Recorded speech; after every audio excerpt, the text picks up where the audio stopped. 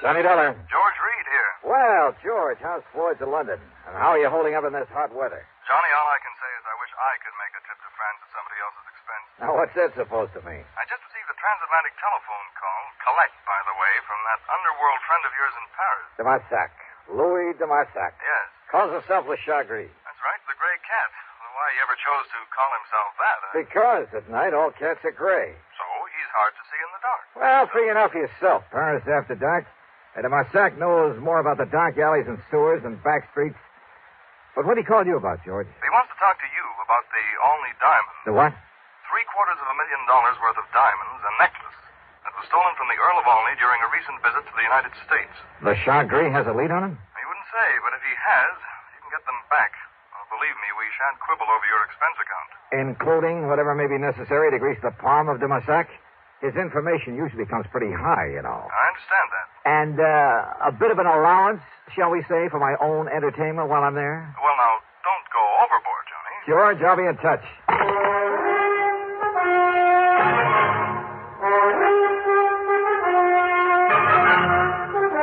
CBS Radio brings you Bob Bailey in the exciting adventures of the man with the action-packed expense account, America's fabulous freelance insurance investigator. Yours truly, Johnny Dollar.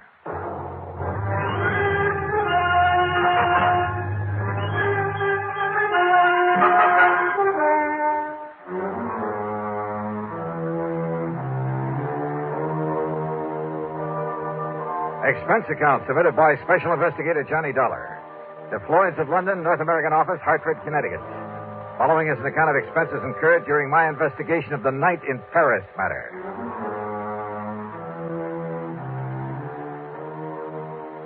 Expense account item 1, $12 even for a call to Paris, France. To a man I wouldn't trust any further than you could throw the Louis de Marsac. Oui, Monsieur Dollar. This is your oldest, your dearest friend, Le Chagris. Oldest and dearest friend, huh? But of course. One of the crookedest, chiselingest connivers I ever met. Oh, But no. George Reed says you have some information about the Olney diamond, which means you've got your hand out, as usual. Oh, believe me, mon ami. I only told him that I wished to speak to you about something. You didn't hint around about those diamonds? Well, perhaps I did make some very slight reference about them. Yeah. When he objected to my phoning him what you call collect. You know where those diamonds are, de Marsac? Well? Okay, how much do you want this time? Monsieur, you are speaking of money? What else? Mon ami, you hurt me. You touched me to the quick. Oh, sure. How much? Well, one might think that I slave and suffer and risk my life on your behalf only for money. How much, de Marsac? Say, $10,000 American. Yeah, well, it was nice to talk to you. See you around sometime. No. Wait. The only diamonds are worth millions. Millions of francs, not dollars. But if I could tell you where you may find them? In that case, I might be willing to part with, say, 1,000, maybe 1,500. 5,000? If I actually get my hands on them, I'll give you 2. 4? 3,000, that's final. 3,500? Goodbye, de Marsac. No, 2,500. I said I... Huh? 2,000.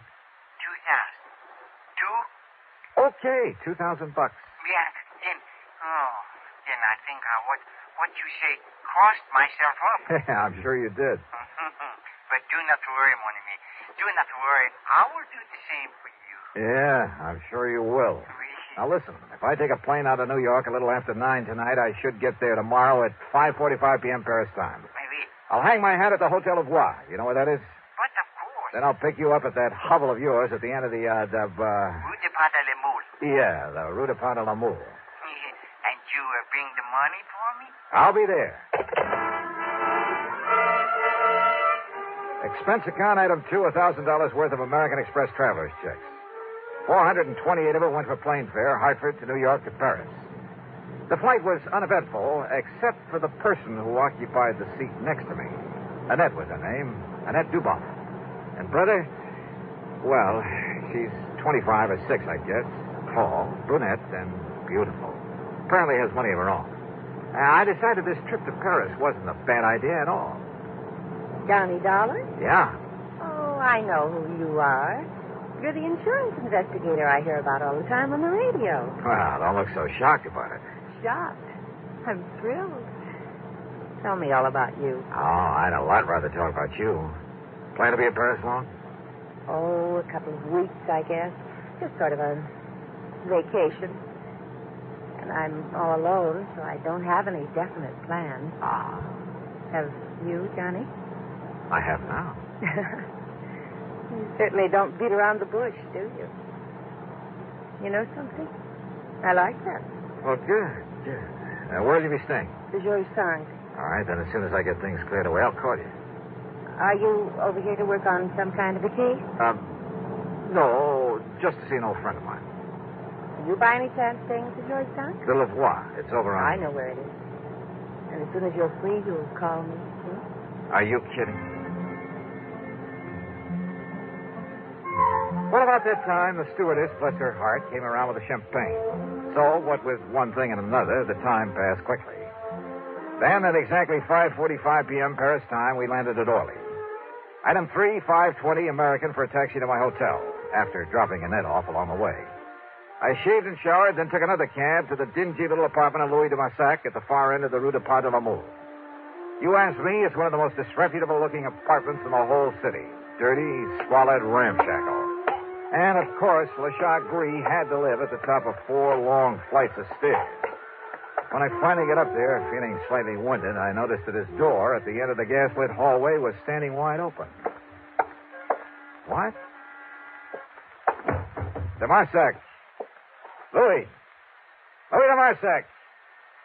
Hold.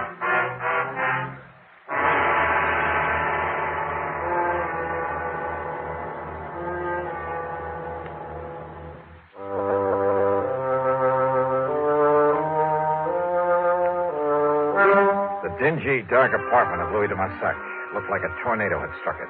It was a shambles, as though somebody had come in and simply done as much damage as possible, and yet at the same time was looking for something or someone. As for de Massac, there was no sign of him anywhere. I stood there for a moment, wondering what to do next. Huh?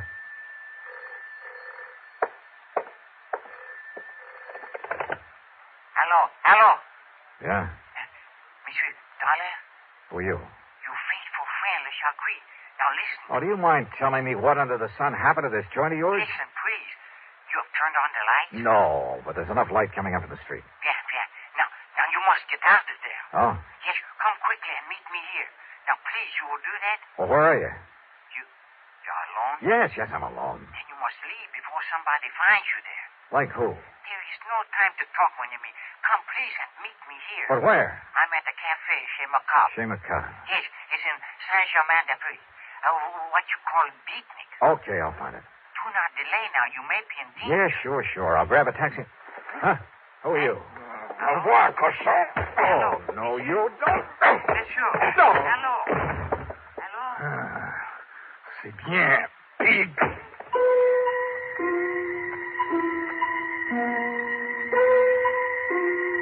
When I came to, I found myself propped up in the remains of a chair.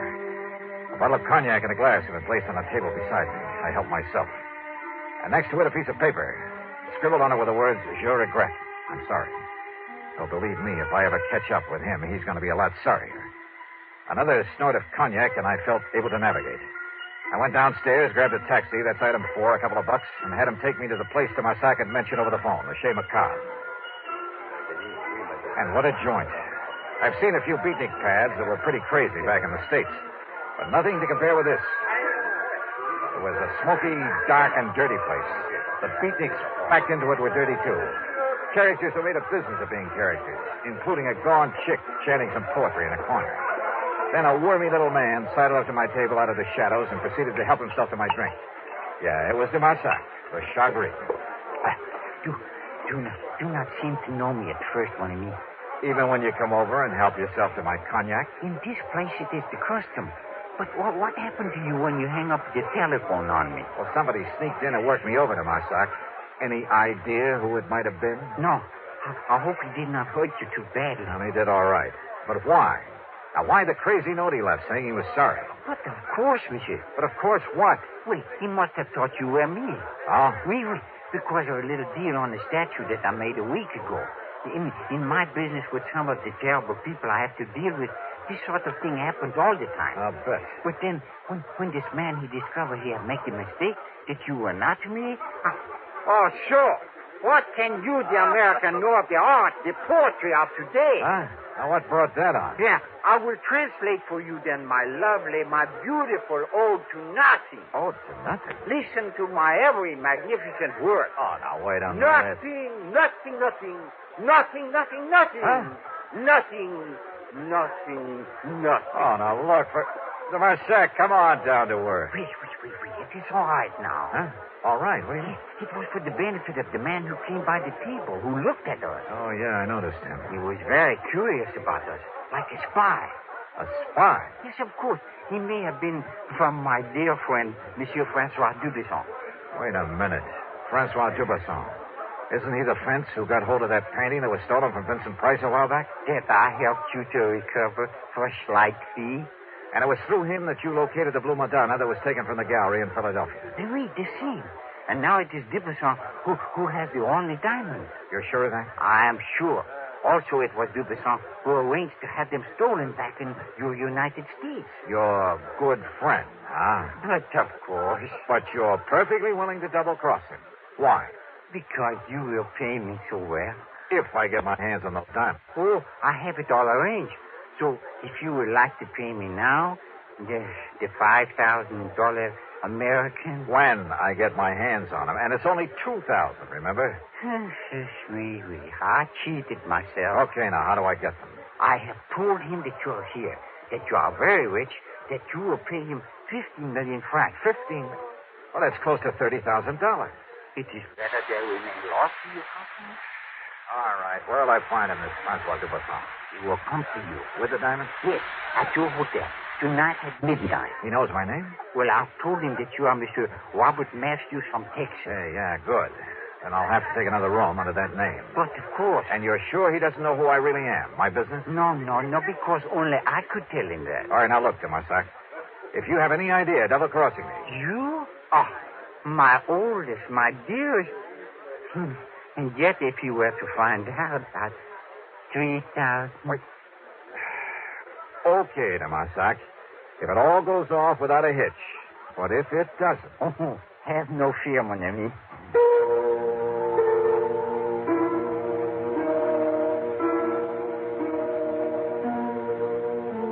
Sure, it was a kind of shady deal to make, to have to make. But under the circumstances, what else? And people simply don't realize how most of the crimes in this world are solved. Not by Sherlock Holmes type of detective work, not by the kind of stuff you read in the mystery magazines, but through informants. And one way or another, they all have to be paid off. Otherwise, well, look at this case. If Dubesson were to know who I really am, I'd stand a chance of not only losing the case, but my life as well. On the way back to my hotel, I began to wonder again about the man who'd attacked me there at Demasac's apartment, who'd apparently been there before, looking for someone, or for me. Did he really think I was Demasac? Or was it all just a warning to leave this case alone? There was only one way to find out.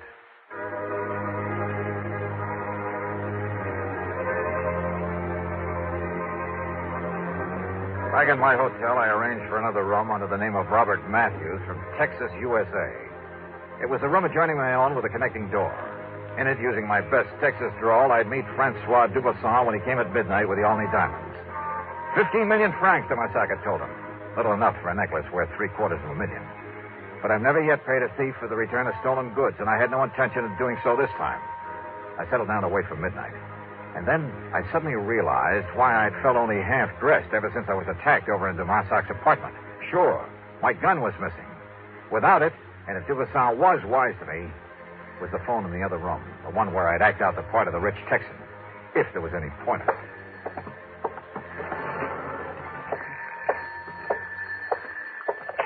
Hello. Monsieur Matthews? Yep. My name is Dubesson. Francois Dubesson. Say, I've been waiting to hear from you. You are alone, monsieur. Don't think I'd let anybody else in on our little deal, do you? I hope not. I can be there in 5 minutes. Yeah, anytime you say. I'm just laying here in bed reading to myself. You have the necessary money with you? In cash? Just finished taking it out of the hotel safe. Monsieur Matthews, if are able to make what you call a deal. Sure we can, man. Oui, but I must inform you I will come to your room prepared for any, shall we say, exigency. Huh? Now, what's that? The gun I carry, it has a silencer. 5 minutes. I'll be here. I suddenly had an idea that might possibly work. Out of a small rug, a pair of shoes, and a couple of other things, I fashioned a dummy, laid it carefully in the bed in the other room, after making sure the head of that bed was toward the door. I piled up a couple of pillows so that even if there really been someone in it, only the outline under the covers would be visible. I left a cigarette burning in an ashtray, propped up a magazine. From the doorway, then, it looked like someone lying there, reading and smoking. I hoped. I unscrewed a light bulb, then stood behind the slightly open adjoining door. Come in, man. Come in. You were very foolish, Monsieur Dollar, to say you obtained the money from the hotel safe. The night clerk has informed me otherwise. Also, he confessed it was you who took both of these rooms. Well, have you anything to say? I told you Dollar was here because of the jewels, Francois. Annette. Oui, ma chérie. So, Annette, you may dispose of him once and for all. Close the door. No. Look, there's a dummy in that bed. Oui, you're right. But Dollar has no gun now. And if he's here, Francois... Take care, ma chérie. Don't worry. First, we try that other room. I nudged open the adjoining door, and with everything I had, I pitched the light bulb across the room at the far wall. No, he's in here. Then I dove in low at the first of them I could reach. Annette! Annette! A bad mistake, Johnny. Because I have the gun. Yeah. I suppose I should have known, Annette. Your last mistake. Because with this silencer, nobody will ever know. Oh, I'm sorry, Mademoiselle. Oh, dear. Oh, thanks, Tomasak. Like the U.S. Marines. But such a pity, monsieur. Huh? That I should stoop so low as to strike a beautiful woman. Of course, the fact that it saved my life. 5,000. Sure. 5,000.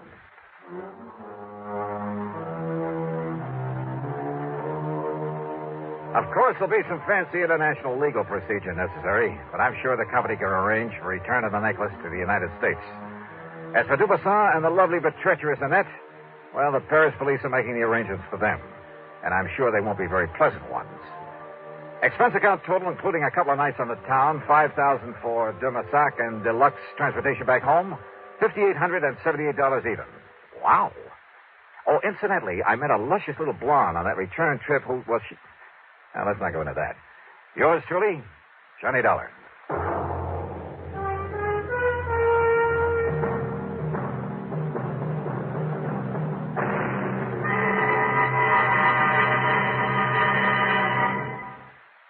Here's our star to tell you about next week's story. Next week, a foggy night on the Embarcadero in San Francisco.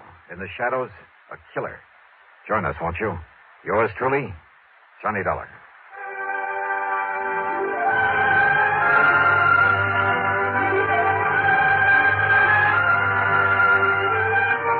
Yours truly, Johnny Dollar, starring Bob Bailey, originates in Hollywood and is written, produced, and directed by Jack Johnstone. Heard in our cast were Virginia Gregg, Forrest Lewis, G. Stanley Jones, Tony Barrett, Bill James, and Gus Bays. Be sure to join us next week, same time and station, for another exciting story of yours truly, Johnny Dollar.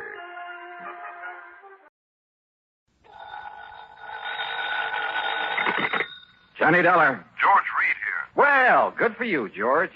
What? I can use an assignment about now. Who's in trouble this time? John Patrick O'Shea. Never heard of him. He's retired and lives here in Hartford. He's been confined to a wheelchair for the past couple of years. Now, what's happened to him? At 11 o'clock last night, someone broke into his home and gave him a terrible beating. Oh? Probably would have killed him if his next-door neighbor hadn't barged in, scared the assailant away. Want to give me his address? I'll run over and see him. Better still, why don't you pick me up here at the office and we'll both go over there. Sure, whatever you say. You see, Johnny, I myself am somewhat involved in this thing. You? Yes. But why don't you come on over here? Yeah. Okay, George. I'll see you in a couple of minutes.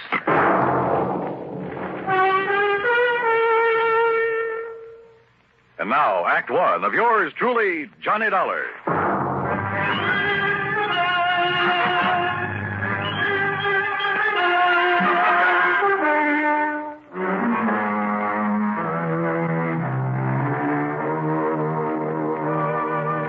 expense account submitted by Special Investigator Johnny Dollar. To Floyd's of England, North American Office, Hartford, Connecticut. Following is an account of expenses incurred during my investigation of the wrong man matter. George Reed, somehow involved in the beating up of a helpless old man? Hard to believe. But I grabbed a taxi, that's item one, $1.20, and met him at his office. Then, using his car, we drove east on Maple Drive. Yes, Harry Marshall. He's the young male nurse who's been taking care of Mr. O'Shea these past couple of years, Johnny, ever since the old man lost the use of his legs and started living in a wheelchair. I see. Last night, Mr. O'Shea sent Marshall over to see me regarding a change in his life insurance policy. What kind of a change, George? Well, O'Shea's nearest relative is a ne'er-do-well nephew, a boy of 25 or so, who lives up in Boston. Beneficiary of the old man's policy? No. You see, Mr. O'Shea doesn't have much money, only a small pension and the residue of whatever he was able to collect on the accident to his legs. So? Just what he's been paying Marshall for taking care of him, I don't know. But I doubt if it's very much. Nevertheless, Marshall has devoted himself entirely and unselfishly to the old man.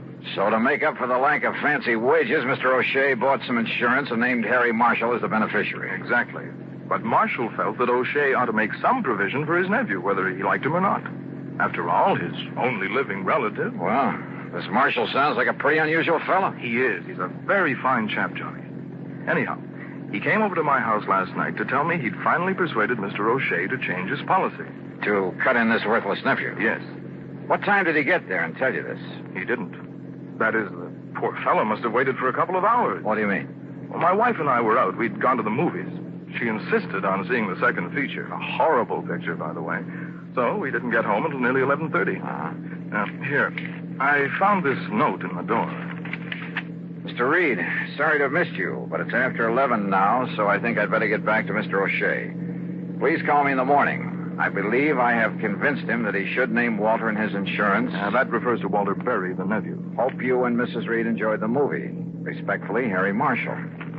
So, by the time Marshall got back home, the old man had been attacked and his neighbor had called in the police. First thing this morning, Marshall phoned me. Now, here we are, Johnny.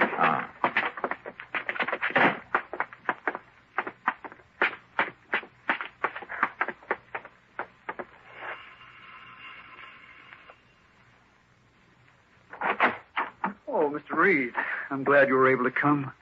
I told you on the phone this morning this is a terrible thing. Terrible. Yes, Harry, I'm sure it is. This is Mr. Johnny Dollar, a special investigator for us. Oh, good. Excellent. Won't you come in, please? Lieutenant Barley's already here. Yeah, sure, thanks. Has he found anything that might indicate... Oh, hello, Lieutenant. Hello, Dollar. Here, take a look at this. Yeah? The attacker must have come and gone by way of the living room window. Apparently tore this off his coat or pants on his way out. Oh, Harris Tweed. Yeah. Anything else? Not a thing. Where's Mr. O'Shea? Upstairs in bed. Doc says he's in pretty bad shape, but that he'll pull through. The doctor left a few minutes ago, Mr. Dollar. And O'Shea himself hasn't been able to give you anything, huh, Lieutenant? Nothing. Except that the man sneaked up on him from behind and slugged him. He didn't hear him, didn't see him. Oh, great. Somehow, Mr. Dollar, you got to find the man who did this. And when you do, I only wish you'd turn him over to me. Easy, boy. Just leave him up to us. Don't bank on that, Lieutenant. Now, I've got to go back to headquarters. Huh? What do you mean by that, Marshal? I simply mean that I could kill the man who did this. Don't try it. Find anything, Dollar, give me a call. Yeah, sure, Lieutenant. Oh, would you like to see Mr. O'Shea now? No, Marshal. There are a couple of other things I'd like to do first. Oh? What, Johnny? Let's just sit down here in the living room and talk for a few minutes. You have some idea? Yes, Mr. Dollar. No, I didn't say that. But come on. Let's sit down and talk.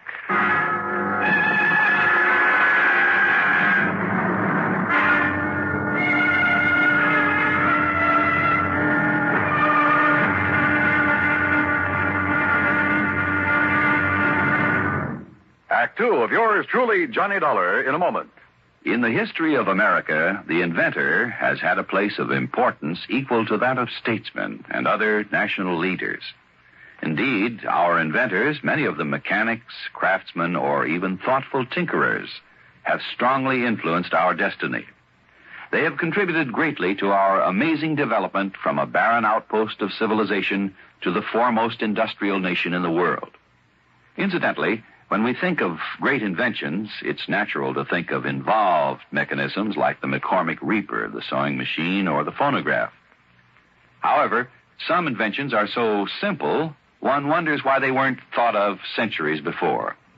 An invention in this category is, of all things, the universal, all-important safety pin. This was the invention of Walter Hunt, who lived in New York in the first century. Between 1832 and 1859, he created and patented more original and worthwhile inventions than any man in the country. A revolver, a repeating rifle, and a bullet with a metal cartridge containing its own explosive charge. But of all his simple inventions, the safety pin is the most useful. It was patented in 1849, and he gave the patent to a draftsman in discharge of a very small debt. Somehow there must be a way.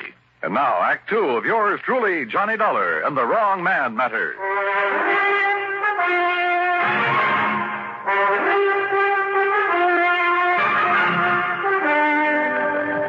Now, what time did you leave this house last night, Marshal? A few minutes of 10. I went over to see Mr. Reed here to tell him about a change that Mr. O'Shea had finally agreed to make in his insurance. It was something Mr. Reed and I had discussed before. Yes, but as I told you, Johnny, my wife and I were at the movies. Yeah, George. Had Mr. O'Shea gone to bed by then, Marshal? No, sir. He was sitting here in the living room, in his wheelchair, of course, watching television. He always stayed up late watching television. And, well, to be honest about it, he usually slept through most of it. That I can understand. So I quietly left and I went over to Mr. Reed's home. When I found they were out, well, when 11 o'clock came around and they still hadn't returned, I decided I'd better come back here. Go on. When I got here, I found the front door wide open. Inside were Mr. Wakely from next door and a couple of policemen. And there's poor old Mr. O'Shea. That neighbor, Mr. Wakely, did you say? That's right, Stuart M. Wakely. In other words, me. I didn't hear you ring, Mr. Wakely. Time like this, you expect me to be formal, young man? And who are you, sir? Another policeman? Plainclothesman? Mr. Dollar is an investigator for my insurance company, Mr. Wakely. I'm George Reed. Why didn't you send for me, Marshal? What was that? This man Dollar would probably want to know just what I found here last night while you were out gallivanting around someplace instead of being here where you should have been taking care of that old O'Shea. I beg your pardon. Well, weren't you? I hardly see it's any business of yours. But I just happened to have been out on an errand for Mr. O'Shea. Well, all right. Which reminds me, Mr. Reed, you will make the changes in the policy, won't you? Oh, well, of course. Well, all I got to say... Yeah, go ahead and say it, Mr. Wakely. ...is that if it wasn't for me coming over here the way I did, old man O'Shea'd be dead as a doornail right now. Not that I'd cared particular. Just how was it you happened to come over here last night, Mr. Wakely? Are you in the habit of dropping in here at all hours? On that old crackpot O'Shea? Well, I am not. Good heavens, no. It's the first time Mr. Wakely ever so much as entered this house. After all. Just what time did you get here, by the way? Well, not more than 2, 3 minutes after 11 o'clock. You're sure of that? Well, of course I'm sure. I've been trying, you hear me? I've been trying to hear the 11 o'clock news on the radio. Trying. That's the reason I come. Marshal, that's the same time ready to leave George Reed's home and come back here. Yes. Like I started to say, the reason I come over here was to tell that crazy old man to turn down his television. What? Inconsiderate old fool. Night after night, that dang thing squawking away so loud you can hear it all over the block, driving me and everybody else out of their mind. Mr. O'Shea is slightly hard of hearing, Mr. Wakely. Slightly? Now, Mr. Didn't I call you on the telephone, Marshal, almost every single night and beg you to turn that thing down and I'd come over and do something about it? Yes, you certainly did. But a lot of good it done me. So that's why I come over here last night, Mr. Dollar, to tell the old man and this smart young whippersnapper that if they didn't turn down that TV and leave us there some peace around here... Yes, I'm sure. Now, would But you please... when I got up on the porch, I heard the old coot hollering for help. Even over that squawk box, I could hear him. And I heard his wheelchair fall over, and him still yelling for help. So what did you do? So I banged on the door, and I finally busted it open. And, well, you know what I found in here. Just what did you find? Old man O'Shea, laying there on the floor, all cut, and that window back of him wide open. And you called the police? Yes, sir. And that's when Marshal, that should have been here taking care of him, that's when he come in. And, of course, I sent for the doctor. And, Marshal, you have no idea who might have done it. I wish to heaven I had. I'll tell you this, mister. Yes? Everybody living on the block, everybody in range of that noise machine would have been willing to murder him for it. Yes, sir. Even you, Mr. Wakely. Yes, sir. Yes, sir, No, wait, I didn't mean that. You sure? Now, listen carefully. Motive? Opportunity? Let's give a little thought to that, huh?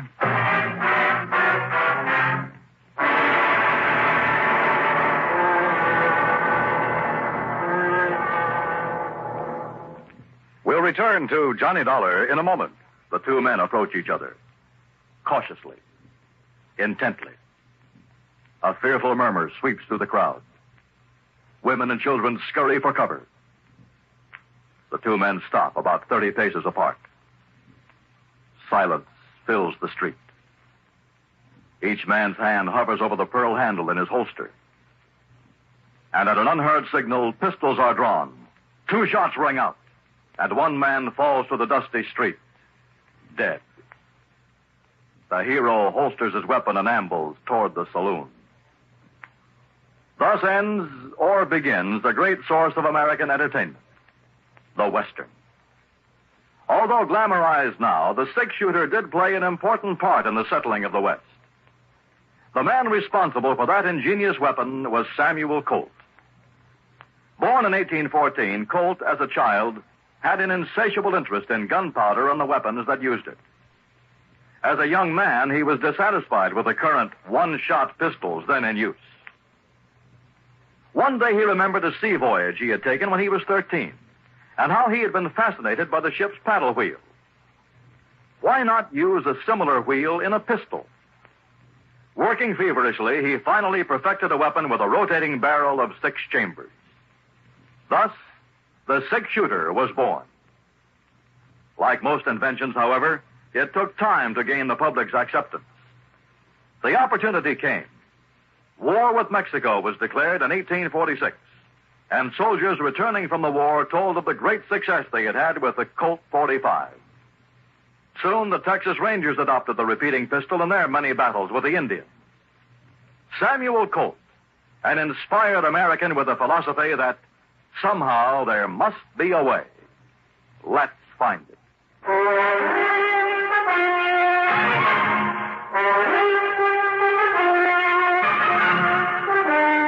Now listen, you. I don't know what you're trying to prove. I mean about me, but I warn you, Dollar. Warn me, Mr. Wakely? That's right. You accuse me of anything, I'll make you mighty sorry you did. You see what I mean? Johnny. Good heavens. Oh, no, wait a minute. Have you got a license for that thing, Mr. Wakely? You bet I have, ever since I was a bank messenger. And if you think I wouldn't use it to protect myself... Or to quiet an old man who was disturbing you? Stop talking like that. But then when you realized you'd gone too far... Shut up! Okay. Just take it easy and let me have that. Sorry. Good God. Mr. Dollar. Mr. Dollar, if he is the one... All right, take it easy. I'll kill him. Oh, no, you won't, George. Yes, John. Call Lieutenant Barley to come back here and take over. Yes. And, Marshal, you keep an eye on Wakely while I go up and talk with Mr. O'Shea. Don't worry, Mr. Dollar. And that means don't lay a hand on him. Even after what he's done? That's right. But listen... We haven't proved anything But yet. good heavens, Look, man. I'm in charge here now, and you'll take orders from me, understand? Well? Yes, sir. All right. I started up the stairway, hoping Mr. O'Shea would be in condition to talk. But then, suddenly, something I'd overlooked from the very beginning. Hey, George, come here a minute, will you? Yes, Johnny. Come here.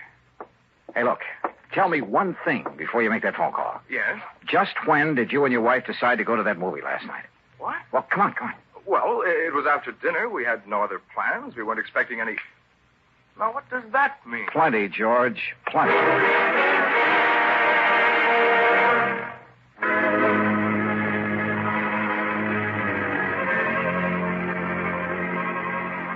A quick look in Mr. O'Shea's room told me he was out like a light.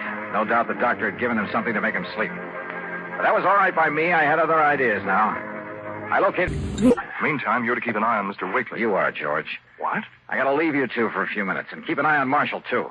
On me, Mr. Dollar? I don't want Mr. Wakely harmed. Just see that he stays here. Marshall, if I come back and find that you've so much as touched him... I gave you my word. Okay. See that you keep it.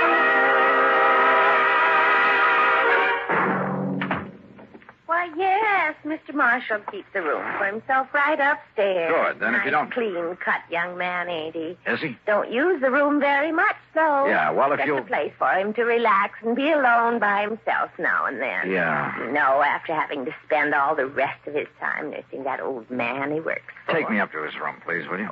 Well, now, I don't know. All right, here, my credentials. Hey? Johnny Dollar? Yes. Special investigator? Yes, that's right. Let's go, please. You mean he's in trouble, Mr. Dollar? I didn't say that. Oh, well, I'm glad you didn't. Harry Marshall's a mighty nice young man, devoting all his time to that Mr. O'Shea. Yeah. Not every young fellow these days. Now, here we are. Where does he keep his clothes? Hey? Oh, we're Oh, right yes, over... here it is. We don't keep very many. Say, now, that's a nice-looking one. Harris tweed, ain't it? Yeah. But now, look. See? Yeah, I see. Ask me. He should have had that mended. Ask me, it's his ways he should have mended. What?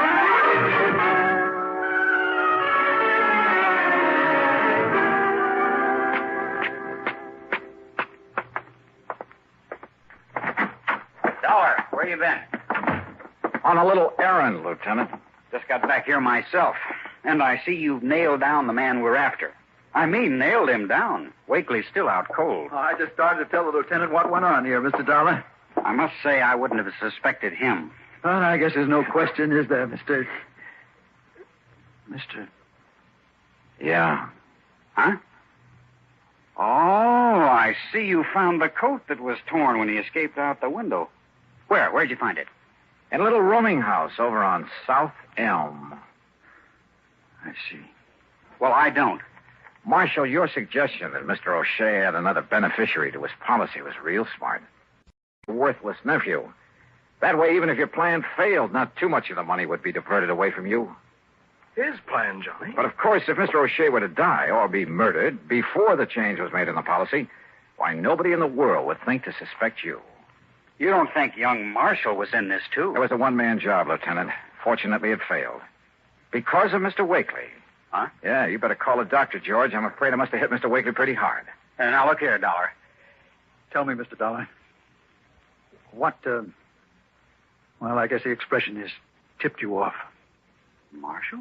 You must have been waiting for your opportunity very patiently, Marshal. You must have checked on George Reed very carefully to make sure he wouldn't be home when you called on him to establish your alibi. Will somebody please tell me? Now, look, Johnny, how is he to know that my wife and I were out to a movie last night? I didn't tell him where we'd been until he phoned this morning. But the note he left on your front door said... Pretty stupid of me, wasn't it? Yeah. Got a pair of handcuffs, Lieutenant? I sure have. They won't be necessary. Congratulations, Mr. Dollar.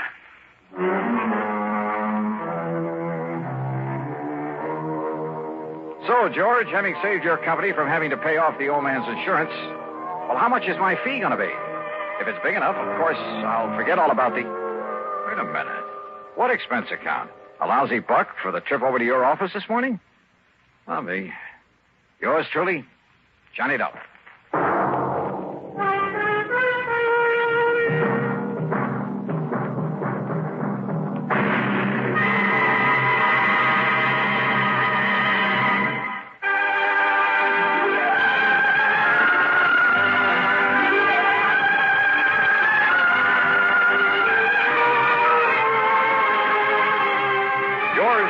Johnny Dollar, starring Bob Bailey, originates in Hollywood and is written, produced, and directed by Jack Johnstone. Heard in our cast were Virginia Gregg, G. Stanley Jones, Jeff Stratton, Sam Edwards, and Junius Matthews. Be sure to join us next week, same time and station, for another exciting story of yours truly, Johnny Dollar.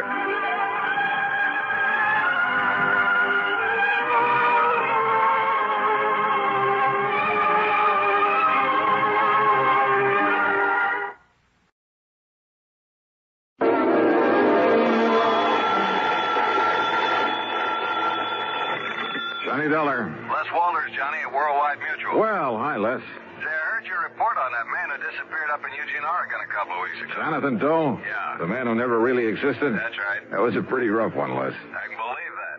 So it ought to be a lot easier for you to find a man who does exist. Or who did. Well, which is it? I wish I knew.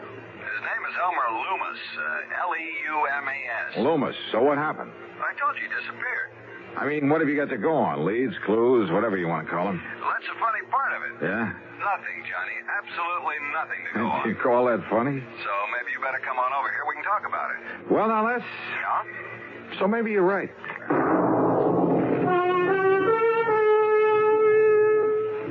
And now, Act One of yours truly, Johnny Dollar.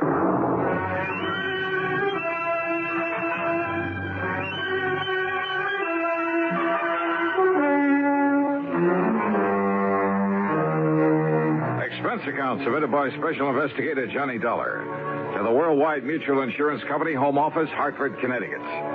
Following is an account of expenses incurred during my investigation of the Loomis matter, spelled Leumas.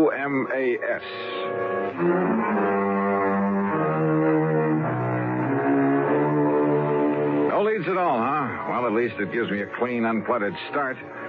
So, expense account item 1, $1.10 for a taxi to the office of Worldwide Mutual in the Sperling Building down on the square. Hi, Johnny. I suppose I could have saved time by telling you over the phone just to pack your bags and head on down to Vineland, but sit down. Thanks. Vineland, New Jersey? That's right. About halfway between Philadelphia and Atlantic City. Yeah, Les, I know the place. I handled a couple of... Hey, wait a minute. You said Loomis? That's right, Elmer Loomis, the man who disappeared. Isn't there a Loomis glass company in Vineland? One of the biggest. Up till a few years ago when he retired, Elmer Loomis was the sole owner of it. And he must be plenty wealthy, huh? Millions. Which offers a lot of possible reasons for his disappearance. That's right. Okay, then, Lester, tell me all. I thought I made myself clear, Johnny, when I said I should have sent you right on down there to Vineland, because all I know about him is that he's wealthy, retired, sportsman, yachtsman, that sort of thing, and he suddenly vanished. How old a man is he? Well, according to this copy of the policy, he's 59. Straight life? Straight life. And who stands to benefit if his body just happens to turn up somewhere dead? His wife, Lena. How old is she? Let's see, she was 30 last June. Aw. That's right. And incidentally, I understand she's quite a beauty. At least according to Harry Ware, who sold the policy. Incidentally, huh? What do you mean by that? Oh, use your head, Les. Young, attractive woman, wealthy husband, nearly twice her age. Here we go again. Now, don't go jumping to conclusions, Johnny. Oh, no, of course not. Of course not. But just how soon do you suppose I can make connections to Vineland, New Jersey?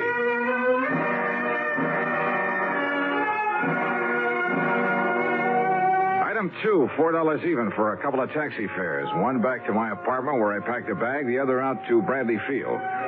Item 3, $12.55 for a plane to Philadelphia. Item 4, there in the city of brotherly love, $50 deposit on a rental car. After a late and hasty lunch, that's item 5, $2.25, I drove across the Delaware River Bridge and picked up Route 47. South Jersey is flat as a pancake, but full of beautiful homes and rich farmland, occasional cranberry bogs, and lots of big poultry farms and peach orchards. So the drive was a pleasant one. Then, in Vineland, the so-called heart of sunny southern Jersey, I went straight to police headquarters, a block off Landis Avenue, the main drag. I contacted Sergeant Louis Tomaso, with whom I'd worked before. As usual, he was right on the ball. Kind of had a hunch you might be dragged in on this. How are you, Johnny? Well, pretty good, Louis. Or rather, I'm not so sure. You have any real leads on this case? Johnny? Yeah? Let me hand you a thought for the day. Okay, shoot. Don't be surprised when you find that Lena Loomis isn't at all broken up over this loss of her husband, because she isn't. If you ask me, she's downright tickled to death about it. Is that your snide way of telling me that she's interested in somebody else? Somebody closer to her own age? Johnny, if I could find out who that somebody else is, but who knows, maybe there isn't any. Or maybe there's a dozen of them. I don't know. This gal is the social type. One big party after another, night after night, month after month, ever since they got married. And Loomis? Couldn't stay far enough away from it all. Spend most of his time off on hunting or fishing trips or out on his yacht. Funny that he ever married her in the first place. Well, when a gorgeous young charmer starts cooing at a poor, lonely widower, nearly 60, well, what do you expect? Apparently all she cared about was getting her hooks on his money. What else? When did he go? 10 days ago. Got up, had breakfast, announced he was going to spend the day in Philadelphia. Walked out the front door, and that was the last anybody ever saw him. What about enemies, Lou? Not a one that anybody knows. I mean, any reason to think he might have been hauled off and murdered? The only reason to think he wasn't is the fact he took some luggage, some clothing with him. Well, that doesn't prove anything. You've questioned his wife, of course. Yeah. When you get through talking to her, you'll know just as much or as little as I do. Well, how about his favorite hunting and fishing spots? Check them all, favorite and otherwise. Nothing. You say that he owns a yacht. Owned. Huh? A sailboat, a big one. Kept it down in the little town of Tuckahoe on the Tuckahoe River. So? He just happened to have sold that yacht 2 days before he disappeared. Johnny, we haven't a single solitary thing to go on. You sure about that, Lou? What do you mean? Not even his wife?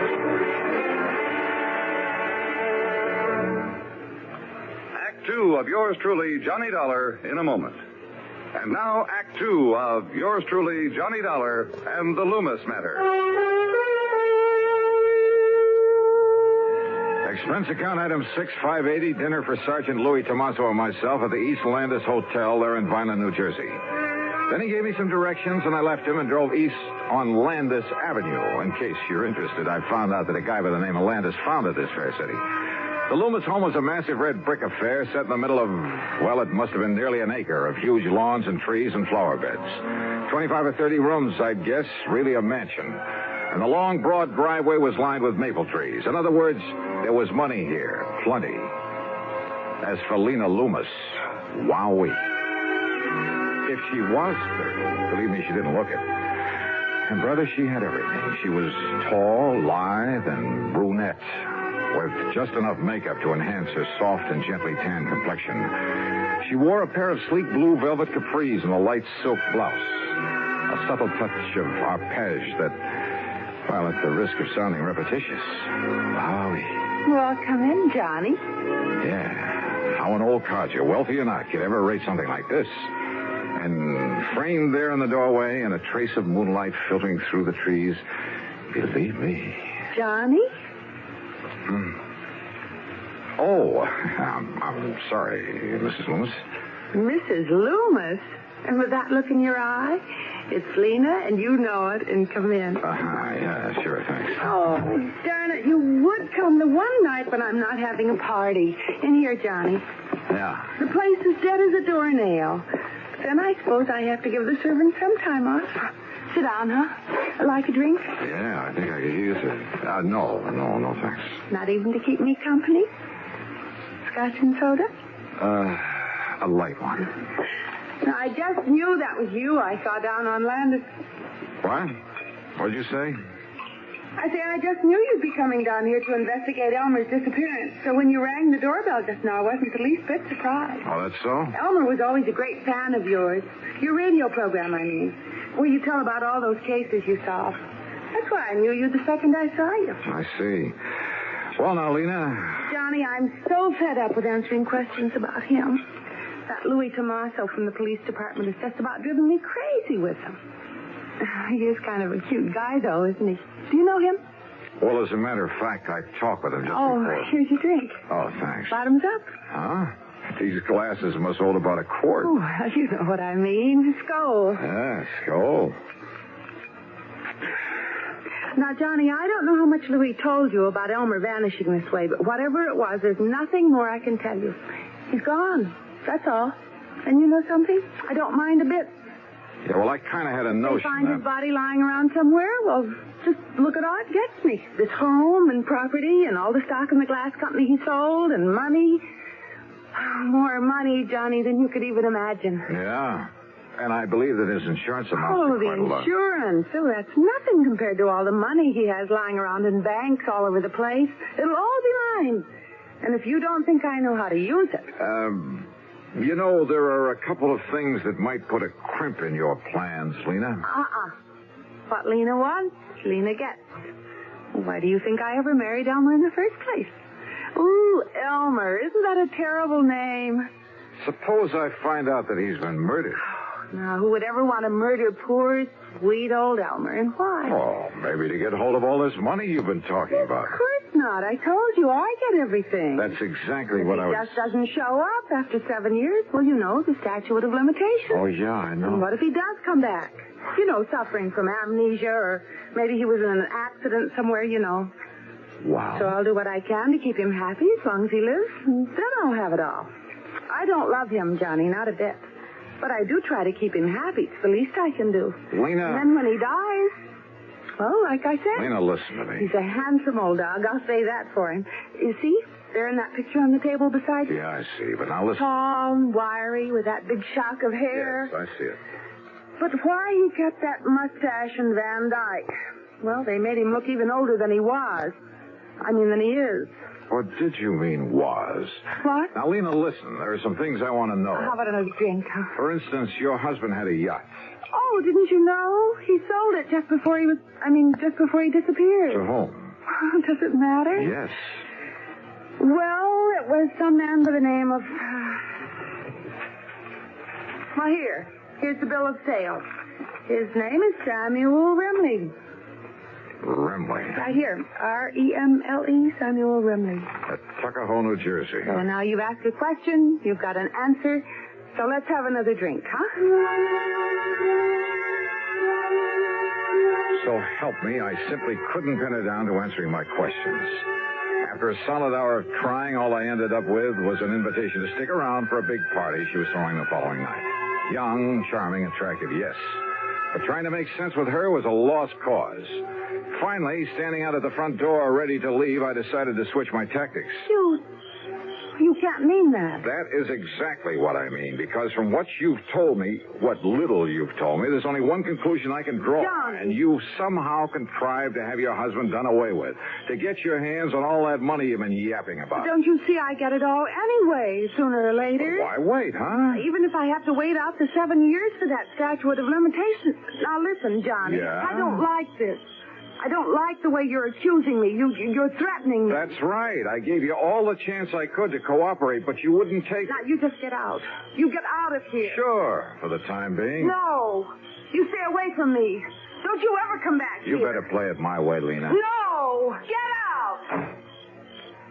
Oh, well.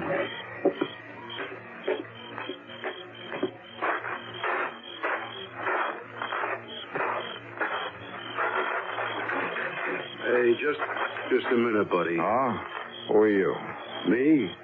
I just happened to be looking out for Mrs. Loomis. Yeah? Yeah, and I don't like what I was hearing just now. Oh, that's too bad. Now, if you get out of my way. Oh, no, you don't, Buster. Oh, no. Jerry? Jerry. That's right, me.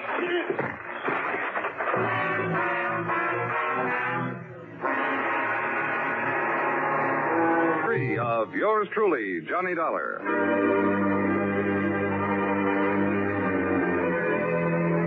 When I came to, my card case was gone. There was a lump on my head that must have been made by a blackjack. And inside my head was the solid conviction that Lena Loomis was, without question, responsible for the disappearance, possibly the murder of her husband. I climbed painfully back into my car, drove to the hotel, and after a dirty look from the night clerk, got a room and hit the sack. Early the next morning, I was down at police headquarters. Well, not having had a good look at him, you don't give us much to go on. Yeah, well, look, if you pick them up, Lou, let me take care of them. Now, Johnny... Let's just say I want to question them. Did you get anywhere with Mrs. Loomis? Oh, Lou, the only question I got straight answers for was... Hey, wait a minute.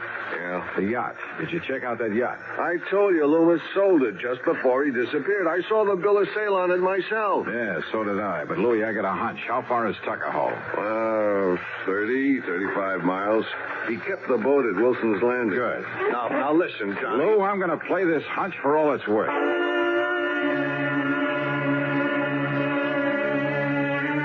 It was more than a hunch, because it had to do with a rather strange and interesting combination of names. And the more I thought about it, well, I made tracks to the little town of Tuckahoe, to Wilson's Landing on the Tuckahoe River. Here you are, Mr. Dollar. Right here is where the Lena was tied up. But the owner, this Mr. Remley, he took it out last night? Yes, sir. Did you know the previous owner? No, I'm kind of new here. But the boss must have. Captain Wilson. Where is he? Been down to Atlantic City the past week. All right. What What does this Samuel Remley look like? Well, Mr. Remley's an old man, about 60. Yeah? Tall, slim, kind of wiry. Full head of hair, a mustache, and a little Van Dyke beard? Oh, no, sir. Mr. Remley's clean shaved and wears a butch. Well, now listen. Yes, sir? Do you know where he headed for when he took off last night? No, I don't, sir. Then show me the nearest telephone. Item 7, $3 for telephone calls. I hit pay dirt on the 4th one to the Coast Guard station at Cape May. Why, yes, Mr. Dollar. The Lena pulled in here a couple hours ago. Good. She's tied up at the clubhouse dock. I can see her from here. Then, Captain, I'll be right down there.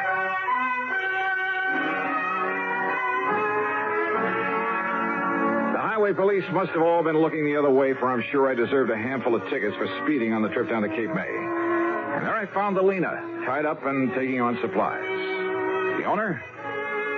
Well, when I told him who I was, he spread his hands quietly, smiled, led me down into the cabin, and poured a couple of drinks.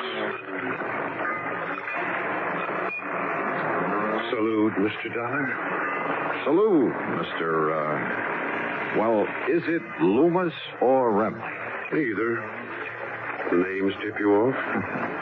It took a while to get through this thick skull of mine, but, well, the rather unusual spelling of your right name, Leumas. Yes. And spelled backward, it comes out Samuel. Elmer spelled backward comes out Remley. Elmer Loomis, Samuel Remley. So obvious, I hoped it might be overlooked. But... Oh, incidentally, I'm sorry about Pete and Jerry. Pete and Jerry? The bodyguards I left for Lena. Unknown to her, of course. Oh, yeah. I can't wait to meet those boys again. But I wanted to be sure she'd be watched over while I was away, taking time to really figure out what to do about her, about our rather pitiful relationship. That's the reason for the disappearing act? Yes. I knew that if I suggested just going away alone, she wouldn't hear of it. So... And you were staying right here in Tuckahoe? Old Cap Wilson at the landing knew who I was, of course. But nobody else did after I cut my hair and beard. Nobody else had really known me there anyway. So then last night you took off? When the boys came down and told me... Oh, here, by the way, you'd better have your credentials back. Oh, thanks. Where were you going? I don't know. Most anywhere. I might have realized I wouldn't get away from you, though. I'm a great admirer of yours, Dollar. Well, thanks. So, what now? You've, had time to make up your mind? About your wife, I mean? No. Yes, I suppose so. Well, I don't know of any formal charges I ought to make against you. Of course, the violent police. I'll somehow try to make up to them for all the trouble I've caused them. Would you like to sail back to Tuckahoe? No, thanks. I've got my car. And who knows? Maybe you'd like a little more time to think. Alone.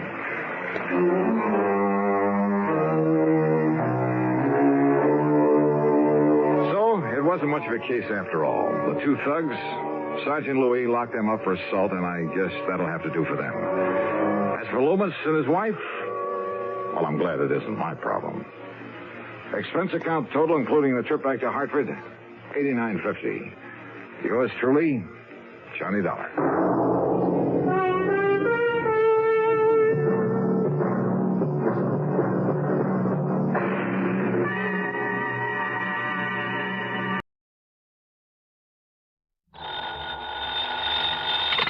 Johnny Dollar. How are you, Ralph? Well, at the moment, not too happy. One of our clients, a pretty important one, is a man named Bertram Haskell. He owns a small copper mine up near Houghton, Michigan. Where's that? Up in the Keweenaw Peninsula, where it sticks out in the middle of Lake Superior. So what's happened to Bertram Haskell? Nothing. It's one of his colleagues, a man by the name of Oliver, Ben Oliver. Well, what's happened to him? Ben Oliver's been murdered. I see. Haskell demands that you be sent up there to find out who did it. Why? What's the matter with the police? I don't know. All I know is that he wants you up there, now, right away. Well, as long as you're going to pay the freight. Of course. Because we don't dare take a chance of losing Haskell's considerable insurance business. In other words, Johnny, it's because of Haskell rather than the small policy on Ben Oliver. Oh, he was insured too? $15,000 straight life. Who's the beneficiary? His wife, but that's beside the point. Is it? The point is to satisfy Bertram Haskell, and thereby keep his account. Okay, Ralph, I'll see what I can do for you. Johnny. Yeah? That's pretty rough country up there. So? The same thing may apply to some of the people you'll run into. Especially the killer, huh? Yeah, so be careful, Johnny. Sure.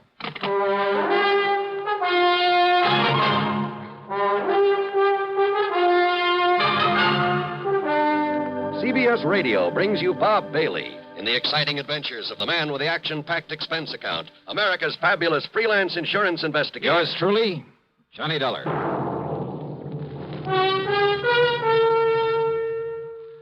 Munch, munch, munch a bunch of Fritos corn chips. And listen, since Fritos corn chips are fresh as spring itself, well, it seemed appropriate to give you a springtime gift. So Fritos have attached a free package of flower seeds on their large bags as their salute to spring. Now, there's nothing for you to mail in. Just buy a large bag of Fritos. And there, right on the bag, is your free package of flower seeds. They're the finest seeds you could get anywhere. Genuine burpee seeds. And there are 3 varieties. Beautiful zinnias, snapdragons, or petunias. Get yours while they last. Free flower seeds on the large bags of Fritos corn chips. Munch, munch, munch a bunch of Fritos corn chips. It's not polite to smack your lips, but you can't help it with Fritos corn chips. Munch, munch, munch a bunch of Fritos corn chips. And now, Act 1 of yours truly, Johnny Dollar.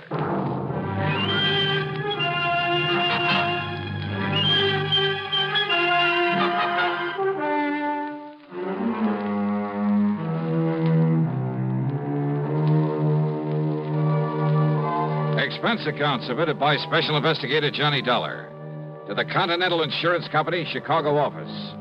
The following is an account of expenses incurred during my investigation of the Deep Down matter.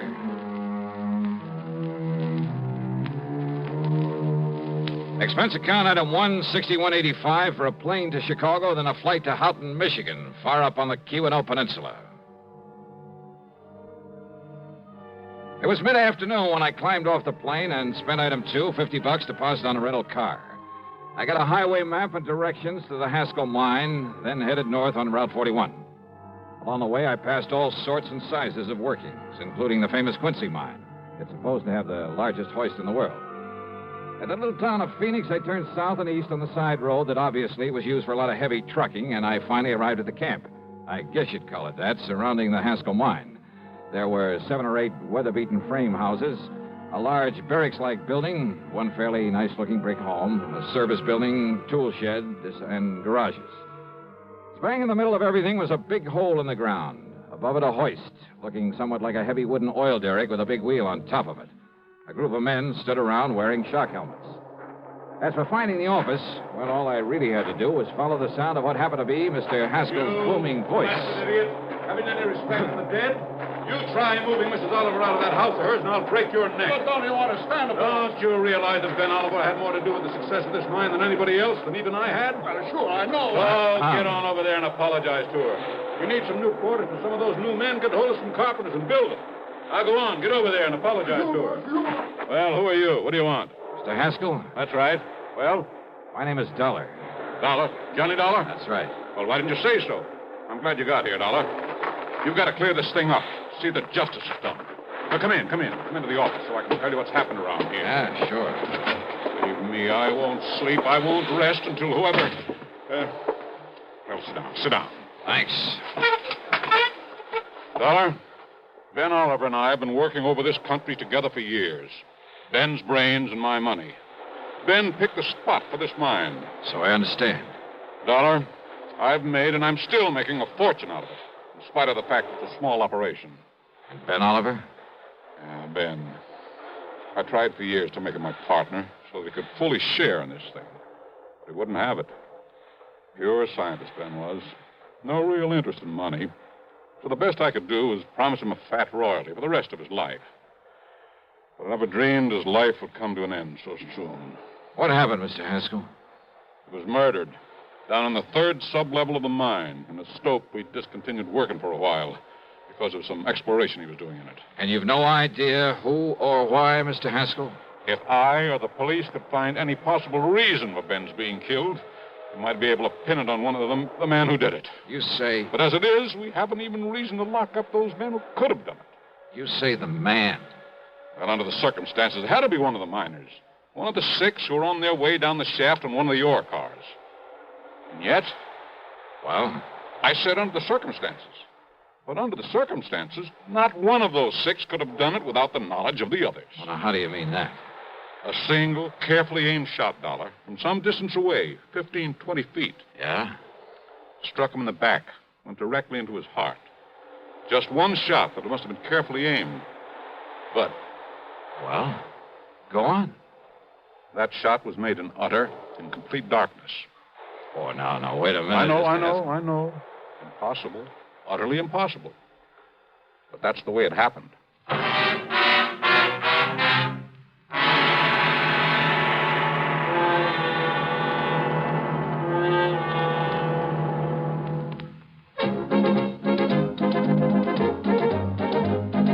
Winston tastes good like a cigarette should. Winston tastes good like a cigarette should. Winston gives you real flavor, full, rich tobacco flavor. Winston's easy drawing too. The flavor comes right through to you. Winston tastes good like a cigarette should. A modern filter? Sure, Winston has it. But that's only the beginning of a Winston. Up front, up where it really counts, Winston packs exclusive filter blend. Light, flavorful tobaccos, specially selected and specially processed for filter smoking. Filter blend. That's why it's fun to smoke Winston, America's best-selling filter cigarette. Winston tastes good like a cigarette should. And now, Act 2 of yours truly, Johnny Dollar and the Deep Down Matter.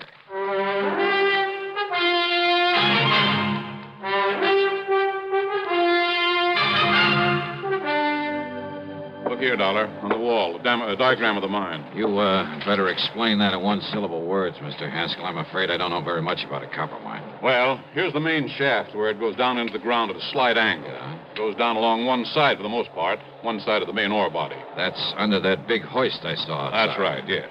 The hoist, by means of a continuously running cable, works the ore cars up and down. Like buckets on a conveyor belt. Only they're detachable from the cable in order to fill them at the various levels, then bring them up and dump them at the surface. Now, just exactly where was Ben Oliver killed?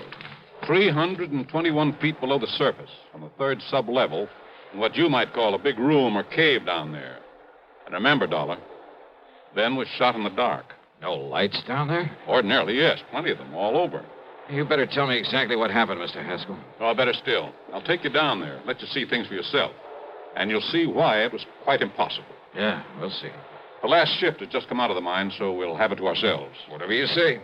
You'll say you'd better wear one of these shock helmets and these gloves. Okay. And keep your top coat on. You'll find it cold down there. Right.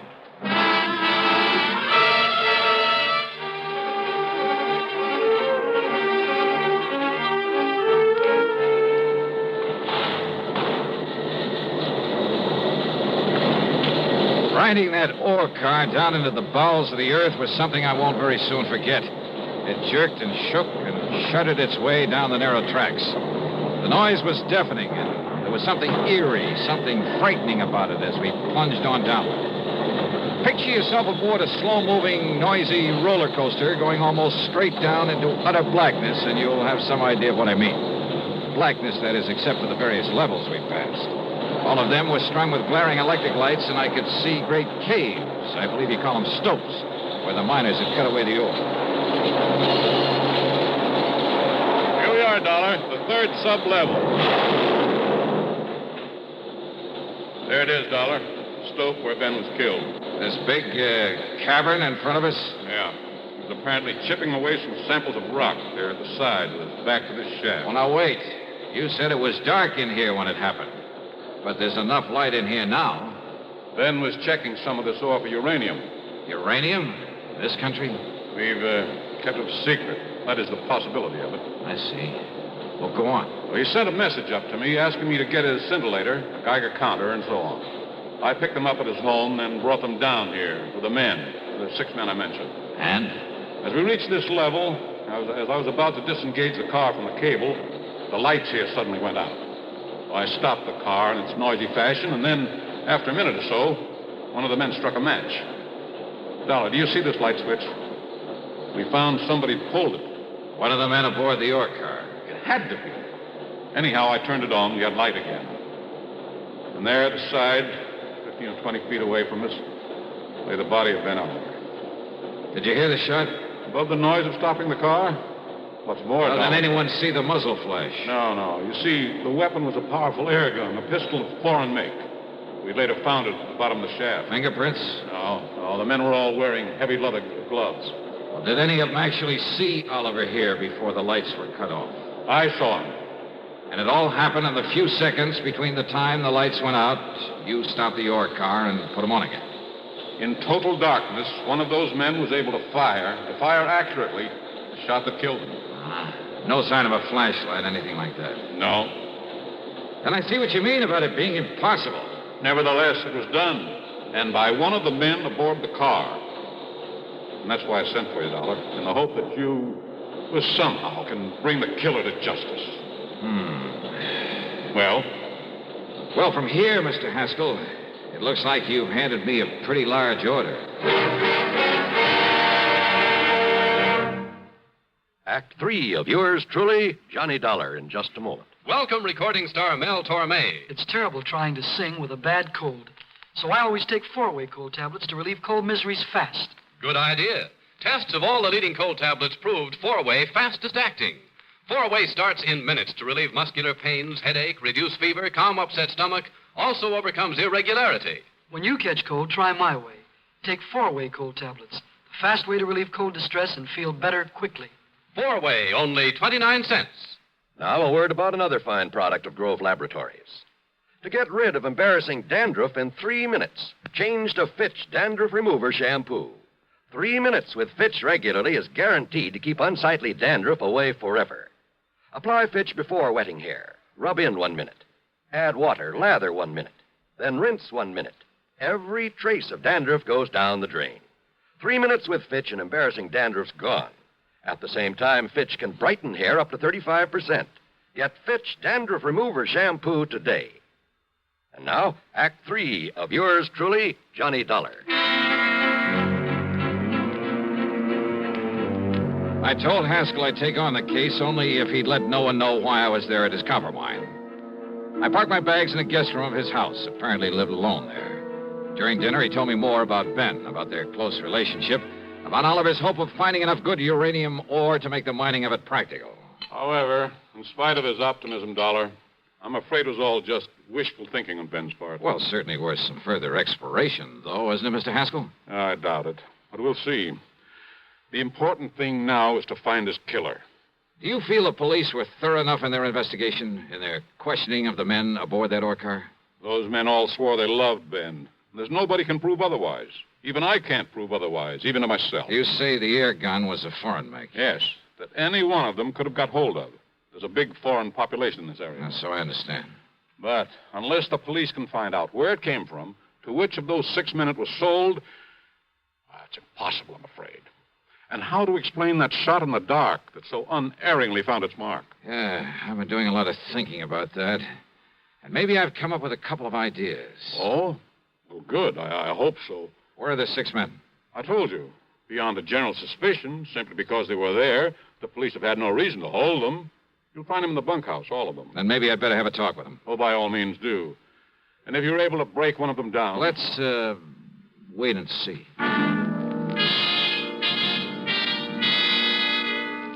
Yeah, I did have a couple of ideas about that impossible murder. I questioned the men without telling them my real status in the case. But more important, I talked to Ben Oliver's wife. A quiet, gentle little woman. All in all, I felt she was taking the whole thing very well. Yes. Bertram Haskell was always very good to Ben in his rather domineering way. But why do you ask? Well, it's good to know what kind of a man I'll be working for, if I take the job. Just be sure you look out for yourself. That you get full credit for any discoveries you made. Well, now, that doesn't quite tie in with what you just finished saying about Mr. Haskell, does it? Ben was so unselfish, self-effacing, so easy to take advantage of. Oh, no, I shouldn't talk that way. You sound as though you don't quite trust Mr. Oh, Haskell. please, I didn't mean that at all. I see. I understand your husband thought there might be uranium in this unlikely spot. He was sure of it, Mr. Dollar. He told you so? I typed out his report to Mr. Haskell. Oh? Do you remember what he said in it? Only that he was certain it had great commercial possibilities and that he... Only that he what, Mrs. Oliver? No, it isn't nice the way I'm thinking. The way I was thinking then, so let's not talk about it. Well, look, this job, Mrs. Oliver, do you realize that it might mean a great deal to me? That if there's some reason why I shouldn't take it, well, isn't it only fair that you tell me? All right. You seem like a nice young man, so I'll tell you this. Yes? In the report, I made Ben say that he felt he should share in the uranium profits, the way he was not able to share in the money from the copper he discovered. I see. Thank you. Your husband had various instruments for detecting uranium, didn't he? Yes, I'll show them to you. Oh, good. They're here in the closet.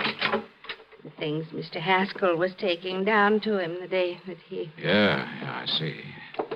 Geiger counter. And I guess this thing is a scintillator. Yes.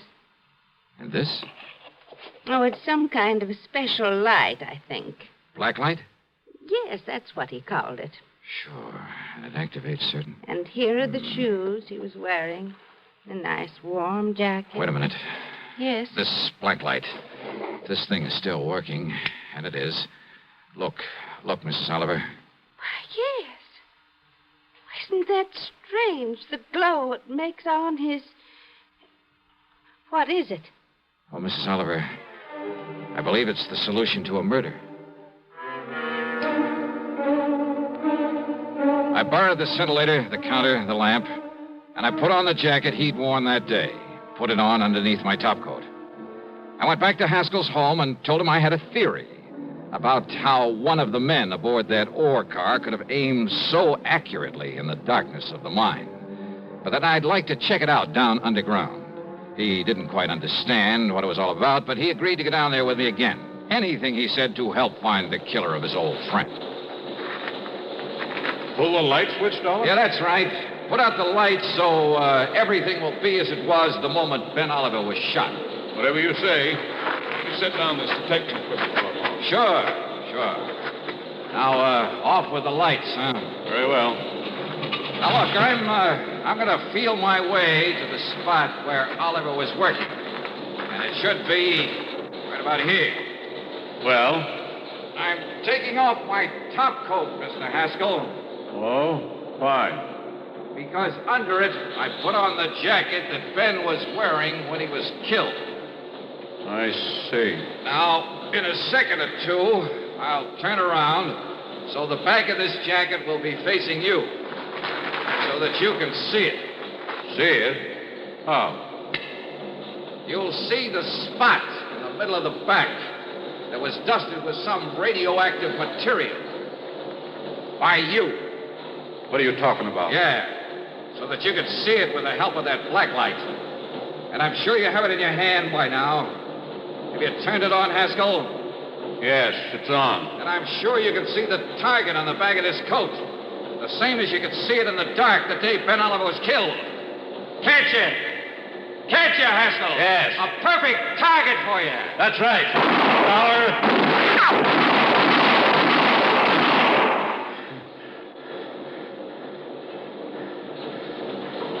All through... What?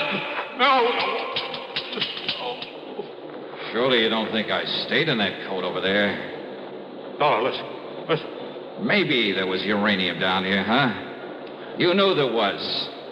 And you knew the only way you could keep all of the profits from it was by getting rid of Ben Oliver. All right, but listen, Dollar. Oh, listen. drop dead. And maybe you will, Haskell. if you try anything funny on the way back up to the surface. No. You see, this gun of mine is still loaded.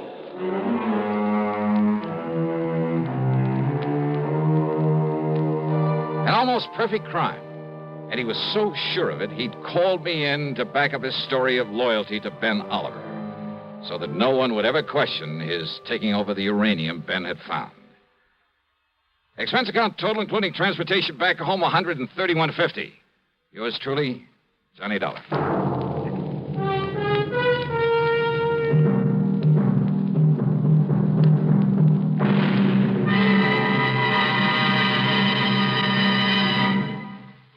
Our star will return in just a moment. Constipation can be a problem for anyone, even doctors.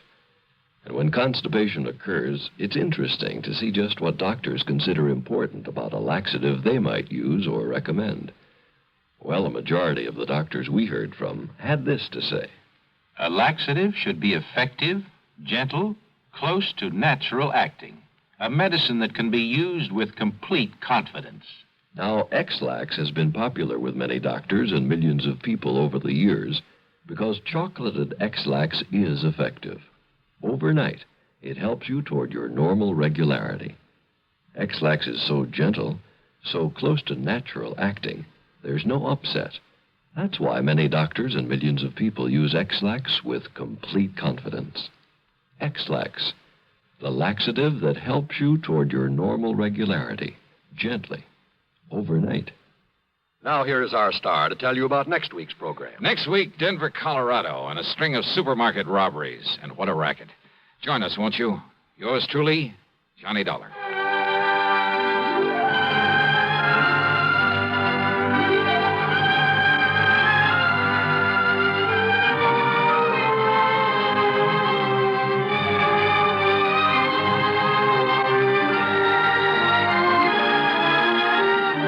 Yours truly, Johnny Dollar, starring Bob Bailey, originates in Hollywood and is written, produced, and directed by Jack Johnstone.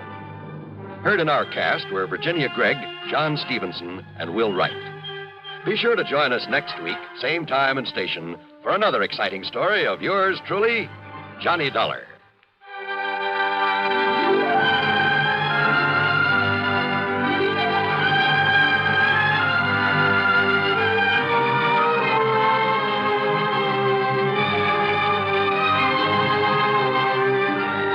This is John Wall speaking.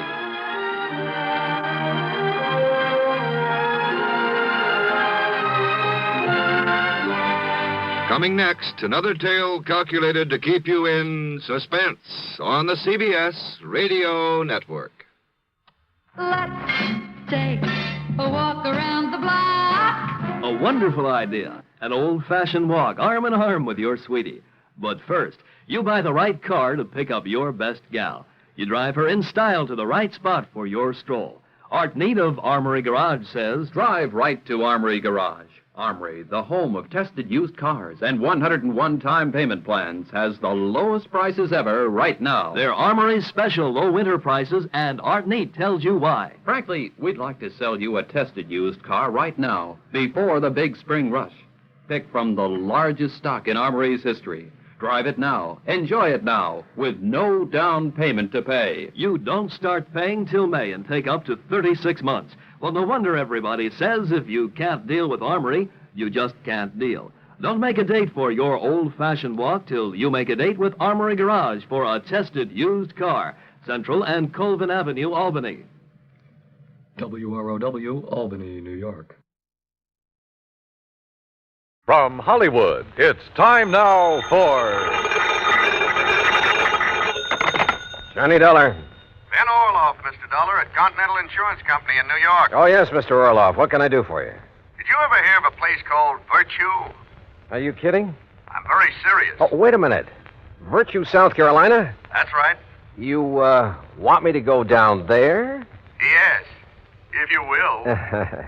Do you have a bulletproof vest and a couple of extra handguns I can take along? Well, my one suggestion would be that you do not take along any firearms. After all, ex-gangsters... Yeah, I see what you mean. All right, what do you want me to do? Our representative has his office in Georgetown. He can give you the whole story. His name is Joseph Pigatello. Got it, Joseph Smokey Pigatello? The guy whose name was linked with Murder Incorporated a few years back? Yes, Dollar Joe Smokey Pigatello.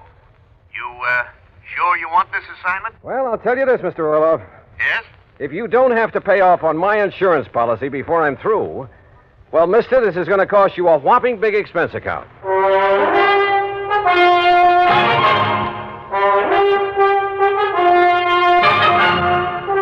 Bob Bailey in the exciting adventures of the man with the action-packed expense account. America's fabulous freelance insurance investigator. Yours truly, Johnny Dollar.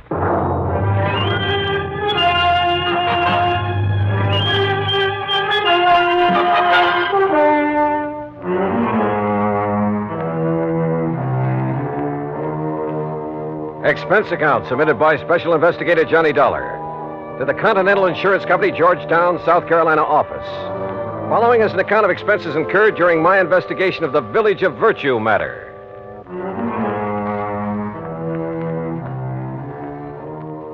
Expense account item 1, $47 even, transportation and all the incidentals I could think of, Hartford, Connecticut to Georgetown, South Carolina. Item 2, $1 for a cab to Continental's office on Screven Street. Hi, Dollar. I'm Joe Pigatello. Glad to see you. Sit down. Thanks. Now, look, Joe, before we go into this matter, there's something I'd like to know. Sure, pal. Ask it. Just what are you doing in the insurance business? Look, you remember back in New York just before Tom Dewey took over as DA? The great holy racket buster? Yeah, and I'm sure you do. Okay. Well, I was just a young punk then, but I was a bright one. Ambitious, you know. Finished up my high school, started taking law. You studied law? Why not? I could have cleaned up. You know, mouthpiece for some of the mob, some of the boys I knocked around with. But then Dewey came along, broke up the racket, so I gave it up. To do what, Joe? Oh, you know, this and that. Chicago for a while with some of the boys Al Capone left behind. And down near the border at San Diego for a while. Smuggling narcotics across from Mexico? Then some of us tried Las Vegas, but we didn't get anywhere.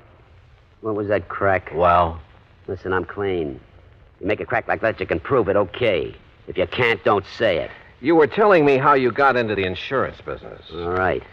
Where I'm taking you on this case, don't talk like that. The gents I deal with don't like it.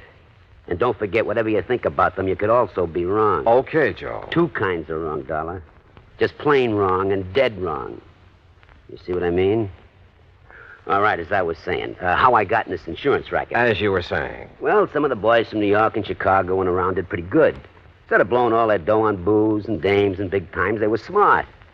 They leased an old plantation up in the valley north of here on the PD River. The old Caraway plantation. It's right next to the town of Virtue. Great name for a hideout, I'll say that. I didn't say hideout, Dollar. It was just a nice, quiet place where they could live it up in a nice, quiet way. And at the same time, they wouldn't have any cops around their neck. No police in Virtue? Nobody but old Paulie Caraway. Anyhow, after 6, 8 months of taking it easy, mint juleps and hunting and fishing instead of being on the lam all the time, well, Johnny, you wouldn't believe it. What do you mean? Well, they all settled down there to spend the rest of their life. They all went respectable. Every last one of them. You sure of that? Well, it's been 20 years now. Can you be any more sure than that? I don't know. But go on with what you were saying. All right. I got an idea. I signed up with this little insurance company. Then I went up to Virtue and made the pitch. They're all respectable now, and they got to make like respectable people and cover themselves with a lot of insurance. And it worked? You remember Lefty Stemper? The old-time numbers king from Chicago? Right, bookies, slot machines, everything. Old pal of mine. So when he told the rest he was buying insurance, well, Johnny, I got policies on every one of them. The rest of the town, too. On their life, their homes, everything. Okay, now let's get to the point. What's happened up there in Virtue? Trouble, Johnny. Old man Caraway phoned me. What kind of trouble? Well, 20 years now, the boys and the people in Virtue have been getting along fine. The boys have been behaving themselves, and the people in town are all nice people. Until a couple of weeks ago. What happened? Bully Magoon had himself a nice little fishing boat. Had it ever since he went straight and moved in up there. 20 years ago. Now somebody stole it. Well, why don't you just pay off his claim and forget it? Listen, a couple of days after that, Mr. Avery, that runs the general store in Virtue, had his boat stolen. So you'll have to pay another claim. But small ones, Joe. Look, will you listen? Ever since then, not a day has gone by that somebody hasn't had something stolen from him. Mostly the people in Virtue. Boats, cars, money, furniture, anything you can think of. The people blame the boys, and the boys blame the people. And, Johnny, there's going to be a civil war in Virtue unless somebody finds out who's doing this.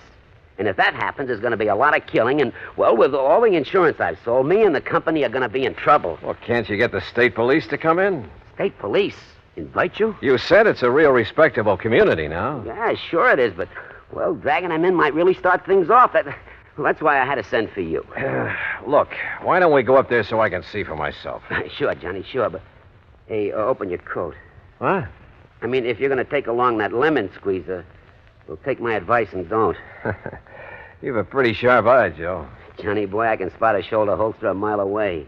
But so can some of the boys up in the valley on the plantation. And I don't want you to end up with a slug between your eyes. Real respectable people. Well, shall we go? My car's outside. Into the Valley of Death rode the 600. Huh? At least a couple of them. What are you talking about? Nothing, Joe. Let's go. Act two of yours truly, Johnny Dollar, in a moment. Our flag now numbers 50 stars, and behind each star there stands yet another flag representing one of the 50 states. Florida state flag bears the Red Cross of St. Andrew in sympathy with the flag of the Confederacy on a field of white. Centered over the cross is the state seal. Within a golden circle, the sun, an emblem of glory and splendor representing absolute authority, peers over a highland in the distance. Flowers, a symbol of hope and joy, are scattered by an Indian maiden, indicative of the Indian influence within the state. Centered is the cocoa or palm tree, an emblem of victory, justice, and royal honor. Florida state flag, the flag of the 27th state to enter the Union, was adopted in 1900. And now, Act Two of yours truly, Johnny Dollar and the Village of Virtue Matter. Joe Pigatello, erstwhile gangster turned insurance agent, led me out to his car, and we headed north out of Georgetown, South Carolina. After 20 miles or so, we swung onto a side road paralleling the PD River. Then finally, we came to the old Caraway Plantation. Acres and acres of huge old live oak trees, festooned with Spanish moss. Flowers, millions of them. Azaleas, iris, roses, rhododendron bushes aflame with color in the afternoon sun. Then, at the end of a broad, tree-lined path, the fine old colonial mansion with its towering pillars. The property faced the curving, lazy yellow river. And lying across it was a broad expanse of marshy grass, crisscrossed here and there by canals, through which the slaves in olden times hauled the rice crop to the riverboats. Yeah, it was a beautiful spot. A calm, quiet, peaceful spot. Apparently. Well, here we are, Johnny. Let's go in and see if anybody... What? Hey, hold it, you punks! It's me, Smokey! Smokey! Who else? Put those guns away. You want to get in trouble? Don't you guys know no better to come barging in this way without letting us know you're coming? Come on, Johnny. Sure. Nice, peaceful spot, huh? Who's that you got with you, Smokey? Boys, this is Johnny Dollar. He's from the insurance company. Johnny, this is Bull Magoon. Yeah. Hi. And this is Lefty Stemper. Hiya.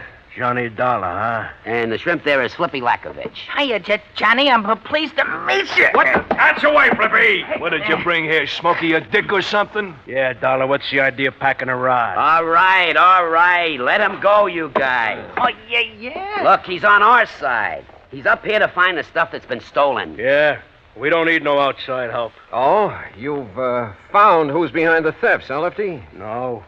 If it's any of your business, It then I is don't my thi- business. You're interrupting me. Yeah, Dollar, shut up. I say we'll find out who's coming over here from Virtue and taking our stuff ourselves. And when we do, we'll eliminate them. Right back to the old days, huh?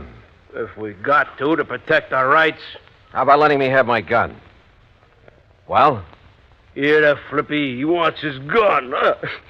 You make a move to Dollar and I'll flip you so fast that Oh, you mean like this? Hey, it's Flippy got flipped. Attaboy, Johnny. Yeah, the shrimp finally got it. Hey, Johnny Dollar, you're okay. Anybody else want to get smart? He cut me off of the guard. Expert, huh, Flippy? Well, you ain't anymore. Now, Lefty, I'll take my gun. Oh, sure, yeah. Yeah, you're okay, Johnny Dollar. All right, now let's get things straight. I'm not the cops, but I'll drag them in if necessary. Oh, now listen. You listen. I'm going to try to stop what's going on around here, and if any one of you interferes, I'll have you locked up so fast you won't know what's happened to you. No, wait a minute. Now listen to me, will you, Dollar? Well? Look, I guess we're all kind of shaky. You know, well, we're sort of somewhat upset by the events of the past couple of weeks or two. You know what I mean? Lefty, Joe told me that if the burglaries, robberies, whatever they are, go on much longer, there's liable to be a war between you and the people of the town. We ain't worried, no. We got enough guns and ammo stashed away around to shut up. Bull. Oh, yeah, sure, Lefty, sure. I'm sure you have. But if you ever expect to make peace again with the townspeople, if you expect to stay on here... We got at least 15 years to go. Shut up. Okay. All right, look. All we got here is our hunting rifles and we're shotguns and a couple of pistols in case of a snake, you know, while we're hunting or fishing here in the swamps. A lot of cottonmouths around here, you know. Yeah, that's a fact, Johnny. The point is, I didn't come here without providing for any and every exigency. What's that mean? Oh, boy, what a dope. It means if anything happens to him, we're dead. Now, ain't that... excuse me, isn't that right, Dollar? Right. You see? Now, give me a hand, cooperate with me, and maybe we can clear this thing up. Don't, and I have only one alternative. What's that mean? Shut up. And that's to have you legally ousted from here, out of the state if necessary. Oh, now, look, Dollar, we'll cooperate. Now, I don't mind telling you, we love this place. Look, it's the only real home we got. Flippy and Sadie, we got Bull and Mary and me and Nora. Maybe we got records, all right. Some of us maybe did time for some of the little jobs we pulled, huh? But we've been playing it straight since we come here, all along the line. It's like I told you, Johnny. Yeah, honest. Look, that's the way we want to keep it. If the people in Virtue will just leave us keep it that way. And you know something? I don't get it. Don't get what, Lefty? Well, over 20 years, everything's been nice and okay, huh? Now they got to start this. What about the losses they've suffered? They ask me, Dollar. They're phonies to cover up for robbing our stuff. Nobody asked you. Oh. Maybe they think the same way about your losses. Say. Yeah. Now, where's the owner of this place? Caraway? Oh, yeah, he's over in Virtue at his office. Office? Sure, he's a mayor and a police. All right. Joe and I are going over to see him. Now, Johnny... Smokey, will you please don't go? They see you guys coming from here, they're going to take a shot at you. That Caraway told me so. Yeah. Sure. We'll take that chance. Come on, Joe. Well, I'll tell you, Johnny. Tell me along the way. Come on. The more I thought about the whole thing, the sillier it all seemed. Yet it was obvious that even after 20 years, Lefty and Bull and Flippy might think of only one way to settle their problems, with a gun. And if the people of Virtue were feeling the same way. But as Joe and I walked along the main, the only street of the little town, there were no signs of hostility or even suspicion toward us. Now, look, Johnny. If those bums back at the plantation are making this trouble... Why? Why would they, Joe? Well, that's what I don't get. But what if they don't like your interfering and decide to knock you off? Then I'll probably go to my grave unmourned, unremembered. Yeah, but you told Lefty you'd provided for every exigent... for if anything should happen to you. Yeah, and he and the boys believed it. And if anything does, Huh? Yeah. All I can hope is that they keep on believing.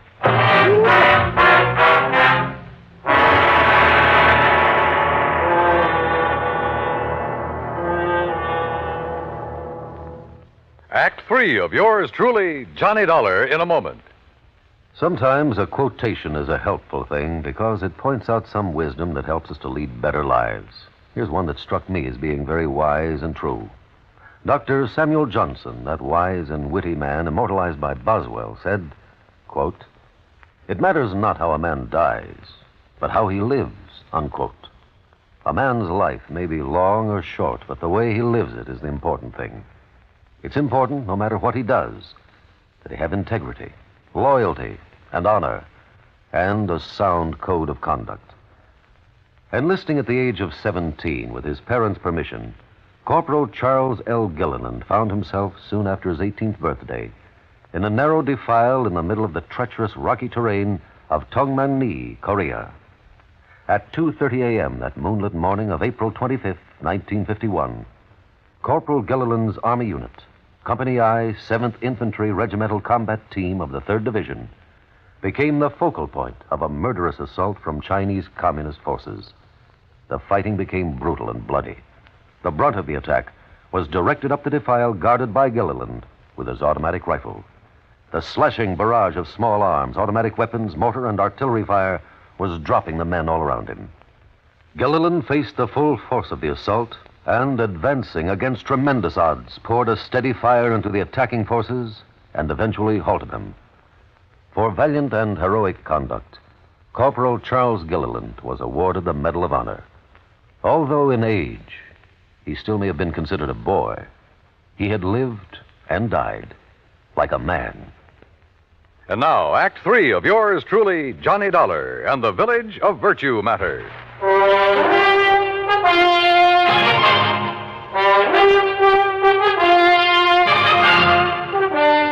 Joe Picatello and I walked the main street of Virtue, South Carolina, unmolested, virtually unnoticed. And we found the mayor, Parley Caraway, in the little shack that served for an office. I'm also the police chief, Mr. Dollar. Don't you forget that, sir. And you found no clue as to who has been committing the robberies? No, sir. None whatsoever. But who else would do it? They're all three of them ex-gangsters. Sure. Ex-gangsters. Why, Mr. Caraway? Why would these men suddenly want to make trouble with their friends, your townspeople? I don't know. I honestly don't know. Unless, of course, they think they can take over the way they used to take over gangs in the old days. After 20 years of a happy relationship? Mr. Caraway, they never made a bit of trouble in all that time. I know it. But the fact remains that unless this trouble stops, after all, Virtue was here long before they came, unless it stops, I say, I shall have to break their lease and make them leave the plantation. Oh, they pay you pretty well for it, huh? Enough to keep it in good repair. Say, that's a beautiful ring you're wearing. Huh? Oh, yes. 2.5 carat diamonds, sir. Yeah. And is that your nice new car out front? Yeah, it certainly is. Ain't it pretty? About $8,000 pretty. Yeah. Say, didn't you have a new one last year, too, Mr. Caraway? Of course. I try to have one every year. But now, Tell gentlemen... me one thing, Mr. Caraway. Yes, sir? If you really think the robberies around here are going to cause so much trouble... Oh, I do. That's why I contacted Mr. Picatello. Well, why haven't you called in the state police? Because I am the mayor of Virtue. I'm the police department, and I can take care of these things myself. And now that you gentlemen have witnessed the bad blood between these gangsters and the people of the town, well, sir, I'm going to throw them off that plantation. In spite of all the money they've been paying you? Yes, sir, and I'm sure you gentlemen will back me up in... all the money, did you say? Enough to keep you well-dressed, well-fed, and fancy cars. And now, look here, sir.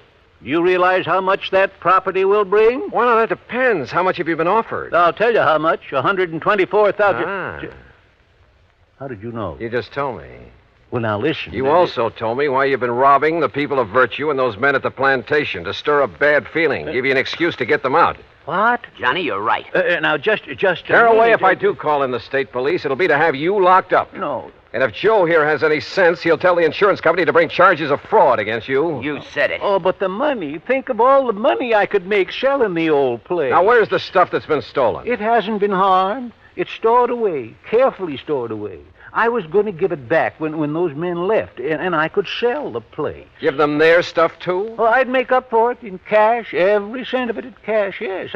I'd say it was for breaking the lease. Truly, Mr. Dollar. Now, you listen, you old money-grubbing crook. You're in trouble. You'll call in the state police? You bet I will. Unless what, sir? First, you lay off the plantation. You've leased it to those men. Let them have it. And return all the stuff you stole. Oh, but if they find out... Well, you figured how to get it away from them. Now figure out how to get it back. Discover it, anything you like. Well... The point is that if you don't get it back, I'll tell them where it is. And you know what that'll mean. Oh, yes, sir, Mr. Dollar. I'll get it back. Also respect that lease. I believe it has 15 more years to run. Yes, sir, it has. I will... Okay. Do all this, and Joe and I will forget the whole thing. But if you don't, and Joe will be checking on you. You said it. Oh, but I will, Mr. Dollar. I promise you I'll get right on the... Come on, Joe. Let's go back to the plantation and have a drink with some respectable citizens.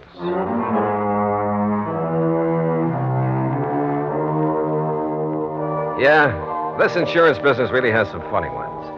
And I guess it's the funny ones that balance out the bad, the tragic cases.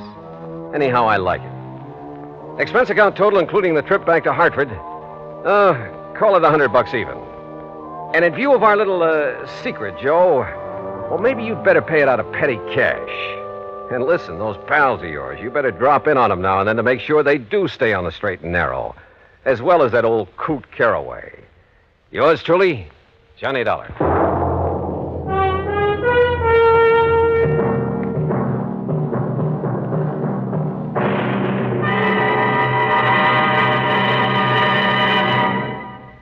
Our star will return in just a moment.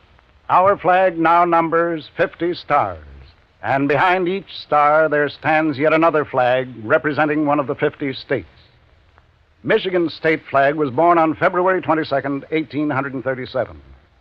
Because of the strategic role played by Michigan in the War of 1812, the word "to bor," I will defend, is prominent on the blue flag of Michigan.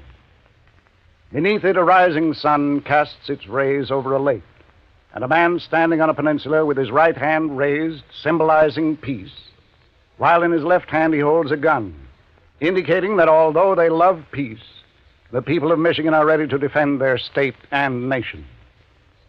Another motto, the state's official one, is at the base of the flag: Si queris peninsulam emonam circumspice.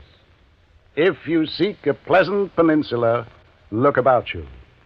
Thus does Michigan's flag carry its own invitation to visit one of America's scenic areas.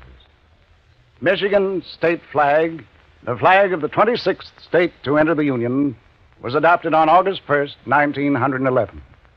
Now, here's our star to tell you about next week's story. Next week, a strange series of fires. And believe me, the reason for them is a strange one, too. Join us, won't you? Yours truly, Johnny Dollar.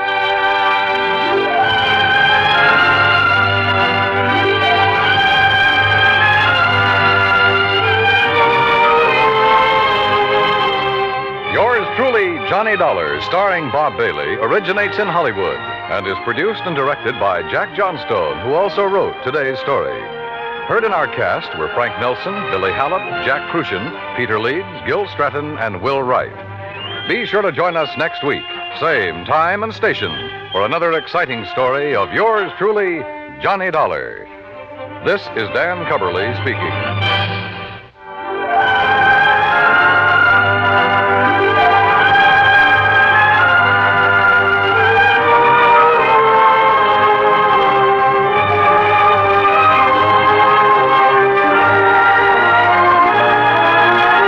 This is the United States Armed Forces Radio and Television Service.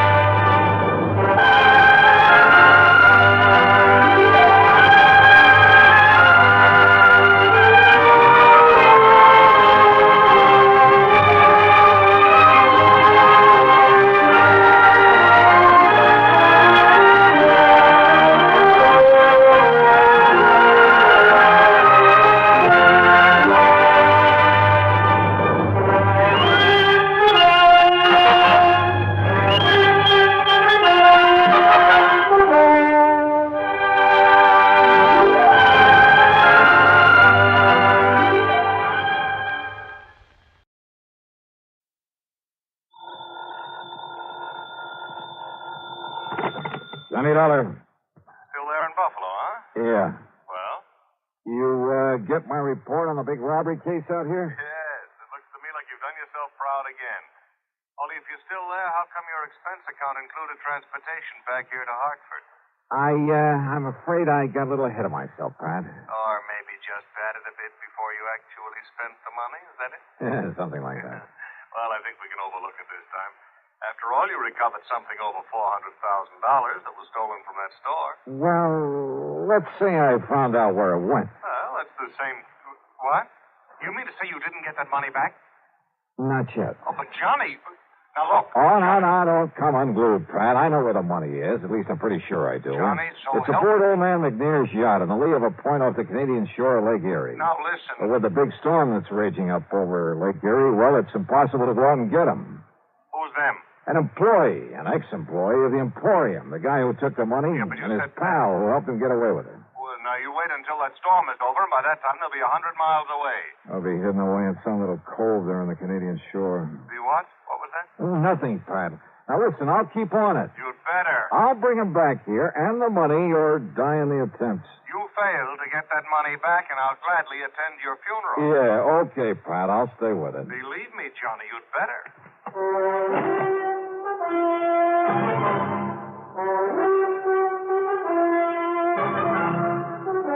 CBS Radio brings you Bob Bailey in the exciting adventures of a man with the action-packed expense account. America's fabulous freelance insurance investigator. Yours truly, Johnny Dollar.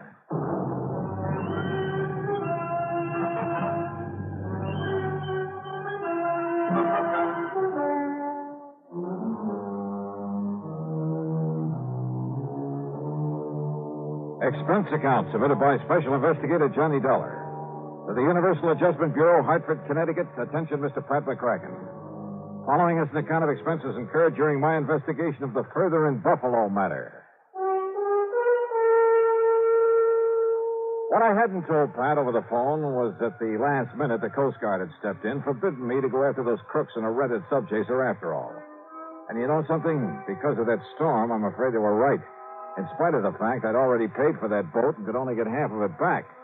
I'll put that down as a credit on this expense account. After all, it's on my American Express credit card. Anyhow, all I could do was sit around my hotel room and wait for the storm to quit. Yeah, sit and wait. Come in. Well, Dollar? Oh, hi, Mr. McNair. So you couldn't go after those criminals because of this storm. Well, sir, just as soon as it lets That's up... no reason for them to get away. Not with my $400,000. $421,216. Yeah, look, Mr. McNair, Quite frankly, that amount of money doesn't mean very much to me. But to coin a phrase, it's the principle of the thing. Yeah, sure. So how can you sit idly here in this hotel and... Well, have you got in touch with the Canadian authorities? Yes, sir. And they can't do any more than we can.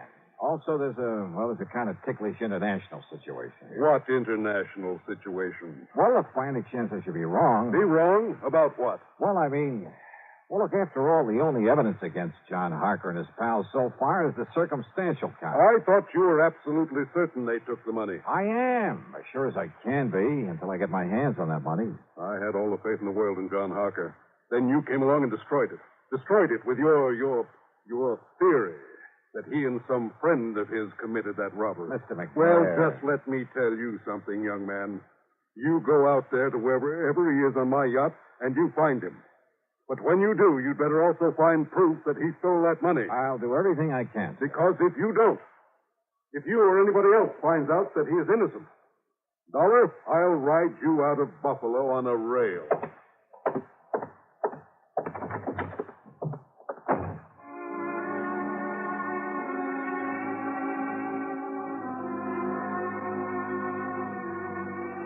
Yeah, at this point I was feeling real good, real happy. Everybody was being so nice to me.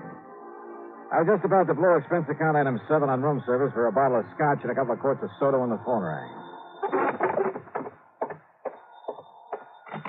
Johnny Dollar. Murphy at the Coast Guard, Dollar. Yeah, Murph. Look, I'm still sorry about having had to stop your chase across the lake, but the old man would have had my scalp. It's all right, Murph. Nothing you can do about it. Anyhow, if you've been following the radio reports on that storm, well, you might have got yourself into a lot of trouble out there. Yeah, I guess so. And you'd never been able to board a yacht in it anyway.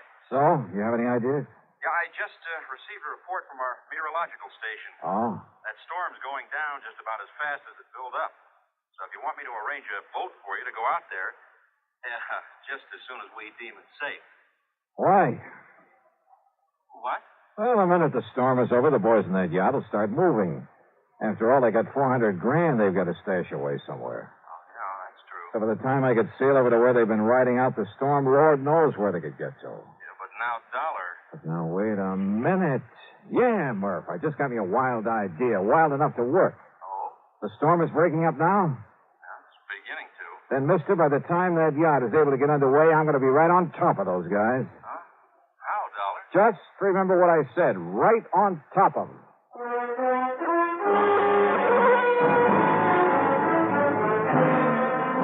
Expense account item 7, $3.25 for a taxi out to the municipal airport.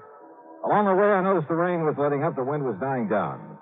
At one side of the airport, I found exactly what I was looking for. Within a couple of minutes, was in a little office talking with Tinker Barnum, owner of the Barnum Flying Service.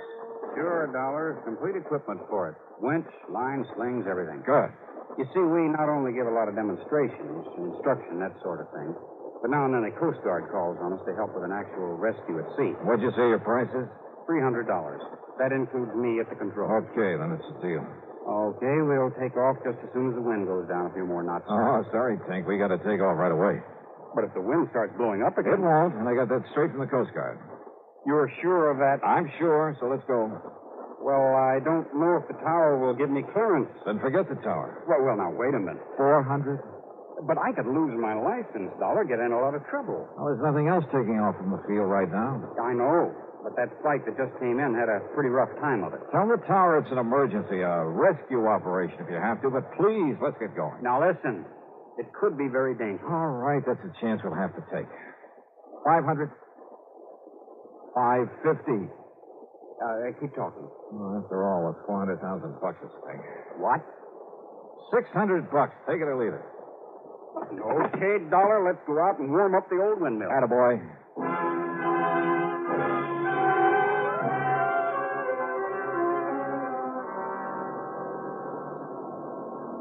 It was my first ride in a helicopter, and, brother, what an introduction. I've been aboard regular planes in rough weather lots of times, but the way that wind tossed us around picked us up and let us down, and with nothing but the broad wind-chopped surface of Lake Erie below us. Well, it was an experience, to say the least. For the first half hour, Tink was fighting the controls every inch of the way under the gray, ominous scudding clouds that raced by overhead. Then, all of a sudden, the clouds left us. The sun came out in all its glory. The most welcome sight I've seen in years. The air calmed down. Then finally, standing out clearly under us was the Canadian shoreline. Look ahead, $1. Over to the left a bit. Yeah, Tink? That neck of land, that peninsula sticking out into the lake. Yeah, I see it. Long Point. And the yacht was supposed to be riding out the storm in the lee of it. I don't see it. The lee side would be the... But I do. Look, moving along the far side of the point. That's a cruiser, Johnny. But is it the right one? Come on, take us down to her. Right. Meantime, I'll get the sling ready so you can drop me down at the deck. Right.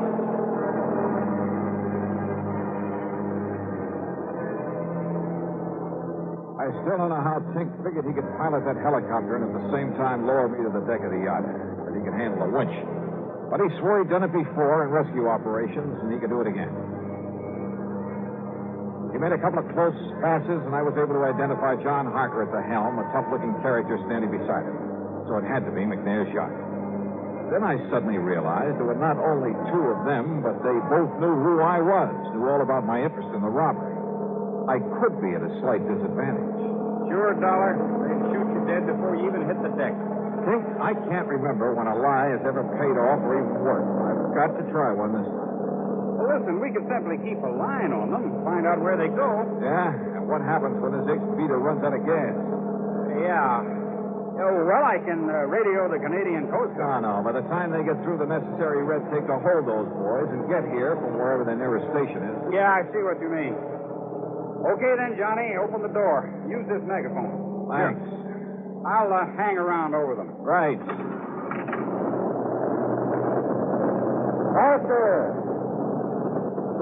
Arthur!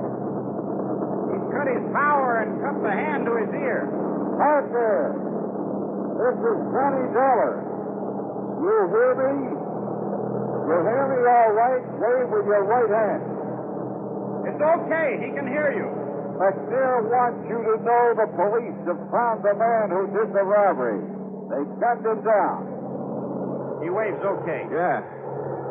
Parker, they haven't found the money yet. McNair says you'll have the vault on the place, and the place all about the Rapidio. Hey, what was that, Johnny? You get that, Harker? I said that. Look, I'll drop on down there.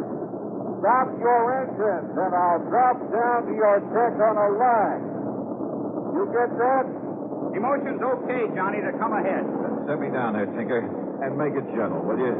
You got your gun real handy? Right. I still don't like this, but down you go.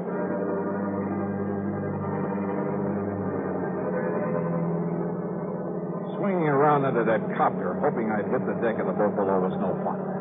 It was a pretty small target, and the yacht was still bobbing heavily. But Nick was an expert, and a couple of minutes later, I saw the deck slowly coming up to meet me. Slower! Slower! Coming down too fast. That's it. That's more like it. Glad to see you, Dollar. Can't you steady that boat a little? Better give me a hand when I get down there. Sure. Don't worry. We'll take care of you. Come on. Get ready to pull the release cord, Johnny. Steady now. Steady. There you go. What a way to make a living. Nice work, Dollar. Let me give you a hand. Thank you. Yes, while Billy here takes your gun away from you. Oh, no, you don't. I got it, baby.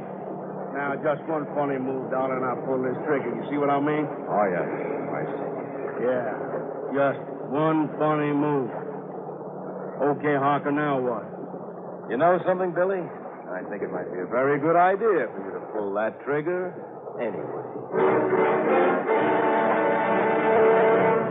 All right, frisk him, Billy. Make sure Dollar hasn't got another gun on him. That's just what I'm doing, baby. Just what I'm doing.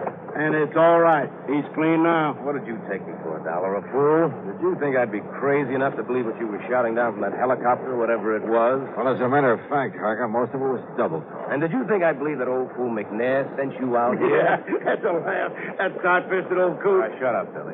To that story, the police had gunned down the man who stole the money from the Emporium. Don't make me laugh. You like to see that money before you go, Dollar? Like to run your fingers over 400 G's? Yeah, Billy. Why not? Well, it's all stashed away in that chain lock up forward. But you ain't never going to see. You're never going to see anything anymore. Can I kill him now, Harker? Can I, huh? No, wait. Huh? Stop waving that gun around. That helicopter gets out of sight. Okay, sure. Well, what's it hanging around for? I don't know. Dollar, get below in the cabin. You stay here, Billy, but keep that gun on through the door where that flyboy can't see it if he comes any closer. Sure. Go ahead, Dollar. Why not? Now, you just sit right there on that bunk and don't make a move, you understand? Because all I got to do is pull the trigger in here, and neither your pal up in that chopper nor nobody else is going to know it. Has he gone away yet, Harker? No. No, he's circling around again. Well, make a sign to him then. Make a sign everything's okay. Go ahead, Harker. That'll set him away. You just keep Dollar under control. Now, don't you worry about him. You just go ahead and signal that chopper. Okay, up there. Everything's okay. Thanks a lot. Thanks a lot. Yeah. Look, you see? I told you that to get rid of him. Yeah. Yeah, there he goes. And maybe I better start digging up something that'll make Dollar sink to the bottom. What? Well, you know, the lead I'm going to fill him with might not be enough. You see what I mean? Yeah, very fine. Go ahead. Only watch him. He's tricky. I can handle him, baby. Wait. Why, what's the matter? That copper's coming back again. Well, I'll shoot him down. I can hit him. Oh, no, you won't. Then get us underway. Give her the power and get us underway. Then that guy'll know everything's okay. Maybe you're right. I'll try it.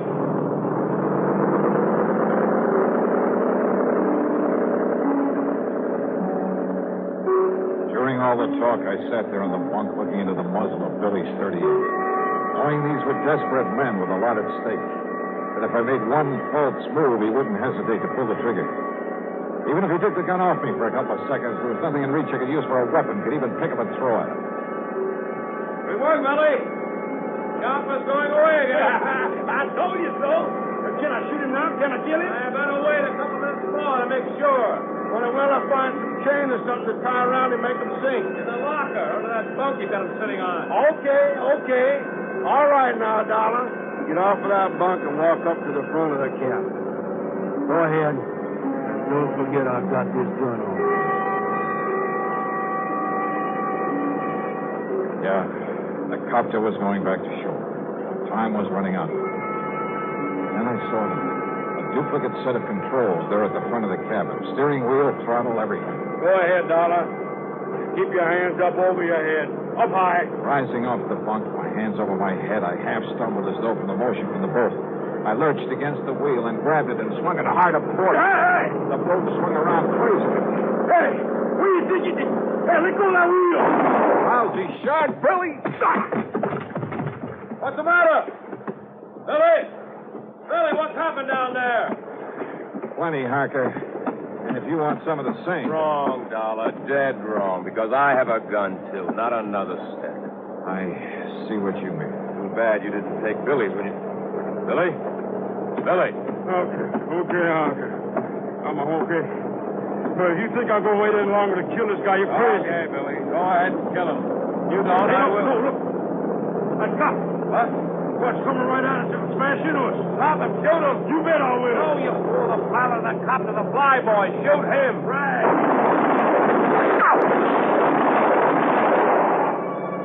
My last chance. They turned to fire at Tinker up in the copter. I lunged against Billy, shoved him over the side. By the time Harker turned to fire at me, I was on top of him, swinging with everything I had. Oh, I'll kill you.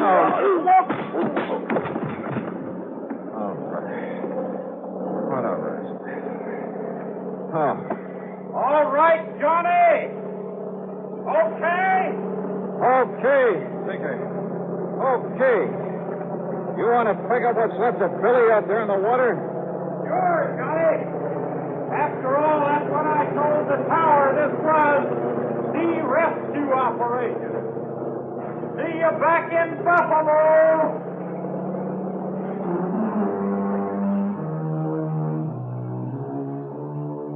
Yeah, like Billy had said, the stolen money, all of it, was stashed away in the Ford chain locker. So after tying up Harker with all the line I could find, I started the engine of that beautiful yacht, but then suddenly realized, well, put it this way. If Tinker and his copter hadn't stayed with me, so help me, I'd never have found my way back to Buffalo. So, expense account total, including an even $1,000 for Tinker Barnum, and please don't argue about it, plus the trip back to Hartford, plus the previous charges you haven't yet paid me for, $1,800 even. And believe me, it's a bargain. Yours truly, Johnny Dollar.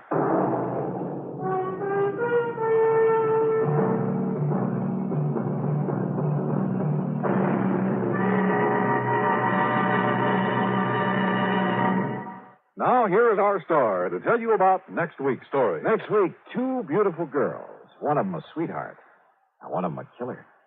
Join us, won't you? Yours truly, Johnny Dollar.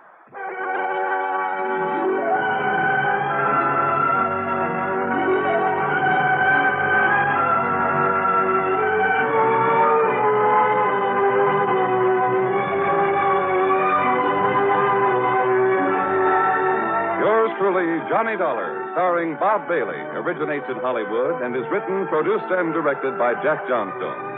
Heard in our cast were Lawrence Dobkin, Bartlett Robinson, James McCallion, Dick Crenna, Junius Matthews, and Gil Stratton. This is Jim Matthews speaking. From Hollywood, it's time now for... Johnny Dollar. Pat McCracken, Universal Adjustment Bureau, Johnny. Hi, Pat. What's new? At the moment, Edward J. Rollins III. Oh, what about him? One of our companies has a hefty policy on his life, and he sent word he wanted to change his beneficiary, then he disappeared. And you want me to go looking for him? That's the general idea. Oh, look, Pat, you could be wasting dough sending me. Chances are he'll pop up again by himself. Oh, yes, I know. Of course, it involves a little trip to the Caribbean, but if you're not interested... The Caribbean? I'll be right over.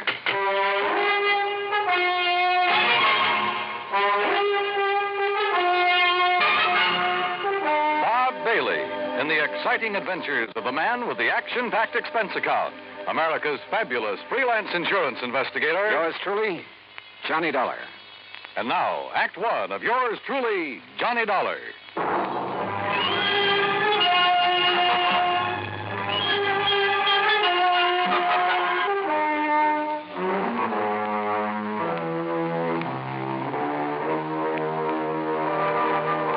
Expense account submitted by Special Investigator Johnny Dollar to the Universal Adjustment Bureau, Hartford, Connecticut.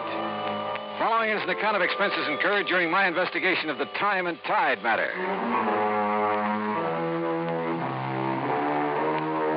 Expense account item 1, $1.20 cab fare from my apartment to the offices of Universal Adjustment Bureau and Pat McCracken. The mention of the Caribbean did the trick. Sit down. Yeah, thanks. Now, what's the deal? Well, about 6 months ago, Johnny, Ed Rollins decided to marry a girl named Virginia Blake. And he took out a large policy on himself from one of our companies, naming her as beneficiary. Last week, he apparently changed his mind. Oh? Called from Nassau, said he wanted to remove Virginia Blake as beneficiary, and he was supposed to come to Miami to sign the papers. We had an agent waiting there for him. But he didn't show. What was he doing in Nassau? He had his cabin cruiser down there with 3 of his friends. Among them, Virginia Blake. Did you check Nassau to see if he's still there? Oh, we checked. His boat is gone.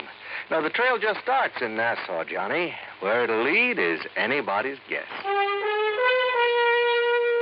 Expense account item 2, $140 even, air transportation and incidentals to Nassau in the Bahamas. There, I found a man who remembered fueling up Rollins' boat a few days before. He'd heard them talking about working their way down through the Bahamas, skin diving, and then cutting over to Jamaica. They'd mentioned one place in particular, Crooked Island. Item 3, $50, transportation via chartered seaplane to Crooked Island. I spotted Rollins' cruiser in one of the coves, and the pilot set me down nearby. A dinghy with an outboard motor came over from the boat. It was Ed Rollins. You say you're an insurance investigator, Dollar? Yeah, that's right, Mr. Rollins. Well, what are you doing here? Well, I came to see if you were okay. Me? Well, why shouldn't I be? You were supposed to meet an agent from the company in Miami last week. You didn't show up. Oh, well, I changed my mind. You mean you came all the way down here because I didn't show up in Miami? Well, when a man with a hefty policy in his life disappears, the insurance company starts worrying. Yes, so it seems. Hey, mind slowing down a bit? I'd like to talk to you before we get on board. Sure. Now, what's on your mind? As I understand it, you took out a policy about 6 months ago and named a Virginia Blake as beneficiary. Yes, that's right.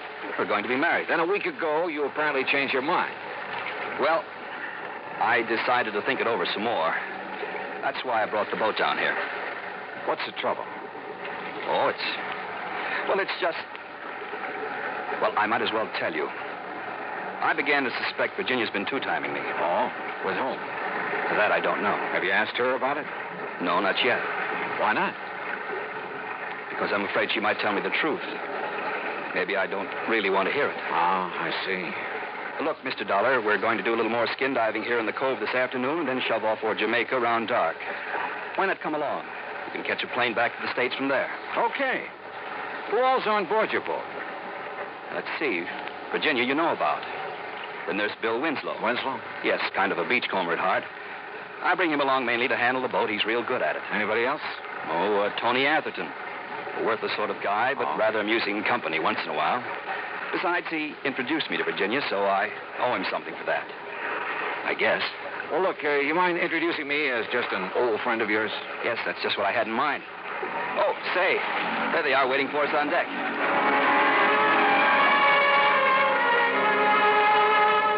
Bill Winslow was tall, lanky, blonde crew cut, deep tan. The kind who looked at home on a boat. Tony Atherton, on the other hand, was the kind who was at home nowhere. Or maybe anywhere, as long as he had a drink in his hand. And Virginia, well, one look at her and you forgot where home was. Rollins and Bill Winslow strapped on aqualungs and went over the side to do some skin diving. Tony Atherton, Virginia, and I sat around on deck for a while. I noticed that Virginia didn't seem to be at ease. Atherton noticed it, too. Use a drink, Virginia? No, thanks. What's the matter, darling? You bored? No. You see, darling, Virginia didn't really want to come on this trip, did you, dear? Just skip it, Tony, will you? Seems like Ed and Bill have been underwater a long while. Yeah, I was wondering about that. How long do they usually... don't worry. Ed likes to live dangerously. Besides, he's got Bill Winslow, all-American boy, to take care of. Will you lay off it, Tony? Hey, there they are. Hey, wait a minute. Looks like Rollins is in trouble. Get him on board! Here. Hey, quick. Get on. Watch his face, please. Easy. The face plate. Get it off. You okay, Rollins? Yes. Yes, I guess so. What happened, Ed? Oh, something went wrong with his air supply. Yeah. Sprang a leak. Thanks, Bill. If it hadn't been for you... Oh, skip it. Just lucky I was close to you. Look at this rubber tubing. It's frayed through. Yeah, I guess I must have scraped it against some coral. Sure. Yeah. Yeah, that's probably it.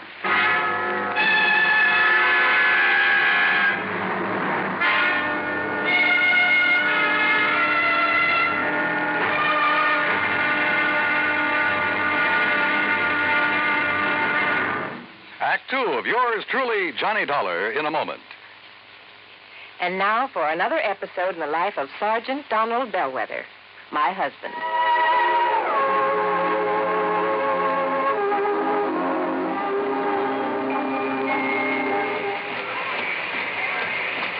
Hi, honey. Did you fix the windshield wipers? I sure did, Reba. How's that? Oh, you fixed them. Good for you, Donald. Thank you, my dear. Well, that's that. Now, if it rains, we're prepared for it, huh? I feel better now. Oh, me too. A driver has to see the danger if he expects to avoid it. That's right. And also keep the back and side windows clear in rain and snowy weather. That's right. Oh, how about the horn? The horn? The horn doesn't work, Sergeant. Aren't you going to fix it? No, I don't think so. Frankly, Reba, I hate horns. Whenever there's a traffic jam, the first thing some guys do is blow their horn. Which does absolutely no good. Of course not. All it does is jar everyone's nerves. No, I don't think I'll fix the horn. Oh, but now wait a minute, Don. Look, supposing we're driving along and suddenly we see a youngster on his bicycle headed right out into the street. Sounding that horn will warn him and possibly avoid a tragic accident. Yes, that's true, but... Or supposing we're driving on the highway, and just as we're about to pass a car, that car decides to pull out into our lane and pass the car ahead of him. He obviously doesn't see us, and he won't hear us shout. But one little beep on that horn, and he'll automatically scoot back and avoid a collision. Reba, you've convinced me. Even though it can be a nuisance, the automobile horn is a necessity. Then you'll repair it? Immediately. Oh, that's my Donald. That's my doll.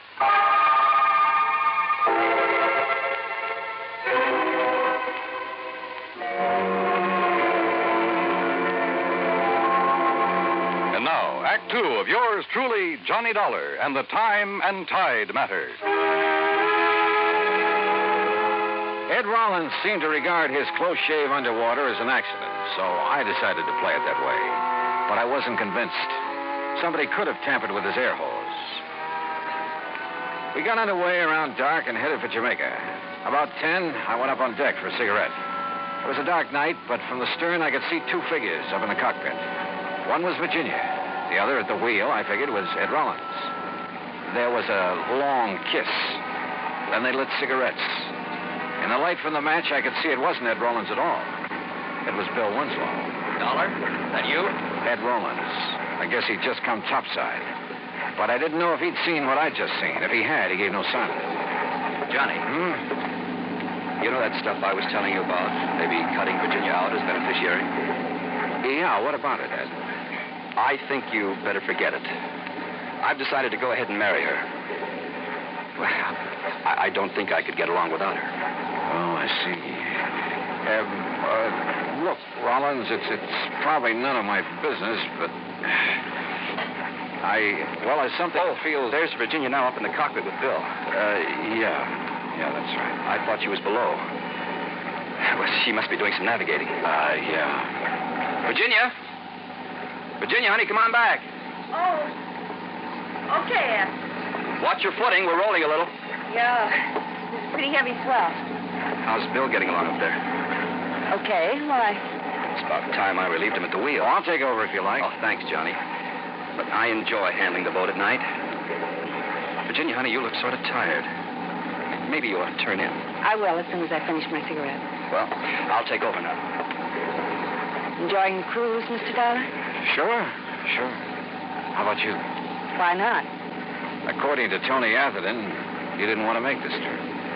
Tony's very good at remarks like that. Oh, I thought you and he were old friends. Let's just say I've known him a long time. How you doing, Dollar? Fine, Winslow. How's the boat doing? On course. We should reach Jamaica tomorrow night. Virginia. I think I'll go below now. I'll see you in the morning. Good night. Night, Virginia. Well, you seem pretty much at home aboard a boat, Winslow. It's where I belong. You and Rollins seem to do all the boat handling. How about Atherton? He ever give you a hand?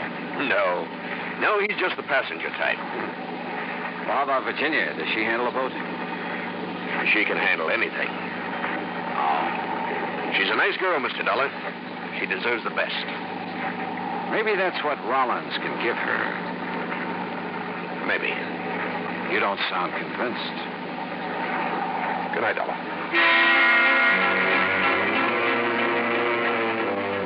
we reached Jamaica the next night, I decided to do some checking. I went ashore and called Pat McCracken back in the States, asked him to find out what he could about any of them. He was to call me at a restaurant where we were having dinner. Winslow went back to the boat right after the meal, and Atherton drifted out to inspect a few bars. Rollins, Virginia, and I stayed at the table over coffee, but Virginia was restless and edgy. Finally, she told Rollins she wanted to talk to him. They went out on the terrace. And just then, my call from the States came through. Johnny, Pat McCracken. Hi. Did you find out anything? Yeah. Ran a check on Virginia Blake. I found out she's apparently been paying off for something. What do you mean? She's been issuing checks regularly, a couple of $100 apiece, and always to the same guy. You know his name? Yeah. Tony Atherton. I hung up and went out to the terrace, but Rollins and Virginia were gone. I started looking for Tony Atherton. I tried half a dozen bars with no luck. It was after 1 in the morning when I got back to the boat. Atherton was in his bunk. I woke him up. Oh, what do you want, Dollar? Don't you realize what time it is? Yeah, I want to know why you've been blackmailing Virginia. Wait a minute. It's a pretty ugly word. You're so right. Now look, Atherton. Hello? Anybody aboard? Yeah. Who is it? Inspector Hastings, Jamaica Police. Is this Mr. Edwin Rollins' boat? Yes, that's right. I'm afraid I have some bad news for you. Mr. Rollins has been slugged and robbed. What? Good Lord. Was he hurt bad? I'm afraid so. Touch and go whether or not he'll live. Act 3 of yours truly, Johnny Dollar, in a moment. And now for another episode in the life of Sergeant Donald Bellwether, my husband.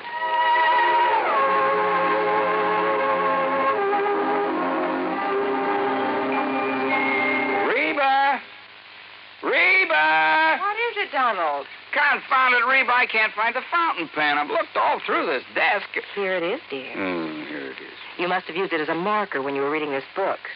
Let's see, this great literary classic, Six Gun Showdown at Powder River Gulch. All right, never mind about my reading habits. Just look at the coverage we're going to get with this new auto accident policy. Let's see. We have collision. $50 deductible. Fire, theft, public liability, property damage, medical benefits. In other words, we have complete coverage. That's right. Of course, it's going to cost us money. I'm sending the company a check right now. Gee, it's too bad we don't live in Rhode Island. Rhode Island? Why? Oh, because then our rates would be lower. Rhode Island has less accidents per capita than any other state. Oh. Well, which state has the highest? Let me see. Here it is, Nevada. No, by golly, Nevada's second highest. Alaska has the most. Really? I didn't know that. Mm-hmm. You know, it's just too bad we can't eliminate traffic accidents completely. Not only would it save life and limb, but it'd be a lot less strain on the pocketbook. Yeah, that's for sure.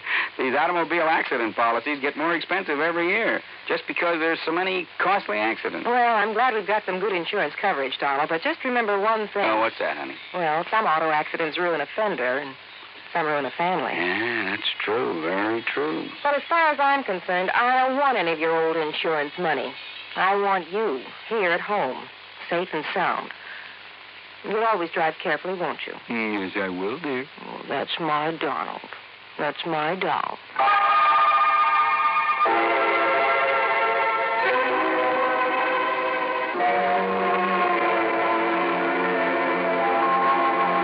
And now, Act 3 of yours truly, Johnny Dollar, and the time and tide matter.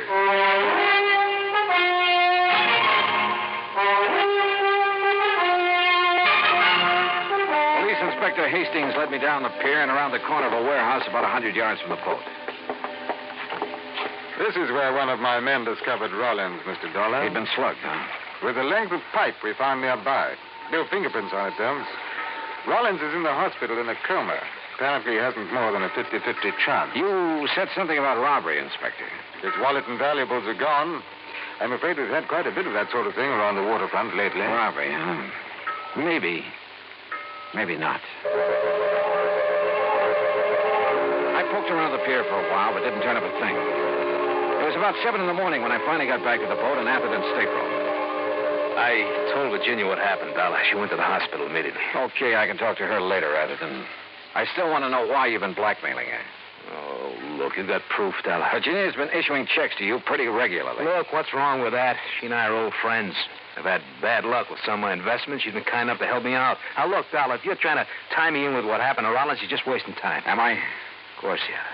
You stop this nonsense, I can probably help you. Oh? Look, Take a look out this porthole. Come on. What do you see? A stretch of pier? A warehouse? Exactly. Well, what about it? Well, just as I was turning in last night, I heard footsteps on the pier. I looked out the porthole. Somebody was walking along it. As he turned the corner, I could see who he was by the warehouse light. It was Ed Rollins. Oh? A moment later, somebody stepped out of the shadows and followed him around the corner. Fella, that was Bill Winslow. I tell you, I'm not the one who slugged Ed Rollins. But you admit taking a walk last night late. Well, sure. So what? All right, where'd you go? Oh, along the waterfront. I don't remember just where, and I don't remember what time it was. Along that pier out there, around that warehouse, maybe. Maybe. Look, I wasn't paying much attention where I was going, but I didn't see Rollins at all. What reason would I have to do a thing like that to him? I can maybe think of one. Like what? Like you in Virginia. Me? Oh, now, just a minute. That has nothing to do with it. I think it has, Winslow. Get this straight, Dollar. I didn't slug Rollins. I kept hammering away at him, but I couldn't get anywhere. Finally, I left him and went up on deck. Virginia had just come back from the hospital. He's still unconscious, Johnny. They say they don't know whether he'll make it. Virginia, what happened last night? When I got through with my phone call at the restaurant, you and Rollins had left. Yes. We walked around town a while talking. Then Ed said he had something to take care of, so he sent me back to the boat in a cab. I came back here and went to bed. I didn't know what had happened until Tony Atherton told me this morning. Mind telling me what you and Rollins were talking about last night? He told me about the doubts he'd been having about me. That he realized he still wanted to marry me. Oh? And I told him there were a couple of things he should know about me first. Like Bill Winslow, for instance? Not that it matters now, Johnny, but that was a goodbye kiss. Oh. A couple of months ago, I became very attracted to Bill, but it was no good. You give Bill a boat or a beach, and... Well, his thinking doesn't go much beyond that. And I began to realize that what I really wanted was Ed. What was his reaction when you told him about Winslow? Well, he's a pretty wonderful guy, Johnny. That's why if anything happens that he doesn't pull through, I don't know what I'd do. And what was the other thing you told him last night? That Tony Atherton had been blackmailing me. It figured. You see, I roomed with a girl once I thought was okay, but she wasn't. Some stolen things were found in our apartment. I thought they were hers. I couldn't prove I wasn't involved. You did time for it? Yes. I wish I'd told Ed right at the start. Well, at least you did tell him last night. Johnny, who could have done this to Ed? You don't think it could have been Bill Winslow? Oh, what I think doesn't matter, Virginia. It's what I can prove that counts. And right now, that's nothing. I walked off the boat and along the waterfront. There was a swirl in the channel. The tide was going out. It was almost low. I glanced over at Rollins' boat. It was resting lower against the pier now. Suddenly, a couple of ideas started pecking away at me. I went back aboard the boat and found a tide table. According to my watch on the table, it was low tide. Then I looked up the time of the previous roll. Yeah. I headed for Tony Atherton's stateroom. All right. So Virginia was buying a little silence from me about her past. So what? When Virginia told Rollins you'd been blackmailing her, he probably didn't like it much. He told her he had some business to take care of. It could have been with you. Now, look. So he went out looking for you around the town. He found you. Now, wait a minute. What'd he do? Threatened to have you prosecuted? Was that it? So you followed him down to the waterfront, sneaked up behind him and slugged him. No. You figured you'd killed him. But even if you hadn't, you were safe because he couldn't have seen who slugged him. Look, Dolly, you're talking nonsense. Told you I saw Bill Winslow following Rollins. I saw it right through this porthole. And that's where you hung yourself. What? Take a look out that porthole. What do you see? What? Yeah. The pilings of the pier. It's low tide. Well, so what? And it was low tide at the time of the attack.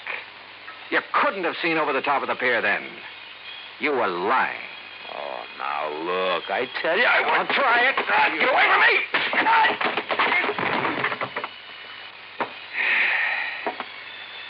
You know, it's funny, Atherton. Shakespeare was more right than he knew. There is a tide in the affairs of men, which sometimes leads to fortune. In your case, brother, You missed.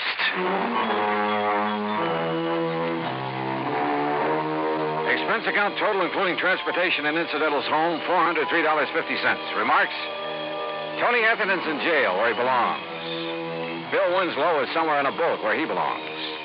Ed Rollins pulled through. He and Virginia will get married next month. Yours truly, Johnny Dollar.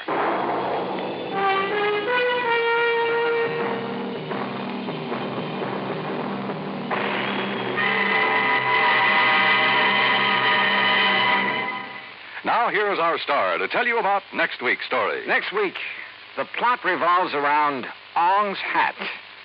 And if you want to know what that means, well, join us, won't you? Yours truly, Johnny Dollar.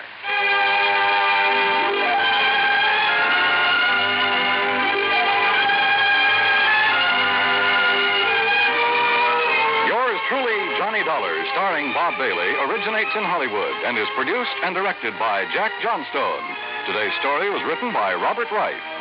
Heard in our cast were Virginia Gregg, Larry Dobkin, Herb Ellis, Tony Barrett, Frank Nelson, and Ben Wright. Be sure to join us next week, same time and station, for another exciting story of yours truly, Johnny Dollar. This is Dan Cubberly speaking. Yours truly, Johnny Dollar, has been a presentation of the United States Armed Forces Radio and Television Service.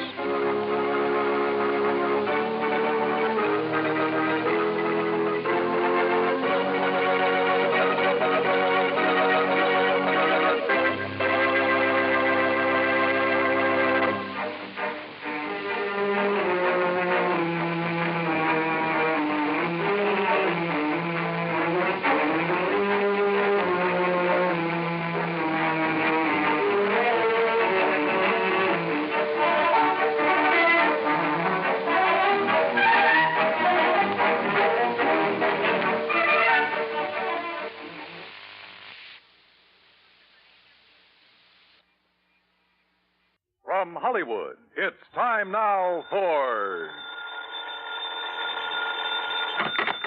Johnny Dollar. Johnny, this is Vincent Price. I'm calling from Hollywood. Oh, sure. My name's Shirley Temple.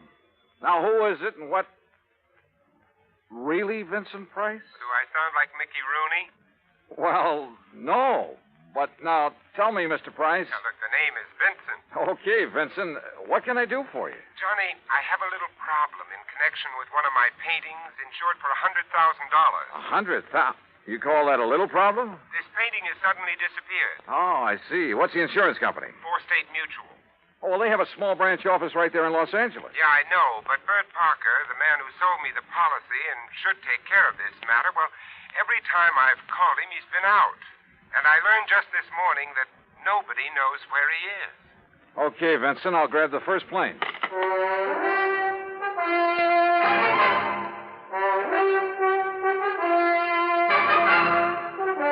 Bob Bailey in the exciting adventures of the man with the action-packed expense account, America's fabulous freelance insurance investigator. Yours truly, Johnny Dollar. And now, Act One of yours truly, Johnny Dollar.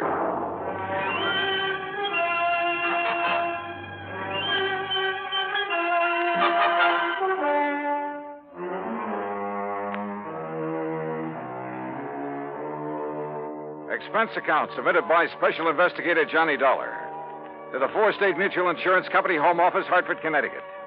Following is an account of expenses incurred during my investigation of the Price of Fame matter.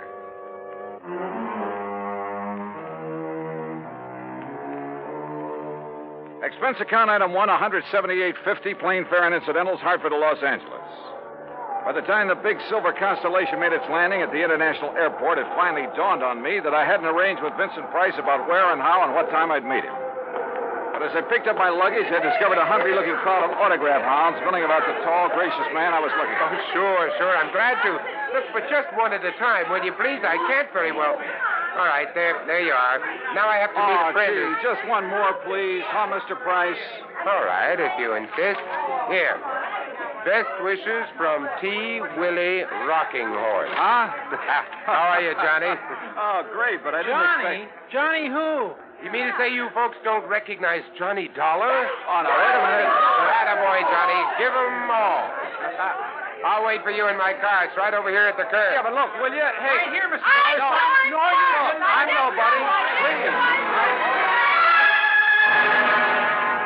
By the time I got away from that mob, I felt as though I'd been run through a ringer.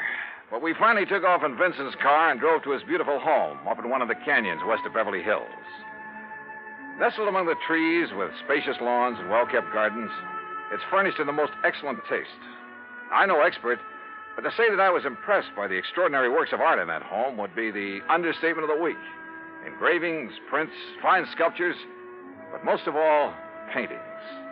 And even to my unpracticed eye, all of them were, well, magnificent. Here's a little thing I picked up in London, Johnny. It's called The Old Man in Red by Goya. Wow. Yeah, I thought original oils by him were found only in the big museum. Well, I've been pretty lucky in getting hold of some of these. Yeah, you've known what you were doing, too. You like this one? It's called Fright. It was painted by Kenneth McManus. Uh-huh. Beautiful. Beautiful. Like all the rest of them. Thanks. How about this one here at the end? Night Wind by, I'm sorry, Vincent, I can't make out that name. You don't have this one lighted like the rest. No, that's to maintain its somber mood, Johnny. Oh. And that's what made it possible for the substitution of this copy to go undetected. That's a copy? Yeah, and that's my problem. The $100,000 Night Wind by Jean-Baptiste has been stolen. This was left in its place. Oh, I see. It's not a bad copy, probably worth a couple of $100, but it's hardly a genuine Baptiste. Well, when did you discover this substitution, Vincent? When I returned from a lecture tour early last week. Oh, that's right. You've been traveling all over the country lecturing on art, Well, let's haven't you? call it talking about art, huh? Tell me, have you notified the police about this? I suppose I should have. Well, I felt that was Bert Parker's job. And you haven't been able to reach him over at Fourth State Mutual? As I told you on the phone, he hasn't been in his office for some time. Vincent, have you any theories about who might have done this? Yes, I'm afraid I have. Why do you say it that way? Very few people knew I'd gotten hold of this Baptiste, only some close friends and a couple of art experts. So? And the place was not broken into during the time I was away. Of that, I'm sure. Well, go on. The family and servants kept very close track of anyone who entered the house while I was gone. You have a list? Yes, I do have a list. Here. Good. Alfred R. Hawkinson. That's an electrician who came to do some wiring. He wouldn't know a Rembrandt from a Mickey Mouse. Ann M. Schumann. A music teacher. Loves music, hates paintings. What about delivery boys, people like that? They never get beyond the back door. Go on, read on. That next one is Ben, the gardener. You can forget about him. And Bert L. Huh? Yeah, Bert Parker. He was here twice. What for? Well, ostensibly to check on some of the paintings he'd insured. The first time, on the 11th, Mrs. Price was with him while he poked around. On the 15th, she had to leave to keep an appointment. And just when he left the house, nobody seems to know. Oh, brother. Are you thinking the same thing I am? Now, look, Johnny, I haven't known Bert very long, and, well, he seemed like such a harmless little old fuddy-duddy. As for his knowledge of art... Yeah, I wondered about that. Well, he was perfectly satisfied to take my evaluation on the 2 or 3 things he'd insured. So... Well, Johnny, I may be all wrong. Vincent, a thing like this may only happen once in 1,000 years. In any event, the company will certainly make good your loss. Well, with a work of art, it isn't really the money that counts. And, Johnny, listen. Look, I may have jumped to a completely unjustified conclusion about Bert Parker. Oh, yeah? Sure. Well, let's go down to his office and see.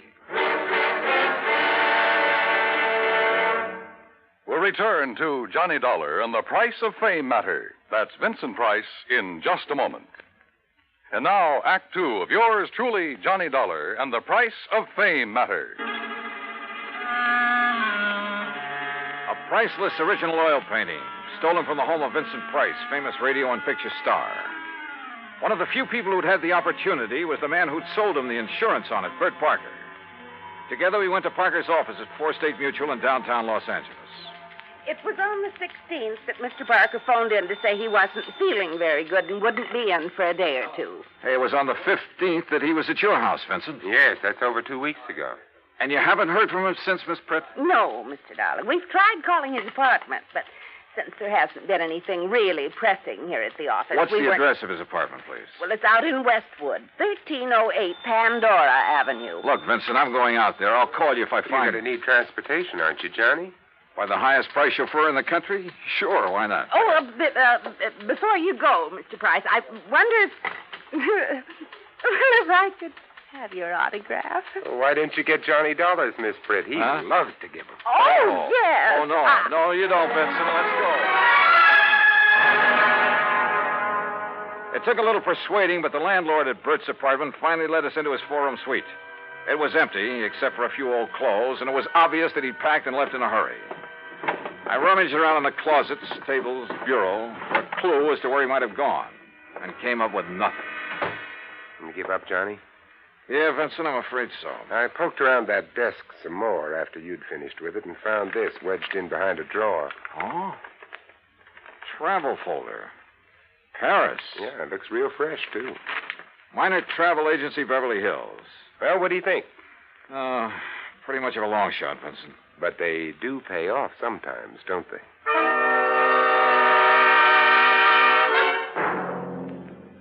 Planned a trip for myself, yes, sir. First class all the way. What was the departure date, Mr. Miner? 16th, first class, straight to Paris. Oh, brother. Paris is a pretty big place. Did you make any arrangements for him for after he got there? Only for when he arrived. Reservations at the Louvois. What? The hotel, Louvois. The Louvois, perhaps. That's what I said. First class, too. Said he wanted something not too far from the Montmartre. Montmartre, if you don't mind. That's what I said, yes. Now, can I fix you gentlemen up with some plane reservations, too? Well, suppose you give me the same flight he took, and I'll stop at the same hotel when I get there. Hey, wait a minute, Johnny. You're not going to leave me out of this. Well, look, I'm still playing a long shot, Vincent, a very long one. What's the difference? Also, I don't know if my expense account will get by the home office. Expense account, forget it. I'm having a ball. Mr. Miner, start making those reservations. Expense account item 2, $984 for the plane to Paris. Well, it turned out to be the most interesting flight I've ever made because of the company of Vincent Price. An amazing conversationalist. He could talk about anything, including art. And he has a tremendous sense of humor. So, as he put it, we had a ball from the time we took off in L.A. till the time we set down in Le Bourget. Item 3, 520 American, taxi into the Hotel Louvois, where the manager was, somewhat helpful. Oh, mais oui. The Monsieur Parker leave us but only 2 days ago, after some slight misunderstanding about l'addition, the deal. Yeah, you mean he was running out of money? Monsieur, I did not say that. But that's what you meant, isn't it? You know where he spent his time around here? But of course. His business, he say, took him constantly to Montmartre. Where in Montmartre? Who is to know? That's like saying somewhere in Brooklyn. Brooklyn. Perhaps you know my cousin. Johnny, He was... Johnny, I just got an idea. Shoot.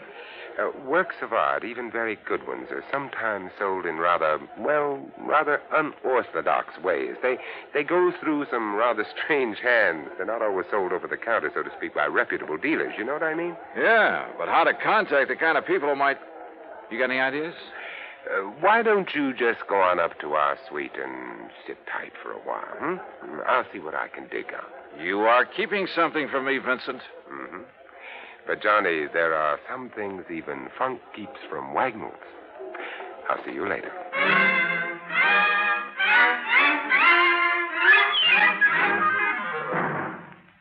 Act 3 of yours truly, Johnny Dollar, in a moment. And now, Act 3 of yours truly, Johnny Dollar, and the price of fame matter. All of gay, romantic Paris just outside the door, and time on my hands. So what did I do? Took Vincent Price's advice, went back to my room at the Hotel Louvois, and waited. 2, 3, 4 hours. Finally, shortly after 8 p.m., Vincent came in bearing a couple of packages. Sorry to have made you wait, Johnny, but I think I'm on the trail of something. Looks to me like you've been on a shopping spree. Props, Johnny, for you. Have you found out where Bert Parker is? No, but I think you will. Here, try this on. Huh? What's this all about? A 10-gallon hat? Yeah, I had to guess at your size. Where in Paris did you find this? Try it on. Oh, what do you... Holy... What am I supposed to be, a refugee from Texas? Exactly. You made it in oil wells. Your name is Matthews. Huh? You're over here to see the sights, all the wild nightlife you've heard about, the Folie Bergère, Rue Blondel, Place Pigalle. Here, try on this shirt. Oh, brother. Look, I don't know what this is all about, but hadn't we better get something to eat? Try it on. If you don't take me to one of the world-famous restaurants in this town. Maybe tomorrow. Huh?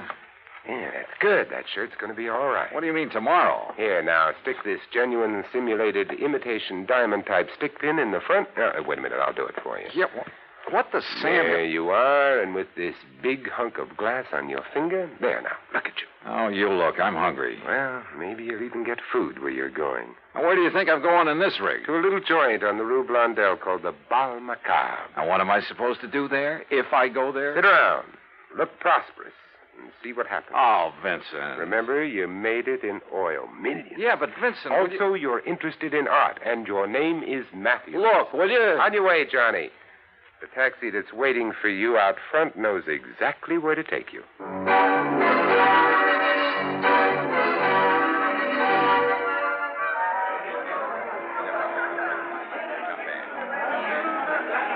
Bal Macabre was really a joint. It was dirty, and the people packed like sardines in it were dirty, too. Characters who made a business of being characters.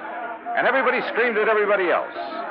Except, that is, for the wormy little man who sidled up to the postage stamp-sized table on which my glass and a bottle of wine were balanced. Pardon. You are Mr. Matthews, are you not? That's right. From Texas? No? Oh, yes, sir, partner. The great and glorious state of Texas. Sit down and pour yourself a glass of this here red ale. Who are you? They call me La Chagrin. What's that mean? Well, they're what you call the gray cat.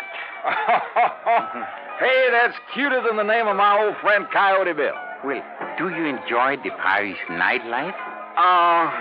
You know something? I'm getting fed up with it. Yeah, I think I'll just buy me a couple of nice pictures and go on back home. What kind of pictures, monsieur? Well, good ones. Oil pictures.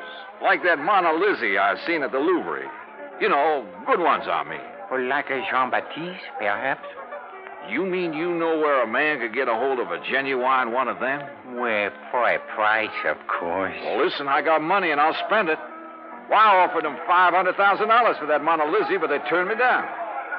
But if I could get a hold of a genuine Baptiste, well, partner, you just name the price. Oh, well, I make no promises, mon ami. But I do have a friend. And for a slight consideration... Name your price and take me to it. I will be waiting for you at the corner with the taxi. That is what you call okay? Okay. I shall be waiting. I'll be there, partner. You bet I will. And I'd certainly like to know how Vincent set this up.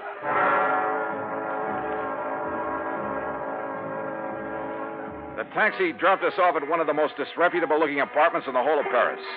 My friend, who called himself the Gray Cat, looked carefully around before entering the front door. Then we climbed 4 flights of a dark, musty stairway. No, remember, my friend, you are not to pay the price he asks at first. If you like, I will make the arrangements for you. Now, that would be right friendly of you, partner. But how would you come out on this? Well, all I ask, monsieur, is 10% of what you pay. And maybe a little extra from him for bringing me up here? Oh, monsieur. Oh, now, don't give me that, partner. I've been around. I'm wise to how you fellas operate. But if I can get a hold of a real, genuine Baptiste... You will see.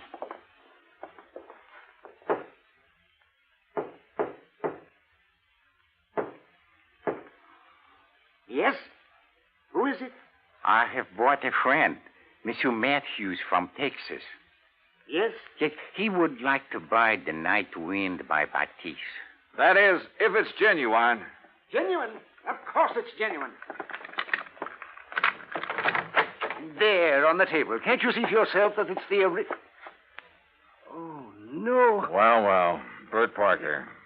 Johnny Dollar. That's right. Insurance investigator. Investigate you? Oh, I've just remembered somebody is waiting for me. That's right, I am. Mr. Price. Oh, no. Well, pardon, Monsieur Price, but I must go. Without your fee for taking care of Mr. Dollar? Listen, both of you, please. I'll give you back the painting. I'll do anything you ask. Oh, drop dead. Oh, dear. Oh, dear. Well, Vincent, there it is. Yep.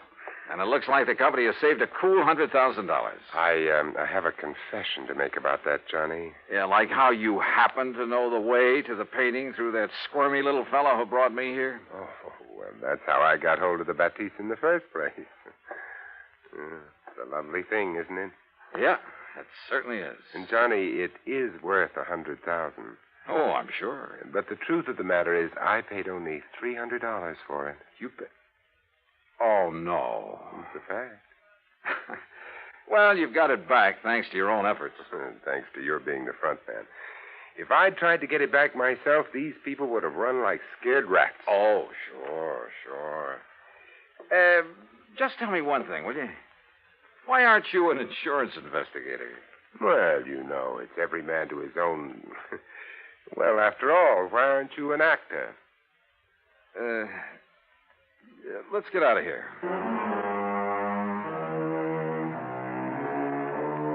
Disposition of Bert Parker? Well, that's entirely up to the company. Vincent, now that he has the painting back, doesn't care one way or the other. However, from the company's standpoint, well, it's not the kind of black eye that's good for you. Expense account total, including incidentals and transportation back to the States, $2,341. Remarks? Well, to Vincent Price, my eternal thanks. Not only for the help on this case, but most of all because it's given me a chance to really know him. Yours truly, Johnny Dollar.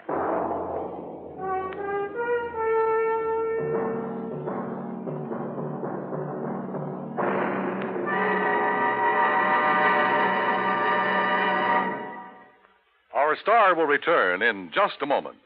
Now, here's our star to tell you about next week's story. Next week, the heart of sunny southern Jersey, and a case that took a very sudden, very strange twist. Join us, won't you? Yours truly, Johnny Dollar.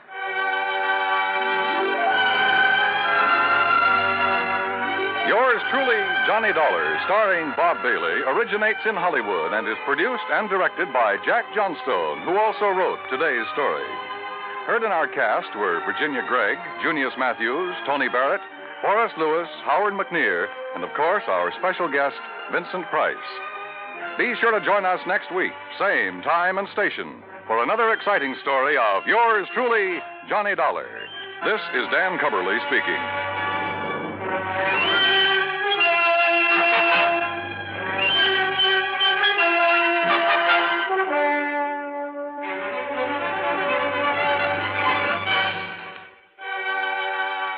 This is the United States Armed Forces Radio and Television Service.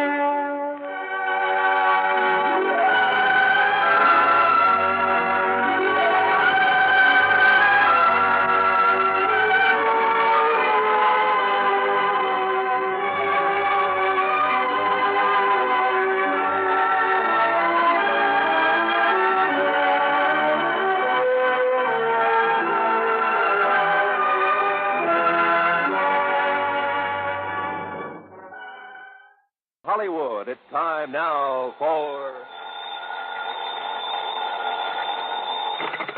Johnny Dollar. Nick Walters, Johnny. Northeastern Fidelity and Bonding. Oh, hi, Nick. How's with you? Good and bad, Johnny. Good and bad. Well, I'm sure it's nothing good you've called me about. What's the problem? $58,000. Lost, straight, or stolen? As if I didn't know. Yeah, probably stolen. Ever hear of the Old Lang Syne Furniture Company? I have not. Sounds like a gag. It's no gag. Some of the finest traditional furniture in the world comes out of that plant. Really? It's up in northern Massachusetts in a little town north of Fitchburg, and it's run by a bunch of real characters. Oh, how do you mean? Well, I suggest that when you go up there, you wear a dark blue suit, white shirt, and black four-in-hand tie. Huh? Oh, and suspenders. Be sure you wear suspenders. Are you kidding? Why? Why don't you come over here to the office and let me tell you about it? Yeah, Nick, I think I'd better.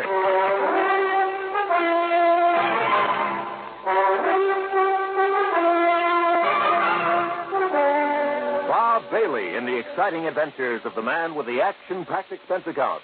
America's fabulous freelance insurance investigator. Yours truly, Johnny Dollar. And now, Act One of yours truly, Johnny Dollar.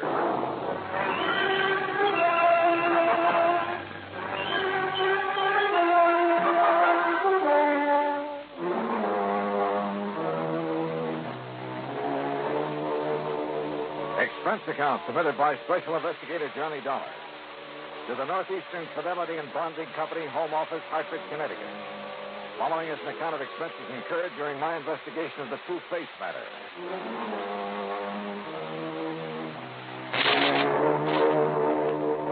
Expense account item 1, after shaving, showering, and donning the most funereal clothes I could find.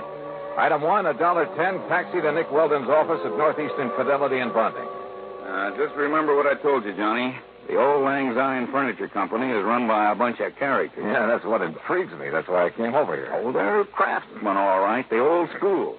May take them a couple of years to make an ordinary straight-back chair, but when it's done, it's the most beautiful thing you ever saw. And the finish they get on the pieces they turn out.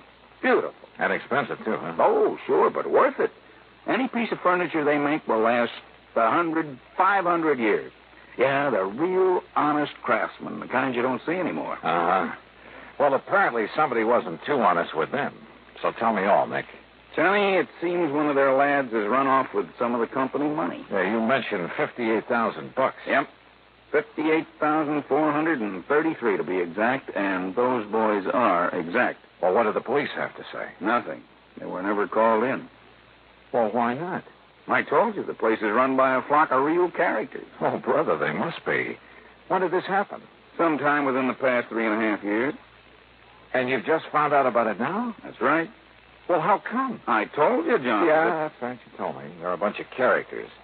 But didn't their policy state that any claim had to be filed within 60 days of the loss? Oh, we waived that for them. Struck it from the policy. Why? Because they don't like to be rushed in anything. Rushed?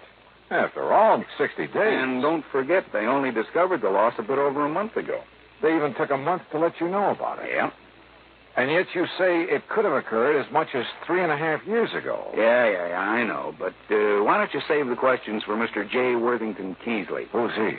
Yeah, the senior member of the organization, I guess you'd call him. There are no officers, you know, president, vice president, and so on. You mean a company big enough to suffer a cash loss of $58,000? Johnny, I told you. Yeah, that's right. You told me. Yeah. So, will you go up there and see what's what? Nick, I'm going up there for just one reason, on expense account, of course. Oh, of course. And that is to take a good look at these crazy characters you've been telling me about.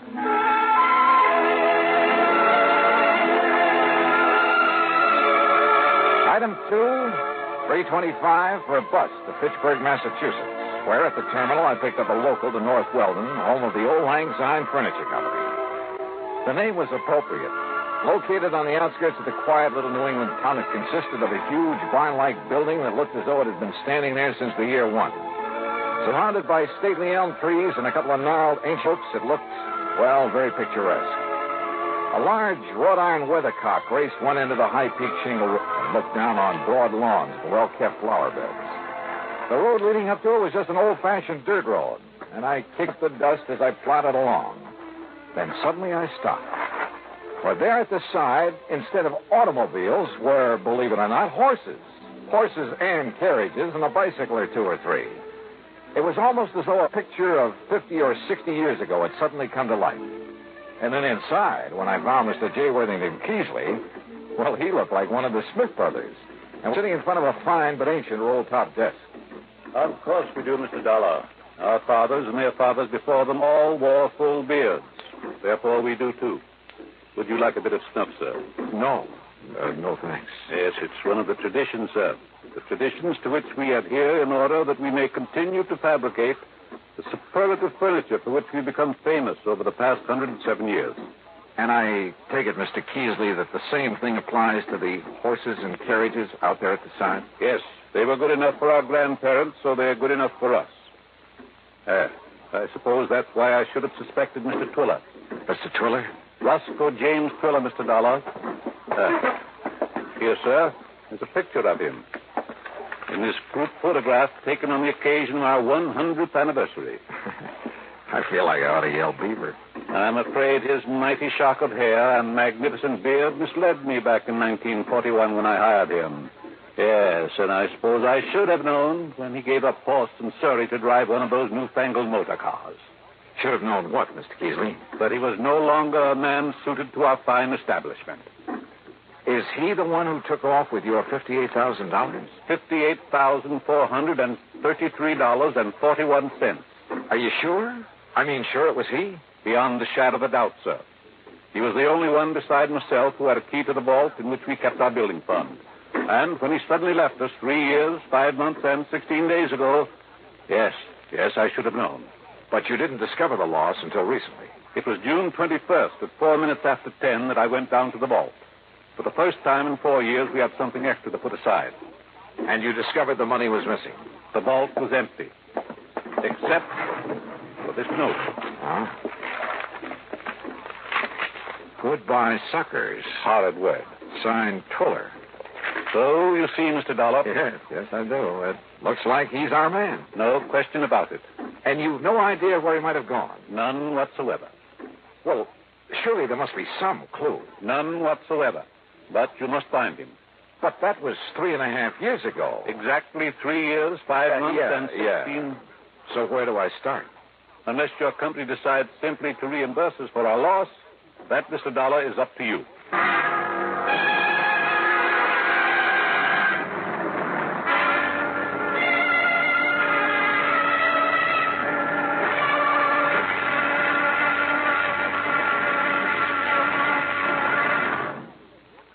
Act 2 of yours truly, Johnny Dollar, in a moment. Sometimes we may wonder why a football team doesn't quit playing and walk off the field when it finds itself 50 points behind with only a few minutes of play to go. What is that indomitable spirit that fills men with hope and keeps them going in spite of terrific odds, keeps them going just to play the game according to the rules, just to get the job done as well as they know how? This kind of spirit pervaded the feelings of heavy bomber crews of the 9th Air Force on that day of glory, August 1st, 1943, the day of one of the most secretly planned surprise bombing missions of World War II. The day of the low-level attack on the Romanian oil refineries at Ploiești. More than 170 B-24 heavily loaded bombers took off in a swirl of red dust from Benghazi, Libya, to bomb a highly defended priority target. The element of surprise in the low-level attack was to be one of their greatest weapons. But things went wrong from the start. 3 planes exploded during takeoff operations. 11 more aborted due to engine trouble. Of those that reached the target area, less than 1/3 returned to home base. The leaders of the mission encountered navigation difficulties and difficulty in identifying specific targets. And due to the loss of that elemental hope, surprise, they also encountered devastating enemy firepower from flak and fighters. The mission was partially successful, but a horrifying experience. 5 medals of honor were awarded to the heroes of the Ploiești raid for valorous action above and beyond the call of duty. At any time, the men would have been justified in turning back, but they had a code of conduct that made them want to see the unequal game through to the end. It was a job that had to be done. A charge of the Light Brigade in the air as they flew down the valley of death to glory. And now, Act 2 of yours truly, Johnny Dollar, and the Two-Faced Matter.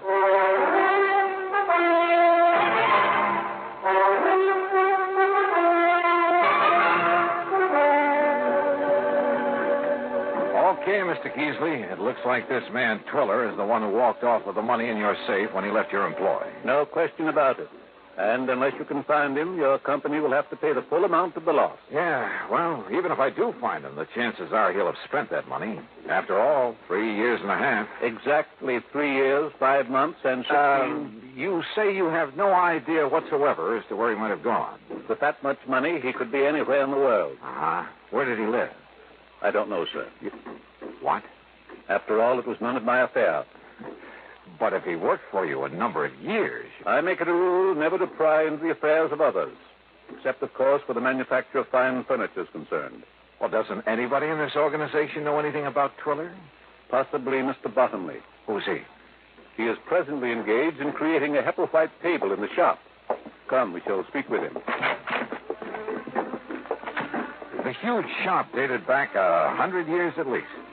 There wasn't a single power tool, not even a buzzsaw. But some of the tools looked as though they might have been used to build the ark.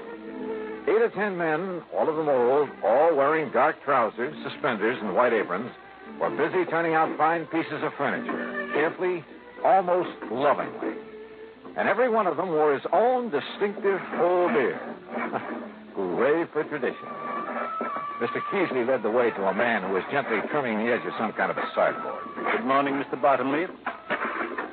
Good morning, Mr. Keasley. You must pardon this intrusion, Mr. Bottomley. It must be for good reason, Mr. Keasley.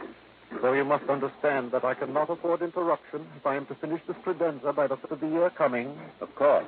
I wish you to meet Mr. Johnny Dollar. Good morning, Mr. Dollar. How are you? He is an investigator, Mr. Bottomley, come to get us back the money we lost. Then he must find Mr. Twiller. Exactly. Good morning, Mr. Thurston. Good morning, Mr. Keasley. Mr. Keasley tells me you know where this man Twiller lived. He was my neighbor. Lived alone next door to me. Where? And I assure you, sir, I had no idea of his designs on the company building fund. Yes, I'm sure. But now if you'll tell... Each morning, he drove me to work in his carriage until he purchased that abominable motor car. Oh? I refused to ride in it, sir, and bought myself a bicycle. You did properly, Mr. Bottomley. Good morning, Mr. Woodstone. Morning, Miss Keasley. Well, just where is it that Twiller lived, Mr. Bottomley? In the village of North Weldon. East North Weldon, on Peach Avenue. Well, then perhaps the authorities there will be able to give me some kind of a lead. The authorities? The police, Mr. Keasley. The police? Good heavens. I hope not, Mr. Dollar. Surely not the police. Gentlemen, please. These gentlemen are right, Mr. Dollar. Think of the blot on our good name. Now, look, your loss amounts to $58,000. $58,400. If I don't find this man, my company's going to have to pay off. I know, but the police... Now, look, my immediate job is to find this Roscoe James Twiller. And if I need the help of the police to do it... Who's the chief of police in North Weldon? Well? The mayor, Mr. Dollar. What's his name? John Kenworthy Wilkins, Mr. Dollar. Any of you know him? We do not mix with the townspeople, Mr. Dollar. We don't even go into town, Mr. Dollar. That's right. But I do have a picture of the mayor. Here, sir. Bottomley. Where did you get this? He's running for re-election, Mr. Keasley. I found this poster in my carriage. Well, get rid of it, man. This is indecent. No, wait a minute. Let me see that. Terrible, disgusting. Huh? Why, it's a disgrace to have such a thing within the walls of this fine old company. Oh, no. No wonder the old boys were shocked. For His Honor the Mayor of North and East North Weldon was not only as bald as a billiard ball, but to top it off was clean shaven. Yeah, a picture like this within the walls of the All Lang Syne Furniture Company was real sacrilege. But I still hadn't done my job. I had to find this man Twiller or let the company pay out $58,000. How to find him? I hadn't the least idea.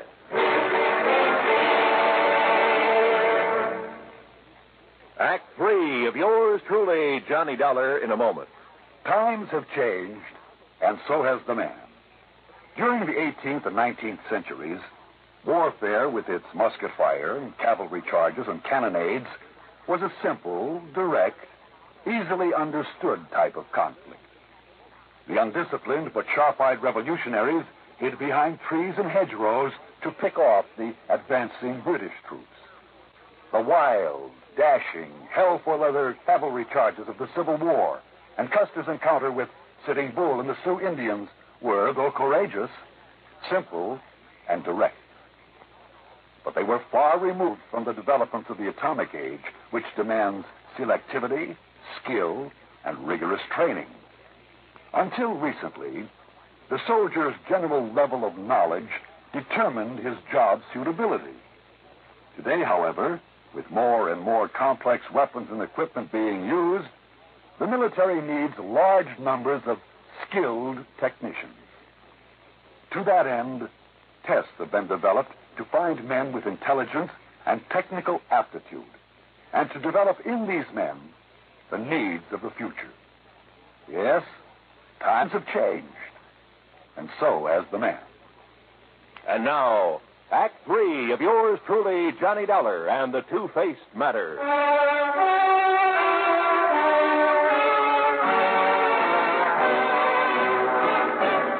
I found the mayor of North Weldon sitting comfortably on the shaded porch of his home, fanning himself with an election placard and sipping at what looked suspiciously like a gin and tonic.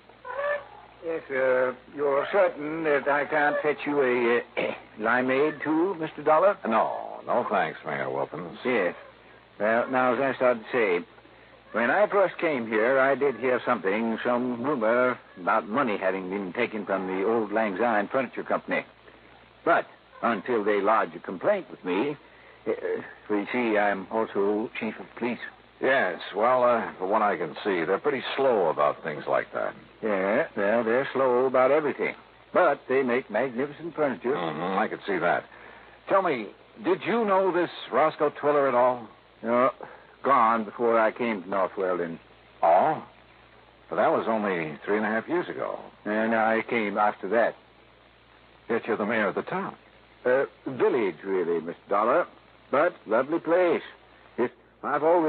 I've liked it ever since the first time I saw it. And when the people learned of my police record, my record in police work out in Ohio, why, they insisted that I take over my present jobs for them. I see. And you have no idea where I could get a lead on this man Twiller? No, sorry. Don't the people at the furniture factory have any ideas about him? None whatsoever. You're sure? I'm sure. Yes, well, if what you've told me is true about his taking the money, he is probably far, far away. Yep, I'm afraid so. Just as far as I am from solving this case. Well, we chatted on for a few minutes, and then I left him in the hope of finding some erstwhile neighbor who might be able to give me some help. I headed across town toward Peach Avenue. And then, as I was about to pass the bus stop... Bang! Huh? Bang! You're dead! Oh. And another redskin bit the dust. Well, hi there, fella. Cowboy, huh? Sure, I am a cowboy and a policeman and an artist and everything. Sure. My name's Jimmy Carter. What's yours? Johnny Dollar. Want to see some of my artistical drawings? Yeah, sure I do, Johnny. Just look at this cigarette advertisement here on the fence. Uh-huh. With my own crayons, too. That's it. How's that? Jimmy, that's the most beautiful mustache I ever saw on any girl. Sure. My teacher says I'm going to grow up and be a great artist. Oh, sure. But first I have to get a paint set. Sure you do. And see what I've done with this one. Sure, you... Jimmy. That's our mayor. Yeah. He's running for re-election. That's why he has all these signs all around. Don't you think he looks a lot better with some hair on his old bald head? And a little Charles Shaleed. Now I'm going to put a beard on him. See? Like some of those old men at the furniture factory. Stay with us, Jimmy. Stay with it. They're funny old men. Like this. See? Uh-huh. Only they never come in town. Never. There. Doesn't that look like one of them? There. Jimmy, that's so good I'm going to say that. Really? Yes, sir. Thanks a lot. Gee, you mean? I sure do. I didn't know I was that good. Jimmy, you'll never know how good you are.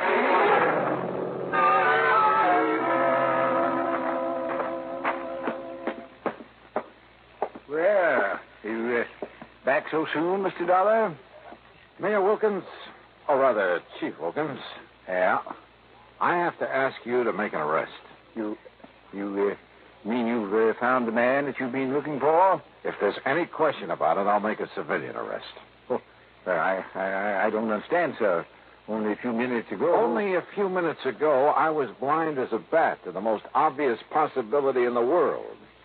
You showed up in this town a short time after Roscoe Twiller left. Yes, that's true. Roscoe Twiller, with a heavy shock of hair and a thick beard. Well, I understand it's all men out at the old Lang Syne furniture. You, clean-shaven, completely bald. Mr. Dollar. I should have realized by the funny pink tint on the top of your noggin that you've been using some kind of hair remover. I beg your pardon, sir. Here. Look at yourself. Yes. What'd you get that? Roscoe James Twiller, alias John Kenworthy Wilkins. Now, Mr. Dollar. And I'll bet that if I make a search of your house, I'll find the key to that vault in the furniture factory. No, I threw it away. Yeah. Do you want to make the arrest yourself, Twiller? Or shall I?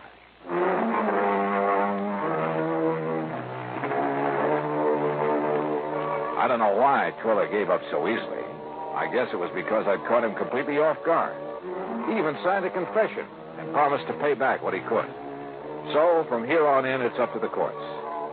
And all thanks to a little kid who liked to draw mustaches on billboards. Expense account total, including the finest paints that I could find for my little pal Jimmy. Ooh, hey, wait, I gotta pad this. It only comes out to $9.80. Yours truly, Johnny Dollar.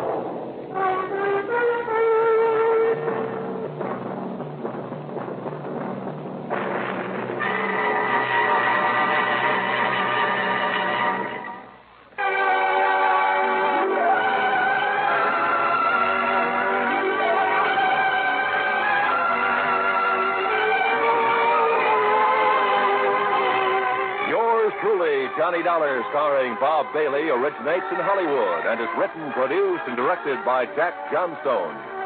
Heard in our cast were Will White, Herb Vigran, Forrest Lewis, Edgar Barrier, Richard Beals, Bill James, and Gus Bays. Be sure to join us, same time and station, for another exciting story of yours truly, Johnny Dollar. This is Roy Rowan speaking.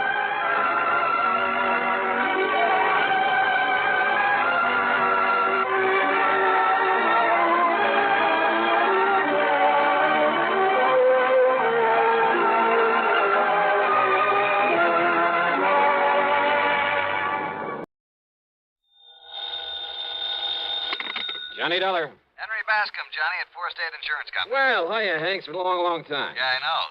Johnny, are you free to come down here and look into something for us? Henry, as long as somebody pays my expense account, and of course a nice fat fee, I'll go anywhere. Johnny, for once, you're not going to be able to pad that freewheeling expense account of yours. Any bets? Why not? Because the investigation I want you to make is right here in New York City. Oh, well, there's always the fee to fall back on. How much?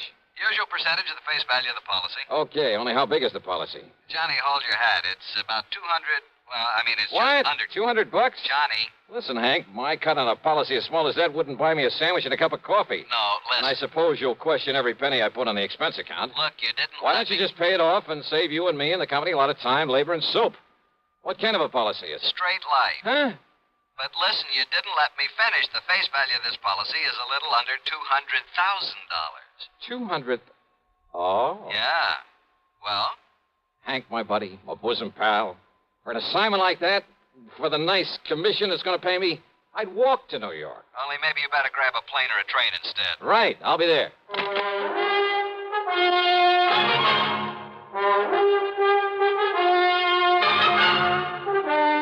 CBS Radio brings you Bob Bailey in the exciting adventures of the man with the action-packed expense account, America's fabulous freelance insurance investigator. Yours truly, Johnny Dollar.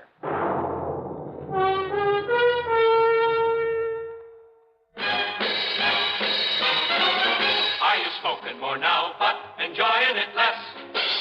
Have a real cigarette, have a Camel.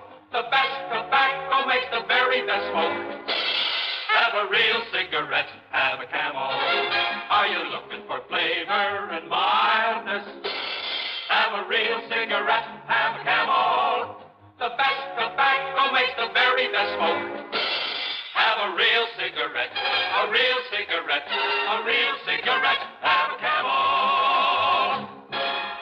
If you're smoking more today, but enjoying it less, try Camels. The Camel blend of costly Turkish and domestic tobaccos has never been equaled for rich flavor, easygoing mildness, real smoking satisfaction every time you light up. The best tobacco makes the best smoke. Have a real cigarette, a real cigarette, a real cigarette. Have a Camel. And now, Act One of yours truly, Johnny Dollar.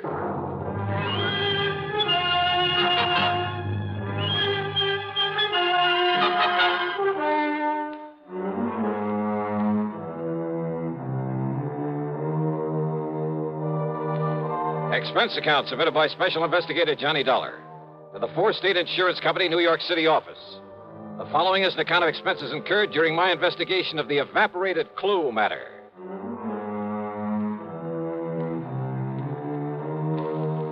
Expense account item 1, $5.25 for a taxi out to Bradley Field. Item 2, $13 even for a plane to New York and a limousine to Grand Central Station. Then I walked over to Henry's office at 500 Fifth Avenue at the corner of 42nd Street. Johnny, you really made time. Sit down. Yeah, thanks. That's because of the tempting offer you made to me over the phone.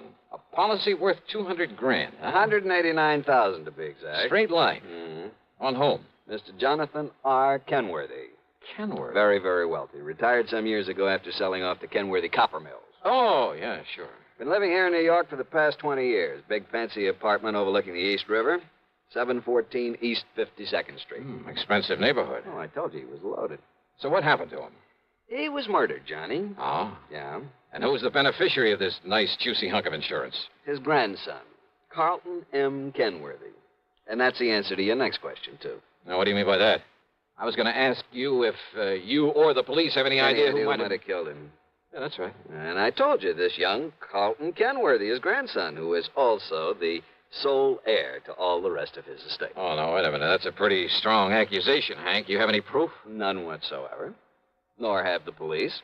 But I take it you figure that Carlton had the motive and the opportunity. And a perfect alibi. Oh? Yeah. And what makes you think he did it? And the police, too? And the police, too. Well? Motive, Johnny. It's as simple as that. All right, keep talking. It's simply that nobody else in the world could possibly benefit by old Mr. Kenworthy's death. Well, now, Hank... Plus the fact that he had no enemies. None whatsoever, Johnny. You sound pretty sure of that. I am. I not only knew him, but I knew a great deal about him. Oh, but after all, a man who's been head of a company as big as Kenworthy Copper Mills, some disgruntled employee with some imaginary grievances. Over 20 years ago? Well... But even if he'd only retired from that business last month, I'd still say no. Kenworthy was one of the best-loved men I've ever heard of. As for his employees, why, they're the ones he left the business to. He never had a strike, any other kind of labor troubles, despite the size of his plant, because he treated every one of his employees like one of his own kids. This sounds pretty unusual, Johnny, I know. But he was an unusual man. Oh, I see. But now about this grandson, Carlton Kenworthy. Well, about as useless a hunk of human being as I've ever seen. How old is he? Oh, 30, 32 or 3. What's he do for a living? Well, that's the point. He doesn't. Nor has he ever done anything. Despite the fine education, all the world travel his grandfather lavished on him. Johnny, if you want a perfect definition of a playboy, I can give it to you in 3 words. Carlton Manson Kenworthy. And he gets the whole estate as well as the insurance. He's known in every nightclub on Manhattan Island. He and that Leach Allen something or other who pals around with him. Allen? Yeah, Barker or Baxter or something. Theaters, nightclubs, expensive restaurants, all the racetracks when they're open, wherever they're open. And they toss money around like confetti. Where does Carlton get it? From his grandfather, who's always sponging off. What about this pal of his? It's Allen, whatever his name is. Barker. That's his name, Alan Barker. Well? He sponges off Carlton. Oh, they're quite a pair, Johnny. Well, did the grandfather approve of this kind of stuff? I don't think he really knew what was going on. According to the old man's attorney, who was a friend of mine, he was led to believe that Carlton was investing in various business ventures. The point is, the boy needed money. And the surest way of getting it, plenty of it, Was by having his grandfather dead? Yeah, well, you've built up quite a case, Hank, but it still isn't enough to hang him, not by a long shot. Have the police been able to pin anything on him? Not yet, apparently. I told you he has a perfect alibi. When did it happen? Last Tuesday. Who's handling the police investigation?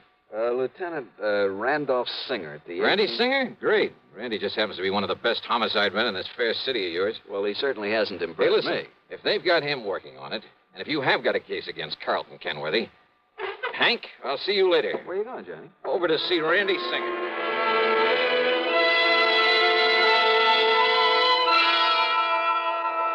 Sure, Johnny, I'm just as sure as your friend Hank at the insurance company. Why, Randy? Well, the way that boy played around. Cost him a fortune. Even more than his grandfather gave him. You're sure of that? What do you mean? Well, the way I get it, Grandpa gave him plenty. Yeah, but Carlton is up to his ears in debt. Every time the boys raid a plush gambling joint, there he is. He and that hanger-on of his, Alan Barker. Like peas in a pod, those two. Then he probably welcomed the raids. Sure. Probably kept him from having to pay off some of his losses. Yeah, he's still in up to his ears. And as long as he's the only one who could possibly benefit from Grandpappy's death, as long as we're sure that nobody else had any reason for killing him, and we are... How and when and where was he killed? Tuesday night in his apartment. He was struck on the back of the head with a heavy wrought iron poker from the fireplace. One good wallop, and he was done for.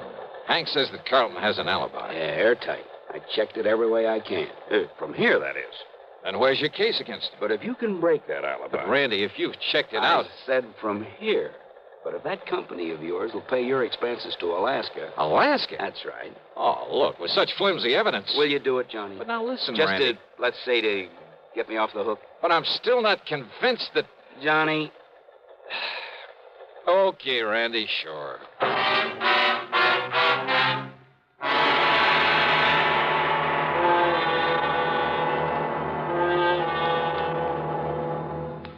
Act two of yours truly, Johnny Dollar, in a moment. Meet star Stuart Irwin.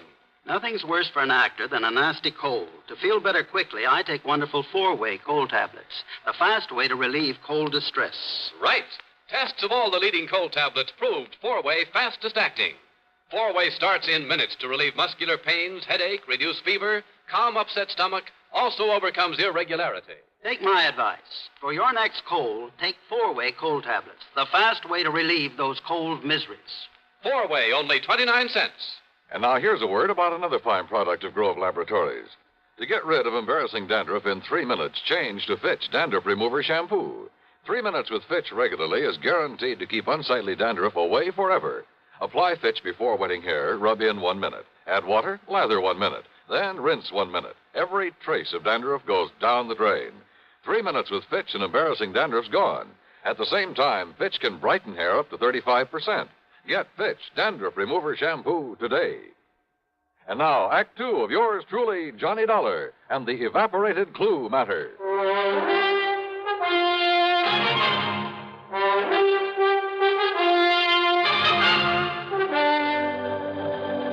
But why Alaska? Because that's where Carlton Kenworthy says he was when his grandpappy was murdered. Well, Randy, that ought to be easy enough to check out. So I did, Johnny. He made the airline reservation. He was aboard the plane. He got the Juneau on Monday afternoon. He got himself a room at the Baranoff Hotel. You checked that with the hotel? By telephone. Why was he up there? Who knows? But the hotel says he was. Well, what did he do with himself? Apparently took in some of the night spots and flew on back here on Thursday morning. Checked him all the way through. And his grandfather died on Tuesday. Oh, Parker. There's a report on that poker, Lieutenant. Oh, good. The prints were pretty badly smudged, but they managed to nail down a couple of them. Oh? Whose? Yeah, look at this, Johnny. Yes, sir. One print from the deceased and a couple made by Carlton Kenworthy. Yes, sir. And why not, Lieutenant? What? Kenworthy. After all, as I told you several times, I've often made up the fire for my grandfather there in his apartment. So is there any reason why my fingerprints shouldn't be on that poker that was used to kill him? He's got a point there, Randy. Well, listen. Of course I have. The fact remains... And didn't this officer say the prints of both myself and my grandfather were badly smudged? Yes. So, whoever did it wiped off his own prints and part of ours. Quite possible, Randy. The fact remains, The fact Kenworthy... remains that I was in Alaska when my grandfather was murdered. Why, Carlton? Just a little trip, a little fun, just... Who are you? Johnny Dollar, investigator for the insurance company. Well, Dollar, I certainly hope you can accomplish more than these stupid police have. Of Listen all the to me. stumbling, bumbling. Well, That's all, Parker. Yes, sir. well, Lieutenant, that silly look on your face. Because I think you killed him. Because you're the only one with any reason But I to. didn't, of course. How could I?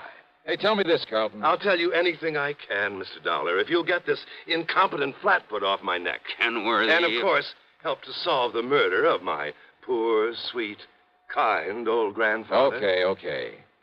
Did you make that trip to Alaska alone? Yes, that's right. Okay, thanks. That's all? That's all. For now. Very well. And will you keep me advised, Lieutenant, if by some stroke of luck you should happen to make some progress for a change? Get out, Kenworthy. Gladly. Just be sure you stay around, that you don't leave town. Don't be silly, Lieutenant. Why should I? Johnny, so help me, if that guy... If I have to... Okay. Just give me one thing, Randy, an address. Huh?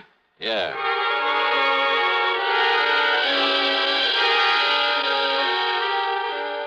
I could see why Randy'd harbor no love for Carlton Kenworthy. His attitude there at headquarters got under my skin, too. Expense account item 3, $1 even for a cab to Alan Barker's apartment. And I saw immediately why Randy had said they were like two peas in a pod, despite the fact Carlton was a good deal huskier. They were so much alike, I wondered if there was some blood relationship. Hardly, Mr. Dollar. We're simply good friends, that's all. Our tastes are alike in liquor and women. We like to do the same things, and... well, that's why we get along so well together, why we're known as the Inseparables.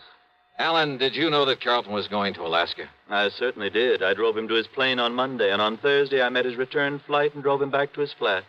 Missed him like the very devil, incidentally. You keep a car here in the city? In the garage down in the basement. What did you do while he was away?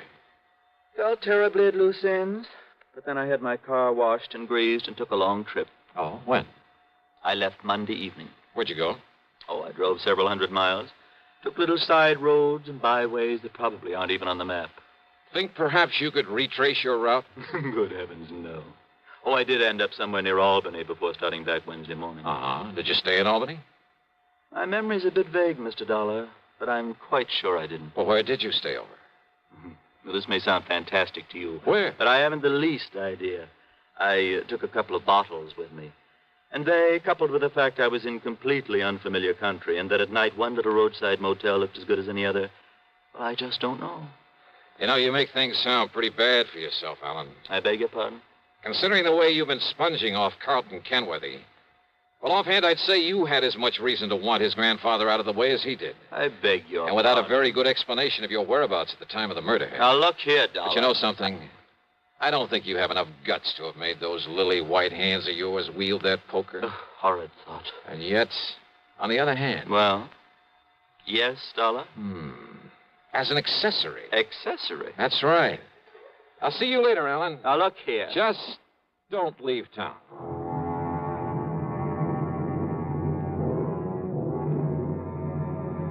Carlton? Possibly. Alan? Well, I don't know. I don't pretend to be an expert judge of character. But I'd swear that Alan wasn't capable of killing a man.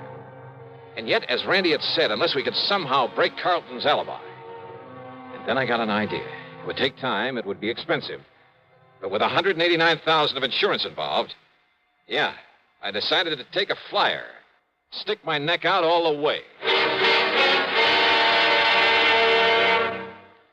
We'll return to yours truly, Johnny Dollar, in exactly 1 minute. Constipation is something people don't talk about much, but it can be a problem for anyone, even doctors. And when constipation occurs, it's interesting to see just what doctors consider important about a laxative they might use or recommend. Well, a majority of the doctors we heard from had this to say. A laxative should be effective, gentle, as close to natural acting as possible, and a medicine that can be used with complete confidence. Now, X-Lax has been popular with many doctors and millions of people over the years because pleasant-tasting chocolated X-Lax is effective. Overnight, it helps you toward your normal regularity. X-Lax is gentle. Next morning, it gives you the closest thing to natural action. And that's why many doctors and millions of people use X-Lax with complete confidence. X-Lax, the laxative that helps you toward your normal regularity gently, overnight. Is X-Lax in your medicine cabinet? And now, Act 3 of yours truly, Johnny Dollar. Expense account item 4, $489.54. That's a round-trip plane ticket to Juneau, Alaska, by way of Seattle, Washington. It wasn't until we got there that I suddenly realized I'd been pretty stupid. In spite of the fact that Alan looked very much like him, I should have taken along a picture of Carlton Kenworthy.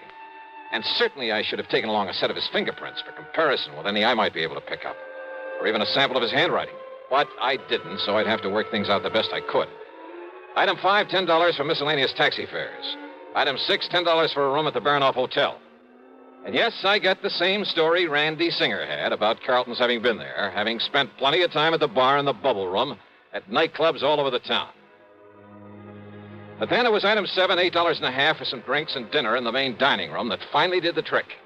Yeah, that pointed out the one small, seemingly insignificant way in which I could either prove or disprove Kenworthy's alibi. Believe me, seldom has the solution of a murder case hung on such a slender thread. Anyhow, less than 36 hours after I'd left New York, I was back at Idlewild Airport. Item 8, 10 cents for a phone call to Randy Singer. Item 9, $7.50 for a fast taxi into 18th Precinct headquarters. Johnny, where you been anyway? Did you get in touch with Carlton? He's right here in my office. Good boy, Randy. Well, hello, Carlton. Ungodly hour to drag a man out of bed and over here. Yeah, have a bad night of it? Alan and I did do the town a bit. Have you found some lead, I believe you call it, on the killer of my grandfather? Yeah, maybe. Do you mind if I sit down? Maybe you'd better. Where were you when your grandfather was murdered? Why, I've told you, Juneau, Alaska. You know Alaska pretty well? I know nothing about it. This is my first trip and a very brief one. You stayed at the Baranoff Hotel? That's right. Check with them, and you'll find I was there on Monday, Tuesday, and Wednesday. Did you eat there at the hotel? My dinners, yes. But I fail to see what that could Just answer my questions, will you, please? Why not? Okay, now. Monday night. Cocktails in the bubble room? That's right. But what difference could that possibly... And what did you have for dinner? Now, that's a stupid question. Yeah? But if I can prove you weren't where you say you were when your grandfather was killed... If you can, Dollar, and I know that you can't, but if you could, I would gladly confess to this murder, regale you with gruesome details, tell you anything you like. Wise guy. I asked you what you had for dinner Monday night there at the Baranoff. Oh, I see. You think if I say I had something that wasn't on the menu that Just night... answer my question. Or perhaps you'll check to see if the dinner was put on my bill, so I'd have to sign for it, leave a sample of my handwriting. But I paid cash for everything. I asked about your dinner. Well? Dollar, of all the asinine, idiotic... Shrimp cocktail, a salad, a steak, and some coffee. Get that stuff anywhere. But now, Dollar... Mike? What? The coffee. Really, if this is detective work, if this nonsensical questioning... Well? No, Mr. Dollar. I had my coffee with cream and sugar. Oh, you ordered cream? I used the cream that was on the table. Look here, now, of all the silly, absurd, childish Cream was on the table? Of course it was. Real cream? Yes, and the sugar was real sugar. That's beside the point. But what you hope to gain by all this, stupid... Oh, you mean you solved this heinous crime without knowing about the sugar, little boy? That's right. Because you'd already told me you were never there. What? Because Alan went up there instead, didn't he? Using your name to establish an alibi for you. Now, what miraculous deduction leads you to... Because of your certainty about that cream on the table. Of course I'm certain. Doesn't any decent restaurant put cream on the table? No, not up there. What? What's that, Johnny? But he didn't tell me that. I don't know why, Randy. Maybe no big dairy farms yet. Maybe just plain habit. Maybe they like it better. Dollar, how did you find out But about on that? every table, even in the best places, you'll find no cream. But a little can of evaporated milk. Like to check on it? Well, I'll be doggone. It was Alan. Did Alan tell you that? Did Alan give me away because he thought he could get the money if I knew he was my friend only because of the money I could give him, but listen, he's as guilty as I am, Mr. Dollar. Is he? Of course he is, because he helped me kill my grandfather. Well, isn't he? I'll prove it. I'll prove I couldn't have killed him without his help. Do you hear me, Dollar? Do you hear me? You think that's going to help you in court?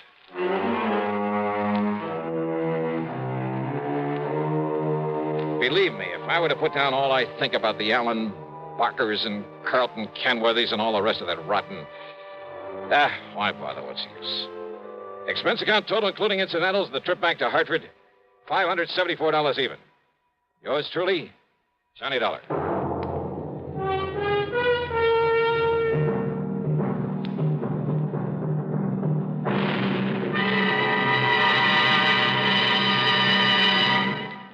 Now, here's our star with a word or two about next week's program. And a welcome to a couple of more stations that have joined us. WBRK in Pittsfield, Massachusetts, and WKNY over in Kingston, New York. We're glad to have you with us. And, man, how this network grows and grows. As for next week, well, I wonder just how you'd feel sitting on top of a nuclear explosive device, knowing the darn thing may go off any second and blow you to kingdom come. I know how I feel. And I'll tell you all about it on my program next Sunday, as usual, right here on the CBS radio station that brings you all the best in programming. The story's a real cliffhanger, and I'm sure you'll like it. Join us, won't you? Yours truly, Johnny Dollar.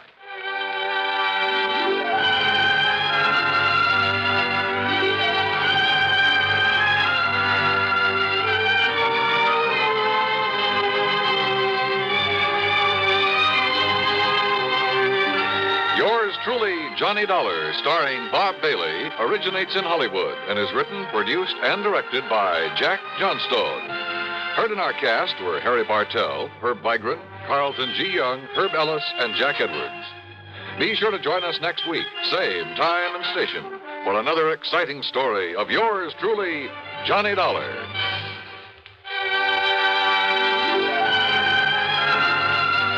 This is Dan Cumberly speaking. Suspense follows on the CBS Radio Network. Better buys are your reward at Orange Motors for a Ford. Get your orange guarantee from the largest dealer in Albany. In the heart of Auto Row, Orange is the place to go. Orange Motors has the parts it's true, plus 44 years of experience too. Orange Motors, if you're wise, for better service, better buys. It's easy to have a new Ford Falcon in your garage. Orange Motors has an excellent choice of Falcons in all colors, automatic or standard shift, 2-doors or 4-door. For a nominal down payment, you can own a Ford Falcon for as low as $50 a month. Think of it, a new Ford Falcon for only $50 a month. Want one? Come to Orange Motors in Albany. Better Ford buys, used or new, at $7.99 Central Avenue. Orange Motors, if you're wise, for better service, better buys. Radio 59, WROW, first on the dial in Albany, Troy, and Schenectady. Pat McCracken, Johnny, Universal Adjustment Bureau. Well, hiya, Pat. 1, 2, 3 in a row. Now, what's that supposed to mean? Mysterious disappearances. 3 weeks ago, you were out looking for the beneficiary of a big policy by the name of Jonathan Doe. Yeah, so what happened? He turned out to be a man who never existed. I know. And then last week, it was Elmer Loomis.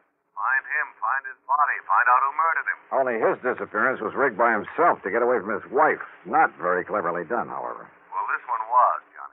Everybody at first. Where? Kerr's Ferry, New York. Little town along the Hudson over near Yonkers. Well, if you know it was a fake, what do you want me to do about it? Find him. Bring him in so we can prefer charges against him. What kind of charges? Perpetrating fraud against the insurance company. What else? What if he hasn't collected? I'm afraid I don't get it. You will. Come on down here to the office and I'll tell you about it. His policy a big one? Very. Then you won't quibble over the size of my expense account. I didn't say that. But of course, that's what you meant. Johnny? Okay, Pat. I'll be over in a few minutes.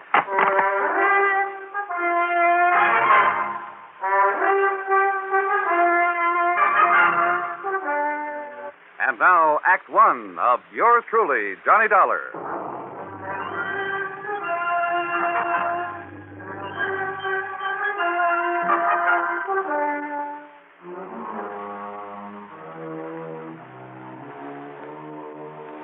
Expense account submitted by Special Investigator Johnny Dollar to the Universal Adjustment Bureau, Home Office, Hartford, Connecticut. Following is an account of expenses incurred during my investigation of the little man who was there matter.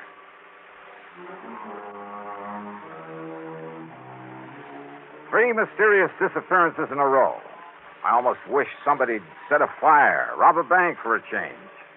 But expense account item one, $1.20 for a cab to the Office of Universal Adjustment Bureau.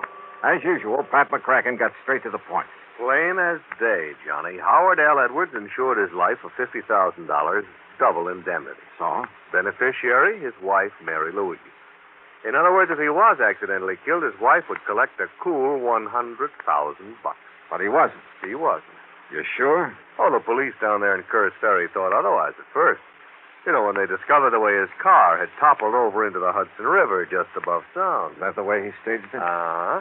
But when they found out that Edwards and his wife were stony broke and had been for months, that if it wasn't for the finance company that had starved by now, well, that's what wised them up. But, Pat, if they haven't found him or his body... Him, Johnny, him. According to the police, his wife finally broke down and confessed that they had planned a disappearing act for quite some time. Ah. Oh, sure. They figured when his car was found, they'd think his body had washed down the Hudson through the Narrows into the ocean, and the company would pay off. Yeah, I see. Then once she got the money, well, pack up and leave and meet him wherever it was they'd planned to meet. Would the company have paid off without a body, without absolute proof of death?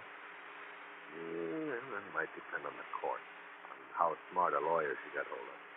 But what if they did have to wait for 7 years for the statute of limitations to run out? Yeah, I see what you mean. Oh, this kind of fraud has been tried before, Johnny. And sometimes, I'm afraid, probably it's been got away with. So, with $100,000 in So, if I find him, I get that nice fat fee we were talking about. That's right. That's exactly... No! Look, and you take it easy with that freewheeling expense account, will you, for once? What, Pat, I never did. Would you find him for us, huh, Johnny? Just bring him in so we can throw the book at him. Okay. Give me his address, whom to contact in Kerr's Ferry, and I'll see what I can do. Expense account item 2, $4.85 for a tank full of gas. I decided to use my own car, not to save money for the company, but to save time for myself. My first contact down in Kerr's Ferry was Police Sergeant Ben Ringler, who had been in charge of the case right from the beginning. Headquarters was the back room of a small brick building that served as City Hall. All right. You know how the highway skirts the edge of the river just about town? Well, it was rainy and wet that night. He missed the curve, skidded over the edge, and rolled down into the river. At least that's what he tried to make it look like. You mean he deliberately ran that car into the river? Sure he did. There wasn't a sign of a skid mark. Sergeant, how long after it happened did you find the car? Wife said he'd left home after dinner the night before. But after midnight, she called us. Said to please go out and look for him. Like we got nothing to do but go out and look for some guy who was away from home a couple of hours. And you found the car? I'm telling you. Some kid who was fishing down there seen the wheels of the car sticking out of the water early the next morning after the rain. Uh-huh. In other words, it's possible that if there had been skid marks, the rain might have obliterated them. Oh, stop kidding yourself. Him and his wife were so broke they... What did Howard Edwards do for a living? Called himself an inventor. And listen, him and his wife even already had the house up for sale. So? Well, don't you see? As soon as she collected the insurance money, she could leave town and nobody think nothing of it. Mrs. Edwards admit all this to you? Oh, are you kidding? Well? Of course not. But when she let slip about their planning a disappearance, well, Dollar, no matter how you look at it, 2 and 2 makes 4. So don't worry, she'll admit it before I'm through with her. I've cracked harder nuts than her in my time. Maybe I'd better see and talk to her. Sure, go ahead. Make her break down and tell you where he's gone. If you can. Now, just what do you mean by that? You young kids think you're pretty smart. But, mister, you just try to get anything out of her. Oh, I can try. Yeah? Good luck, Dollar. You're going to need it.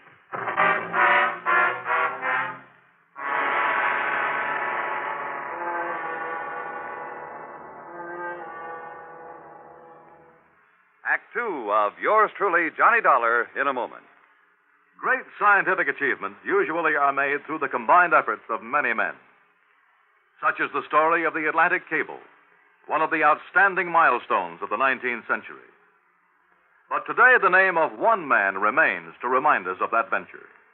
The organizer and director, Cyrus W. Field, a retired paper merchant who risked his fortune, sanity, and integrity in an awesome adventure that lasted 12 long years.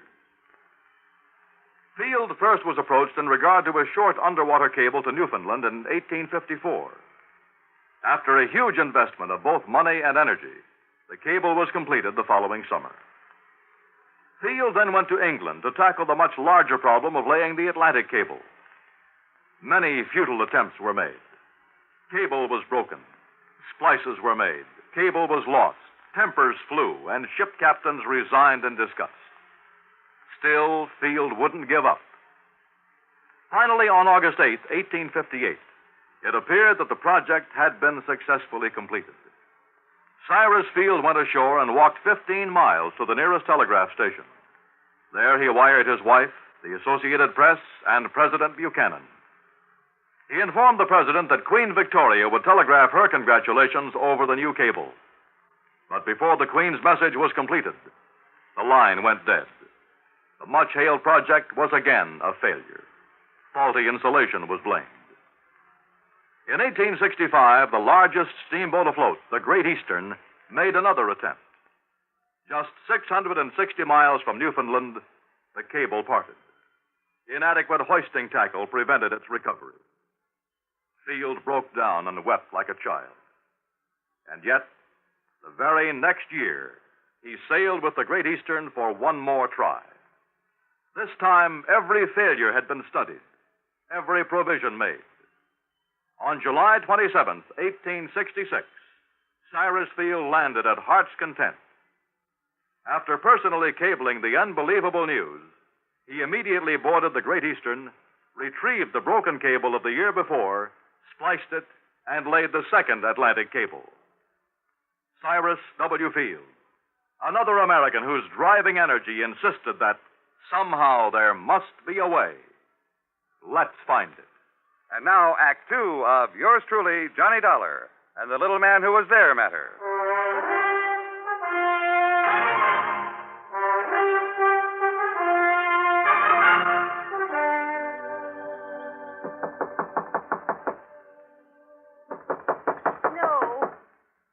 Mrs. Edwards? Please go away. Please leave me I want to alone. talk to you, Mrs. Edwards, about your husband. Why don't you policemen leave me I'm alone? not the police, ma'am. Oh, yes, you are. You're trying to fool me again, like the man who came yesterday. Like the one who kept calling me on the telephone all My name night. is Johnny Dollar from the insurance company. The insurance... You sure of that? Yes, ma'am. Now, if you put your foot in the door like that Peter Barskin yesterday... No.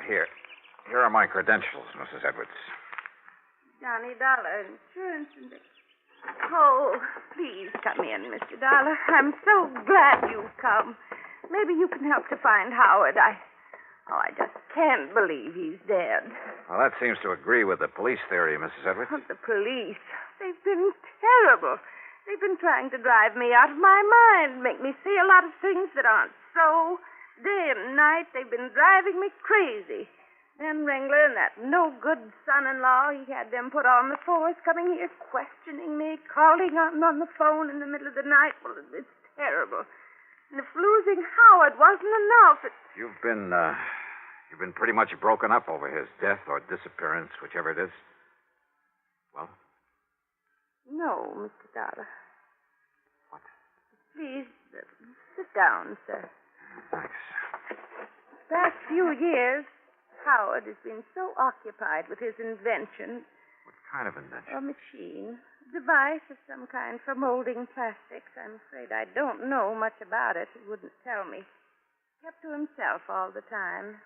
Well, he must have It was like an obsession with him. He was so wrapped up in it that I'm afraid I haven't been much more than a housekeeper for him these past few years. What have you been living on, Mrs. Edwards?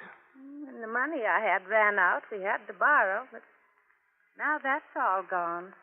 You have your home up for sale. I noticed the sign out front.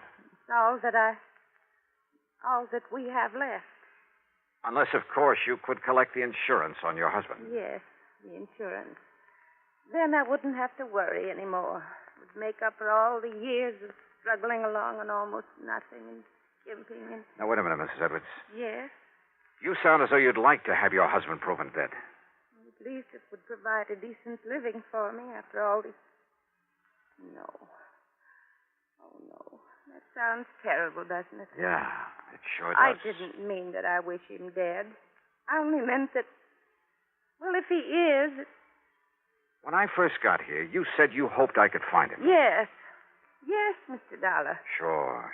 So that you and he could continue this sad life of poverty and not really getting along together? No, don't you see? We'd have money. Oh? Because of his invention. He'd finally found someone who would buy it for a lot of money and a lot of royalty when it's used. But now even that is gone.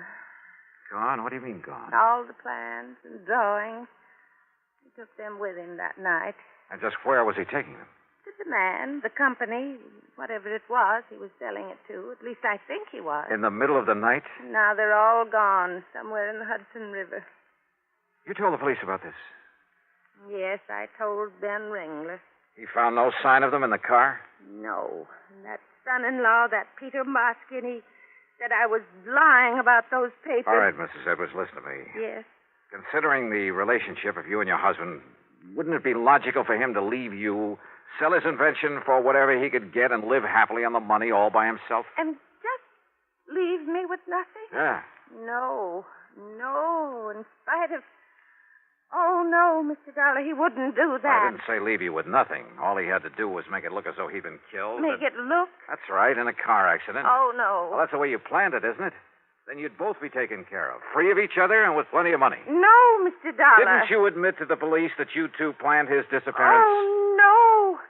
I told him, Ben Ringler and that son-in-law... Told him what? That before Howard knew his invention would work, that he could sell it, Howard did talk of going away so he could work on it undisturbed without me under his feet. That's all I said. Ben told your insurance company. Ben made it sound like... Oh, don't you believe me, Mr. Dollar? I'll see you later.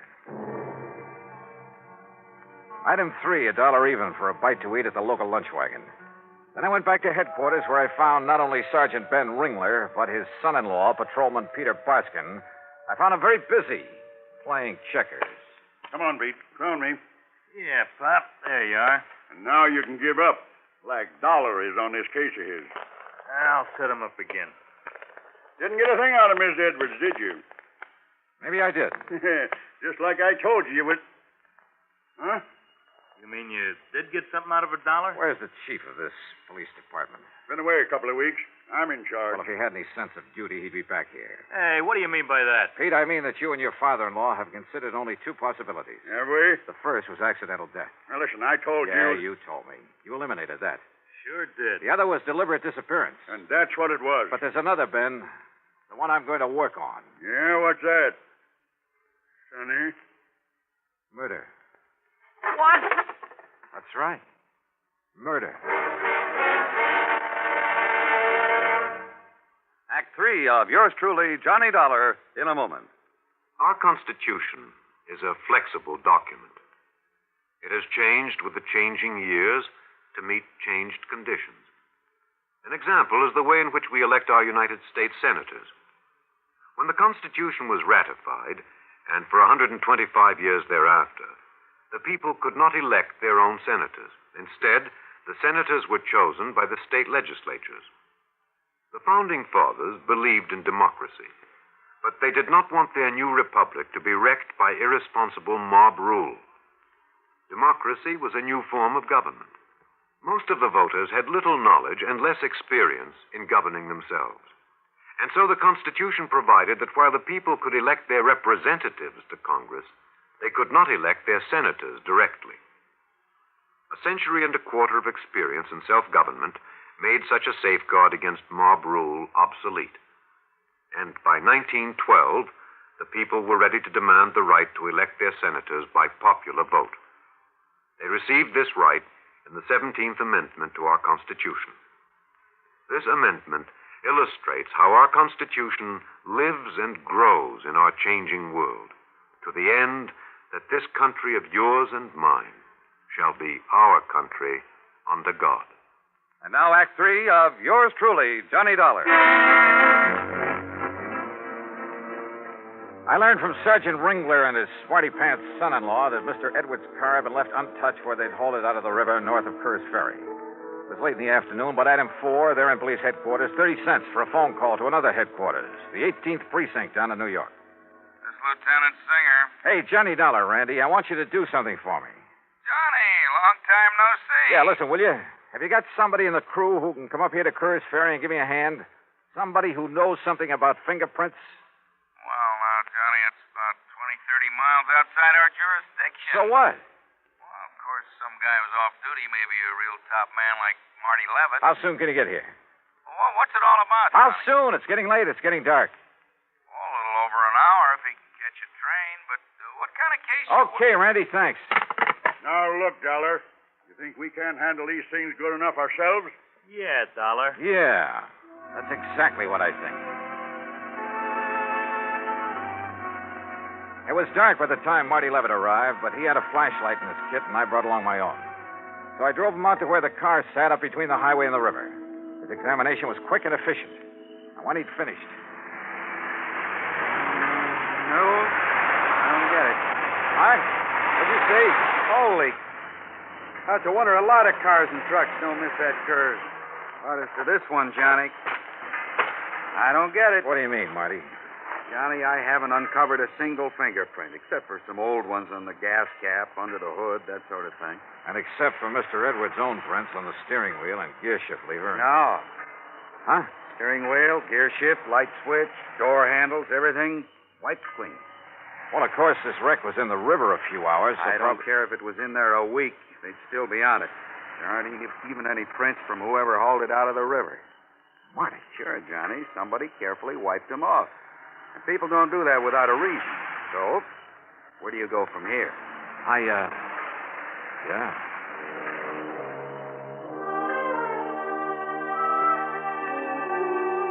I drove Marty into his train for New York. Then, purely on a hunch, drove over to the Edwards house. Every light in the place was on, and through the windows I could see Mrs. Edwards apparently aimlessly but frantically rushing from one room to another, then back again. Dear.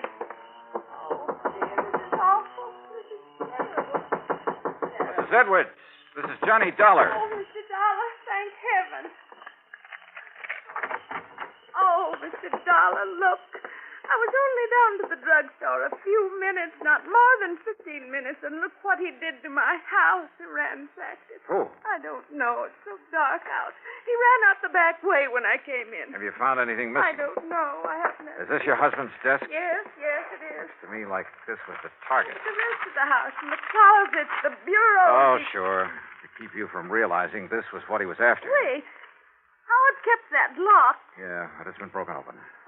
I was never allowed to look in his desk. Did you call the police? The police. Now, what would they do after the way they've treated me? Fortina Plastics Company, Marino Plastic Molding Corporation, General Eastern. They were the ones that turned him down, I think. Wait a minute. Here's part of a letter. Another scrap caught in this crack here. Apparently overlooked it. Something Town Plastics Incorporated. Yes, Bridgertown. Huh? I think that was the name of the company that was going Wait to... now. Check through your local authority. Agreed to represent us, these negotiations. They're in Kerr's. So suggest you contact Mr... No wonder, Mrs. Edwards. What? Mr. Dollar? The man your husband went to meet that night to make the deal on his invention. What? Recommended by some of the local authorities, huh? I don't understand. Oh, believe me, he's hanged himself by overlooking these scraps of paper. Who, Mr. Dollar, who? When he realized how much the invention was worth, instead of negotiating with your husband, he decided to kill him. Yeah, ran his car into the river with him in it. And you know who he is? You'll never tell, Dollar. Peter Barskin. You or anybody else. See what I mean? You know something, Pete? This isn't Gunsmoke. What? But if you think you can outdraw me, Pete... Oh!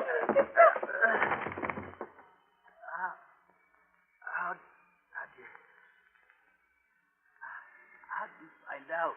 Matter of fact, Pete, I didn't know it was you until you came in here waving this gun.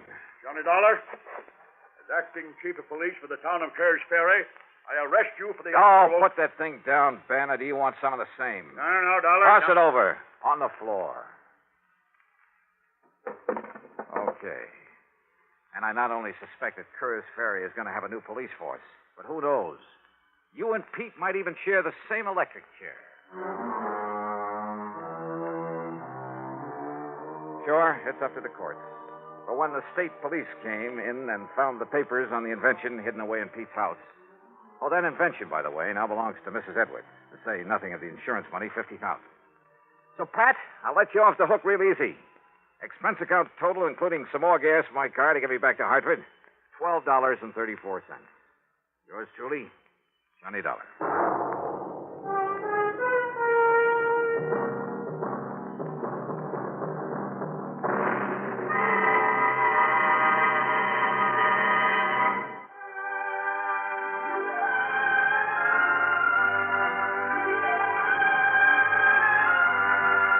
Yours truly, Johnny Dollar, starring Bob Bailey, originates in Hollywood and is written, produced, and directed by Jack Johnstone.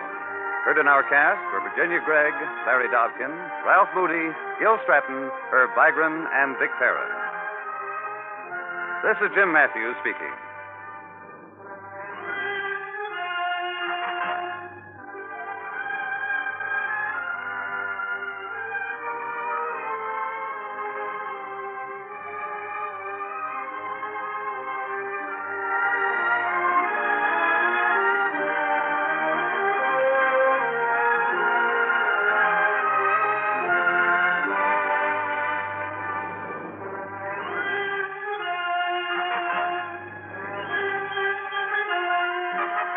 Johnny Dollar has come to you through the worldwide facilities of the United States Armed Forces Radio and Television Service.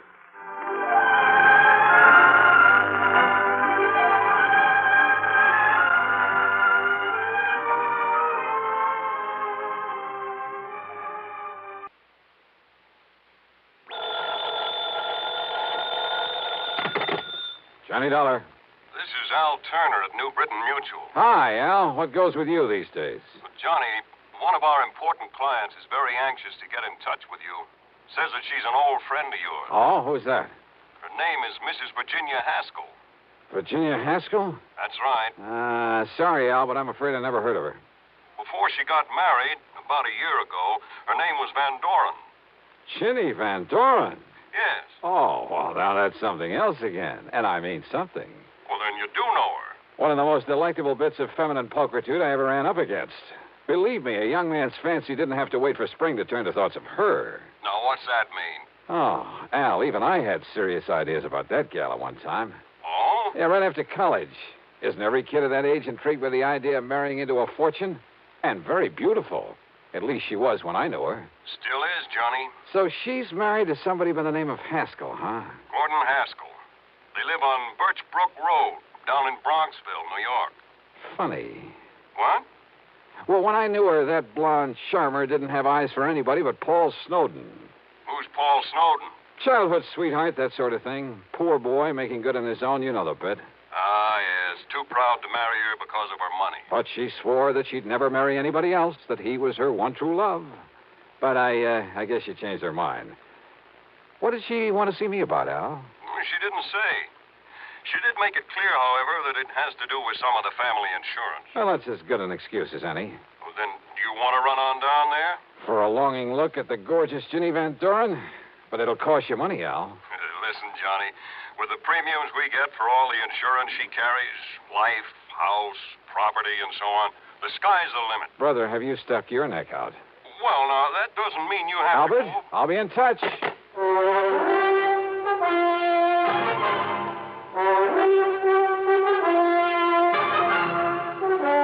Bob Bailey in the intriguing adventures of the man with the action-packed expense account.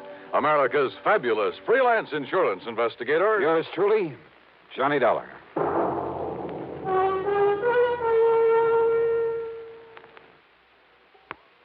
And now, Act One of yours truly, Johnny Dollar.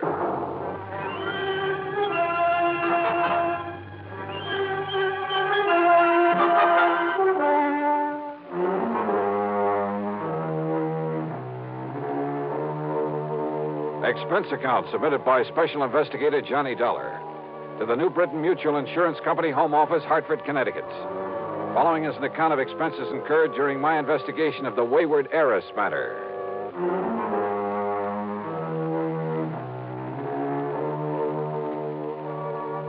I decided it might be handy to have my own car along for this one, so expense account item 1, $4.25 for a tank full of gas.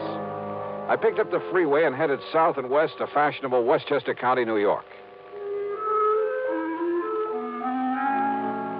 To me, Bronxville has always been one of New York's most charming suburbs.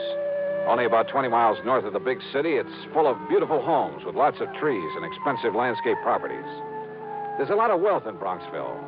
The Haskell home on Birchbrook Road was a huge English-type affair, built of stone and stucco, the kind of place that'll last 100 years.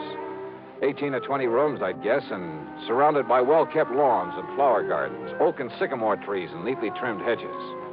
Yep, a big hunk of the Van Doren oil money must have gone into it, unless young Haskell was mighty rich. Virginia, looking every bit as beautiful as I'd remembered her from college back in the Midwest, greeted me like a long-lost, well, brother, darn it. And, Johnny, I'm so glad you could come.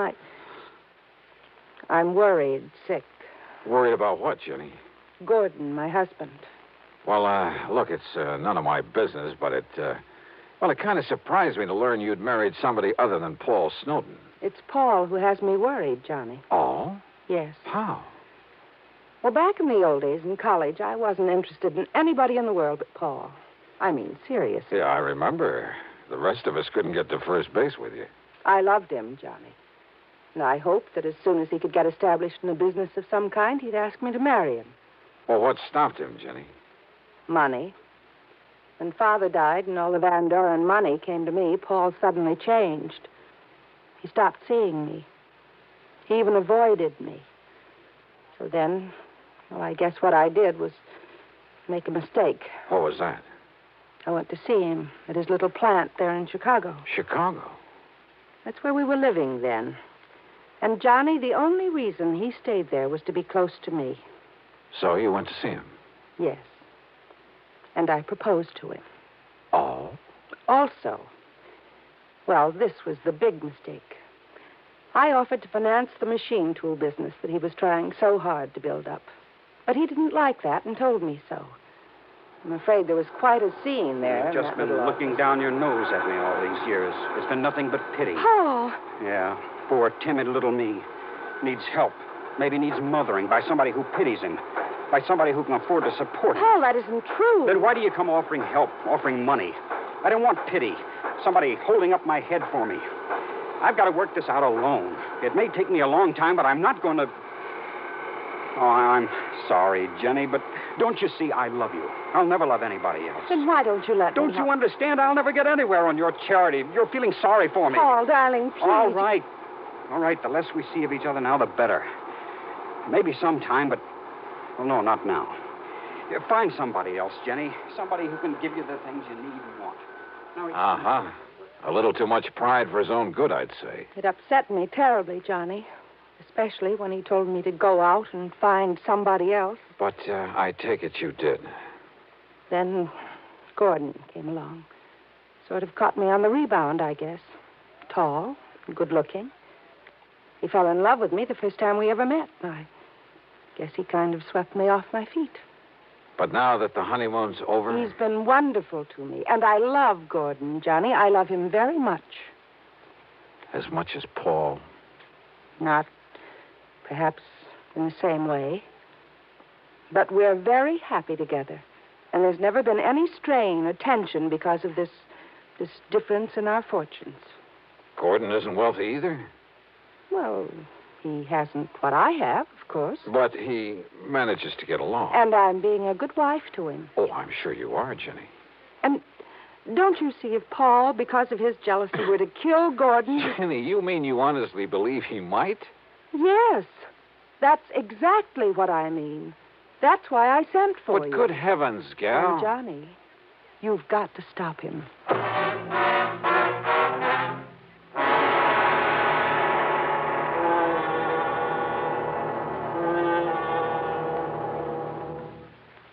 And now, Act Two of yours truly, Johnny Dollar and the Wayward Heiress Matter.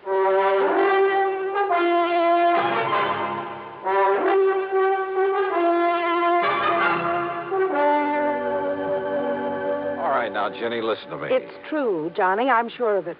Paul Snowden has come here to kill my husband. He's told you as much. Haven't you been listening to me? Well, of course I have. Maybe my marriage to Gordon was on the rebound, on the spur of the moment. Call it anything you like, but it was Paul who turned me down. At least for the time being. I told you what he said. And simply because of a misguided sense of pride, because you had money and he didn't. Yes.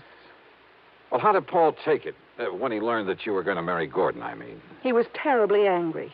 He made all sorts of wild threats. Well, now, that doesn't necessarily... He said that he would kill anybody else who married me, and he will, Johnny. Does he know Gordon? He's never seen him. But he wants to kill him? Oh, Ginny, that doesn't make any sense. Don't you understand? It was to get away from Paul that Gordon and I came here to get married and settle down.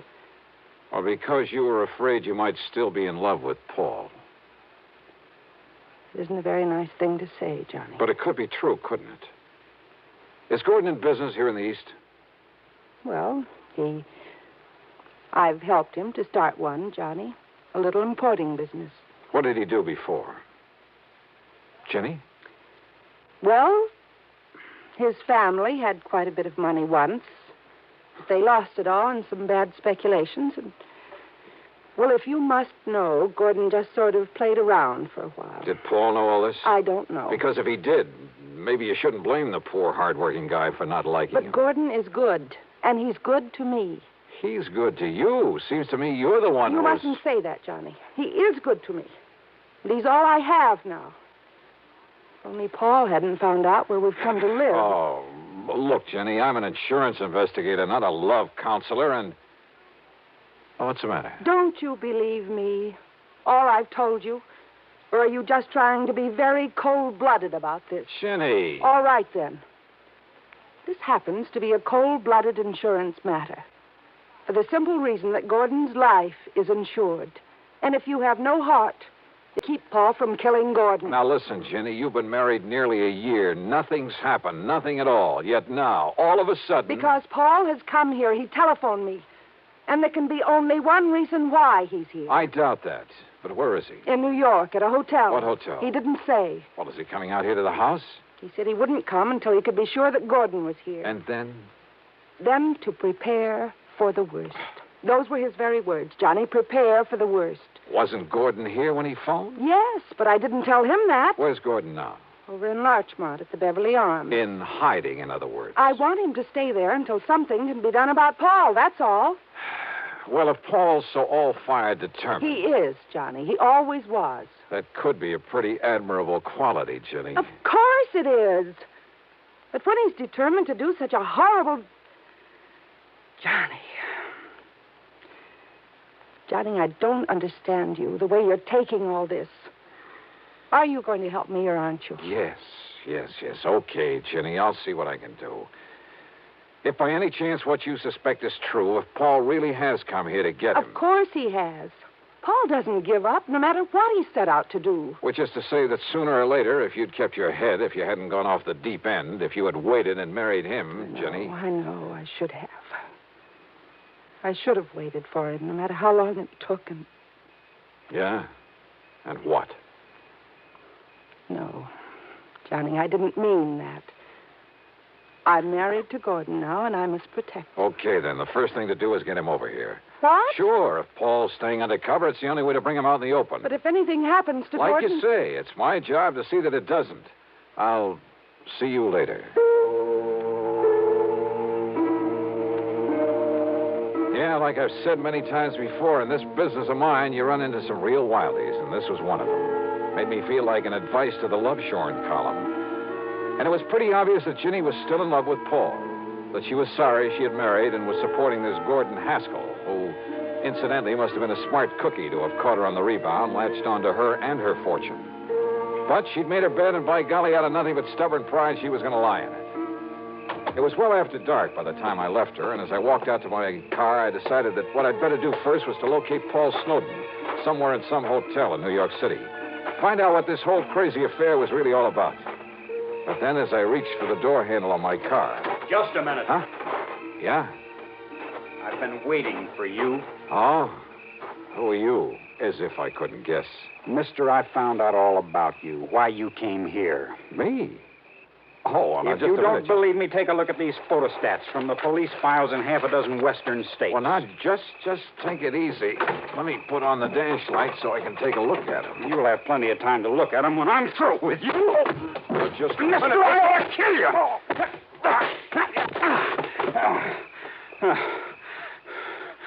All right, now. You want some more? Johnny, what on earth's going on out there? Huh? Johnny? What?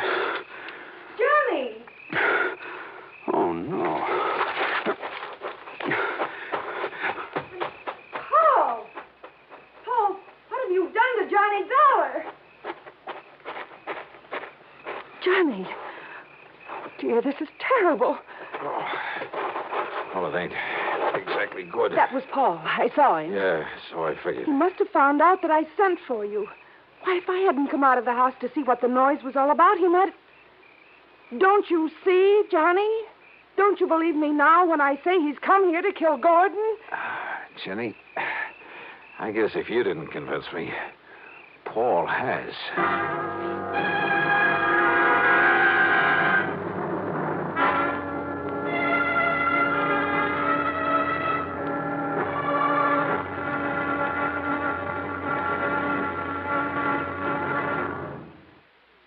Now, Act 3 of yours truly, Johnny Dollar.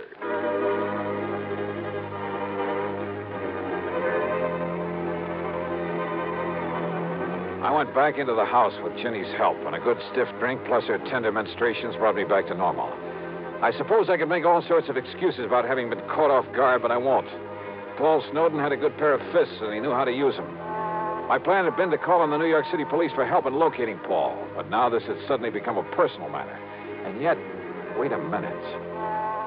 Ginny, Yes, Johnny. Are you feeling... listen, didn't you tell me that Paul and your husband Gordon didn't know each other, had never met? Yes. What about those papers, the photostats? Papers? And we've been thinking that Paul jumped me because he'd found out you'd called me in to protect Gordon. Of course. Well, it just happens we were wrong. Johnny, I don't understand. Listen, I'll be right back. But, Johnny, he may still be out there somewhere. I wouldn't be at all surprised. Well, but, Johnny, don't you...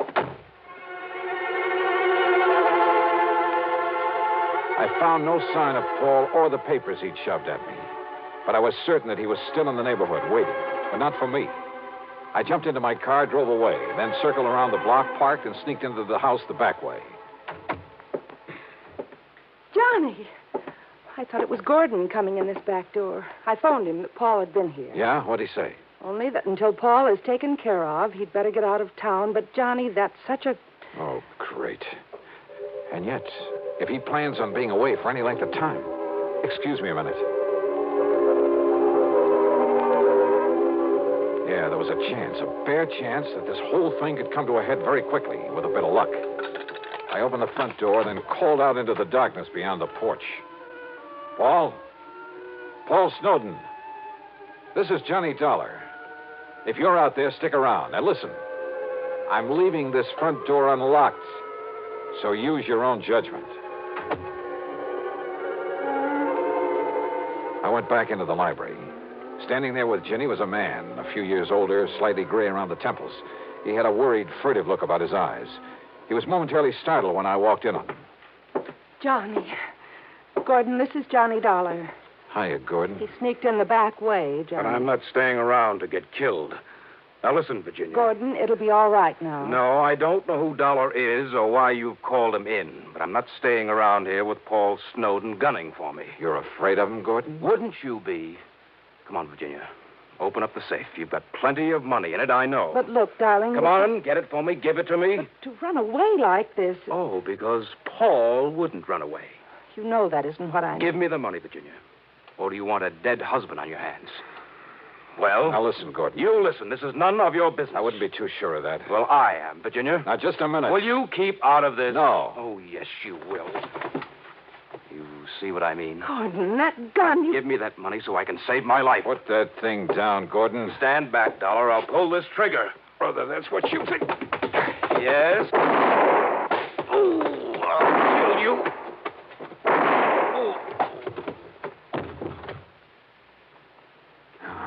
Thanks, Paul. I aimed low, Dollar. I'm afraid he'll live. Yeah, he'll be okay. Should have killed him, I guess. But I'd rather see him face the courts. Oh, what are you talking about? Those photostats you have? Yeah. Police files all over the West. He has a record as long as your arm, under various names. Wealthy women. Married them, took their money. Oh, no. Yes, Jenny. And some of them, well, he killed them.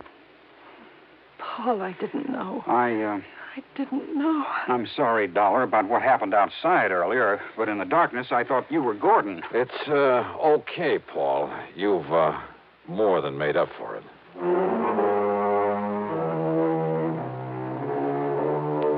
Well, maybe Paul and Jenny will finally get together for keeps. I don't know. I don't even know whether I care. I'm just glad I wasn't involved. That is, any more than I was. Expense account total, including mileage on my car back to Hartford, a lousy $10. Yours truly, Johnny Dollar.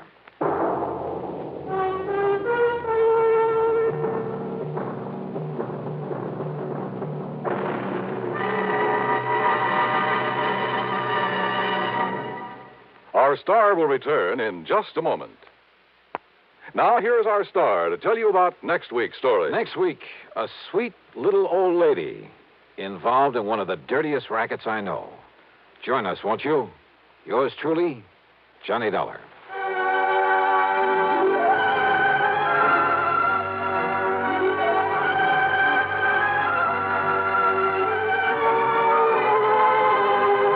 Yours truly, Johnny Dollar, starring Bob Bailey, originates in Hollywood and is written, produced, and directed by Jack Johnstone. Heard in our cast were Virginia Gregg, Les Tremaine, Sam Edwards, and James McCallion. Be sure to join us next week, same time and station, for another exciting story of yours truly, Johnny Dollar. This is Dan Cubberly speaking.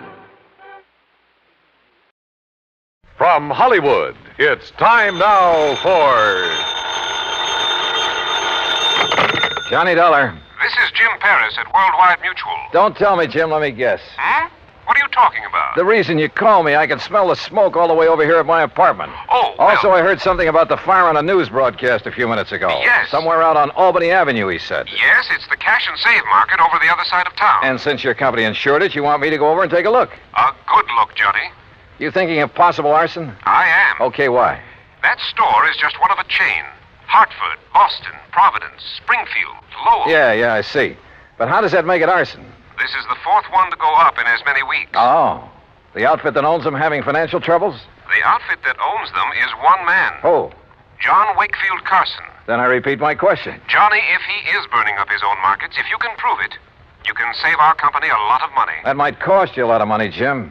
What do you mean? Wait till you see my expense account.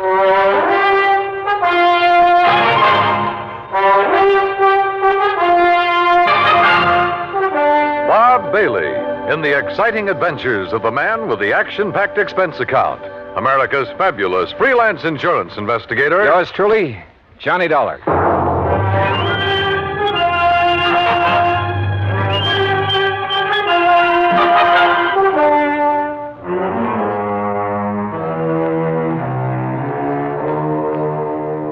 Expense account submitted by Special Investigator Johnny Dollar to the Worldwide Mutual Insurance Company, Home Office, Hartford, Connecticut. Following is an account of expenses incurred during my investigation of the Carson arson matter.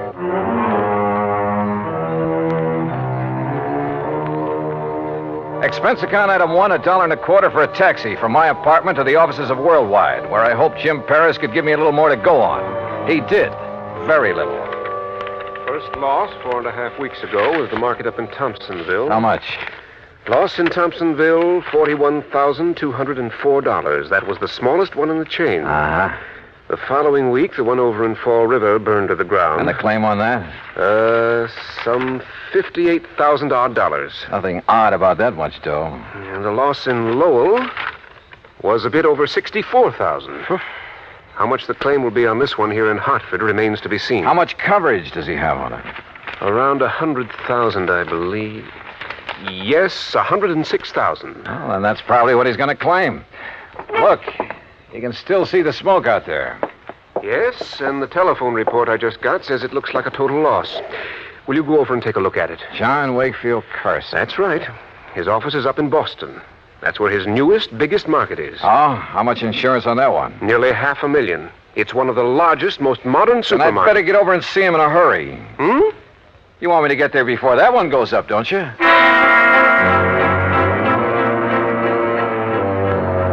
Expense account item 2, $450 for a cab to the scene of the fire way out on Albany Road.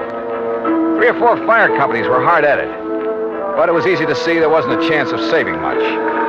It struck me that this location, part of a brand new residential area, was about as far from an established fire company as it could be. I wondered for a moment if this was deliberate. I finally ran down Hal Gibbons, an old pal, and one of the best men an arson squad ever had. Stick your nose up in the air and take a deep one, Johnny. You smell it? Well, it's not kerosene, Hal. I don't think it's gasoline either. No, but it's something highly inflammable. The boys of that chemical truck could get it out. Might learn something. Of course, these stores always stock a lot of cleaning fluid, stuff like that. Most of them are not inflammable. Well, how about... Johnny, look out!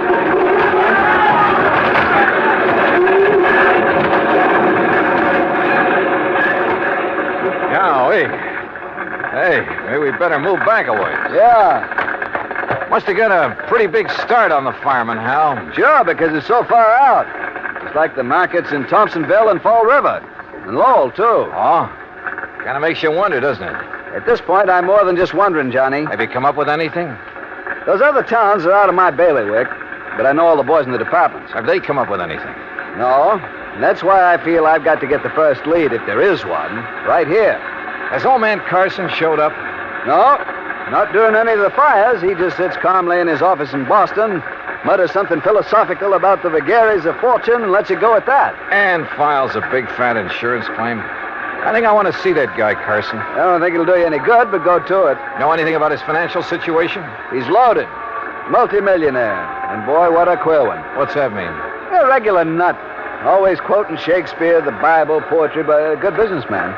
You sure he hasn't got some big investments, something like that went bad on him recently? I'm sure. There has to be some reason. No, get back, I tell you. You gotta stay back of the line. You want to keep your job, you tell your chief I'm here, and I want to know why this fire got out of hand. Well, who's that? Now, look, miss, I got orders. Don't choke on them. It's all right, Jerry. I'll take care of her. Whatever you say, Mr. Gibbons, but I got orders. It's okay. Well, Miss Carson, it looks like you're losing another market. This is the fourth one. The fourth one and a little over a... Say, don't I know you? I'm afraid I haven't had the pleasure. Miss Margaret Carson, this is Johnny Dollar. The insurance investigator. Good. Now maybe we'll get somewhere. Oh, this is... Walter. Walter! Yes, Margaret? My fiancé, Mr. Dollar. Walter Smitten. Smitten? Hello, Walter. Mr. Gibbon? Walter handles the legal end of things for Dad. Oh, I see. Next president of the company, Walter? I? In the grocery business? Oh, no, sir, thank you. The legal end is enough for me. Well, what do you think about these fires? 4 in a row. Well, if I were you, Mr. Dollar, I'd suspect arson. Oh, Walter, for heaven's sake. Why, Walter? Someone trying to put Mr. Carson out of business, something like that. Put Father out of business with a couple of fires? Miss Carson... Come on, Walter. We've seen all we need to make the final report to Dad. Goodbye, Mr. Dollar. Harold. Yeah. See ya. Like a motive, Johnny? That Walter character? If he marries Margaret Carson, and he doesn't seem to like the grocery business... Yeah, but if he could get the money from it... Yeah, I see what you mean.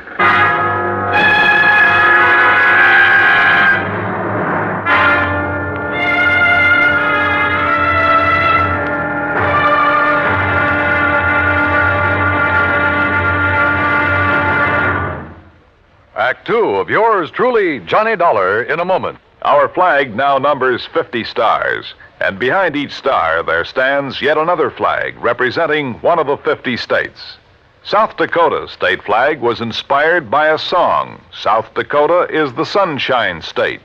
A stenographer named Ida Anding designed the flag with a sky blue background and a blazing sun in the center, and the words, South Dakota, the Sunshine State, in gold around the sun. Later, the state seal was inserted over the sun, a seal representing mining and agriculture, the prime pursuits of the state. The state's banner also carries the motto, "Under God, the people rule." South Dakota's state flag, the flag of the 40th state to enter the Union, was adopted on March 8, 1909. And now, Act Two of yours truly, Johnny Dollar and the Carson Arson Matter.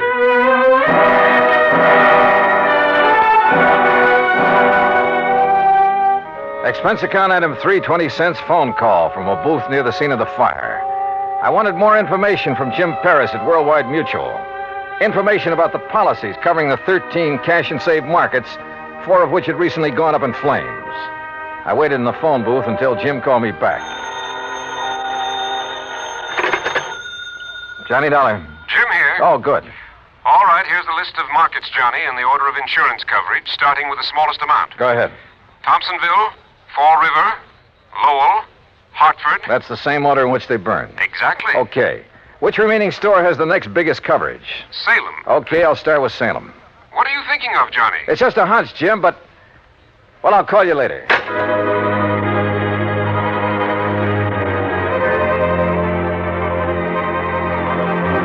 Item 4, $5.25 for a cab back to my apartment. Item 5, $21 even, mileage in my own car, Hartford to Salem, Mass. Despite burning up the highway, it was almost dark when I pulled into Salem.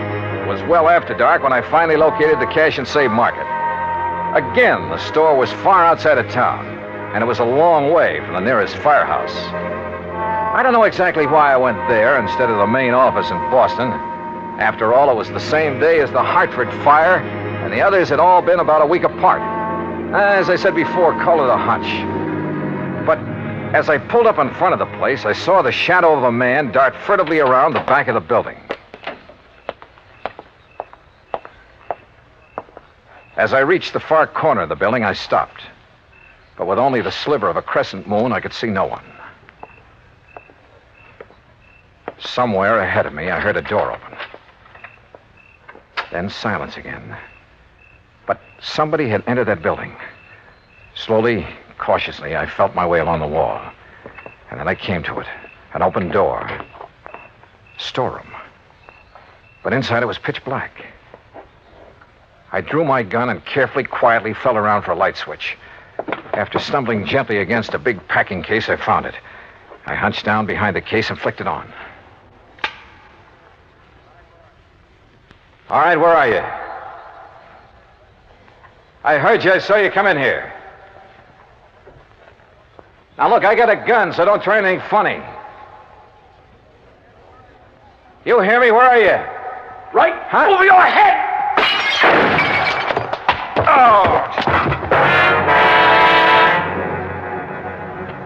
I must have been out a long time. I came to lying on a cot in the back room of Salem Police Headquarters. A couple of gallon jars. Can you hear me? Yeah. Yeah, I can hear you. Yeah. Well, it was a couple of big gallon jars of kosher pickles that he dropped on top of your head. He, officer? Well, like to split your head open. So he brought you in here to headquarters and had the doc look you over. Up. Easy now. Oh, yes, sir. Doc says no permanent harm done. He gave you a shot to make you sleep and rest.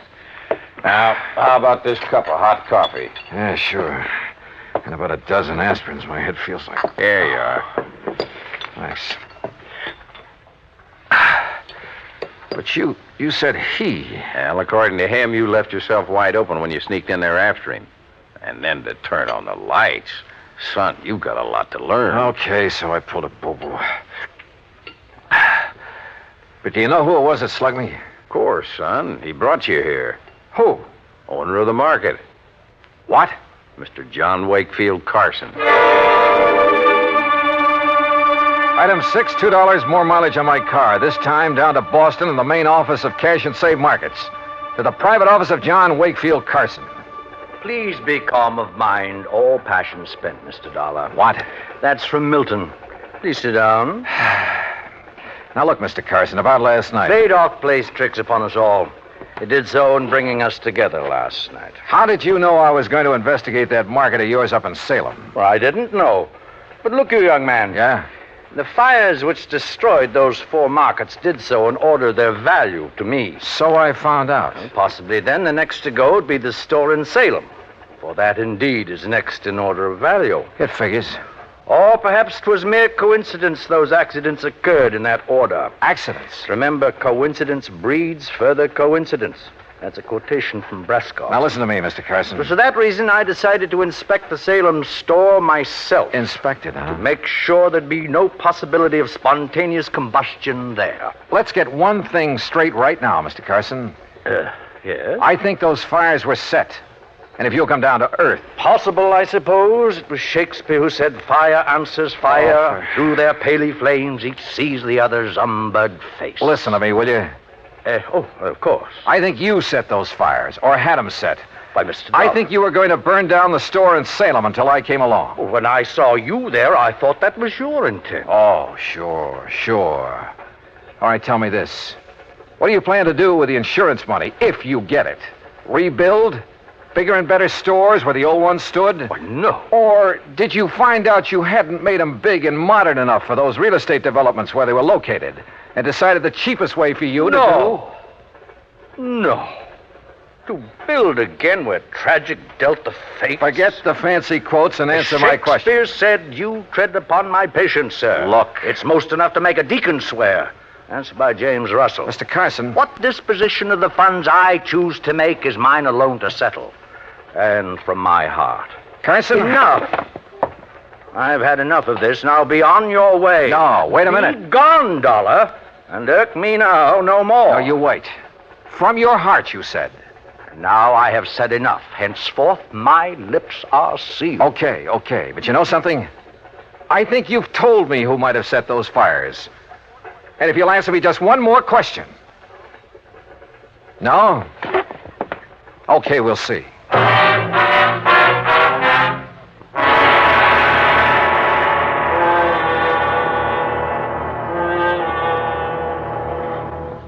Act 3 of yours truly, Johnny Dollar, in a moment. Sometimes we may wonder why a football team doesn't quit playing and walk off the field when it finds itself 50 points behind with only a few minutes of play to go.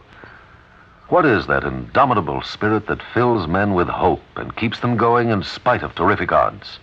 Keeps them going just to play the game according to the rules, just to get the job done as well as they know how. This kind of spirit pervaded the feelings of heavy bomber crews of the 9th Air Force on that day of glory, August 1st, 1943, the day of one of the most secretly planned surprise bombing missions of World War II, the day of the low-level attack on the Romanian oil refineries at Ploiești. More than 170 B-24 heavily loaded bombers took off in a swirl of red dust from Benghazi, Libya, to bomb a highly defended priority target. The element of surprise in the low-level attack was to be one of their greatest weapons. But things went wrong from the start. 3 planes exploded during takeoff operations. 11 more aborted due to engine trouble. Of those that reached the target area, less than 1/3 returned to home base. The leaders of the mission encountered navigation difficulties and difficulty in identifying the specific targets. And due to the loss of that elemental hope, surprise, they also encountered devastating enemy firepower from flak and fighters. The mission was partially successful, but a horrifying experience. 5 medals of honor were awarded to the heroes of the Ploiești raid for valorous action above and beyond the call of duty. At any time, the men would have been justified in turning back. But they had a code of conduct that made them want to see the unequal game through to the end. It was a job that had to be done, a charge of the Light Brigade in the air as they flew down the Valley of Death to glory. And now, Act 3 of yours truly, Johnny Dollar, and the Carson Arson Matter.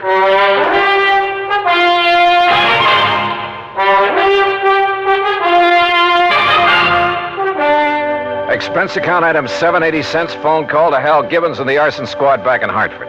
Yeah, Johnny, I finally found plenty in the remains of that fire. Then it was arson. By some rank amateur.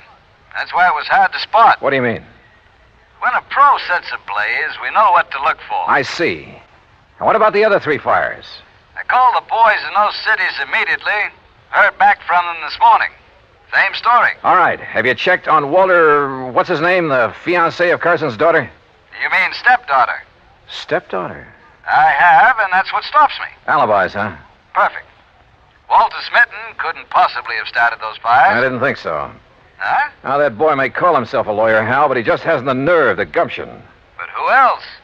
He stands to benefit if he marries Margaret Carson. And surely you don't think Carson himself... Johnny? Call the Boston police, will you? Have them meet me at Carson's office. What for? Maybe to make an arrest. Do that for me, will you?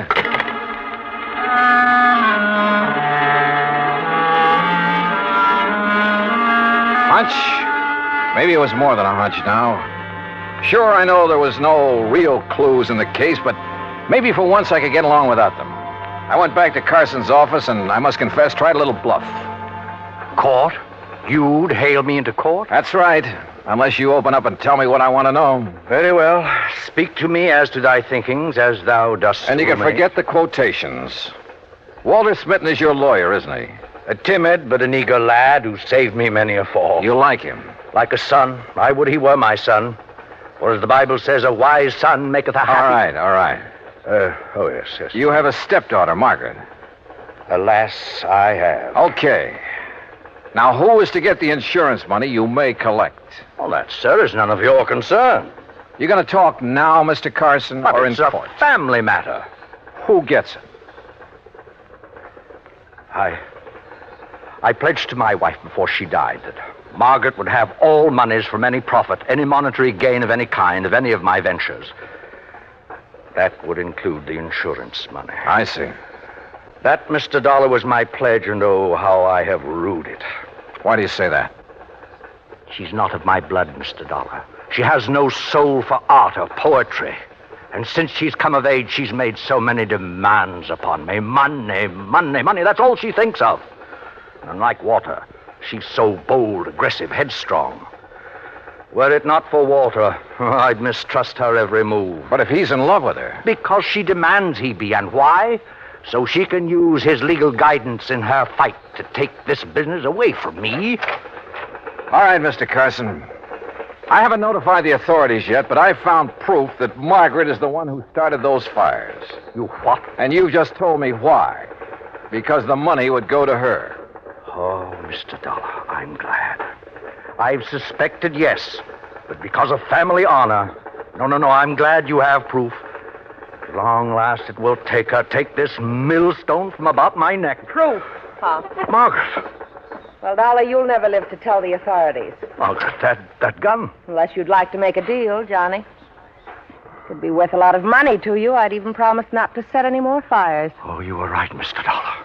Unless I'm mistaken, Margaret, the man who just came in... What man? Who heard your little confession is from the police department. You trying to make me look around so you can grab for this gun? Oh, no. Fact remains, he's standing right in back of you. That's right, Margaret. What? No! Oh, my hand! My hand! Oh, my hand! How sharper than a serpent's tooth is an ungrateful child.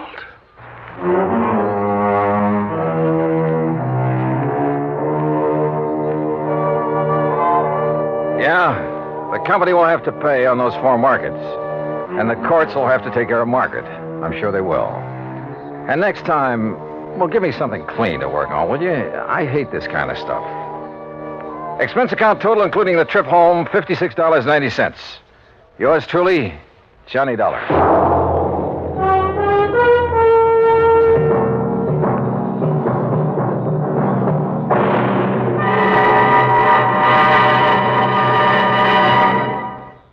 Our star will return in just a moment.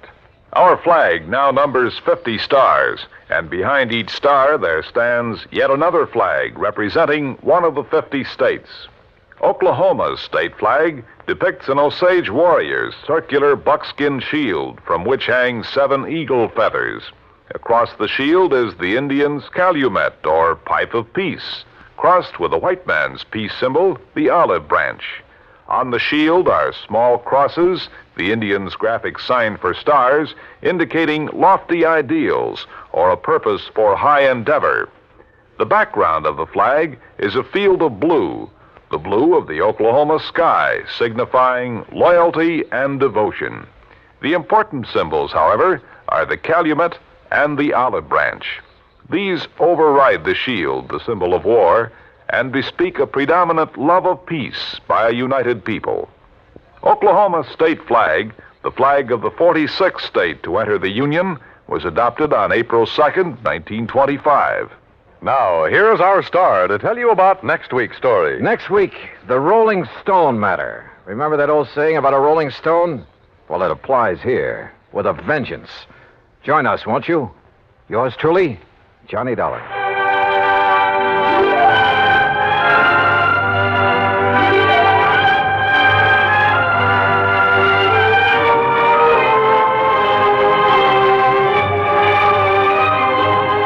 Yours truly, Johnny Dollar, starring Bob Bailey, originates in Hollywood and is produced and directed by Jack Johnstone, who also wrote today's story. Heard in our cast were Virginia Gregg, Byron Kane, Harry Bartell, Jack Edwards, Joe Kearns, and Forrest Lewis. Be sure to join us next week, same time and station, for another exciting story of yours truly, Johnny Dollar.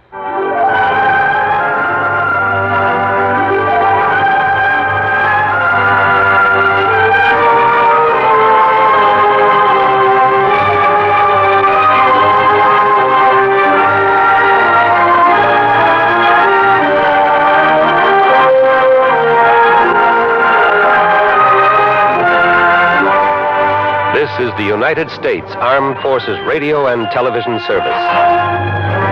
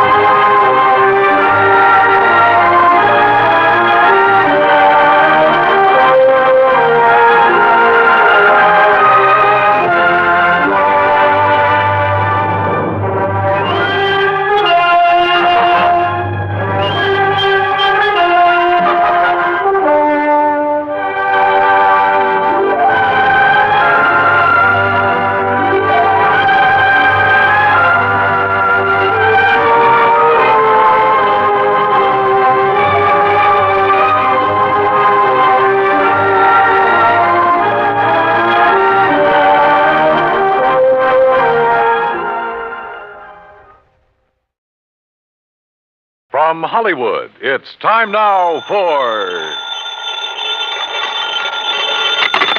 Johnny Dollar. Bert Major, Johnny. Masters Insurance and Trust. Oh, hi, Bert. You know anything about spacemen? Never saw any, if that's what you mean. Neither have I. But I know somebody who thinks he's been contacted by them. Oh, sure. I have some whimsical friends, too. Not funny, Johnny.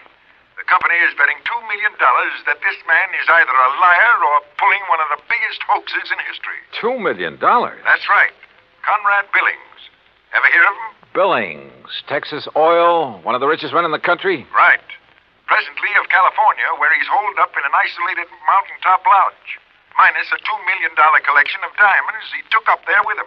And you insured them? Yes, but not against ordinary theft. What does that mean? Those stones were insured against theft by persons or things unknown on this earth. What? That's right. Holy. You're serious, aren't you? You bet I'm serious. Okay, Bert, I'll see you at your office.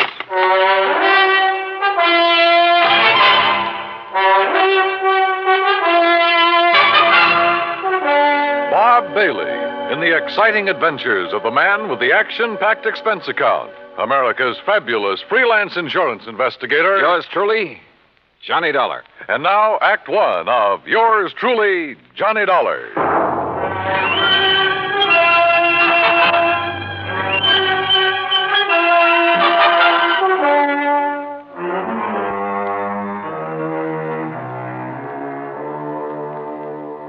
Expense account submitted by Special Investigator Johnny Dollar. To the Home Office, Masters Insurance and Trust Company, Hartford, Connecticut.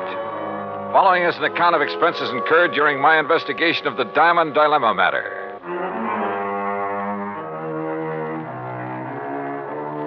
Expense account item 1, $3.20 for a taxi to the office of Bert Major.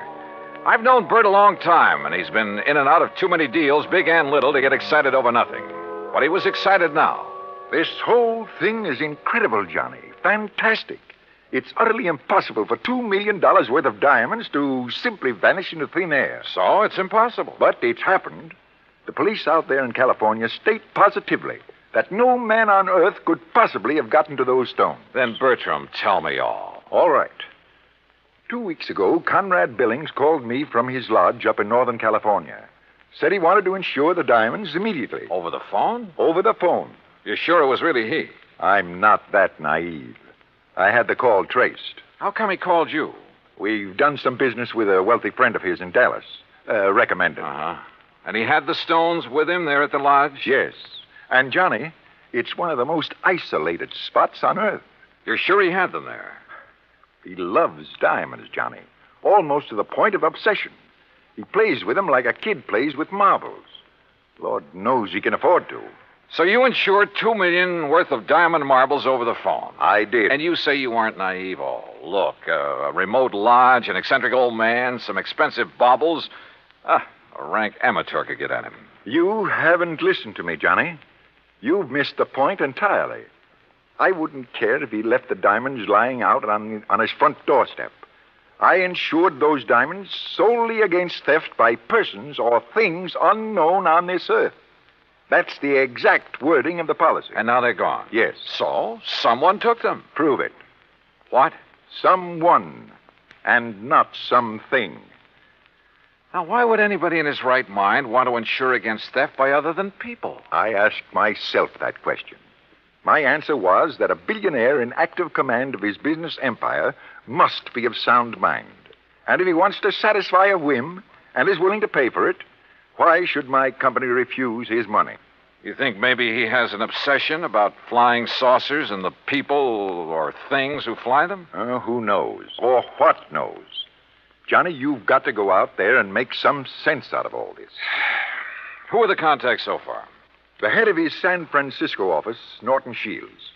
The chief of police in Lakeview, about 30 miles from Billings Lodge, and the insurer. Okay, I'll call you, Bert, but not from Mars.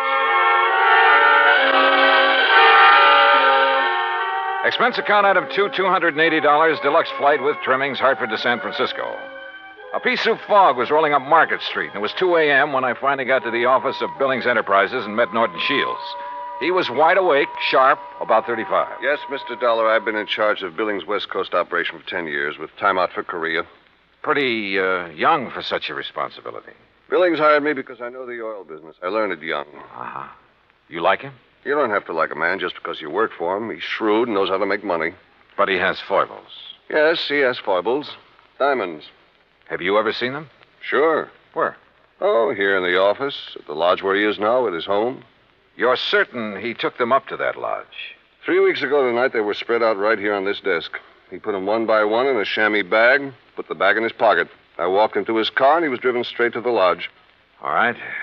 What about the flying saucers, the spacemen, or whatever it is? No, that's a new one. I learned of it when Mr. Major called, disclosed the terms of the insurance, and the fact that the diamonds had been, that they were gone. You haven't talked this over with Billings himself? No, I haven't. Don't you think you should? Why? If he wants me, he'll call me. How do I get to this lodge? I have a company plane and pilot ready to fly you to Clear Lake in the morning. You'll be met there by a car and driver. Anything else you want, call me. Why all the cooperation when you're not even supposed to know what's going on? A good lieutenant knows when to follow orders before they're issued. You're registered at the Mark Hopkins. You better get some sleep. Yeah, I may need it.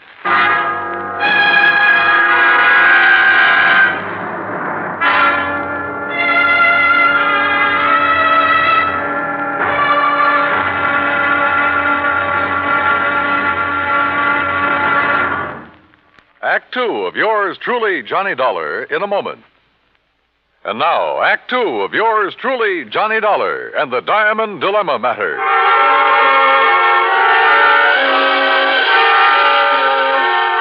The company plane turned out to be a plush two-engine amphibian waiting for me at a private dock near the Golden Gate Bridge. The pilot introduced himself, and we headed due north up San Pablo Bay and then northwest past the Valley of the Moon. Then, a few minutes later, we glided in for a landing on Clear Lake, the largest body of water in the state of California. There, I was met by a car and a driver as promised.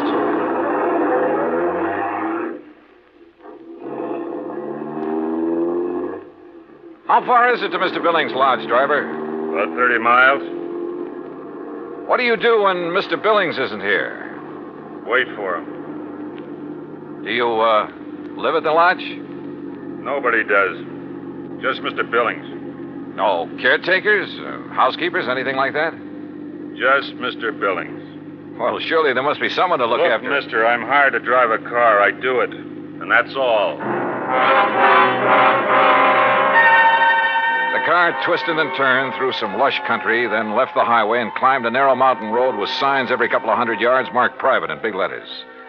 After several miles of this, during which we passed through a couple of gates that had to be opened manually, we came to a high steel wire gate with equally high fencing stretching out in either direction.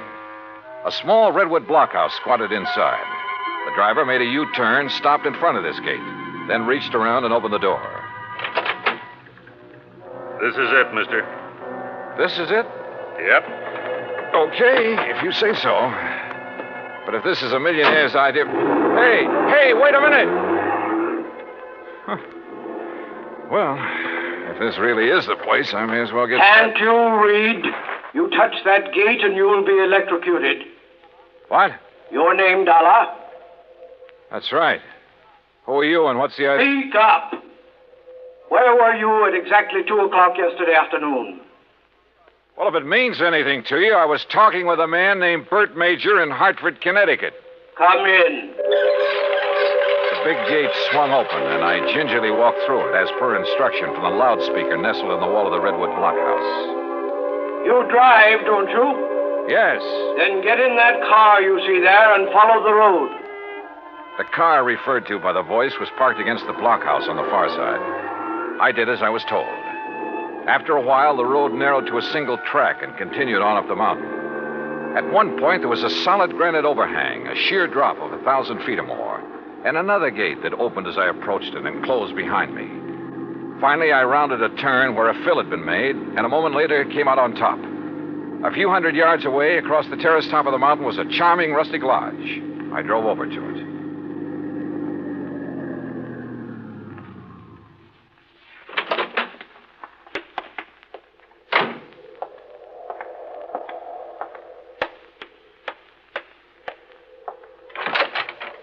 Good morning, Mr. Dollar. Mr. Billings? Come in. Hearing about this man was strange enough. Seeing him was even more of a shock. About 5'2", flashing gray eyes, bullet bald. He was wearing a baggy old jacket that hung nearly to his knees. This way. I want you to see my view of the lakes below. Well? Beautiful. What was that? I said beautiful. Yes, it is. Now, Mr. Major has informed you of the insurance on my diamonds, which disappeared 2 nights ago. Yes, sir. He told me that... Speak up! He told me you insured $2 million worth of diamonds against theft by persons or things unknown on this earth. Exactly. And I wish to collect from your company on that basis. Well, Tell me, where did you keep them? Right here on this table in front of the window, right here. You mean to say you didn't lock up such valuable property? Mr. Dollar, let me show you something. Look here, on my control panel. Do you recall the series of gates you passed through after leaving the main road? Yeah, very well. Well, by means of my electronic devices, I followed your progress every inch of the way. Well, I'll be darned. I watched your arrival at the main gate on this video screen. Ingenious, eh? That's putting it mildly. What did you say? I say that's putting it mildly. Yes. As I'm sure you noticed, this mountaintop is completely encircled by a 12-foot electrified fence. Between it and the inner fence is a maze of photoelectric cells.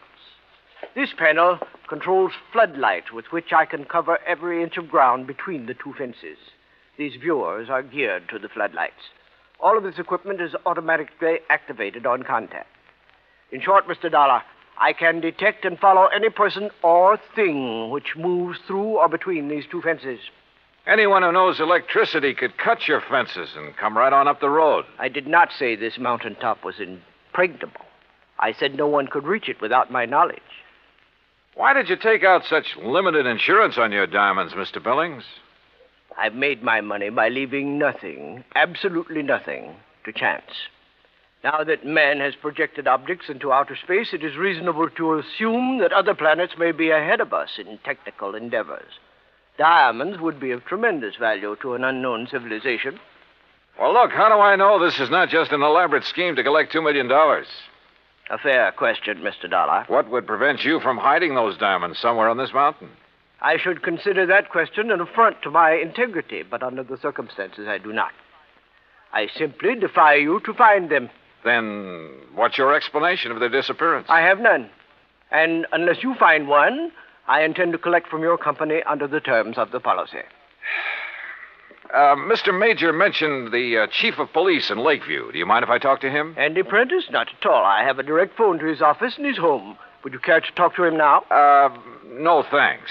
But I would like to use your car. By all means. I'll open the gates for you on your way down. Just one point. There must be no publicity on this matter. Understood?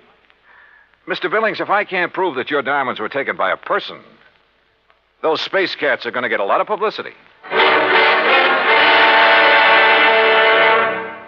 Act 3 of yours truly, Johnny Dollar, in a moment.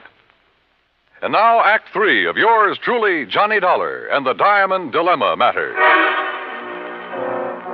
While I drove down the mountain with gates electronically opening and closing behind me, I did some thinking. Billings had bought and paid for his privacy at tremendous cost. I couldn't see any loopholes in the setup. Yet, the diamonds had disappeared. 45 minutes later, I pulled up in front of the police station in Lakeview. Obviously, I was expected by the chief of police, Andy Prentice. Well, Mr. Dollar, my name's Prentice. Mind if I join you? No, hop in. Just cruise down by the lake. I'm sure you want this to be a private conversation, too. Good idea. Well, what's your opinion on the diamonds? Well, I don't know who took them, but I'll tell you one thing.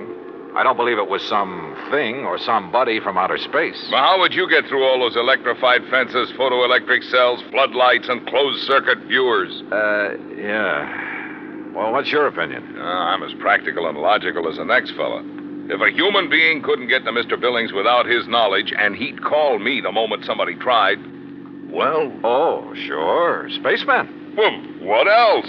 I noticed one thing, Chief. He's a little hard of hearing and doesn't wear a hearing aid. He doesn't need one. Just turns up the volume on all that electronic stuff he has around him. Well, suppose someone parachuted onto the top of that mountain. How would he get out? Man could dig under those fences. That would leave evidence, and I've been over every inch of the ground. I've even thought of the expert pole vaulter idea. No sign. Nothing makes any sense. Yeah, I see what you mean. How about a ride in Billings' private plane? I'd like to take a look at that mountain from the air. I don't know what good it'll do you, but I'll go along. Well, maybe there are spacemen. But I still don't believe it.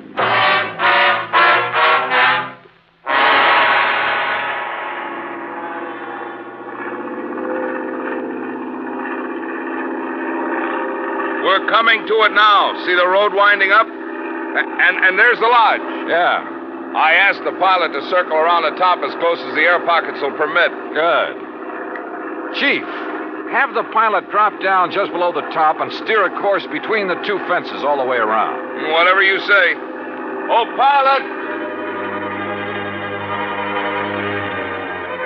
For the next few minutes, I studied the top of that mountain from all possible angles. The road leading up to it, the terraces, the lodge itself. Suddenly, an idea hit me. And a few minutes later, I left a somewhat puzzled chief of police at the landing dock on Clear Lake. An hour later, I was explaining who I was and what I wanted to do to a somewhat incredulous captain of police at San Francisco's International Airport. I finally convinced him I wasn't out of my mind, and he reluctantly agreed to cooperate. Then, about dusk, I found myself exactly where I wanted to be, on top of Billings Mountain, calmly walking toward the lodge.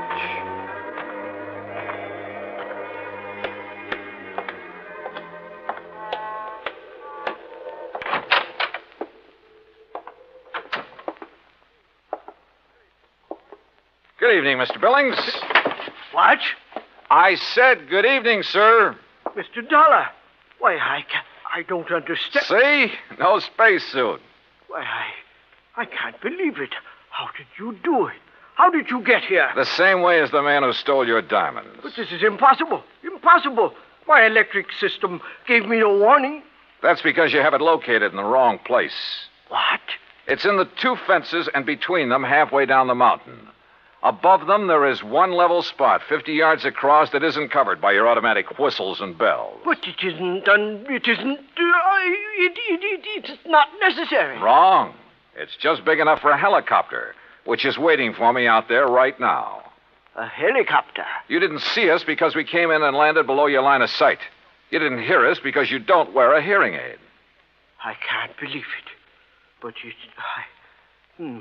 must be right. And you'll have to agree that your diamonds were not stolen by persons or things unknown on this earth.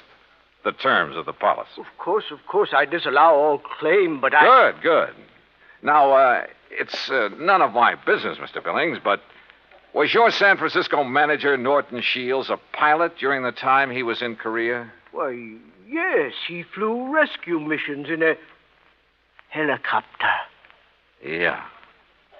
The company that insured your diamonds against ordinary theft might be interested to learn that. Good night, Mr. Billings. Yes. Good night, Mr. Dollar.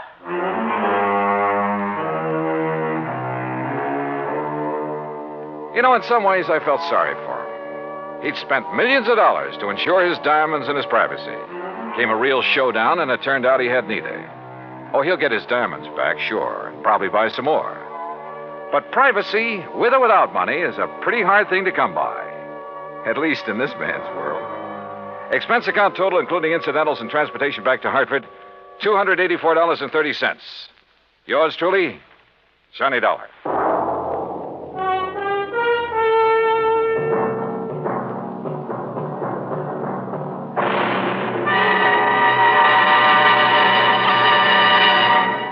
Our star will return in just a moment. Now, here is our star to tell you about next week's story. Next week, a moth, a tiny moth, solves a case involving our national security. Join us, won't you? Yours truly, Johnny Dollar.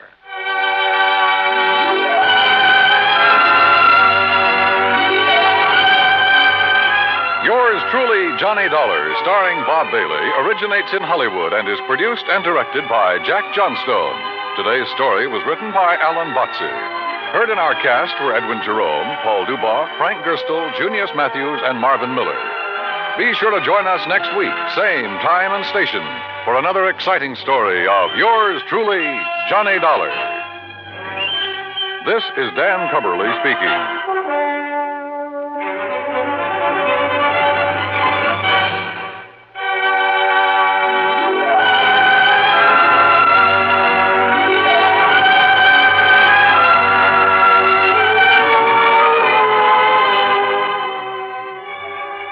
This is the United States Armed Forces Radio and Television Service.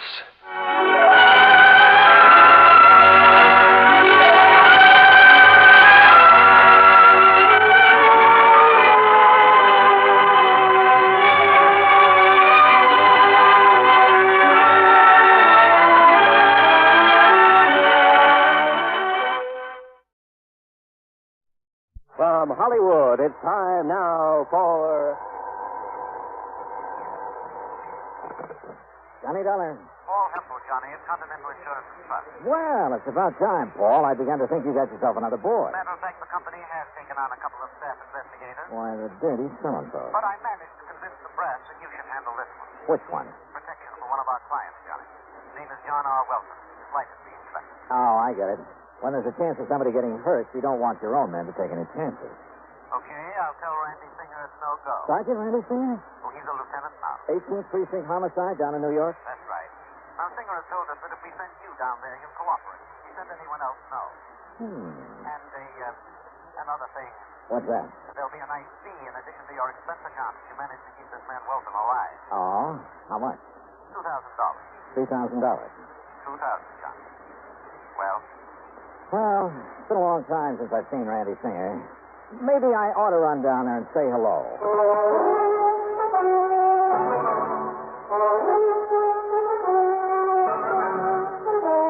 Bob Bailey in the exciting adventures of the man with the action-packed expense account, America's fabulous freelance insurance investigator. Yours truly, Johnny Dollar.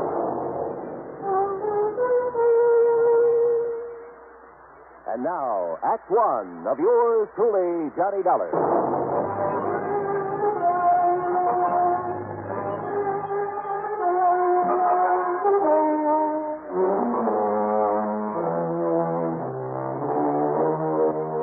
Expense account submitted by Special Investigator Johnny Dollar to the Continental Insurance and Trust Company, Home Office, Hartford, Connecticut.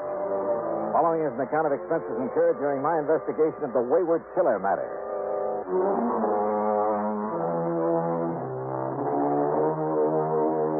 Expense account item 1, 627, fare to New York and taxi from Grand Central Station to 18th Precinct Headquarters in East 40. My old pal, Sergeant Randy Singer, Lieutenant Randy Singer, pulled a long face. Now I know my luck has run out. Hiya, Randy. Well, what are you beefing about this time? You might as well sit down, I guess. Okay, sure. Why don't these insurance companies of yours leave us alone? Let us handle things our own way. What do you mean? The minute one of their clients gets into a jam, they send somebody like you down to pester us. Johnny, there isn't a thing you can do about this man Welton. The company said something about his life being in danger. Yeah, that's what he said. Well, is it true? I doubt it. Why should his life be in danger? I don't think it should. Okay. Why does he think his life is in danger? Because he was a witness to a shooting, a murder. Oh? Where? When? You remember reading about the bookie who was killed last week over in an alley off of First Avenue? Know anything about bookies? All right, now, did you read about it or didn't? Yeah, I read about it. Don't tell me a whole week has gone by and you haven't found the killer. We haven't found him. Even with a witness to the crime, this John Welton? Oh, Randy, you're slipping. Except for the description Mr. Welton gave us, we haven't a single solitary thing to go on. No fingerprints, no clues of any kind. The weapon? 38 special, make unknown. The same one apparently that was used to slug Mr. Welton. Just what happened, Randy? Well, it was Tuesday night, Steve. Last week, that is. Yeah? Late, about 2 a.m. Welton was taking his dog for a walk before going to bed. And he passed this particular alley, saw these two men struggling. Heard a shot, so did his dog. Pooch let out a yelp, galloped around in circles, tied up his legs in a leash, and down he went. The dog or Welton? Welton, and don't be funny. Okay, go on. Then the killer came running out of the alley and stumbled over Welton. Welton got a good look at him in the streetlight. The dog pulled the hunk out of the killer's pants. The killer smashed Welton on the head and took off. The dog kept yowling until a patrolman came around, found him there, and found the bookie in the alley, dead. And? All I want to know is what you think you can do about it. No clues, huh? Except Welton's description. You give him a look at the mug book? Yeah, he came up with nothing. You find a gun? No, ballistic said it was a 38 that did the job. Tried looking in the storm drains around there. Not yet. Look, why does Welton feel he's in danger? Because some fool reporter wrote it up in Sunday's paper that Welton not only saw the killer, you see, he'd been trying to keep that quiet, but that he could positively identify him. And when Welton tied that up with the fact that the victim was a bookie... Yeah, I see. That means the possibility of a connection with a syndicate. Or if he didn't play ball with the syndicate, they decided to knock him off. Well, now, Johnny, we don't like to admit that there might be a syndicate in operation anymore. Sure. The town's absolutely clean. Well, now, I sure. could say... All your handsome wares in uniform have to do is march in the St. Patrick's Day parade, be on hand to welcome important foreign dignitaries, or snitch apples off the fruit stands over on 10th Avenue. Johnny... The fact remains that I think Welton's right. Bookmaking is a racket. Rackets mean racketeers. And as a mobster who killed that bookie was smart enough to leave you no clues, he's smart enough to shut the mouth of anybody who might be able to identify him permanently. Have you got a guard on Welton? Well, he's asked for one, and I've arranged for... Where does he live? O'Brien, 53rd. Tim Conroy, the man I'm going to send over there, just reported in. Then tell Conroy I'm going over there with him. But, Johnny, what for? What can you possibly do that we haven't done? Well, look, Randy, I'm getting such a nice big fat fee on this, I have to at least look like I'm earning it. Sure. All set to go, Oh, Conroy, come in. Who knows, Randy? Maybe I'll even solve a murder. Conroy, get this wise guy out of here, will you? Mr. Dollar, nice to see you again. Hi, Conroy. Yeah, you do, old pal Johnny Dollar. Now take him with you. Take him anywhere, but get him out of here. Yes, sir. You'll be sorry you're being nasty to me, Randy. Johnny, so help me. Yeah, it was pretty obvious Randy hadn't gotten anywhere on the case. And believe it or not, that he was glad I'd come along. But my job was solely to protect Mr. Welton. So in Conroy's prowl car, we drove over to the little apartment building on East 53rd. Drove over to find a crowd milling about in front of the place. A crowd that included a couple of New York climbers.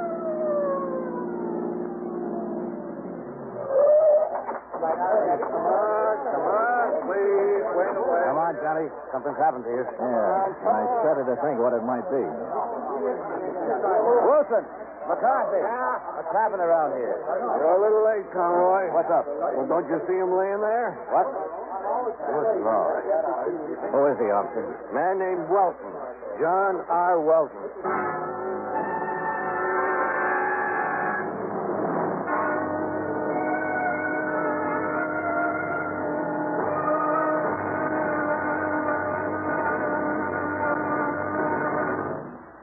Act two of yours truly, Johnny Dollar, in a moment. Here is a message from the National Heart Institute of the Public Health Service. It looks like an electronic control board panel banked with meters and switches. It is knee-high and 6 feet in length, surmounted by what appears to be a cylindrical coil. Its price is comparable to the cost of a new 3-bedroom home. But in human lives saved and repaired, its value is limitless. This is the heart-lung machine. Its development has opened new latitudes in heart surgery. In closed heart surgery, with a finger or an instrument inside the beating heart, the surgeon must go by feel alone. This closed method has been in use for many years, and for some conditions it is still the method of choice. However, a great many heart conditions cannot be corrected by closed heart surgery. Only with the development of the heart-lung machine has correction of many of these conditions become possible. Today, the surgeon can open up the heart, empty it entirely of blood, and under direct vision make unhurried repairs of valves or other defects inside the heart. Exactly what does the heart-lung machine do? Its purpose is to function temporarily as a heart pump and to oxygenate the blood and rid it of gaseous waste. In surgery, after the heart has been exposed, plastic tubes from the heart-lung machine are inserted into the two great veins that normally carry blood to the heart from the upper and lower parts of the body. Once the hookup is complete, blood destined for the lungs is then cycled into the machine where it is refreshed and returned to the system through another tube inserted into the femoral artery in the groin. Know Your Heart was written and produced by the National Heart Institute, one of the National Institutes of Health of the Public Health Service, United States Department of Health, Education, and Welfare, Washington, D.C. And now, Act two of yours truly, Johnny Dollar, and the Wayward Killer Matter.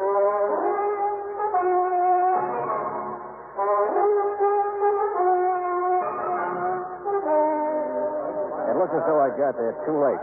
The man for whom I was supposed to act as bodyguard lay sprawled awkwardly on the sidewalk in front of his apartment. Yeah, that's Mr. Wilson, all right.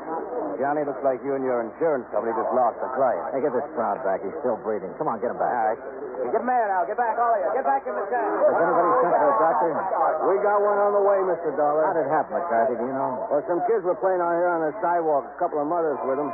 They heard a lot of noise up in Mr. Welton's apartment, up there on the second floor. What kind of... You see up there where the windows broke out of the frame? Yeah, I see. What kind of noise? Like a big fight, they said. And Mr. Welton yelling for help. He was yelling bloody murder, they said. They hear anybody else? Anything else? No, sir, not even the dog. You sure? Then all of a sudden he comes smashing out through the window and lands here on the sidewalk. Have your men been inside there yet? Yes, sir. Wilson went in.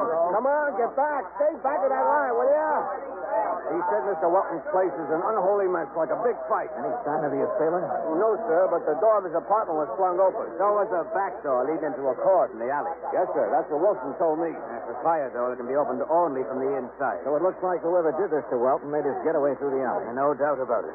Well, all I have to say is I hope this man lives. We'll soon find out, sir. Here comes Doc Strader.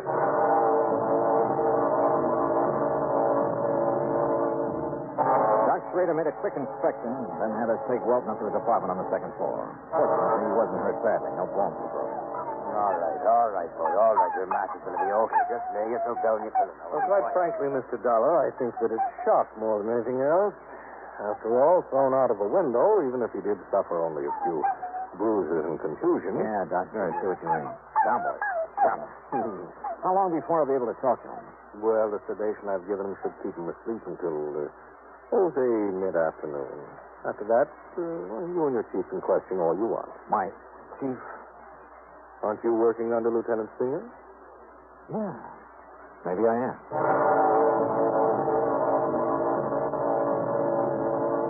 Randy Singer himself came over and took charge. While John Welton slept, he and his men closed off the alley and went over it with a fine-tooth comb. Meanwhile, since Welton had all the police protection he could possibly need, and then some, I went out and grabbed a bite of lunch. That's Adam 2, 175. Then I took a cab, item 3, $1 even, to the alley off First Avenue where Welton had witnessed the murder the week before. Just why, I don't know. But I'm sure glad I did. Yeah. Because of a crew working on the streetlights who came up with some rather interesting information. I'll tell you what I mean later. In any event, it led to item 4, a dime for a phone call. You know, a fellow in my business has to have some rather strange contacts. My call was to one of them, to a man Lieutenant Randy Singer would have known by name, at least, would probably have liked to get his hands on, or, more to the point, would like to have had some concrete evidence against for a number of things. My contact's name was Smokey Joe Sullivan, ex-counterfeiter, ex-bootlegger, burglary suspect, numbers racket, a man who's been picked up on more petty charges than you can possibly think of. Yeah. In a city with an underworld the size of New York, a man like Smokey's good to know. On occasion.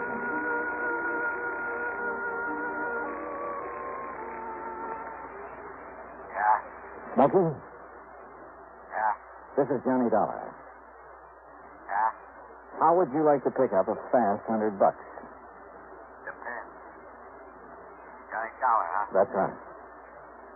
How I know? I'll be standing in the lobby of the Hotel Lexington. Come on over and see for yourself. Well? Maybe I will, maybe I won't. There's any coppers around me. Oh, come on, Smokey. You know me better than that. Yeah? I'll see you in the lobby of the Lexington. Maybe. Item 5, $1.10 for a taxi over to the Lexington, where I waited. An hour, 2 hours. No sign of Smokey. Then suddenly I realized why. There must have been somebody important there in the hotel, for outside at the curb was a police car with a man in a uniform at the wheel. No wonder Smokey hadn't showed. I sauntered out to 3rd Avenue, started around the block. And sure enough, at the first newsstand, a figure that had been hiding behind a newspaper fell in step with me. What took you so long to spot that copper sitting out front, Johnny? Now, look, Smokey, I asked you if you'd like to pick up a fast C-note. Depends, Johnny. I need some information. What kind of information, Johnny? You been taking any bets on the horses lately? Guy has to make an honest buck now and then. Have you been working through the syndicate? Now, Johnny, you know you don't ask questions like that. But if the information I want is in the books of the syndicate... You don't want me to play stoolie. You know me better than that. Okay. Ask me questions. Yeah. Here's 20, 20, 50. You said a C-note. You get the rest when you get the dope for me, if there's any to get. Okay. Go ahead.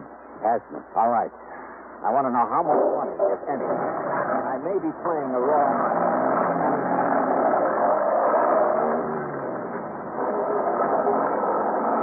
Okay, Johnny. If I find out anything. Good. You call me on the phone again. Maybe 3:30, 4 o'clock. Good. And Smokey. Yeah? If there is such information to be had, and you get it, maybe I'll double that deal. Okay, Johnny.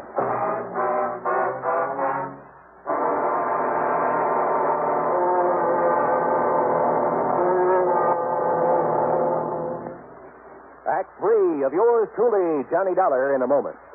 Times have changed, and so has the man. Thaddeus Lowe, in the year 1861, organized what has been considered the first airborne reconnaissance unit of the United States Army. His craft? A balloon, which was in constant use during the Battle of Richmond, making observations every 15 minutes.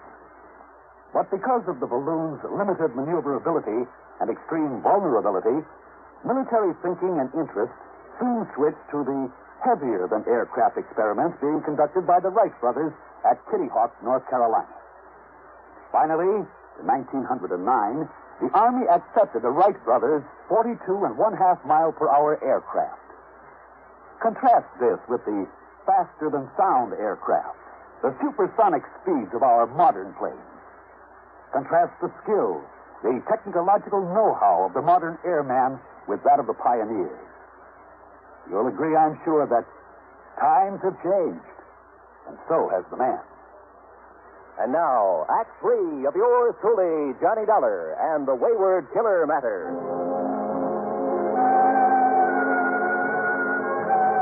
Expense account item 6.95 cents for a cab back to John R. Welton's apartment on East 53rd. Randy Singer's boys had found no clue to the identity of Welton's attacker. Welton himself was beginning to stir. Yeah, we'll be able to talk to him any minute now, Johnny. Okay, good. Oh, now get down, boy. Go lay on your pillows. Oh, incidentally, we found the gun that was used in the murder he witnessed last week. Oh, where? Like you said, in the storm drain near that alley on First Avenue. Oh. Yeah, but no print. No print. Randy, I didn't think there would be. What time is it? 3:51. Why? I'm going to make a phone call. Oh, the phone's right over there. Hey, Wilton's coming too. What's this? What goes on here? It's all right, Mr. Welton. You're going to be okay. Police. That's right. Yeah. Got a phone. Thank heaven. I beg you. Yeah, I'm afraid we got here a little too late, but you're going to be okay. The doc says so. That man, the man who attacked me. The same one you talked to at the murder? Yes. Yes. Smokey, this is Johnny Dollar.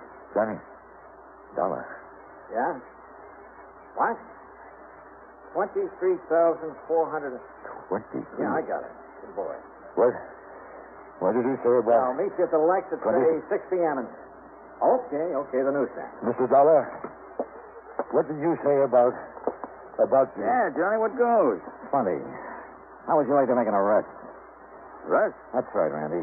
Of the man who killed that bookie. When you know who he is? Yeah, Welton, I sure do.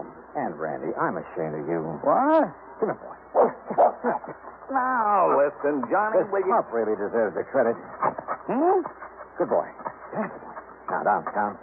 Johnny, what under the sun are you talking about? The night of that murder.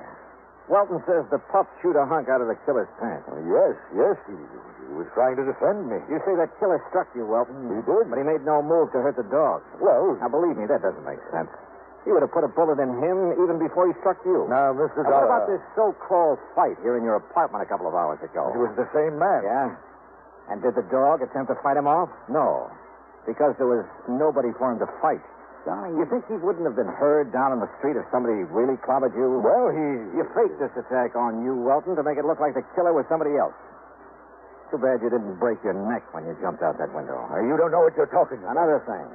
And this is where you missed a bet, Randy. Yeah? Over on First Avenue, I checked with a crew from the electric company. They finally got around to fixing that street light. Huh? Yeah. That light's been out for nearly 3 weeks. So how could Welton have seen another man in that alley well enough to make a positive identification? Now, listen, Dollar. Shut up, Welton. Said my phone call just now. Randy, Welton was in hock to that bookie he murdered. To the tune of $23,000. He threatened me. He said he'd kill me if I didn't pay him. I had to kill him. If I hadn't killed him, he... Breaks my heart, Johnny, but thanks. Okay, Welton, up on your feet.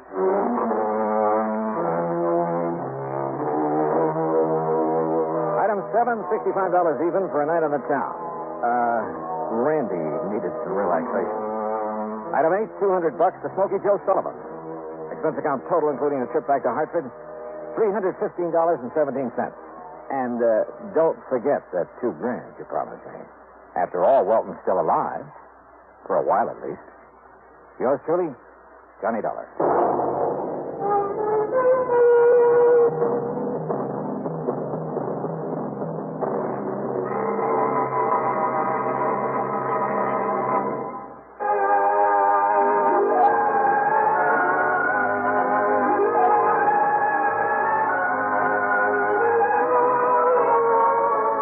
Truly, Johnny Dollar, starring Bob Bailey, originates in Hollywood and is produced and directed by Jack Johnstone, who also wrote today's story.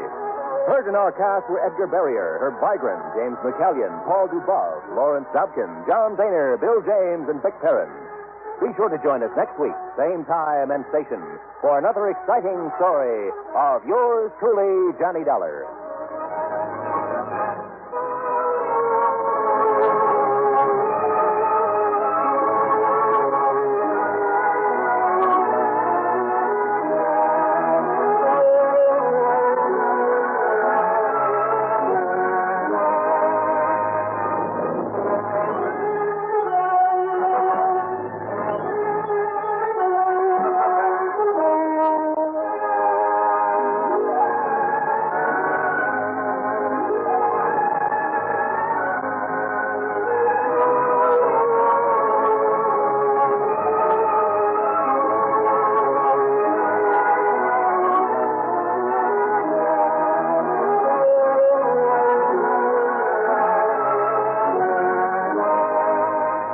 Johnny Dollar has come to you through the worldwide facilities of the United States Armed Forces Radio and Television Service. Earl, how are you? Great. Johnny, do you remember the Lucky Fall Ranch? Well, if you're talking about the one out in Green Mountain Falls, Colorado. That's the one I'm talking about. Well, sure. That's where you and I and Ray, what's his name? Ray Smishney. Yeah, Ray Smishney, who owns the Lucky Four. You and he and I investigated the death of that concert pianist. That's right. Also, we had some real fine trout fishing up in 11 Mile Canyon. Do you remember the little private lake up in the mountain back of Ray's ranch? Cherry Lake? Yeah, it's Old Bill Cherry's lake. Only it isn't there anymore. Oh, that's too bad. Old Bill isn't around anymore either. Well, what's happened to him? According to all the information, he was killed when the dam broke and sent his farmhouse crashing down into the valley below. Oh, gee, that's too bad. I have the claim for his insurance right here on my desk. I'll send a copy of the policy to you there at the Lucky Four. Hey, wait a minute. Is something wrong, Earl? That's what I want you to find out. What makes you think something's wrong? A phone call I just got from Ray Smishney said he's found a couple of things that make him think the breaching of that dam was no accident. Okay, Earl. I'll grab the first plane I can.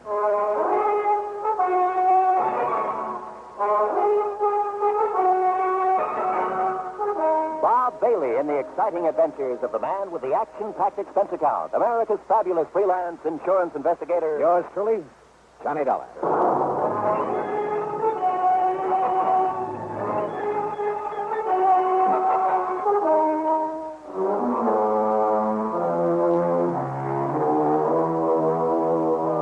Expense account submitted by Special Investigator Johnny Dollar to the Tri-State Life and Casualty Insurance Company. Attention, Earl Pullman. Following is an account of expenses incurred during my investigation of the Lucky Four matter.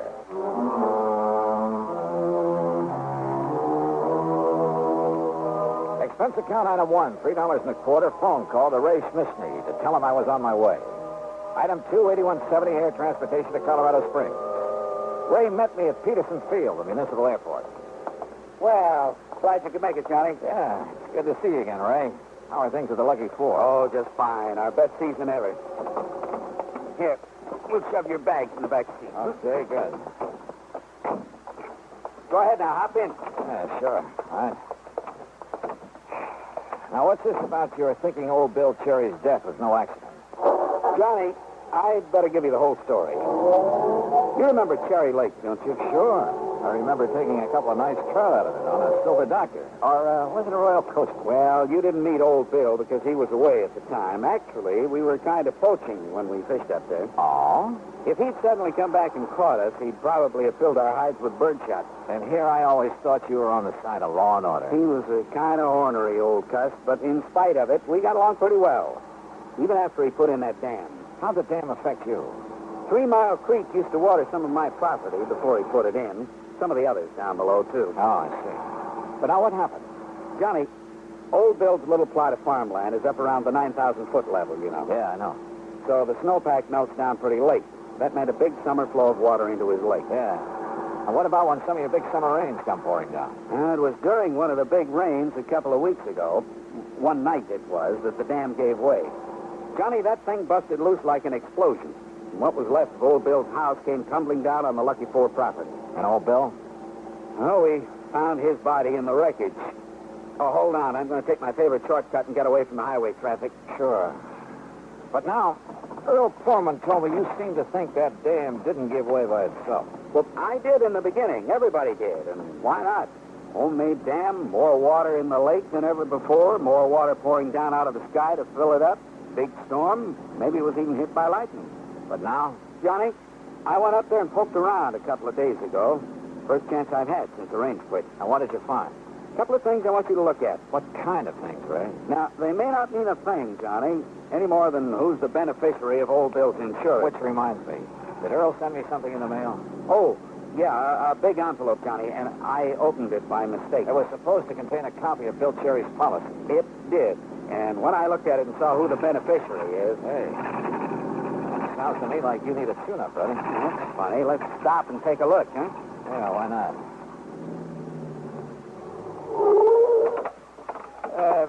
You say that when you saw who the beneficiary is... Oh, a worthless nephew of Bill's who hangs around the pool rooms in Colorado Springs. He's been in a couple of scrapes with the law.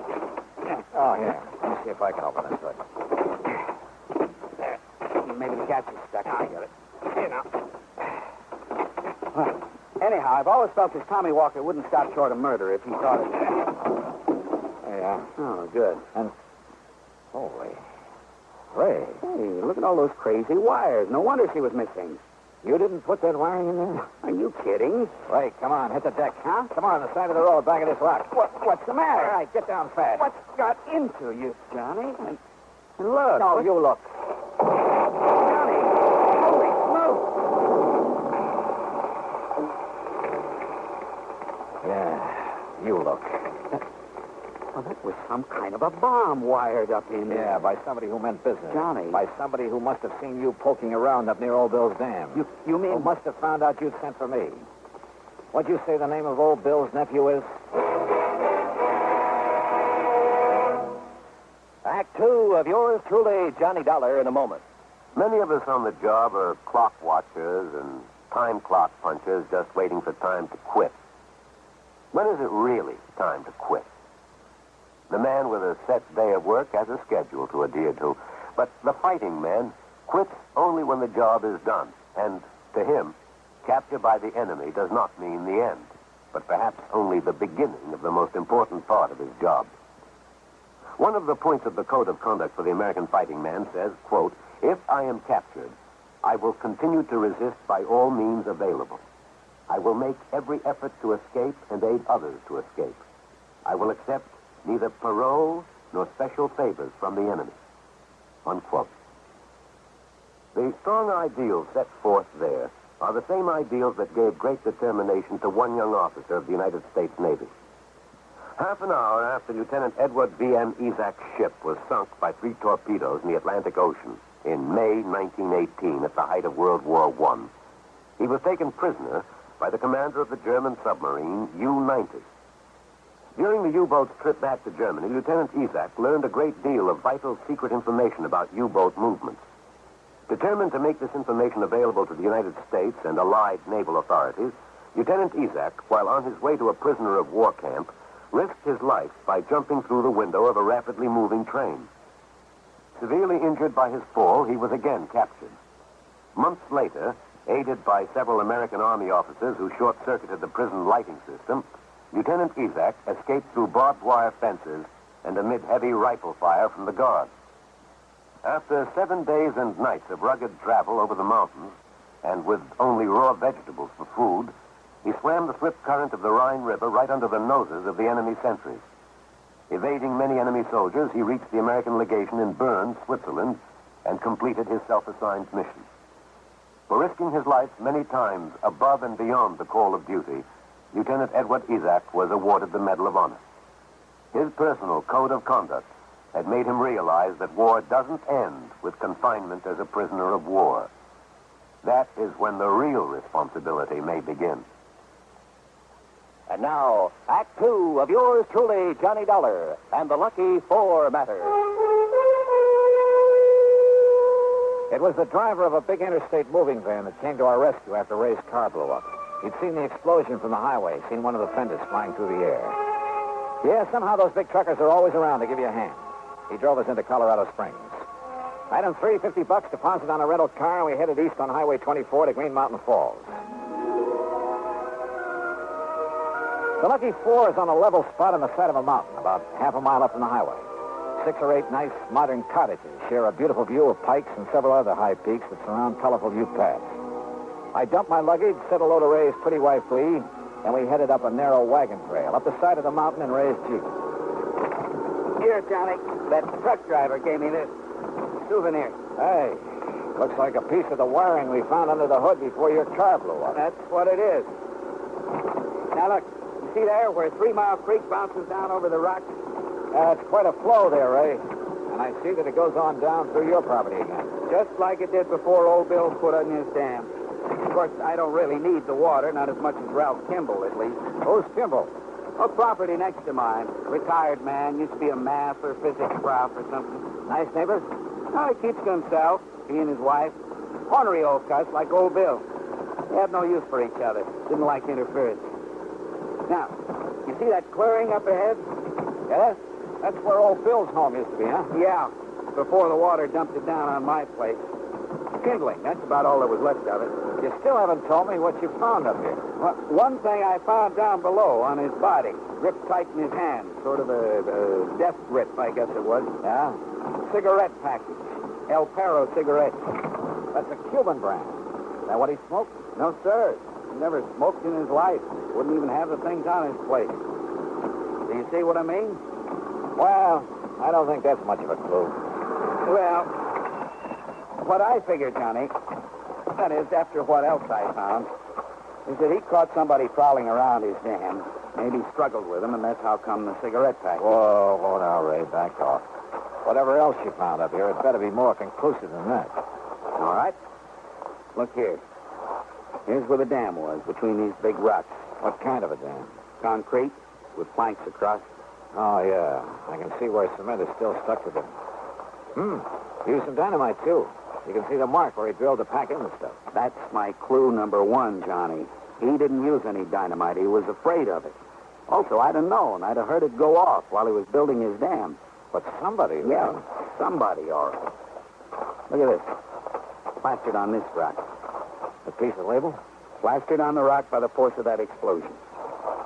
Says Titan Super IXL Dynamite. Johnny, he wouldn't even have the stuff around. Another thing. It's a brand you can only get in one little store in Denver, and he'd never go there. He hated the place. Yeah, you said the dam went like an explosion. Yes, sir. But, of course, with all the thunder and lightning that night, who could be sure which was which? Oh, well, chances are lightning wouldn't reach down here, Ray, with all the high peaks around. That's what first hit me, Johnny. Come on. Let's go into Colorado Springs and find this nephew of old Bill's. Tommy Walker. Yes, sir, Johnny. Being the beneficiary and all, who else could it be? Ray, I'm with you.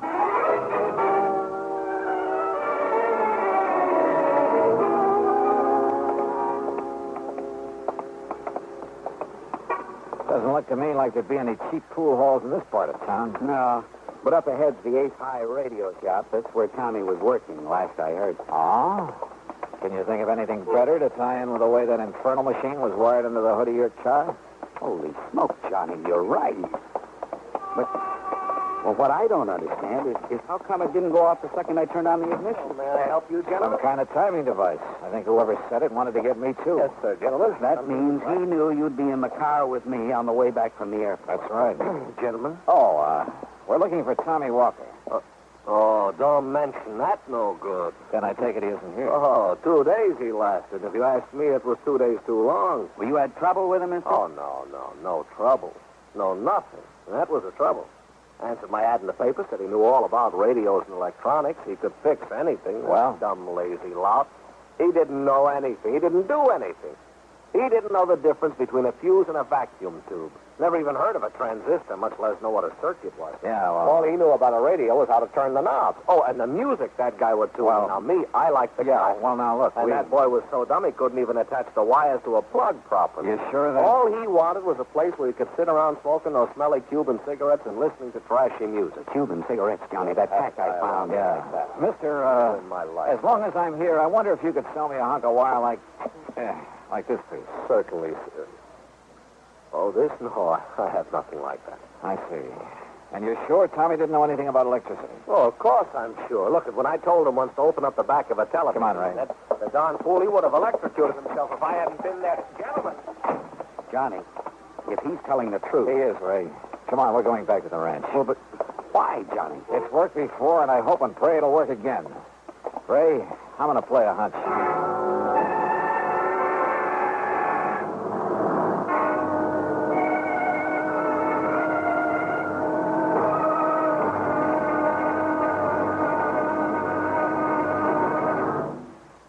Act 3 of yours truly, Johnny Dollar, in a moment. And now for another episode in the life of Sergeant Donald Bellwether, my husband.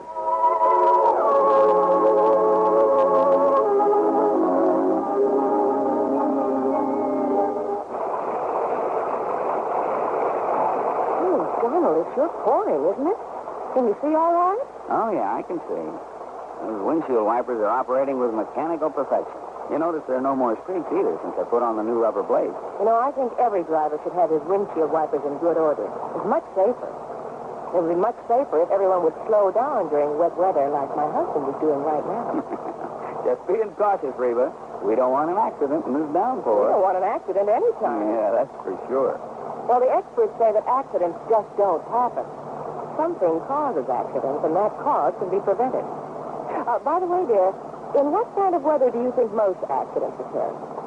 Oh, I'd say in rain or snowy weather or slippery weather when visibility is impaired. That's the wrong answer, dear. Wrong? Are you serious? Statistics show that 8 out of 10 accidents occur when the weather is clear or with a cloudy overcast. Are you positive? I wonder why. But, here's our house girl. Oh, yeah. Now, you sit right here, Reba. I'll get out with the umbrella, and then I'll come around and open your door. All right, honey. I wonder why. Wonder why what? Why 8 out of 10 accidents happen in clear weather? Oh, well, I don't know for sure, Sergeant. But I do know that you drove very carefully tonight in the rain. Thanks. Now, if everyone drove as carefully during clear, dry weather, there'd be less accidents, I'm sure. Hey, that must be it. People automatically get cautious in the rain and snow. Too bad they don't stay that way in good weather. You will, won't you? I mean, drive safely in good weather, too? I promise. Oh, that's my Donald. That's my doll.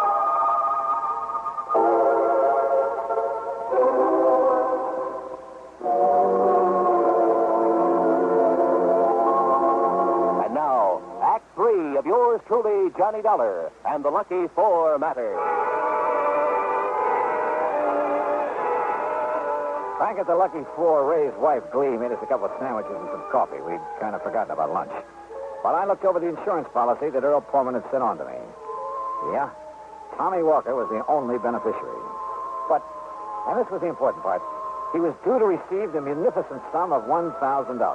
And that's all. That's all? You mean he'd kill his uncle for $1,000? I don't think so, Glee. Well, and yet, if Tommy is the only one to benefit... Listen, Ray. You told me right off the bat you hadn't liked the idea of old Bill putting that dam up there. Johnny. Johnny, no. That is... None of us liked it. What do you mean by us? Well, none of us. The Kimballs and us. Only because it kept the creek from coming down here. He made a diversion when he put in that dam. But after I put in the pumps, we've had plenty of water.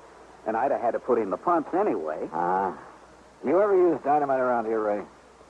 Sure. Most everybody does one time or another. In this whole section, use it to clear the land. Johnny, that Listen, Johnny, I don't know what you're driving at. Most everybody does, huh? Yes. Have you ever used that particular brand? Titan Super IXL? No, sir. Never in my life. But you knew where to get it. Everybody does, Johnny. Johnny, please. Everybody, huh? Yes. Including Ralph Kimball next door? Mr. Kimball? Yeah. Maybe I'd better go over and talk to him, huh? They're not at home. Went to Denver this morning early, but Johnny... How do you know? She told me they were going. She dropped in last night, and she told me, and I said Ray was going, too, to meet... Johnny, look. She drop in here very often? Well, only since the dam broke, and... Well, they weren't too friendly before, but now... Well, Physics professor, huh? Electronics. Good Lord, Johnny. I'm going over and take a look around. Oh, dear. I'll go with you, Johnny. Ray had minimized the problem he'd had when the dam was put in. Maybe his next-door neighbor hadn't. Kimball had kept to himself, Ray said. It was very much like old Bill Cherry, an ornery sort of cuss who didn't like interference. And old Bill's dam had certainly interfered with Kimball's water supply. We started our search in the workshop back at Kimball's house. Here it is, Johnny. Take a look.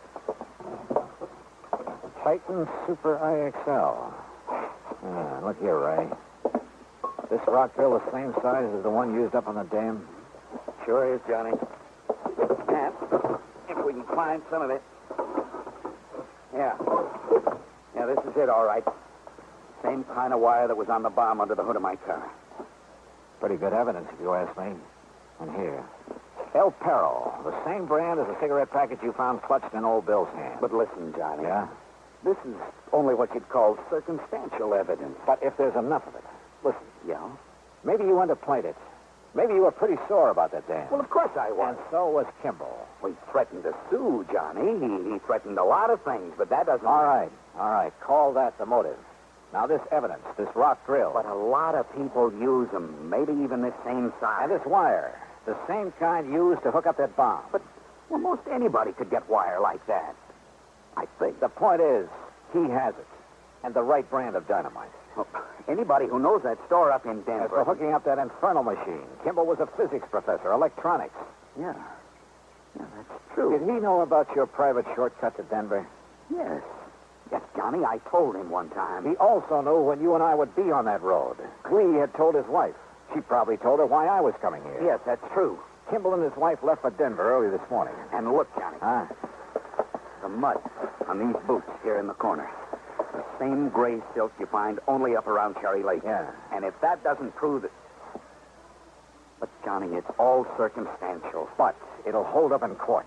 What? 7 points of similarity, Ray, that'll stand up in any court in the land. But even if... Even if. Because what the law calls 7 points of similarity, as any mathematician can tell you, will occur only once in 38 billion times. That's true? That's true. And that's what's going to hang Mr. Kimball. That, Mr. Dollar, is not true. Kimball. Oh, now, surely you're not going to be foolish enough to use that thing, Kimball. You've left me no alternative now that you found out. Now, look, Mr. Kimball. All right, Bisney, Dollar. If you want to do any praying, do it fast. What?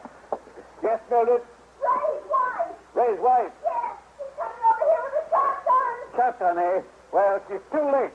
Oh, no, she isn't. Stay right where you are, Mrs. Kimball. Mildred can help me. I'll pull this. Stand right where That you was are. too close, Johnny. Yeah. 1 minute. Shall we join the ladies?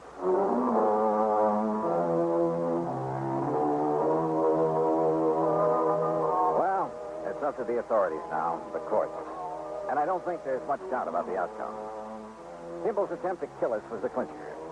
As for Tommy Walker, the heir, well, you'll have to pay him off on old Bill's policy. Expense account total, including the trip back to Hartford, $224.95. Yours truly, Johnny Dollar.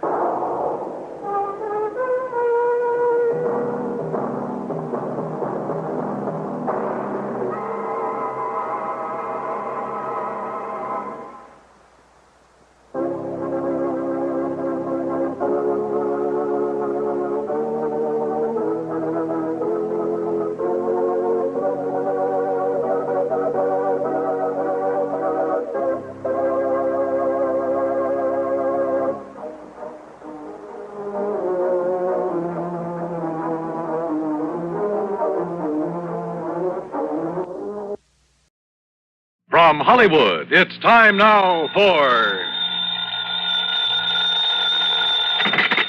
Johnny Dollar. George Reed here. Huh? Hey, now listen, George. If Lloyd's of England keeps handing me cases, how can I work for the other insurance companies? Well, what I'm calling about this time isn't really a case. So what? As long as the company pays my expense account and maybe a nice little fee to boot? Fee? Sure. Well, I'm not even certain you'll need an expense account. Oh, then now, wait a minute. Johnny, I think you'd better come over here to my office so that we can talk about this. Well, I don't want to sound chintzy, George, but a cab to your place will cost me over $1. Oh, well, that can go on the expense account, of course. Good. Then as long as we've established the expense account for this thing, whatever it is, I'll see you in a few minutes. Well, now, there's no hurry, Johnny, so just take your time. Huh? I said take your time about getting here. Yeah? I'll be right over.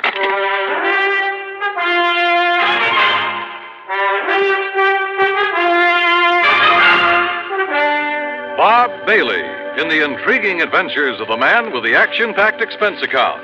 America's fabulous freelance insurance investigator. Yours truly, Johnny Dollar. And now, Act One of yours truly, Johnny Dollar.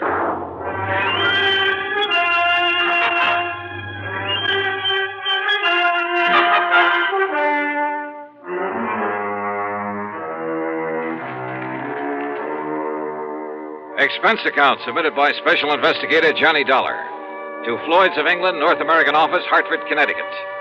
Following is an account of expenses incurred during my investigation of the cautious celibate matter.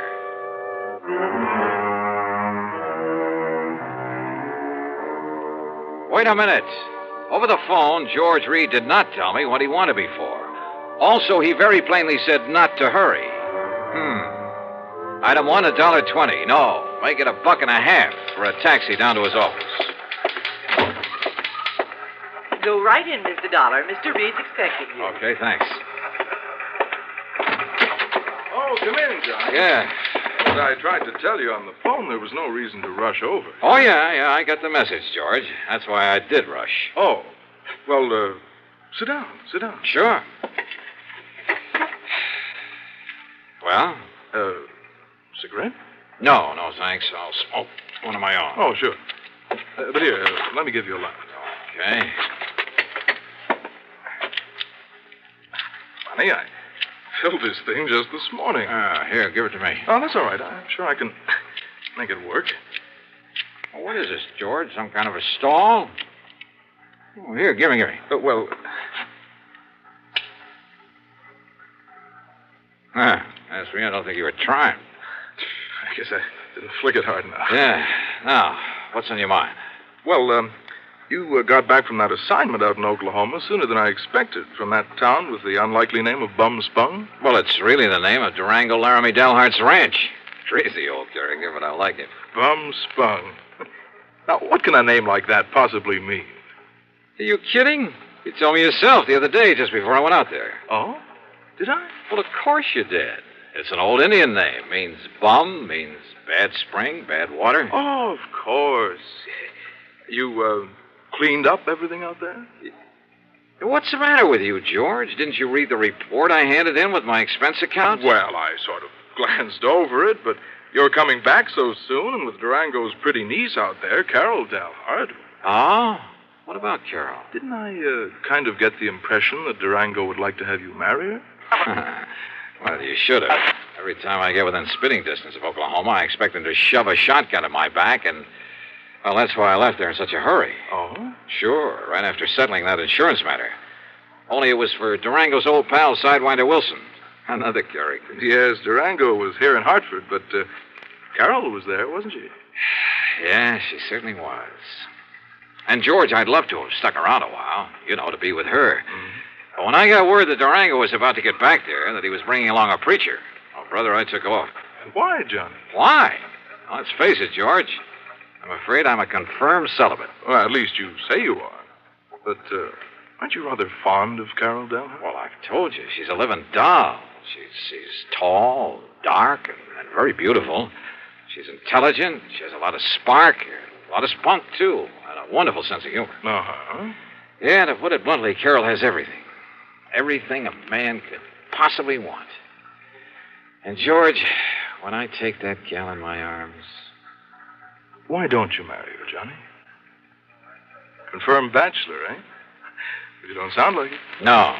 Sometimes when I think about her, I don't feel like it. Well, then? No.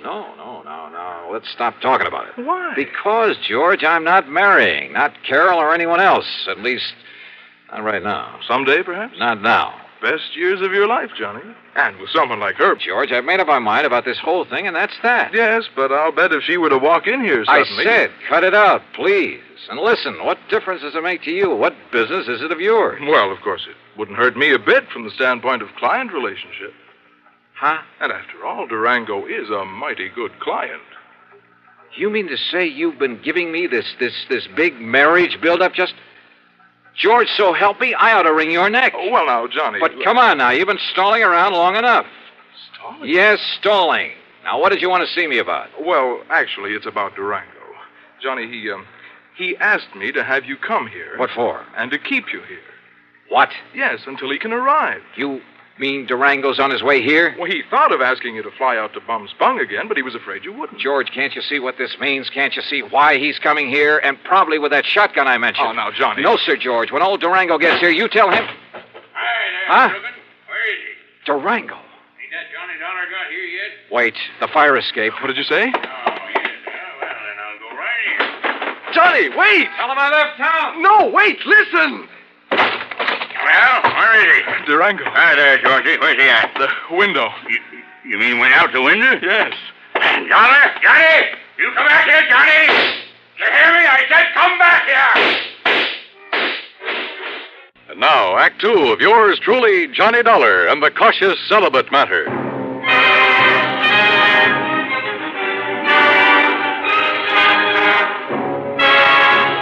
Needless to say, when that wild old character, Durango Laramie Delhart, started shooting at me out the window of the office building, well, I really made time down that fire escape. And I didn't stick around to see how he was going to square himself with the police. Because before I could even reach the nearest corner, a couple of prowl cars pulled up in front of Floyd's of England, and out piled half a dozen cops, all pulling their guns. No, sir. I grabbed a taxi. That's item 2, and it comes to $5 even for the fastest ride I could get to my apartment. Because Durango's presence in Hartford can mean only one thing. Yes, sir. He was still obsessed with the idea that I should marry his niece, Carol Delhart. Sure, I care a lot for Carol. Maybe even love her, I don't know. And I know that she likes me a lot. But I also know that neither of us is going to be railroaded into marriage by old Durango. Yet there couldn't be any other reason for his coming here. So I dragged out a couple of handbags and proceeded to pack them well. Then item 3, another dime for a phone call. George Reed here. So what happened, George? The cops haul him off and throw him into the clink? Durango? Who else? Johnny, this man is unbelievable. It's fantastic. Huh? I don't know how he worked it, how much it cost him. And, of course, as always, he came here loaded with money. Thousands, Johnny. Yeah? Well? But the police didn't even take those 6 guns away from him. Oh, brother, all the more reason why I'm getting out of here. Yes, Durango still thinks he's living in the old days of the wild and woolly West when the only... What? You're leaving? Oh, you bet your life I am, and I'm putting all the costs of transportation on expense account. Well, now listen. After all, it was you who got me into this whole thing. Listen to me. Where are you going? What do you think I tell you? You're in cahoots with this wild old man, this trying to get me to marry his niece. But, Johnny, if you and Carol love each other... So what? Do you think we want him to force us into it? Well, now, look. Suppose we... Yeah? Oh, come on, George. I'm in a hurry. George! Are you in your apartment, Johnny? That's right, but not for any longer than... Why do you ask that? You stay right there, Johnny. Durango. You just stay right there. I'm coming right over. I gotta talk to you, young feller, and that ain't all. You hear me, Johnny?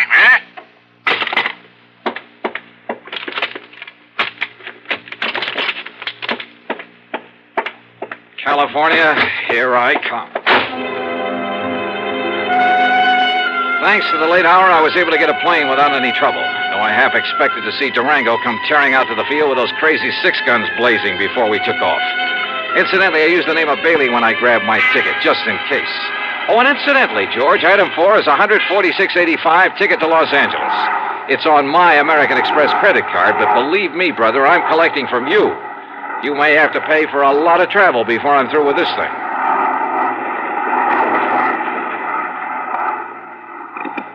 This is the pilot speaking. We'll be landing in Chicago in about 10 minutes. Weather is clear.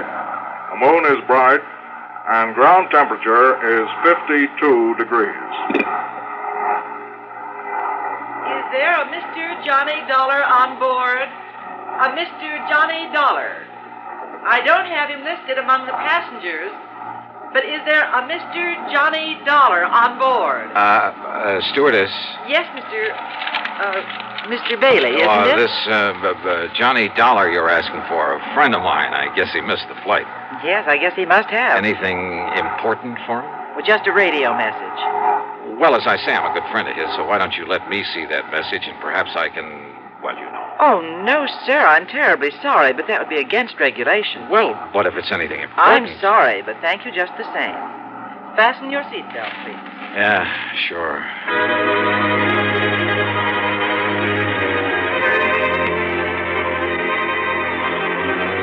When we landed in Chicago, I was tempted to grab a telephone, call George Reed, and ask him if Durango had given up the chase. For I knew that by now George must have realized he'd have to be on my side in this whole silly business. But during the stopover, I didn't even risk leaving the plane. Finally, we took off again, and I managed to sleep for a while. But all I could dream about was Durango chasing me. Through streets and alleys, across the plains, on foot, on horseback, in a car, a boat, a train, and all the time firing those handguns at me. Wild, fantastic dreams. By the time we got to Los Angeles, I was a physical, mental wreck.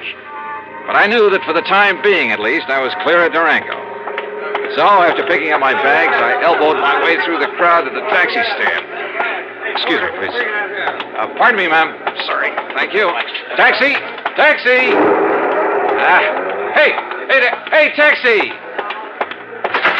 Here you are, Johnny. I hired this here now fancy limousine for you and me. Huh? Say, you ought to took one of them new jet flights like I done. Durango. Would have got you here a lot quicker. Durango, listen. Well, Sir Johnny, I finally catched up with you, didn't I?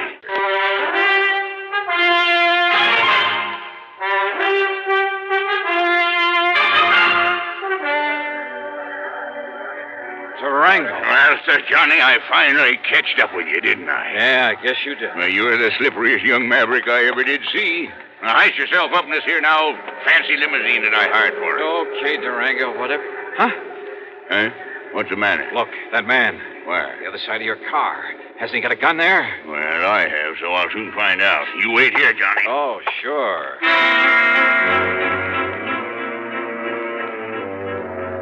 I dropped my bags and tore back onto the passenger ramp. By jumping over a fence, I was able to climb on board an airliner that was about to leave. By flashing my credentials at the stewardess, I kept her from throwing me off, and in a couple of minutes we were in the air. Yes, sir, and headed for Portland, Oregon. The plane fare is item 55620. And to prove I'm not kidding about the company paying my expenses on this wild trip, item 6 is $425 for my 2 leather handbags and all the clothes I'd packed in them. So what happened at Portland? You won't believe it. But Durango was there and waiting for me. Sure, he chartered a plane, and because of the stops that my flight made along the way, he got there first.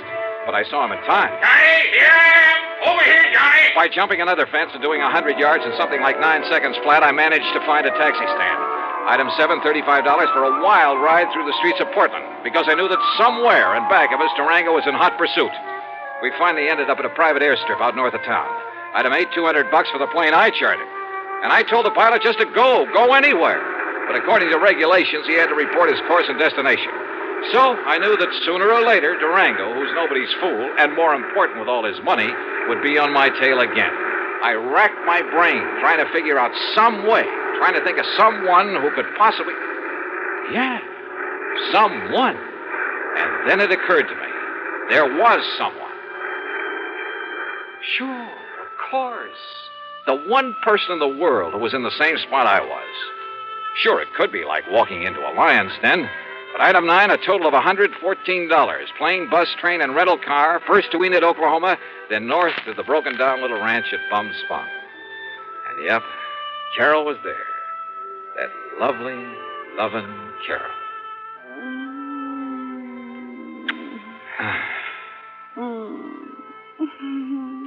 Oh, easy, gal, easy. You don't like to be kissed? Oh, I do. Johnny. Well, I love it, honey, and you know it. But listen, has Durango been here? Oh, Johnny, I don't know where that old goot went. Yeah, well, I do. He went to Hartford. Hartford? Yeah, Hartford, gunning for me. That crazy old man is so set on having us get married, Carol, Well, that he... sure he is, but to go all the way to... Well, now, that's just carrying things too far. Yeah, I think so, too. I mean, if he thinks that by waving a six-gun around... Listen, Johnny Dollar, I'm real gone on you. You know that. Well, yeah, and I think you know how I feel about But that doesn't mean that just because old Durango wants it that way, we've got to get hitched up together. No. At least not right away. So if he thinks he can shotgun you and me and... Oh, no. Durango! I know he'd be coming back to you, Carol, so now we really celebrate. Durango, you crazy coyote! Now, Durango, you stop that. You put down that gun and listen to me. Well, he's going to marry you, ain't he? Well, ain't he? No, Durango. No? No, at least... Well, not now. And in spite of the way you've chased me all the way across the country. Yes, Durango. Well, sure I chased you, but not on account of Carol, Johnny. Huh? Well, sure. I hope all the time that sometime you and her will get married up together. Well, then? But I give up trying to force you kids doing it. Huh? Well, I just figure when you're ready, well, then you will. But going to Hartford and chasing me that way. Huh? Oh, that. Yeah, that. Well, that wasn't nothing, Johnny. It's just that when you was out here last week and you kept my old pal Sidewinder Wilson from getting murdered, you know, Sidewinder's my oldest pal, Johnny, my best friend. Yeah, that's true, Johnny. And when you passed on the word that he was the one that found out about that killer, well, Johnny, what do you know now? He's the new chief of police down there at Fairweather. Yeah, well, bully for him, but I still don't see... So you being so good to him, I just wanted you to know I appreciate it. So, what I went to Hartford for was to give you this. Holy... Some of them's a bit dirty, crumpled up, and they got some... But when I counted right, there ought to be $10,000. There you are. Gee, Durango. Well, Durango, Well, I don't know what to say. Yeah, you don't have to say nothing, Johnny. Just enjoy it. But are you sure you wouldn't like me to have the preacher come up from Enid and no, I guess not. But God bless you anyhow, boy.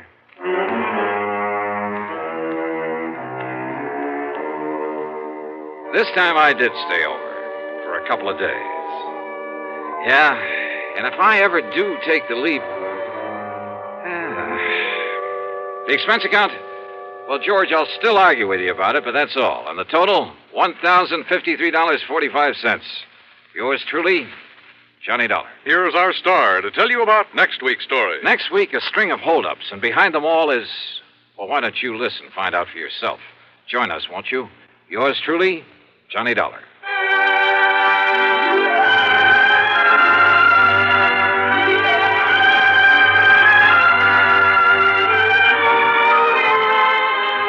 Yours truly, Johnny Dollar, starring Bob Bailey, originates in Hollywood and is written, produced, and directed by Jack Johnstone.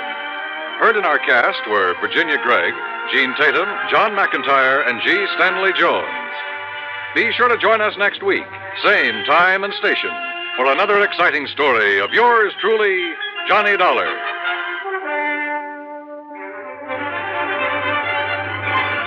This is Dan Coverly speaking.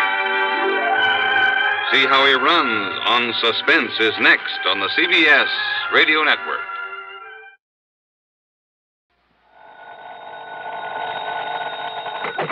Johnny Dollar. Pat McCracken, Johnny, at Universal Adjustment Bureau. Greetings, Master. No, don't give me that. Johnny, I believe you spent a couple of weekends down in Sarasota, Florida early this month. Pat, you know darn well I did. Have a chance to get in some fishing? You know darn well I didn't. That's why I've been sitting here dreaming about those lunker bass at the Lake Mojave Resort out in Arizona. Oh, what's the matter with Lake Mead? Huh? You know, the huge man-made lake that's backed up by Hoover Dam? Yeah, I know. A few miles this side of Las Vegas, Nevada? A lot of big ones in that water, I understand. Okay, Pat, you got me all excited. Now, what's it all about? I told you. Fishing. Yeah, and? That's all. Except, Yeah, except what? slight case of murder.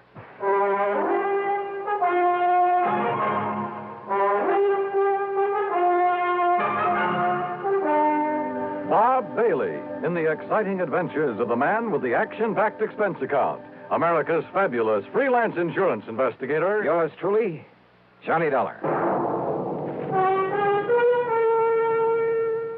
Here's actress Joan Bennett. It's terrible to try to act with a dreadful cold. To feel better quickly, I take 4-way cold tablets, the fast way to relieve nasty cold distress. Yes, tests of 4 leading cold tablets proved 4-way fastest acting of all. Amazing 4-way starts in minutes to relieve aches, pains, headache, reduce fever, calm upset stomach, also overcomes irregularity. When you catch cold, try my way. Take 4-way cold tablets, the fast way to relieve cold distress. 4-way, 29 and 59 cents. Now, a word about another fine product of Grove Laboratories. Had dandruff for years?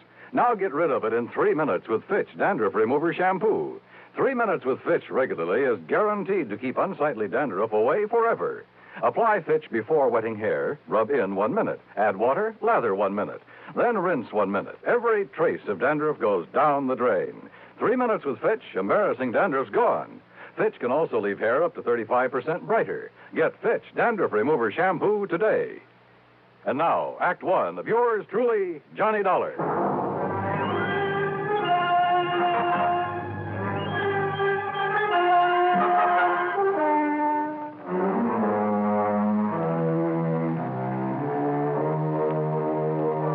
Expense account submitted by Special Investigator Johnny Dollar to the Universal Adjustment Bureau, Home Office, Hartford, Connecticut.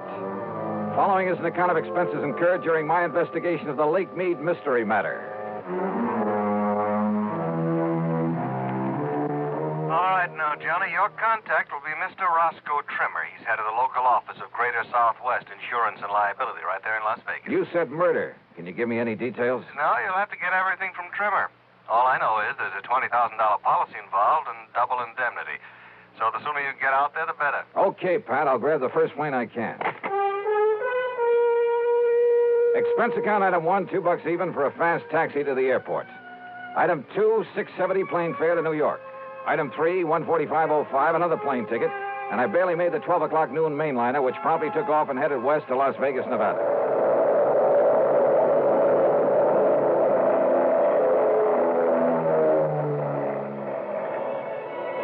It was 9:45 p.m. Pacific time when we started the long glide down from a starlit sky to the landing strip at McCarran Field in Las Vegas, Nevada. I'll never cease to marvel at the nighttime view from the air of that fabulous city of chance. Sitting alone out there in the middle of the vast Mojave Desert, the sky filling glow from its millions of lights, it had put a rainbow to shame. Oasis in the desert. Yeah, and very beautiful. I knew that Roscoe Trimmer's office would be closed this time of night, so I looked for a place to rest my weary head. Item 4, $1.50 for a cab into the Flamingo. And I just happened to remember that the Flamingo has an excellent casino.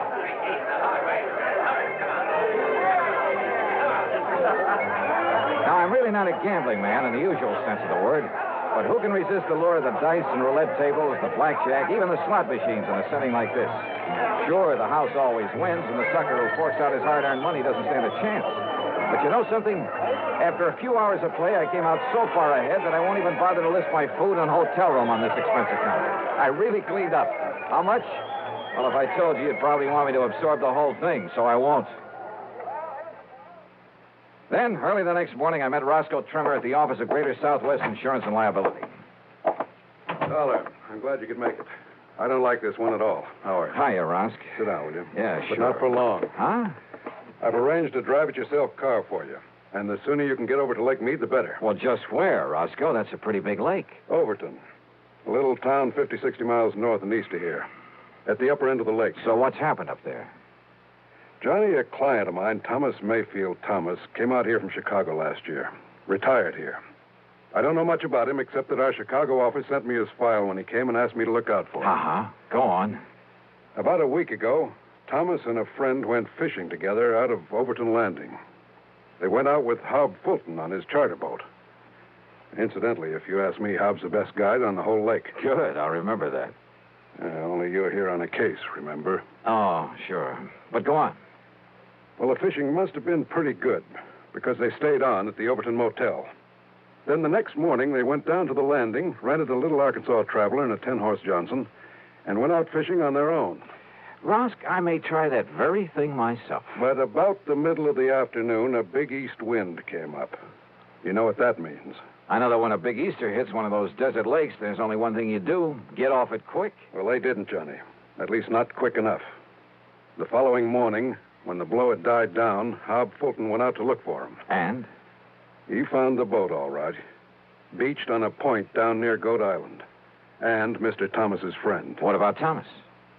His friend says that Thomas went overboard when the squall hit him. Well, it's certainly possible. Yes, it is. Possible. The chomp on a lake like that can build up waves 8 and 10 feet high, enough to throw a man off any kind of a boat. Yes, I know. But you don't think that's the way it happened? I didn't say that, Johnny. It's just that... Well... Okay, Rosk. What was his fishing pal's name? Charlie Wentworth. Does that mean anything to you? No. Well, I'm afraid I don't know very much about him either. Except that he, too, came here from Chicago. Arrived in town about 2 weeks ago. I take it that's where he knew Thomas, back in Chicago. Yeah, apparently. Well, what about him? What does this Charlie Wentworth do? Apparently nothing. But hang around the gambling joints.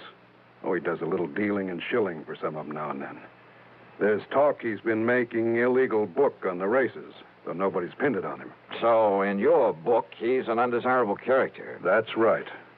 But is that reason to suspect he took Mr. Thomas out on that lake and murdered him? Now, Johnny, there's been a lot of worry around this town about some of the people who've come out here recently from Chicago. You know, ever since those investigations began back east. So what? Does that mean everybody who comes from there is a killer? No, of course not. But a man who doesn't really work for a living, you know, just spends all his time around the gambling tables, has no visible, regular means of support. Thomas was retired. Maybe Charlie Wentworth is, too. Oh, Johnny. Besides, who knows? Maybe Thomas will show up. Maybe he swam to shore and is plotting his way back through the desert. Oh, now, you know the odds against a city man surviving out there. Well, does anybody really look for him? Everybody. The police, the National Park boys, everybody. Not only in boats, on foot, but they even use planes and a helicopter. They found no trace. Well, that still doesn't prove anything. Tell me this. Are the police holding Charlie Wentworth? No, they're not. Which means they don't feel they have any reason to. But you still think I ought to investigate? Yes, I do. Roscoe? So do I.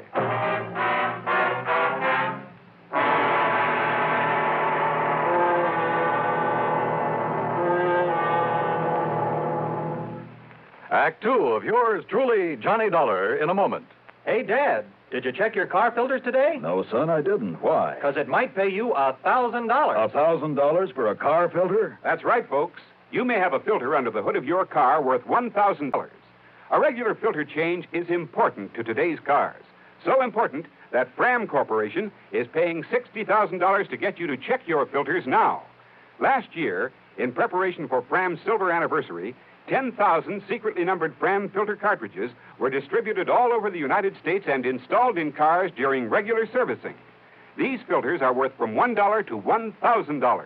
You may have one in your car right now and not even know it. Check your oil filter and air filter now. If there's a specially numbered Fram filter in your car, you will win up to 1,000 silver dollars, and your dealer will win the same amount. Get in on Fram's big silver treasure hunt. Check your car filters now. And now, Act two of yours truly, Johnny Dollar, and the Lake Mead Mystery Matter.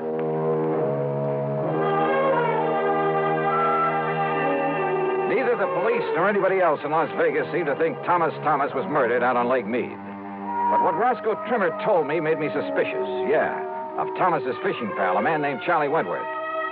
Expense account item 5640. I telephoned to my old friend Ken Bugby, reporter on the Chicago Citizen News. Thomas? Yeah, that's right, Ken. What can you tell me about him? Well, not everybody knew it, Johnny, but he was a mouthpiece for the old Moretti mob. That was some years ago. Oh? When they started the big cleanup, well, either Thomas couldn't or just plain wouldn't get him off the hook. Let them all go to jail. Then he settled down and retired in his home out in Elmhurst. Well, he's certainly not there now, Ken. No, about a year ago, he suddenly sold his place, packed up, and moved out west somewhere. Why? Do you know? Change of climate, I guess. What about him, Johnny? Ever hear of Charlie Wentworth? You kidding. He was one of Moretti's trigger men. Casual Charlie, they called him. You, know where he is now? Oh, they sent him up to Joliet prison along with the rest of the mob. Those boys will be in the clink the rest of their natural... Oh, wait a minute. Yeah? Casual Charlie and Snooty Wilson were released. Yeah, and... Hey, that was just about the same time that Thomas moved away from here. If that means anything. Baby, I got a hunch it means everything. Oh? Like what, Johnny? Thanks a lot, Ken.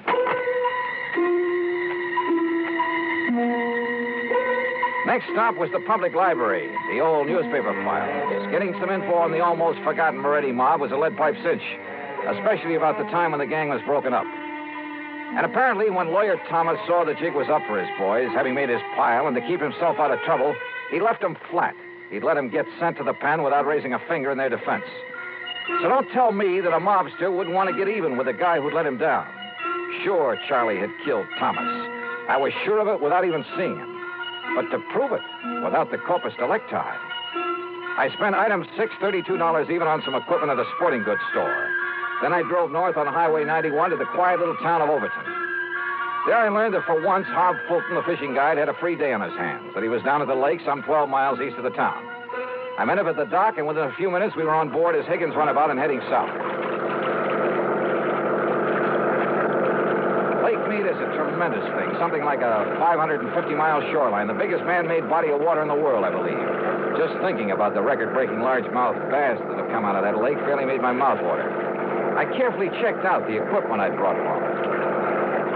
So you spent a lot of good money renting that stuff from Shelby's Sporting Goods down in Vegas, huh? Yep. Well, where's the spear? Bob, I don't think I'm going to need a spear. I don't think you can need any of that stuff. You ask me, Dollar, if you want to catch fish, borrow one of those rigs I brought along. Bob, I just want you to take me to the same spot you took Mr. Thomas and Charlie Wentworth. Too bad about that, Mr. Thomas. I got him a lot of nice bass, though. You know, fishing only the real deep holes. That's where they are this time of year. That's what I figured. If only they'd had sense enough to come back in that next day when the wind started to blow. Did they seem to get along all right, Hob? I told the police about that, Mr. Dollar, but I guess it didn't mean anything. Told them about what? Well, you ask me. Mr. Thomas wasn't any too happy fishing with Charlie Wentworth. But Charlie kept saying, let bygones be bygones, and let's enjoy the fishing, so... When you found Charlie in the boat the next morning, was there tackle still in it? Have you ever seen this lake when there's a big blow from the east, Mr. Dollar? I've seen Lake Mojave when it's been that way, but you haven't answered my question. No, sir.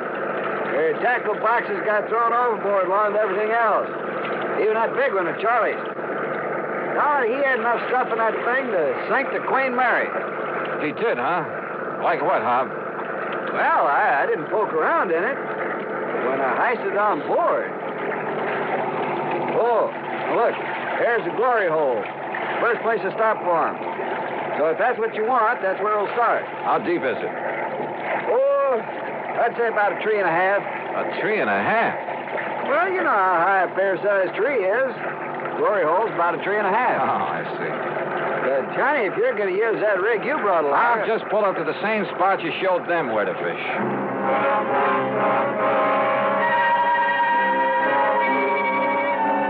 By the end of 2 hours, I'd tried at least half a dozen of the holes where Hob had taken Thomas and Charlie. No luck.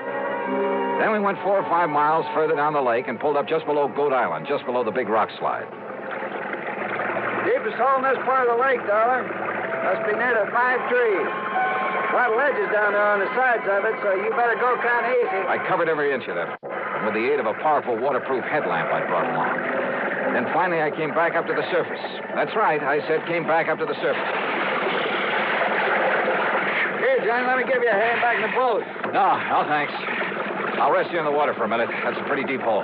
Yeah, but how you ever expect to catch bass in that skin diving rig without even a spear? Hand me a long rope, Hob. I found it down there. Huh? Yeah, on a ledge about 50 feet down, lashed onto that heavy tackle box you were talking about.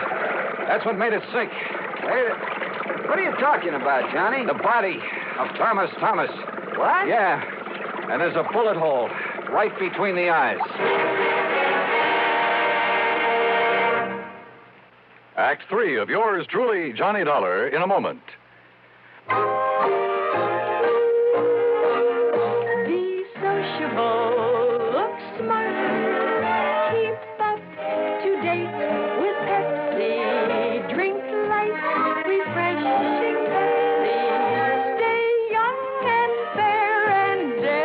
debonair. Be sociable, have a Pepsi.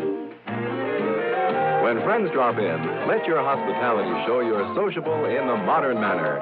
Pepsi, you know, is the favorite of the smart and young at heart. Be sociable, smart. Keep up to date with Pepsi. Drink light, refreshing Pepsi. Stay young and fair and debonair. Be sociable, have a Pepsi. Have you tried a Pepsi lately? And now, Act 3 of yours truly, Johnny Dollar. I took the body of Thomas back to headquarters in Las Vegas and hung around long enough to hear Dr. Richard Fallon say the bullet hole was definitely made by a .38 and at close range. To hear Police Captain Willis say there'd be no action taken until the bullet could be removed for study. But I knew he'd change his mind when he had time to think about it. So I left headquarters and started making the rounds of the gambling casinos. Luck was with me. At the second place I stopped, one of the public joints on Fremont Street. Maple winner, everyone. It's 30, full, red, and even. Well, have you seen him around here today? Yeah, that's Charlie Wentworth. They just come in the door, mister. Thanks. All right, ladies and gentlemen. Excuse me, please. Make your bets for the Pardon me, will you? May I get through here, please? Thank you. Excuse me. Charlie? Charlie Wentworth? Yeah, Buster? Johnny Dollar, insurance investigator. Here's my credentials. Oh, yeah. I guess you want to talk about my pal, Tommy Thomas, got drowned over in Lake Mead last week. Is that it? Yeah, something like that. Buster, that was an awful thing, him going like that. He was an old buddy of mine. Was he? Sure was. An old buddy. Hey, why don't we talk over in my room, huh? Too much noise around here. Okay by you? Sure. Why not?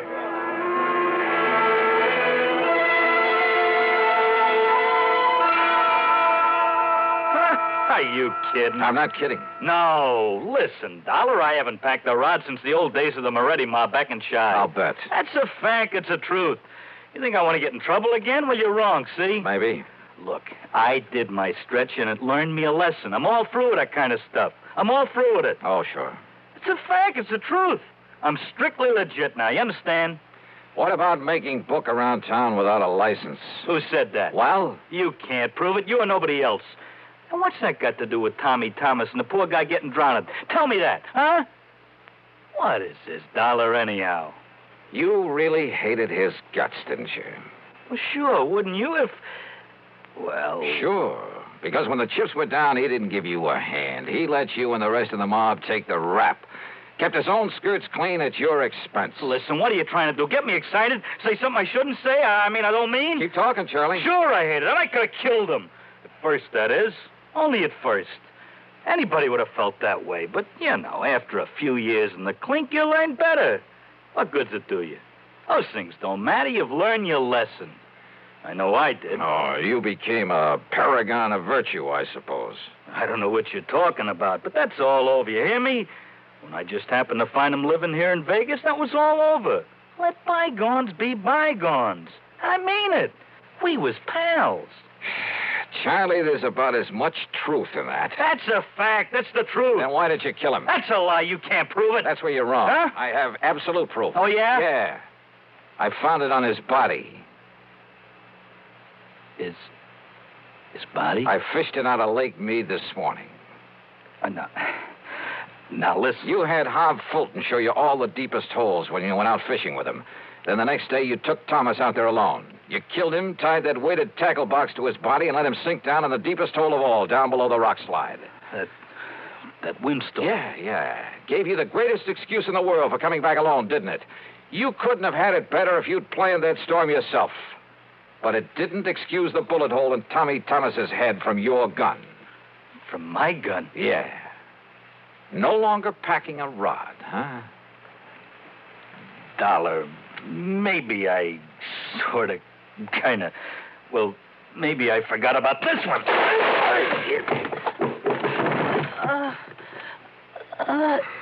Trigger man, huh? You're a lousy shot. And pretty slow draw, thank heaven. You know something? Now I think I have got proof. Yeah, this gun of yours.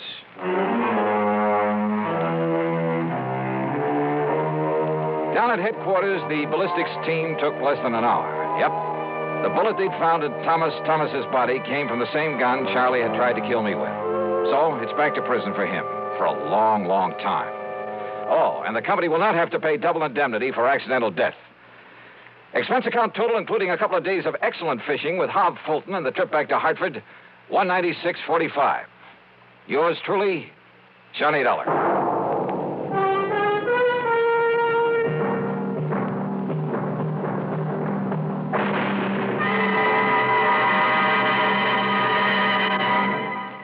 Our star will return in just a moment. I'm used to medium-priced cars, but most of them raise prices way up for $59. Now what do I do? Come test our best, the Ambassador V8 by Rambler, the luxury car that did not raise prices. I've always bought medium-priced cars, but now they're just too long to handle, too hard to park, too big for my garage. Come test our best, the luxurious Ambassador. So compact, it outturns, outhandles, and out-economizes other medium-priced cars. Just what is the Ambassador? It's the compact luxury car, finest product of American Motors.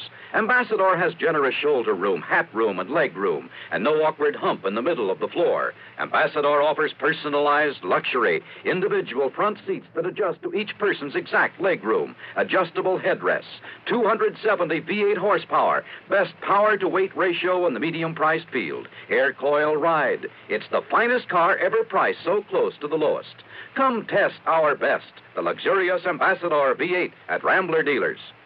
Now, here is our star to tell you about next week's story. Next week, a little boy in a small New England town leads me to tangle with a killer. Join us, won't you? Yours truly, Johnny Dollar.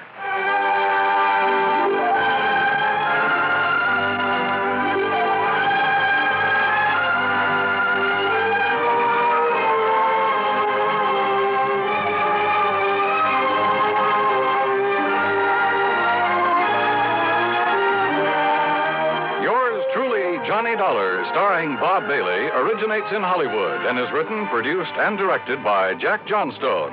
Heard in our cast were Larry Dobkin, Bartlett Robinson, Frank Nelson, Harry Bartell, and Gil Stratton, Jr. Be sure to join us next week, same time and station, for another exciting story of yours truly, Johnny Dollar.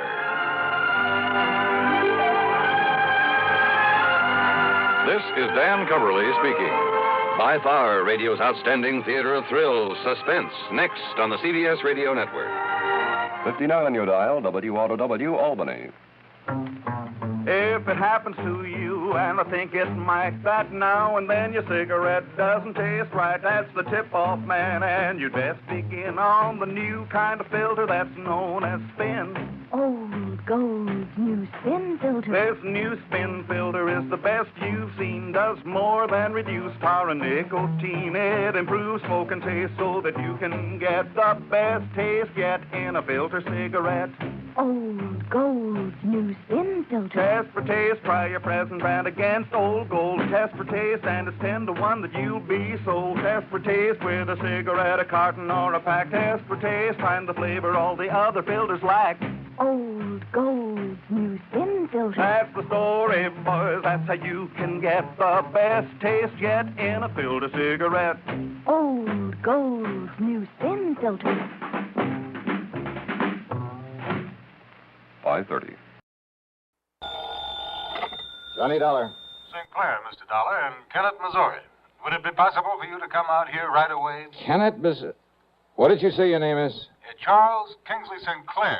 I'm... Oh, yeah, with Providential Assurance Company. Yes, that's right. Yeah, now, wait a minute. I thought you were leaving the company. If you're such a gentleman, you just couldn't stand doing business with the poor, wretched clients you inherited. Mr. Dollar, I am a changed man. Well, good for you. It is true that some of the people that I've been sent down here to deal with, well, I consider them nothing more than poor white trash, ignorant, illiterate. Well, I'll say this for them. They sure know how to make some pretty powerful moonshine. Very true. Yeah, if one of those characters hadn't poured some of that white mule down my gullet, I doubt if I'd have been crazy enough to go out after that killer. But thanks to you, Dade Wupperman was indicted, tried, found guilty, and has been incarcerated. Yeah, that was the one, Dade Wupperman. Unfortunately, Mr. Dollar, Dade has a brother. His name is Daniel. I beg your pardon. Daniel. He's been making trouble, very serious trouble. Oh? Like what? Murders.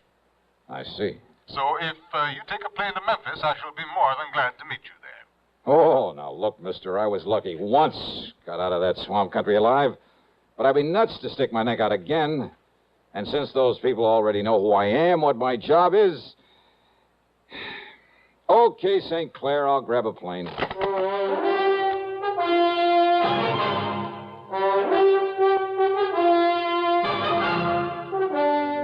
CBS Radio brings you Bob Bailey in the exciting adventures of the man with the action-packed expense account, America's fabulous freelance insurance investigator. Yours truly, Johnny Dollar.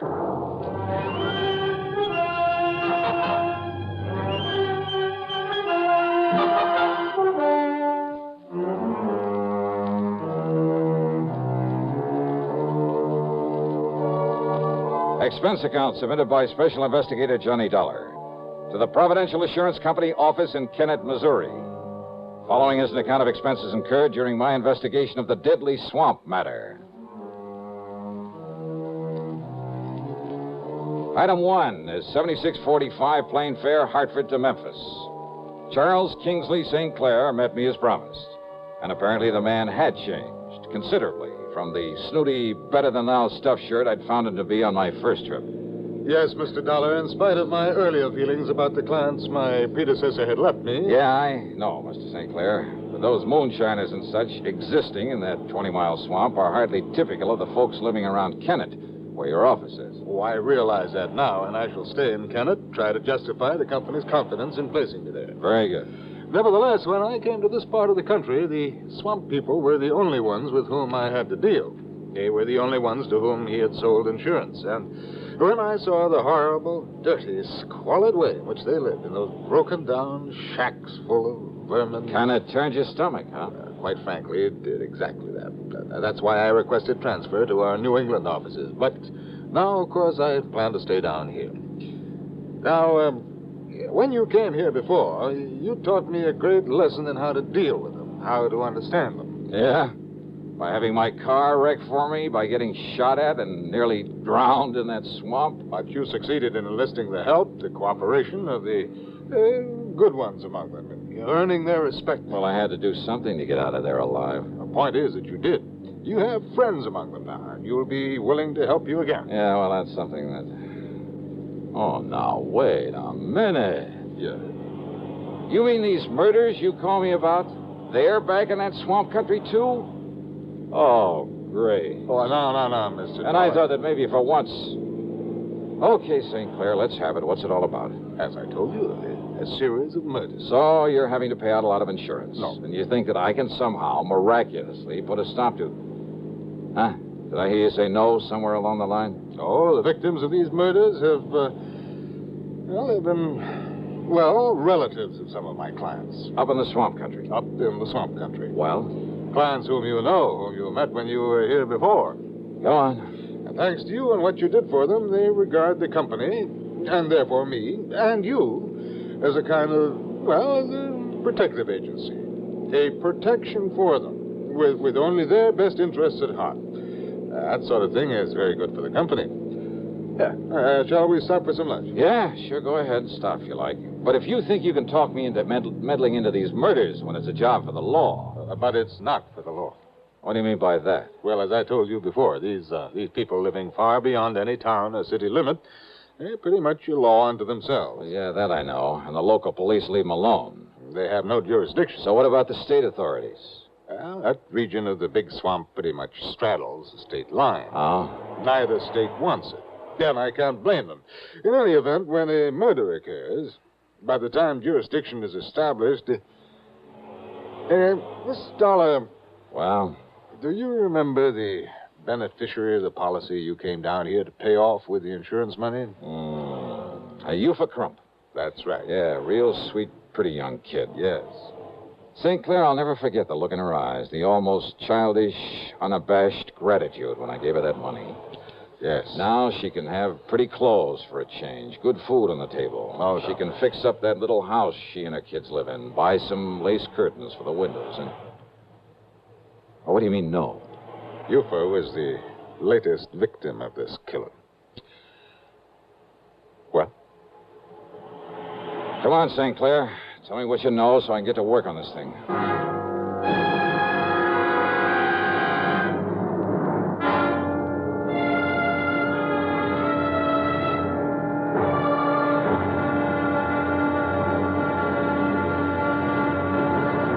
Next time you refresh, enjoy a frosty, ice-cold Pepsi-Cola. Sociability, Charlie. All right, Kay, how's this? Pepsi is light, refreshes without filling. You like to refresh? Have a Pepsi right now. Well, offer it to everybody, Charlie. I will. Enjoy Pepsi at the fountain. It's delicious at home, too. Have one at lunch or with a snack. Charlie. At the beach or at dinner. Wherever you go, Pepsi is there. It's here, too, in our Be Sociable song. Be sociable, look smart, keep up to date with Pepsi. Drink light, refreshing Pepsi.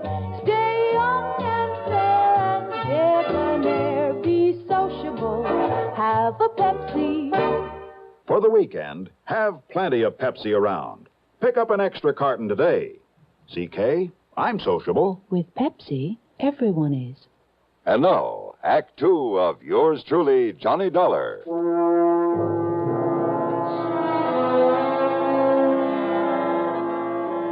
Eufa Crump. Yeah, what a name. But that cute, intelligent little girl, really out of place in the swamp country. Well, regardless of how you or I or the law might feel about it, her inheriting that moonshine still, when her husband was killed a while back, had meant something to provide for both her and her children. And the insurance she received on top of it. And she planned to marry Cass Dingle, the character who'd befriended me, who'd helped me run down her husband's killer. Cass, who was going to leave this desolate country, get out in the world and make an honest living for her. Yeah, but it was Cass who'd sacrificed his life out there in the swamp in order to save mine. No, Mr. Dollar. What? Cass Dingle is still alive. But I myself saw Dade Wupperman shoot him in the back. Eufa somehow nursed him back to health. They were married according to whatever rites the swamp people observe, and they were very happy. And then she was murdered. Yes, that was Cass who asked me to call on you again. And since you know him, you know these people. Okay, stop wasting time, St. Clair. Get me on up to Kennett where I can rent a car and get on this thing. Now, if you'll drop me at my office, I'll be more than glad to let you have this one. But about some lunch. Lunch? Forget it. Let's get going. Item 2, $4.70 for a tank full of gas there in Kennett. And I headed west a few miles, then due north into the swamp country. Well, as I said before, the 20-mile swamp is one of the most dismal, uninviting places I've ever seen. The road, after a while, wasn't even a road, just a set of muddy wagon tracks. More than once, driving slowly and carefully along, I held my breath, hoping St. Clair's car wouldn't bog down in some mud hole. I passed a couple of shacks, falling apart and apparently vacant. But the distinctive smell of moonshine whiskey in the air told me otherwise, that a still was in full operation. If Cass Dingle had married Eufa, he'd gone to her place to live, so I headed that way. But a mile or so before I got there, edging the car around a thicket of wild blackberries, I had learned the last time I was here that when somebody starts shooting, the only thing to do is stop whatever you're in, whatever you're doing. So I did, fast. I ducked down under the wheel on the floorboards, and I pulled out my gun. And I waited.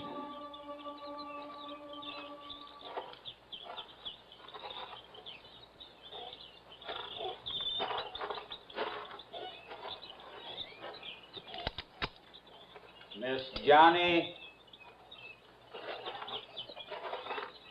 That you, Miss Johnny? Who are you? It's Cass, Miss Johnny. Cass Dingle. Oh. Good. Only what was the idea of pulling off a couple of shots? Howdy, Miss Johnny. I'm glad you come, sir. Yeah. I knew maybe a shot would make you stop the car, Miss Johnny. And that way you wouldn't go on up to the house in the still. Yeah, well, that's where I was headed, to look for you. It's much better you hide this car back in my old cabin. You remember where it is? Little turnoff right up ahead, isn't it? Yes, sir. Now, you do that, and I'll cut through the swamp and meet you there. Sure, whatever you say. I'll meet you there. I should have got there in 5 or 6 minutes at the most. The car bogged down in a sticky black mud hole. By the time I pulled enough twigs and branches under the wheels to get traction, make the turn-off, and pull up in front of his place, more than half an hour had passed. Because of his shortcut through the woods and the swamp, I'd expected to find Cass out in front waiting for me. But he wasn't, though the door of his cabin was ajar. Now, if I'd had any sense, I would have stopped for a minute, and I'd have given some thought to that. But I didn't. And believe me, it was a mistake. Come in, mister. Come right In the dark, windowless cabin, I could see Cass Dingle on a bunk at the far end, tightly bound with ropes and rawhide, looking at me helplessly. I said come in. And standing in front of me was the biggest, most ugly man I've ever seen. 250 pounds at the least, built like a gorilla. His face was covered with coarse black stubble. His long hair straggled down into the back of the collar of his dirty shirt. Aimed at my chest was an ancient rifle with a bore almost big enough for a shotgun. That's better, mister. Now, Peter, Luke, John. 3 specters came forward out of the shadows. Smaller men, also dirty, unshaven, looking no less menacing than the man in front of me. Each of them had a rifle. I could feel one of them against my backbone. Now, listen, I took a course once from the FBI on the proper procedure for disarming a man who has a gun in your back. But they forgot to tell me what to do about 4 of them. So I raised my hands up over my head. That's right, Mr. Johnny. Now, you just keep them hands right up straight. You, Paul? Yes, Daniel? Daniel Wupperman. All right now, Paul. You taking Mr. Johnny's gun away from him. Yes, now will, Daniel. Yes, you taking it away from him, Paul. I gotten it, Daniel. Ooh-wee. It'n's a real pretty one. That's right, Paul. So you holding on to it real careful. So I won't damage it none. While I kill him.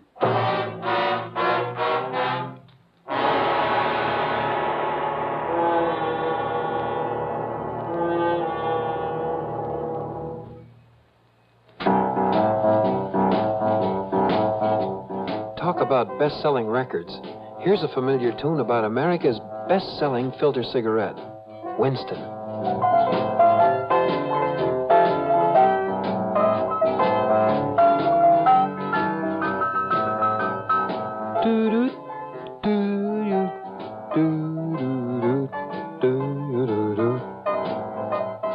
Winston gives you real flavor, full, rich tobacco flavor. And you know, that's because only Winston has filter blend up front. Choice, flavorful tobaccos, specially selected and specially processed for filter smoking. No wonder Winston tastes good, like a cigarette should. Smoke Winston. And now, Act 3 of yours truly, Johnny Dollar and the Deadly Swamp Matter.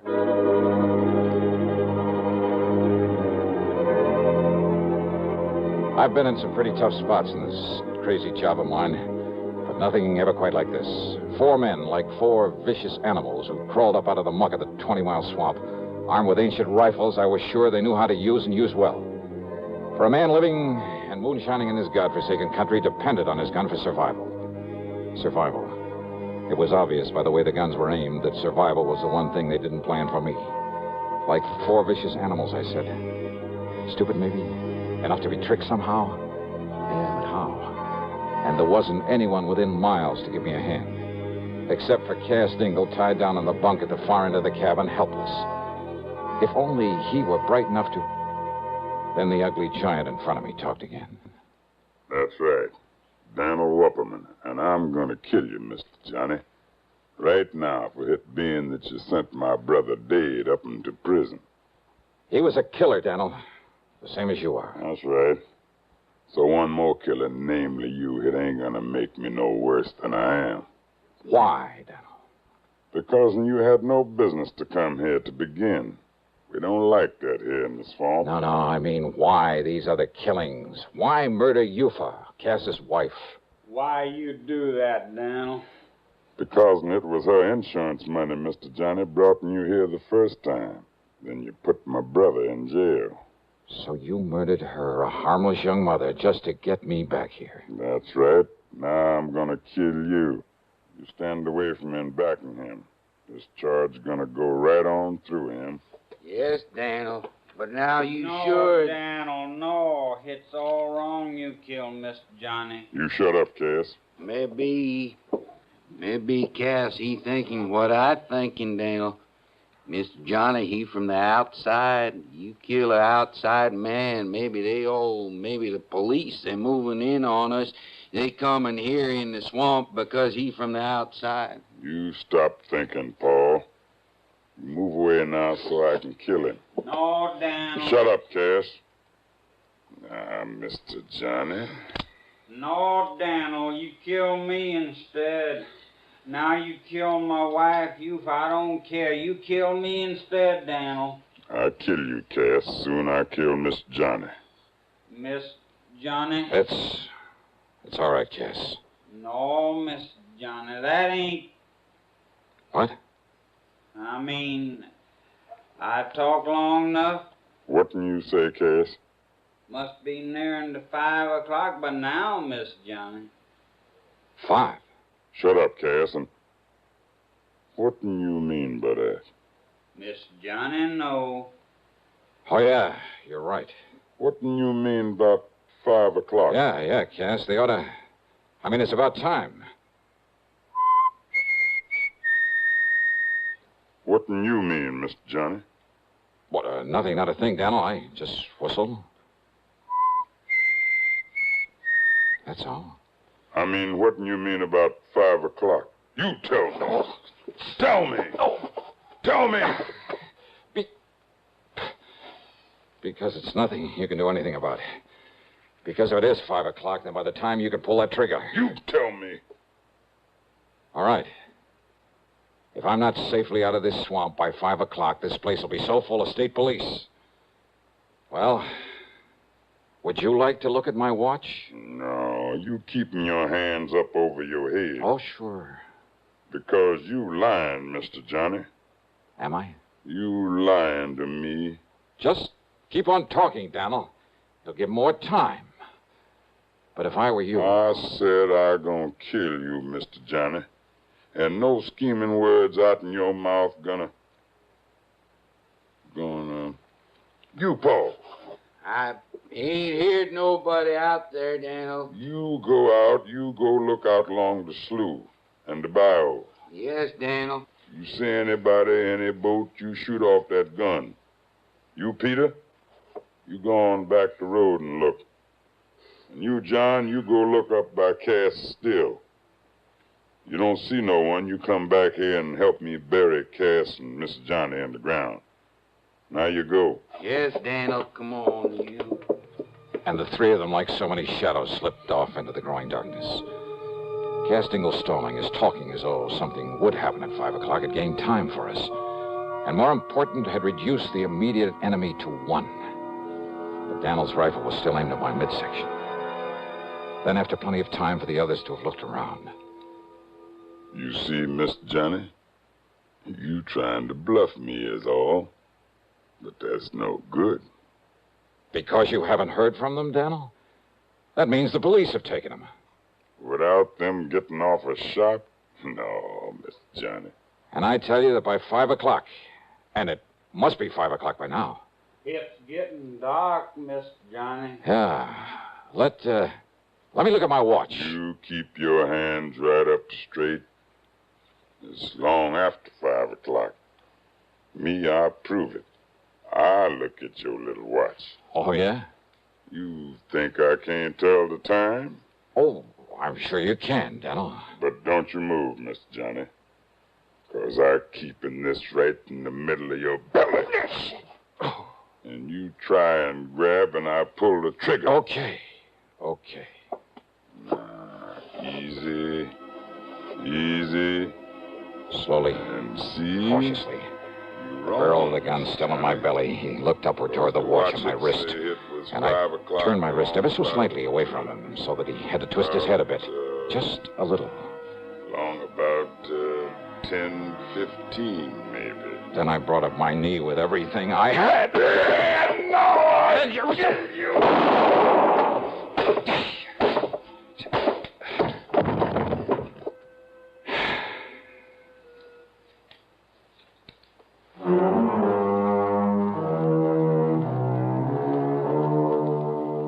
knew the sound of the gunshot would bring the others back to the cabin. After all, they certainly hadn't found any sign of those mythical state police out there. So after setting Cass free, I lay down just inside the door looking very dead.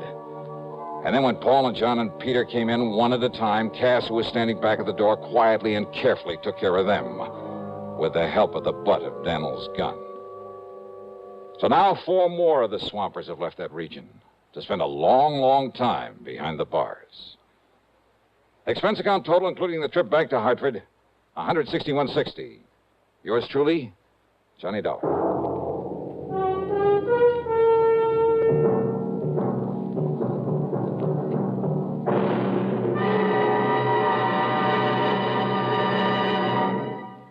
Our star will return in just a moment. Constipation is something people don't talk about much, but it can be a problem for anyone, even doctors. And when constipation occurs, it's interesting to see just what doctors consider important about a laxative they might use or recommend. Well, a majority of the doctors we heard from had this to say.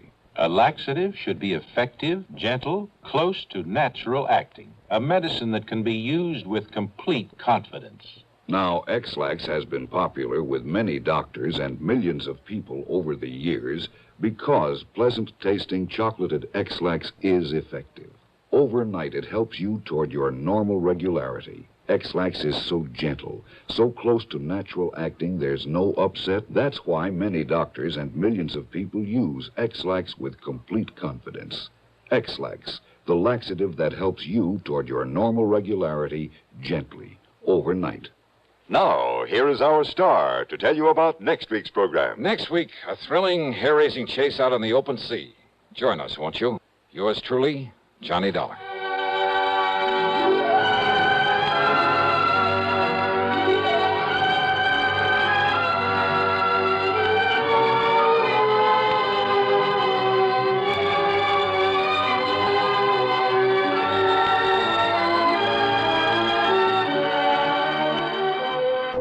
Truly, Johnny Dollar, starring Bob Bailey, originates in Hollywood and is written, produced, and directed by Jack Johnstone.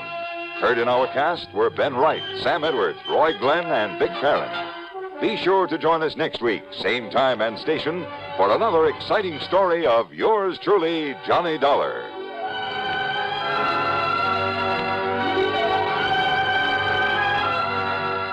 This is Hugh Douglas speaking. Another gripping drama of suspense, next on the CBS Radio Network. Who was the first to conquer space? It's incontrovertible that the first to conquer living space is the Castro convertible, who conquers space with fine design, who saves you money all the time, who tops in the convertible line. Castro convertibles. If you'd like furniture that combines beauty, comfort, and utility at an amazingly low price, then the place for you to go is Castro. At Castro, Route 9, a half mile south of the Latham Circle, you'll see the world's largest and most beautiful display of convertible furniture. There are hundreds of exquisite sofas, love seats, and sectionals, ranging from early American and French provincial to ultra-modern.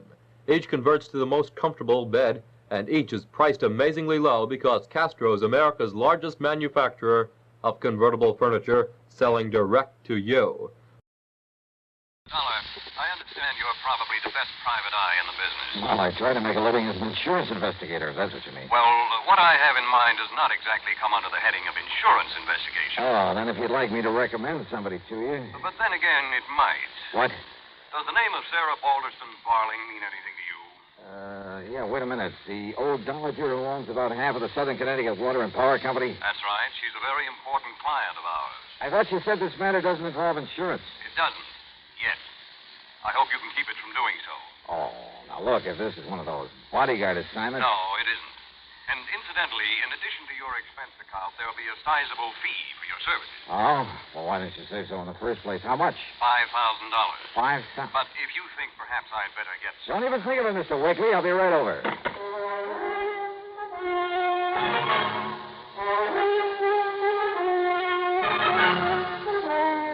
Bob Bailey in the exciting adventures of the man with the action-packed expense account.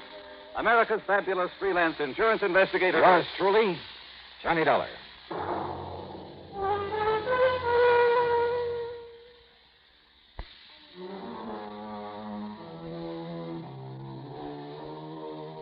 Expense account submitted by Special Investigator Johnny Dollar to Eastern Liability and Trust Company, Home Office, Hartford, Connecticut.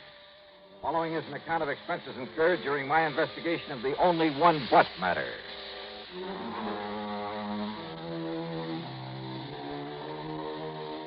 With a $5,000 extra fee dangling in front of my face, expense account item 1, naturally, was $1.10 for a cab to Fred Wigley's office in the Gregson building downtown on the square. Glad you decided to take this on, Doc, after I mentioned the fee to you. Yeah. Sit down, please. Yeah, thanks. Even money, huh? Well, I suppose I can't exactly blame you. Mr. Wigley, if I ever reach the point where I can turn up my nose at $5,000... I mentioned Mrs. Sarah Balderston Barley. Yeah.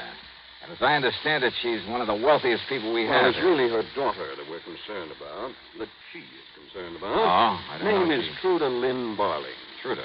She celebrated her 21st birthday about a month ago. Oh, yeah, I remember. That big brawl the old lady threw for her must have made the headlines all over That the Eastern brawl, as you call it, was engineered by Truda Lynn herself. Yeah, and as I recall now, the police had to put on a couple of dozen extra men to keep things under control.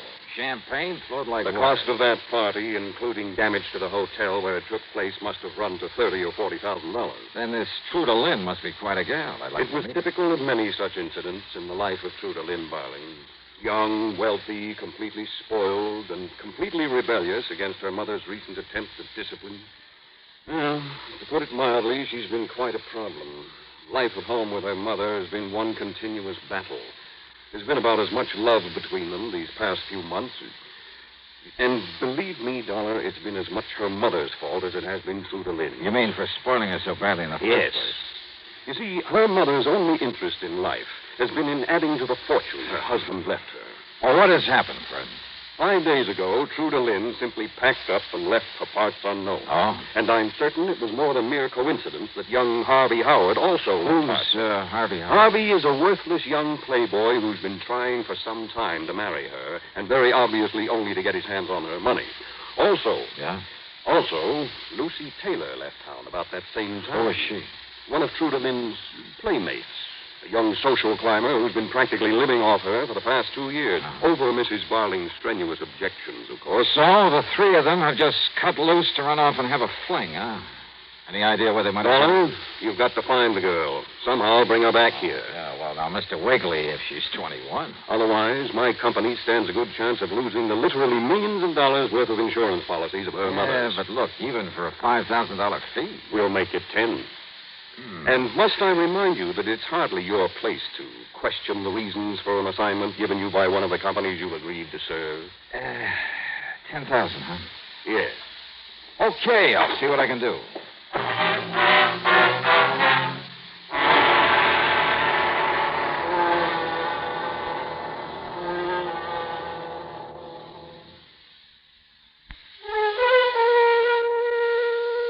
With no trouble at all, I found the taxi driver who'd taken the missing girl down to the railroad station the morning she'd left home. Item 2 in the expense account, a $5 tip to him for the information that she'd been met there by young Lucy Taylor and Harvey Howard. Loaded with luggage, they'd all climbed aboard a train for New York.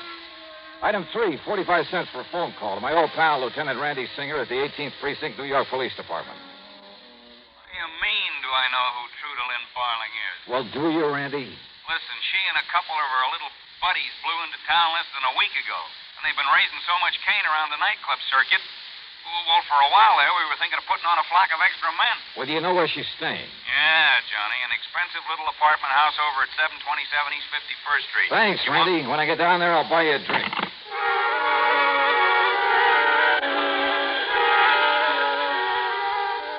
Item 4, $8.75 for a quick lunch, then a train down to New York. Item 5, $1.50 for a cab to 727 East 51st. A real fancy place, and the doorman wore enough gold braid to sink a battleship. I showed him my credentials, and he had the elevator boy take me up to the single apartment on the whole 7th floor. straight ahead, sir. Okay, thanks. I see the door's open like it usually is, but maybe you better ring, sir. Yeah,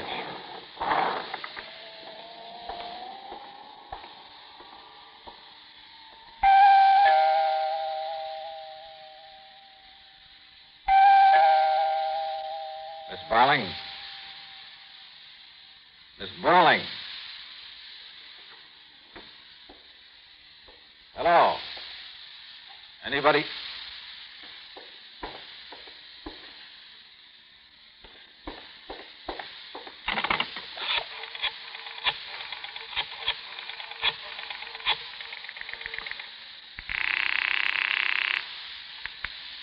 Precinct. Sergeant Walker. Give me Lieutenant Randy Singer in homicide.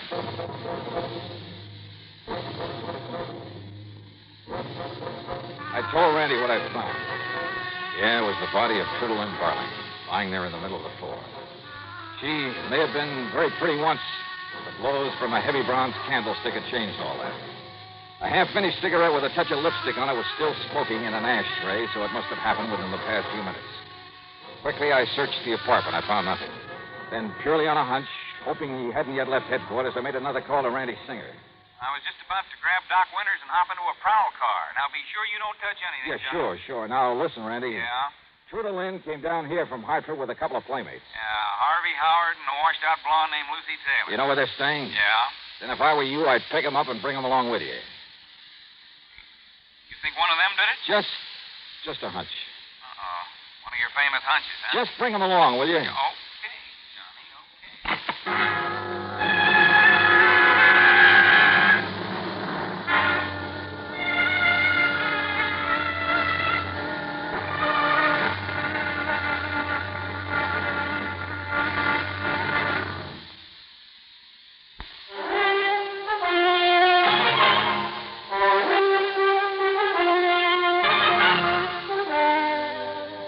After another careful look around the apartment of the murdered girl, I questioned the elevator operator and doorman. That is, after they calmed down a bit. Well, I still think I better notify the management, Mr. Dollar. And if the cops is coming in... Save it till later. Is there any way to get up to that apartment besides the elevator? Only the service entrance at the back of it. But the only way anybody could get in there is if I let them into the service entrance downstairs here. Ain't that right, Willie? That's right. Did anybody come here to see Miss Barling today?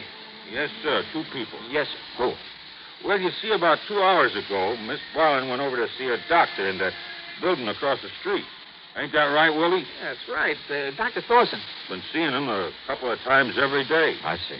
Ain't that right, Willie? That's right. Then she come back here not more than a half hour ago. Said she was going to pack up her stuff and leave. Yeah, Ain't that... Yeah, go on. Well, then her friend Miss Taylor come around to see her. When? Only a little while before you come. Ain't that right, Willie? Yeah, that's right. Not more than maybe 10 or 15 minutes before you come.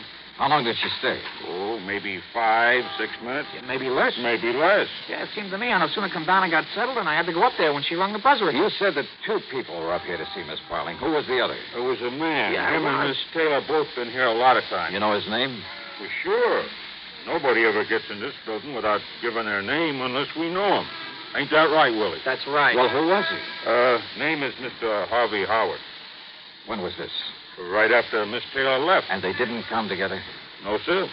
By the time her cab got down the street, his come rolling up. How long did he stay? Well, not any longer than the lady had. Ain't that... That's right. Then listen. I'm going across the street to see this Dr. Thorson. If I'm not back by the time the police get here, tell them where to reach me. Send for me. Yes, sir. Yes, sir.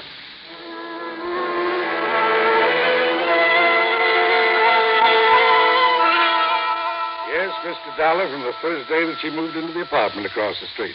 Sometimes a couple of times a day. Well, what was the matter with her, Doctor? Well, physically, she had what might best be described as a mild incipient peptic ulcer. I see. And with all her nightclub, drinking, and smoking... Strangely enough, despite Miss Barling's party-going proclivities, habits, she was quite the hypochondriac. Oh? Of course, all her tearing around, late hours during her first 3 days and nights here in the city did her no good. Only the first few days? Yes. Hypochondriac, you said? Yes.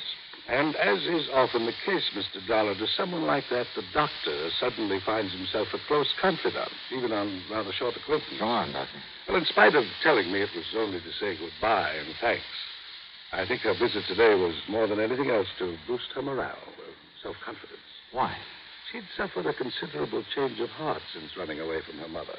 Well, that's all. Apparently, this was the first chance she'd ever had to really be by herself, think things out for herself. And she was getting ready to telephone and renounce the two leeches, the best word I can think of. The two who came down here with her? Yes, she was going to telephone them, tell them that she was through with them.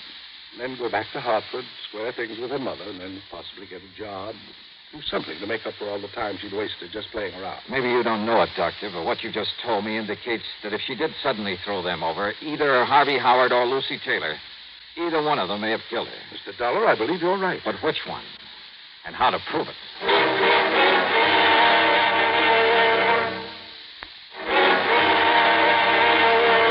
Oh, great. I thought you were going to send over for me when the police got here. Well, I was, Mr. Dollar. Ain't that right, Willie? That's right. But this lieutenant said not to bother. That's right, Johnny. Hiya, boy. Did you get hold of the Taylor girl and Harvey Howard? Yeah, they're inside, locked up in a couple of bedrooms. Okay. You two can go on back downstairs now. Yes, sir. Yes, sir. Well, have you found out anything? Well, as for your hunch that this Taylor broad or this fishy-eyed Howard did it, well, it's probably a pretty good one, Johnny, but I'd like to see some proof. Yeah, I thought you were bringing over a medical. Well, the doc and one of the boys from the lab just left. Meat wagon will be along in a little while to take this to the morgue. Did they find anything? Any prints? Well, whoever did it must have worn gloves. Where'd you find these two kids? Well, it's Miss Taylor. Say, she's quite a dish, Johnny. Oh? Yeah, the kind you'd expect to pick up at the back door of a cheap stripper joint. Why a girl with money like Truda Lynn Barling would ever let somebody like that get their hooks? Where did you find her? In her hotel room at the Lex, packing up and getting ready to leave. To go back to Hartford, she said. And Harvey Howard? In his room there at the Lex, also packing to leave. They're the only ones known to have been up here today. Yeah, I checked it out real good with that dumb doorman and the elevator boy. And I'm sure that nobody could have gotten up here without their knowing about it. So we've got to show up to one of these two that murdered Truda Lynn. Prove they both did it. When they came up here separately? Oh?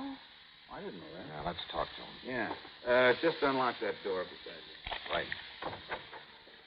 Oh, no police? All right, well, I'd like to come see on. you prove I killed Maybe Truda I will, Lynn. Harvey. You think you are keeping me cooped up like this? Why don't you do something with the body of poor Truda Lynn lying there? Your dearest friend, huh? Yes, of course you...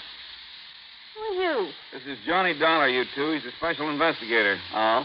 Well, go ahead and investigate, Mr. Dollar. Just keep me out of it. All right, Harvey. Aren't you going to serve cocktails? It's cocktail time, I you know. said all right. Lucy, you came up here to see Miss Barling a little while ago. That's right. Why? I've been seeing her every day since we all came down here to New York. Anything wrong with that? You were pretty mad at her for bringing you down here and then suddenly telling you she was going to leave and go back to Hartford, weren't you? What? Or do you want to pretend she didn't call you and tell you that? All right. Maybe she did. But I thought that if I could see her and talk to her, I could sort of straighten things out, you know. Only when I got here, she wouldn't let me in. She didn't let you in? Just slammed the door in my face, so I left. Did she, Lucy? Then why is it I found the door ajar when I got here? So maybe she opened it again after You weren't here? Of course. She telephoned to me, told me the same thing. The door was ajar. Yes. So you came on in? No. No, of course not. It wouldn't have been possible. Oh, no. I rang the bell and knocked, but I got no answer. And I decided she'd already left, so I went back to my hotel and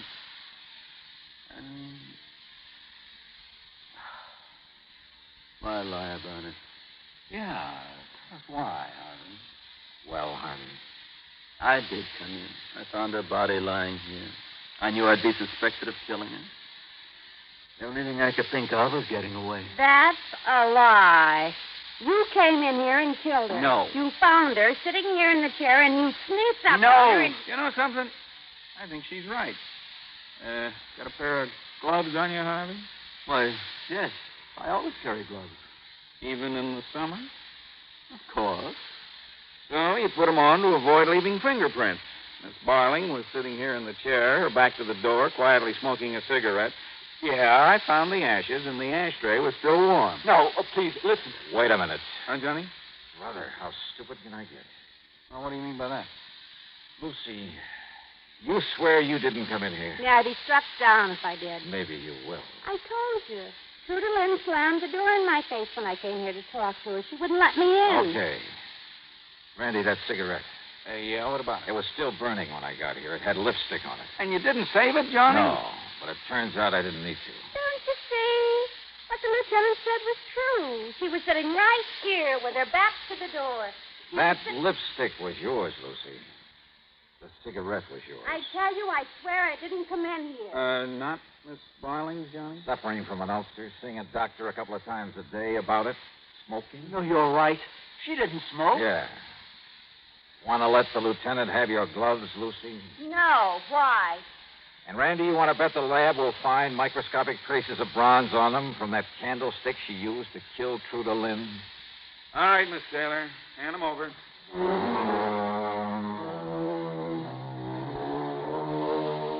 Yeah, guilty as sin. But you know something? If that pretty boy Harvey had found her alive when he'd arrived, I'm not so sure he wouldn't have done her in. There are times when I'm glad I'm not rich with a bunch of these leeches hanging around grabbing a by dough. Which reminds me, that nice extra fee you promised me in this case. Expense account total, including transportation back to Hartford, $25.55. Yours truly, Johnny Dollar.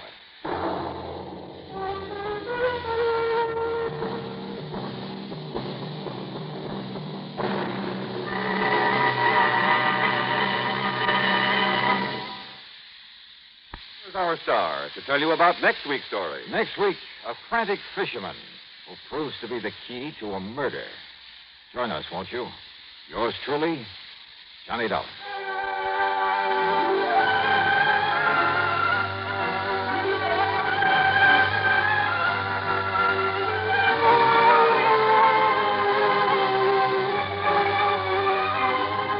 Yours truly, Johnny Dollar, starring Bob Bailey. Originates in Hollywood and is written, produced, and directed by Jack Johnstone. Heard in our cast were Virginia Gregg, Les Tremaine, Herb Vigran, Alan Reed, Frank Gersel, Jack Edwards, and Jack Grimes. Be sure to join us next week, same time and station, for another exciting story of yours truly, Johnny Dollar. This is Jim Matthews speaking.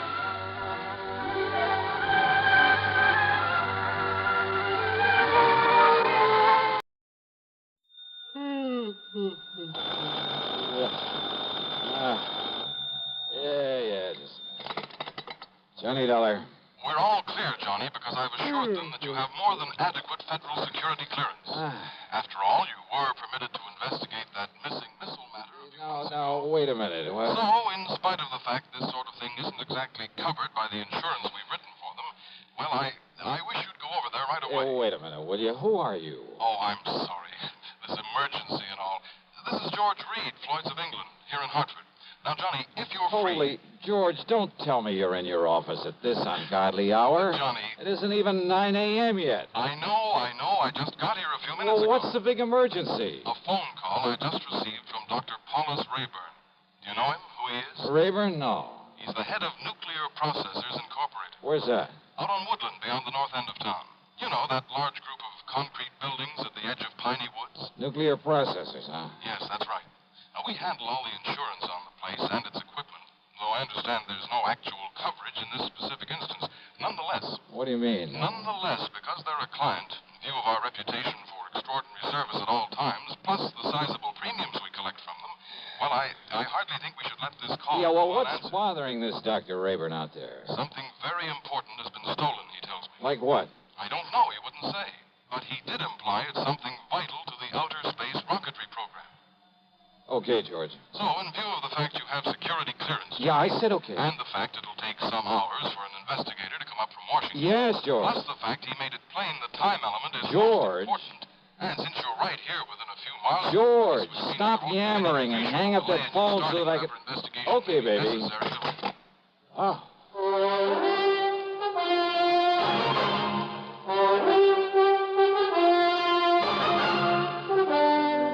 CBS Radio brings you Bob Bailey in the exciting adventures of the man with the action-packed expense account. America's fabulous freelance insurance investigator. Yours truly, Johnny Dollar.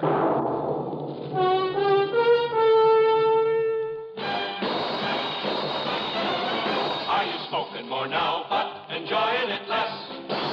Have a real cigarette, have a Camel. The best tobacco makes the very best smoke. Have a real cigarette, have a Camel. Are you looking for flavor and mildness? best tobacco makes the very best smoke. Have a real cigarette, a real cigarette, a real cigarette. Have a Camel. Again, for the 11th straight year, Camel outsold every other cigarette, filter, king size, and regular. The best tobacco makes the best smoke. So if you're smoking more now but enjoying it less, change to Camels. Get more real satisfaction every time. Start to really enjoy smoking again. Have a real cigarette, a real cigarette, a real cigarette. Have a Camel. And now, Act One of yours truly, Johnny Dollar.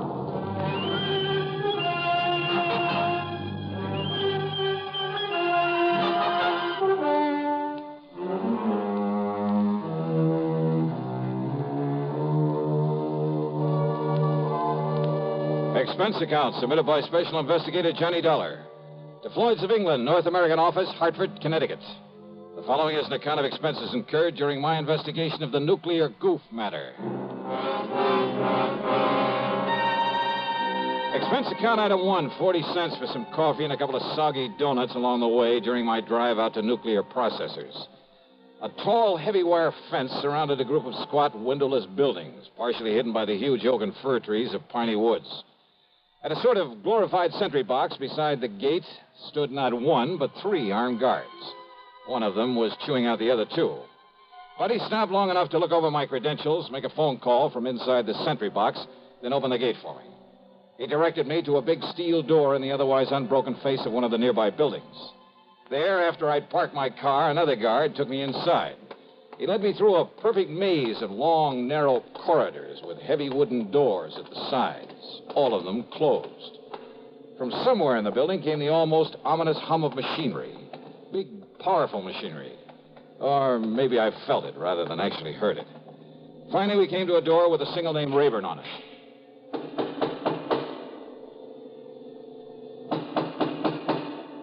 Come in. Come in, Mr. Dollar. Dr. Rayburn? Come in and sit down, Mr. Dollar. Thanks. Only how do you stand it in here, Doctor? I beg your pardon? Well, compared with this place, the city morgue is real cheerful.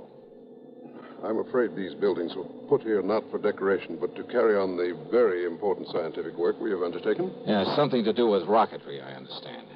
Partially. And does that mean space probes, lunar shots, atomic missiles, and so on? Yes, something of the sort. Now, the time is of the very essence, Mr. Dollar. I take it Mr. Reed of Floyd's of England was somewhat vague about why I asked for you? Oh, that's the understatement of the week. But he told me something's been stolen. Yes. A minutely small quantity of a highly radioactive substance that is vital to a new concept in cyclotrons. That is to say, atom smashing. Oh, something like radium or uranium or strontium or... Yes, something like one of those elements. The point is that outside of the protective paramagnetic field in which we keep it here, it can become dangerous, terribly dangerous, within a matter of hours. Oh, how dangerous? The tiny amount in the container that was stolen. Well, that container, made of lead, is no larger than this book, by the way.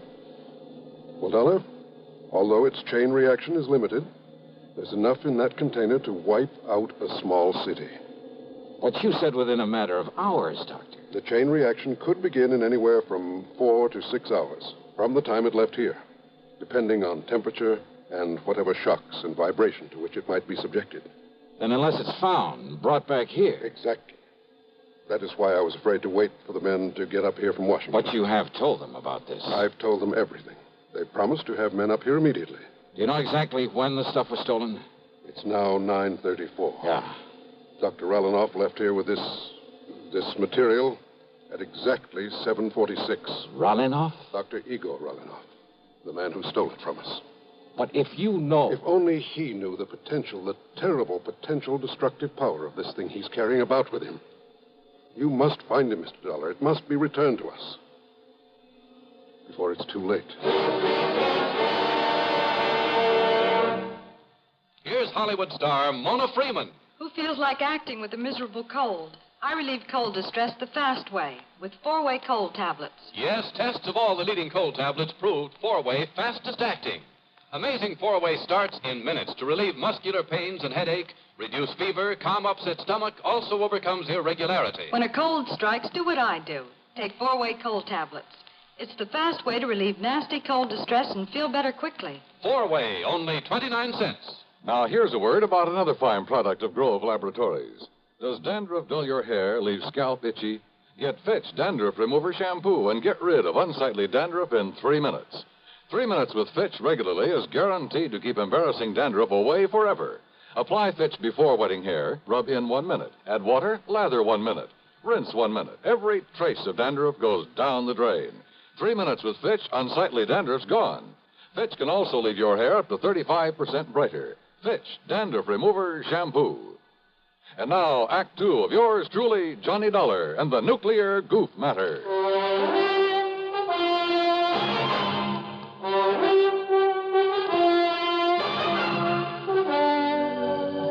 Yes, Mr. Dollar. Dr. Igor Sergei Relinov, whom I myself called in to work with us on one of our important secret projects. But it was one that had nothing whatsoever to do with this dangerous radioactive material he has stolen from us. He does not realize the potential death and destruction he's carrying about with him. He doesn't know what it is? Then why did he steal it? Not knowing what it was, not knowing its destructive power, he nevertheless must have realized it would be of importance to, shall we say, to a foreign government. Relinov. You see, because of pressure from Washington on the project to which I had assigned him, well, I had employed him. I alone am responsible for bringing him here before obtaining a final security clearance on him. Oh, then I guess you're in real trouble. If you can find him, if you can return that leaden container with that deadly material in it... And you have no idea where he might have gone when he took off from here? We have only his address and a list of the names of some of his friends here in Hartford. Then let me have them. Yes, of course. I'll have my secretary get them for you right away. I don't know who your contacts in Washington are, but have you notified the FBI of this? Not yet.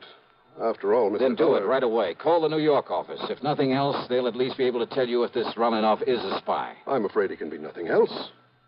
If only the guards had questioned his leaving so soon after he got here. If only you hadn't hired him in the first place without getting a proper clearance on him. But his recommendations were excellent. His references. I got no negative reports. Oh, let's face it, Doctor. You're in trouble whether we find him or not. I know. To say nothing of what'll happen if heat or vibration or something triggers off that chain reaction you were talking about. Or even just the passage of time. I know. Give me those names and addresses. And more important, this, Mr. Dollar. Oh, what's this? A detector. A sort of adaptation of the Geiger counter, in very compact form. It reacts only to this material that was stolen. Then if I get near him and he has the stuff with him? It will make a clicking sound like a Geiger counter. This tiny needle will move and indicate the degree of radioactivity. All right, good. Provided, of course, this switch is on. I see. But be very gentle. Oh? It's extremely delicate, like a fine watch. So be very careful. Very gentle with it. Okay, Doctor, I'll take care of it. Now, give me that list of names and addresses.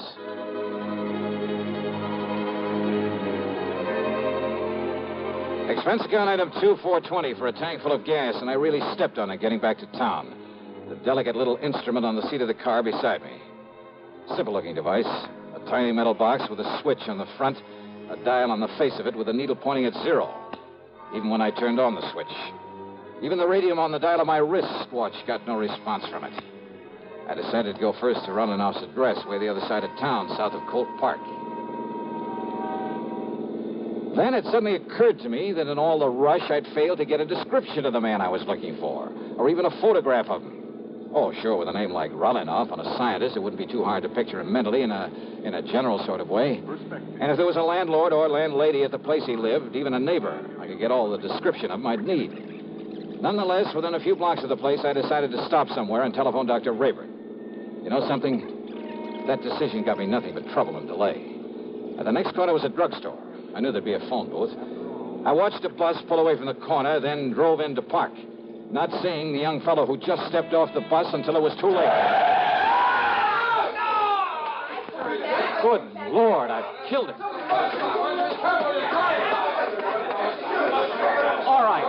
All right, folks, please, listen. Look, it was an accident. Now, look, he'll be okay. Come on, help me, somebody, will you please? Pick up his bag there, and I'll get him to a hospital. Help me, will you? I'll help you, mister. You think he's still alive? Yeah, he's still alive. He'll be all right. Please, open the door for me. Well, sure. And here's his briefcase. Toss it in back. Sure. There. Now, when the police come, tell them I've taken him over to General Hospital, please, will you? Yeah, sure.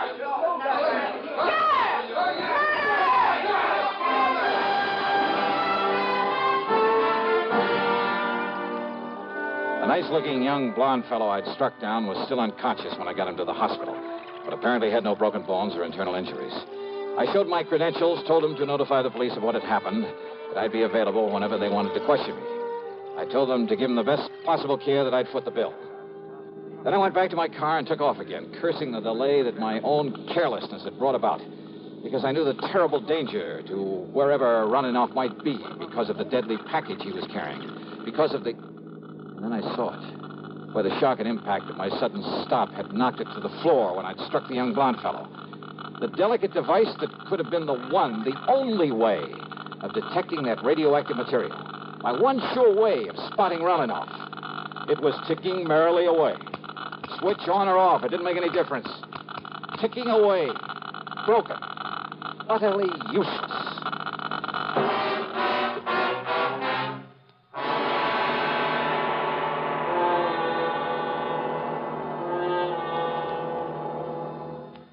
We'll continue with the third act of yours truly, Johnny Dollar, in exactly 1 minute.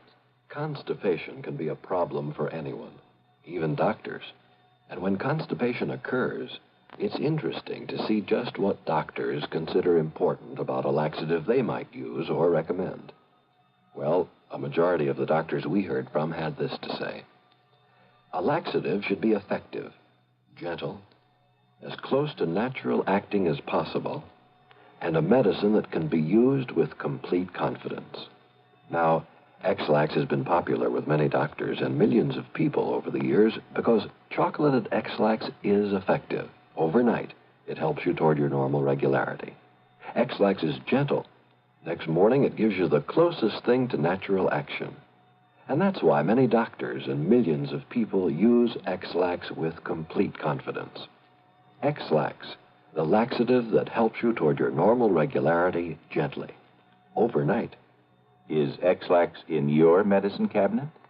And now, Act 3 of yours truly, Johnny Dollar, and the nuclear goof matter.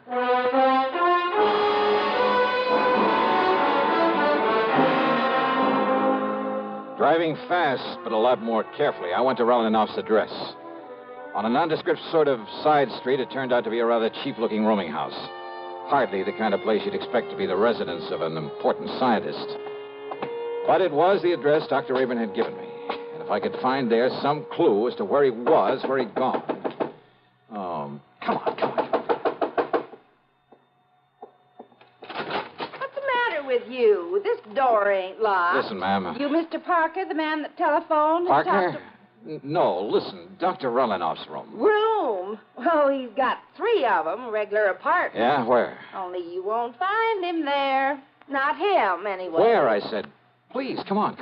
Well, it's up on the 3rd floor. Okay, thanks. That's the whole floor he has. Okay. Who are you? What do you want, anyhow?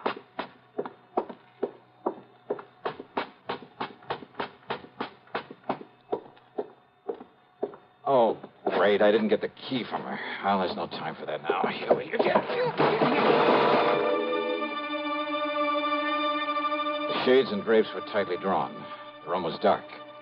I felt my way along the side of the wall looking for a light switch, then gave up and headed over toward one of the windows. I never got there. You're not Parker. Huh? I thought not. Yes, sir.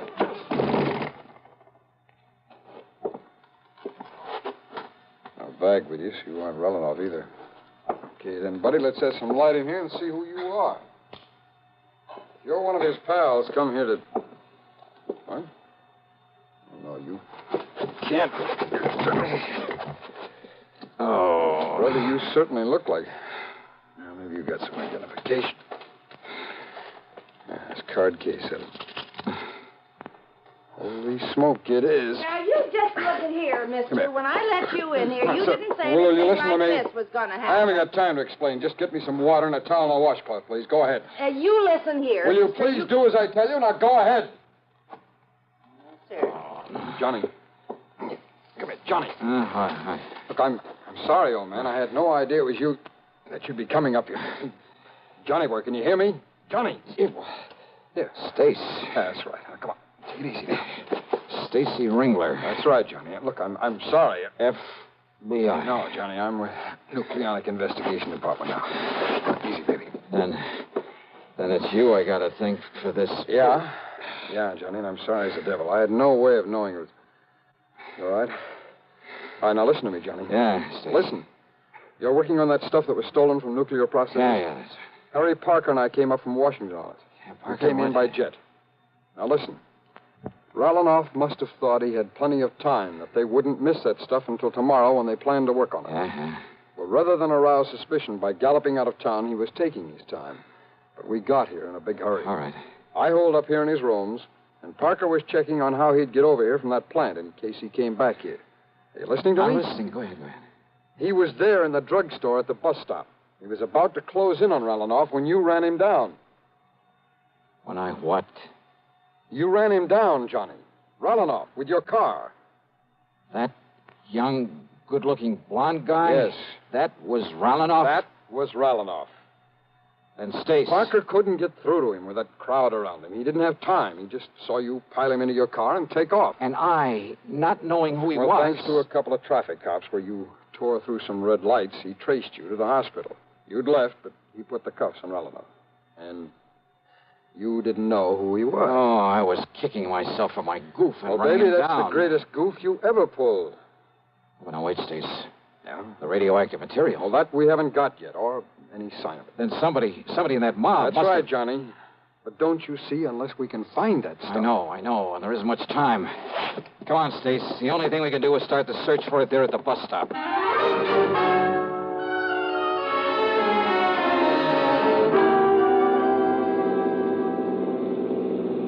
Johnny, unless we can locate every one of the people who were there. And Parker said there was a big crowd by the time he got out of that drug... Hey, where'd you get this? Detector for radioactivity. Yes, I know. Where'd you get it? Dr. Rayburn gave it to me. Thank heaven the darn thing is run down now. It's what? It fell off the seat. It must have got busted. What do you mean? It was clicking like mad, even with the switch off. Busted. No. Huh? Busted or not, Johnny, there's only one thing in the world that could have made it operate. So don't you see, until it ran down the tiny battery that was... You're sure of that? Of course I am. Now, where was it when you heard it make the clicking? Johnny, what's the matter? Good Lord. Well, yeah, come on. Look, behind the seat. What is it? This briefcase of yours back here? Stace, the man who helped me put him in the car. This thing? It weighs a ton. Gently, Stace. What? Not mine. Ralanoff's. Then it's weight. The lead container with the stuff in it. Then your goof really paid off. Yeah. What time is it? It's 11:38. 39. Would go off in 4 to 6 hours. After 7:46 this morning. That means we have exactly 7 minutes. Yeah. Johnny, you think we can make it back to the plant in time? Unless some sudden change in temperature, some shock, a vibration sets it off. I'll drive as fast as I dare. Okay, Johnny. Hold it gently, Stace. Yeah. And maybe you'd better pray a little. Yeah.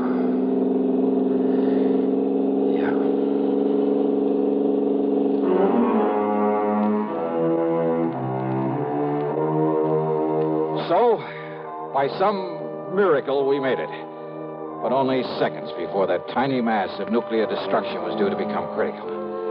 Yeah, we made it by the skin of our teeth. But after all, what more could you ask? Expense account total. Oh, so what? I needed a tank full of gas anyway. Yours truly, Johnny Dollar.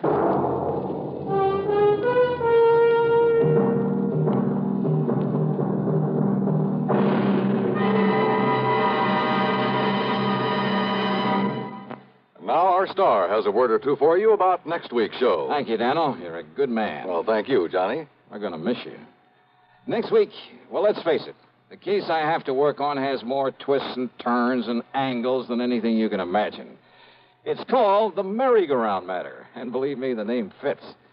It all starts out with the loss of a valuable object of art, but from the collection of the wildest, most unpredictable old character I've ever known. What's more, he has a friend along, another character, just to complicate matters. And I'll tell you this, you'll get more than one shekel out of the whole affair. So join us, won't you? Yours truly, Johnny Dollar.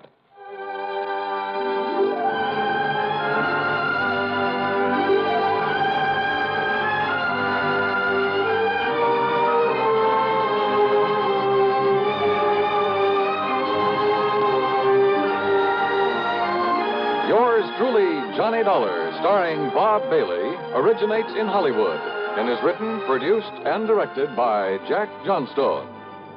Heard in our cast were Virginia Gregg, G. Stanley Jones, Bartlett Robinson, Sam Edwards, and Stacey Harris.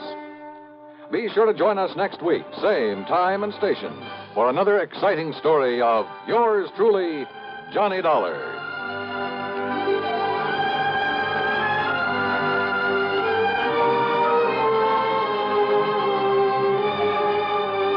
This is Dan Cubberly speaking.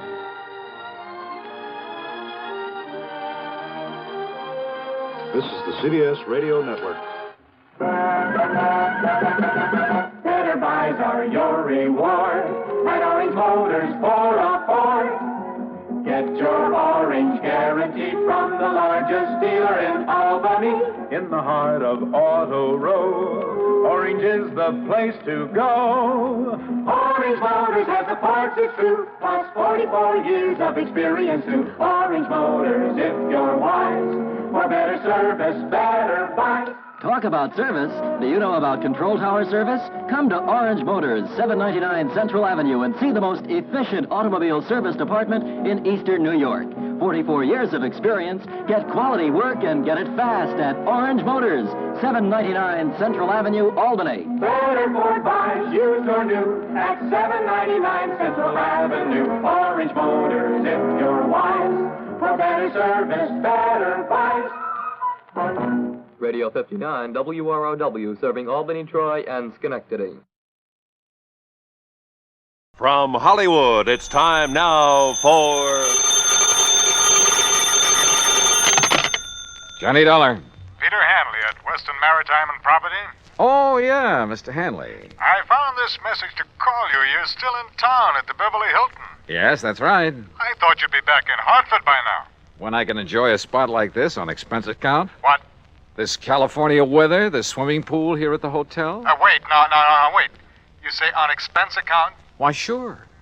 Dollar, you cleared up that matter for us. You proved conclusively that Randolph Merrill did not lose his yacht, that the explosion and the sinking were fake. That's right. And incidentally, as you anticipated, the yacht was found in a small Mexican seaport, all ready to be rebuilt and repainted to thoroughly disguise it. Good. Now, Mr. Hanley. Oh, by the way, in spite of his earlier vindictiveness, Merrill has decided to plead guilty and throw himself on the mercy of the court. Has he signed a confession? Well, no. Then I'll bet he changes his tune by the time he goes to trial. Oh? Sure, that's an old trick to slow things up, gain time. Are you having Mrs. Merrill held as an accessory? The Merrill has made and signed a statement completely clearing her, so to hold her now would only complicate matters. Hanley, either you haven't yet read my expense account report, or I forgot to tell you what tipped me off that bear was trying to pull something on us. Oh? What was it, Mr. Dollar? Her jewels that you'd insured for $100,000. Oh, no. Oh, yes, Hanley. That jewelry Mrs. Merrill showed us was fake. Paste. Heavens, Dollar?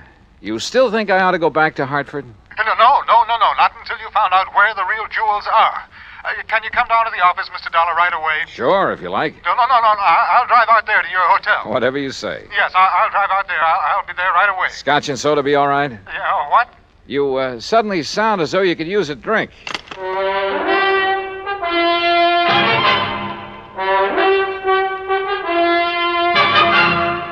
Bob Bailey in the exciting adventures of the man with the action-packed expense account, America's fabulous freelance insurance investigator. Yours truly, Johnny Dollar.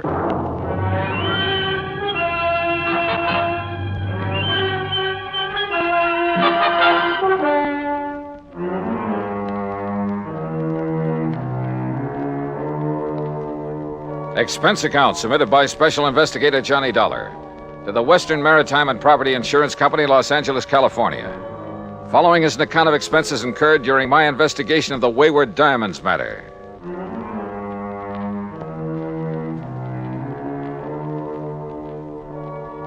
Expense account item 1, $2.25 for drinks in my room at the Beverly Hilton. By the time room service had delivered them, collected the tip, and left, Peter Hanley arrived. Yeah, come in. I make no bones about it, Mr. Dollar. I had completely forgotten about those jewels at Mrs. Merrill's. Yeah, well, I can't say that I blame you. We were so intent on exposing the so-called sinking of that yacht. Exactly. All right. Relax. Here, come on now. Sit down and relax while we map out a plan of action. Thank you. After you hung up, I suddenly remembered that you had mentioned the fact that those jewels were fake to Mrs. Merrill herself. Yeah, that's right. All right. Well, how did you know that they were fakes, Mr. Dollar? You remember when we sat in their living room out in Westwood while they gave us that cock and bull story about the yacht going down? Yes, I remember. All right. She handed me the jewels to look at. I kind of absent-mindedly dragged one of the so-called diamonds across the glass top of the coffee table and realized it didn't scratch it. Oh. Nor did any of the others, which proved they weren't diamonds at all, but some kind of imitations. Look, why kid about it, Hanley? Up to that point, they'd had me believing their story about losing that yacht. You weren't alone, Dollar. You weren't alone. But now I suppose we'd better call in the police about that jewelry. Why the police? Well, to see if they can find the originals. Oh, now, look. The Merrills are a clever pair. They proved that when they almost got away with a $150,000 claim against you for a boat that didn't sink after all. Very true, Dollar. Very true. So you can be pretty sure they didn't take the diamonds out of that jewelry and just hand them over to some fence around here. Yes, you're right. Later, I suppose she figured to lose the fakes, have them stolen, and then claim the insurance. Yeah, probably. If we hadn't nabbed the old man for the yacht fraud. You say she hasn't been held? No, but I see now that she should have been, in spite of her husband's statement that she was completely innocent of any complicity in the whole scheme. Yeah, I think she should have. You know, it's going to take a lot of money to defend him. And with him in the clink, she's the logical one to raise it. With the diamonds. The real diamonds. Uh-huh, that's my guess. Very well, then I'll go over to police headquarters right away, charge her with fraud. You know, because of the diamonds themselves, and see that she is held until she tells us where we can recover them. Hadn't you better get evidence of fraud first? Well, the mere fact that she substituted paste for the real diamonds in that jewelry, Dollar. Well, a lot of people do that. Never wear the real stuff in public unless they have a lot of guards around. Well, even so... No, Hanley. You've got to prove that she's actually got rid of the real ones. Or tries to. You see, I don't think she's had a chance to yet. Why not? No, listen. I'm running up a nice fat item for you on my expense account. What kind of an item? Well, so far it only amounts to $100 and $150. What for? Fee to a private detective agency. Somebody to tailor 24 hours a day. In the hope of finding out what she's doing with the genuine stones? More important, to find out how she'll try to dispose of them. But she may have done that some time ago. No, I doubt it. Why? It's only recently they've needed dough. Granted. They had two plans. The phony sinking of their yacht, and later, if that worked, a phony loss of their phony diamonds. But why later? Well, to run them both together would look suspicious. What's more, apparently saving the jewels made the yacht accident look legitimate. Yes, I suppose so. Sure. And remember this. She made a big thing of having saved her jewelry. When we still believed the wreck was legitimate. That's right. She made a big point of displaying those phonies to us because she wanted to be sure we'd not only see them, but believe they were the originals. That we'd be witness to the fact she still had them. Yes, I see. But you must recall that you finally recognized them as paste. Yeah, but like you and I almost forgot about it simply because they had nothing directly to do with the matters at hand. Yeah, and she may think that we have forgotten. I doubt it. The point is, now she needs money. He saw to it that she stayed free to raise it. And the diamonds are probably her only way of getting it. Which is why I put a detective on her. Oh, excuse me. Johnny Dollar. Yeah? What? Well, how did... Yeah. Well, look, I'll be right over. What is it, Dollar? Oh, that detective I was talking about has just lost his job. I don't understand. He just came to. Came to? Yeah, at the home of Mrs. Merrill. He's in her home? Yes, but she isn't. She's gone.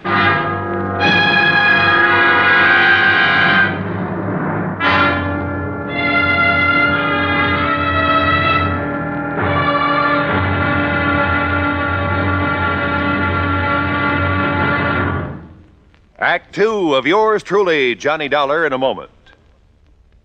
Although most men by nature don't feel in a combat mood much of the time, there are some who just can't get enough of a good fight, particularly if there's a good, sound reason for it. In July 1900, when American fighting men were protecting the rights and liberty of their fellow countrymen during the Boxer Uprising, the battle was a furiously fought affair. Army Private Robert H. von Schlick, serving with Company C of the 9th United States Infantry Division, was in the thick of the fracas. Although he had been wounded previously while carrying a wounded comrade to a place of safety, he rejoined his command, which partly occupied an exposed position on a dike. Private von Schlick remained there after his company had been withdrawn and, in spite of the hail of bullets around him, single-handedly continued to fire into the enemy ranks. Oblivious to the fact that he was a conspicuous target, he refused to leave the fight until he was literally shot off his position by the enemy. Private Robert von Schlick earned the Medal of Honor for valiant devotion to duty and added heroic background to the code of conduct of American fighting men. And now, Act Two of yours truly, Johnny Dollar, and the Wayward Diamonds Matter.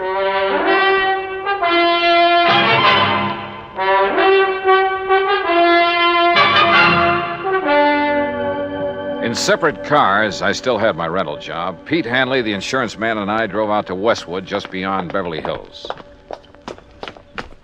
You're sure that detective was here at the Merrill home when he called you? Well, that's what he said. But if he was supposed to simply tail... Come on.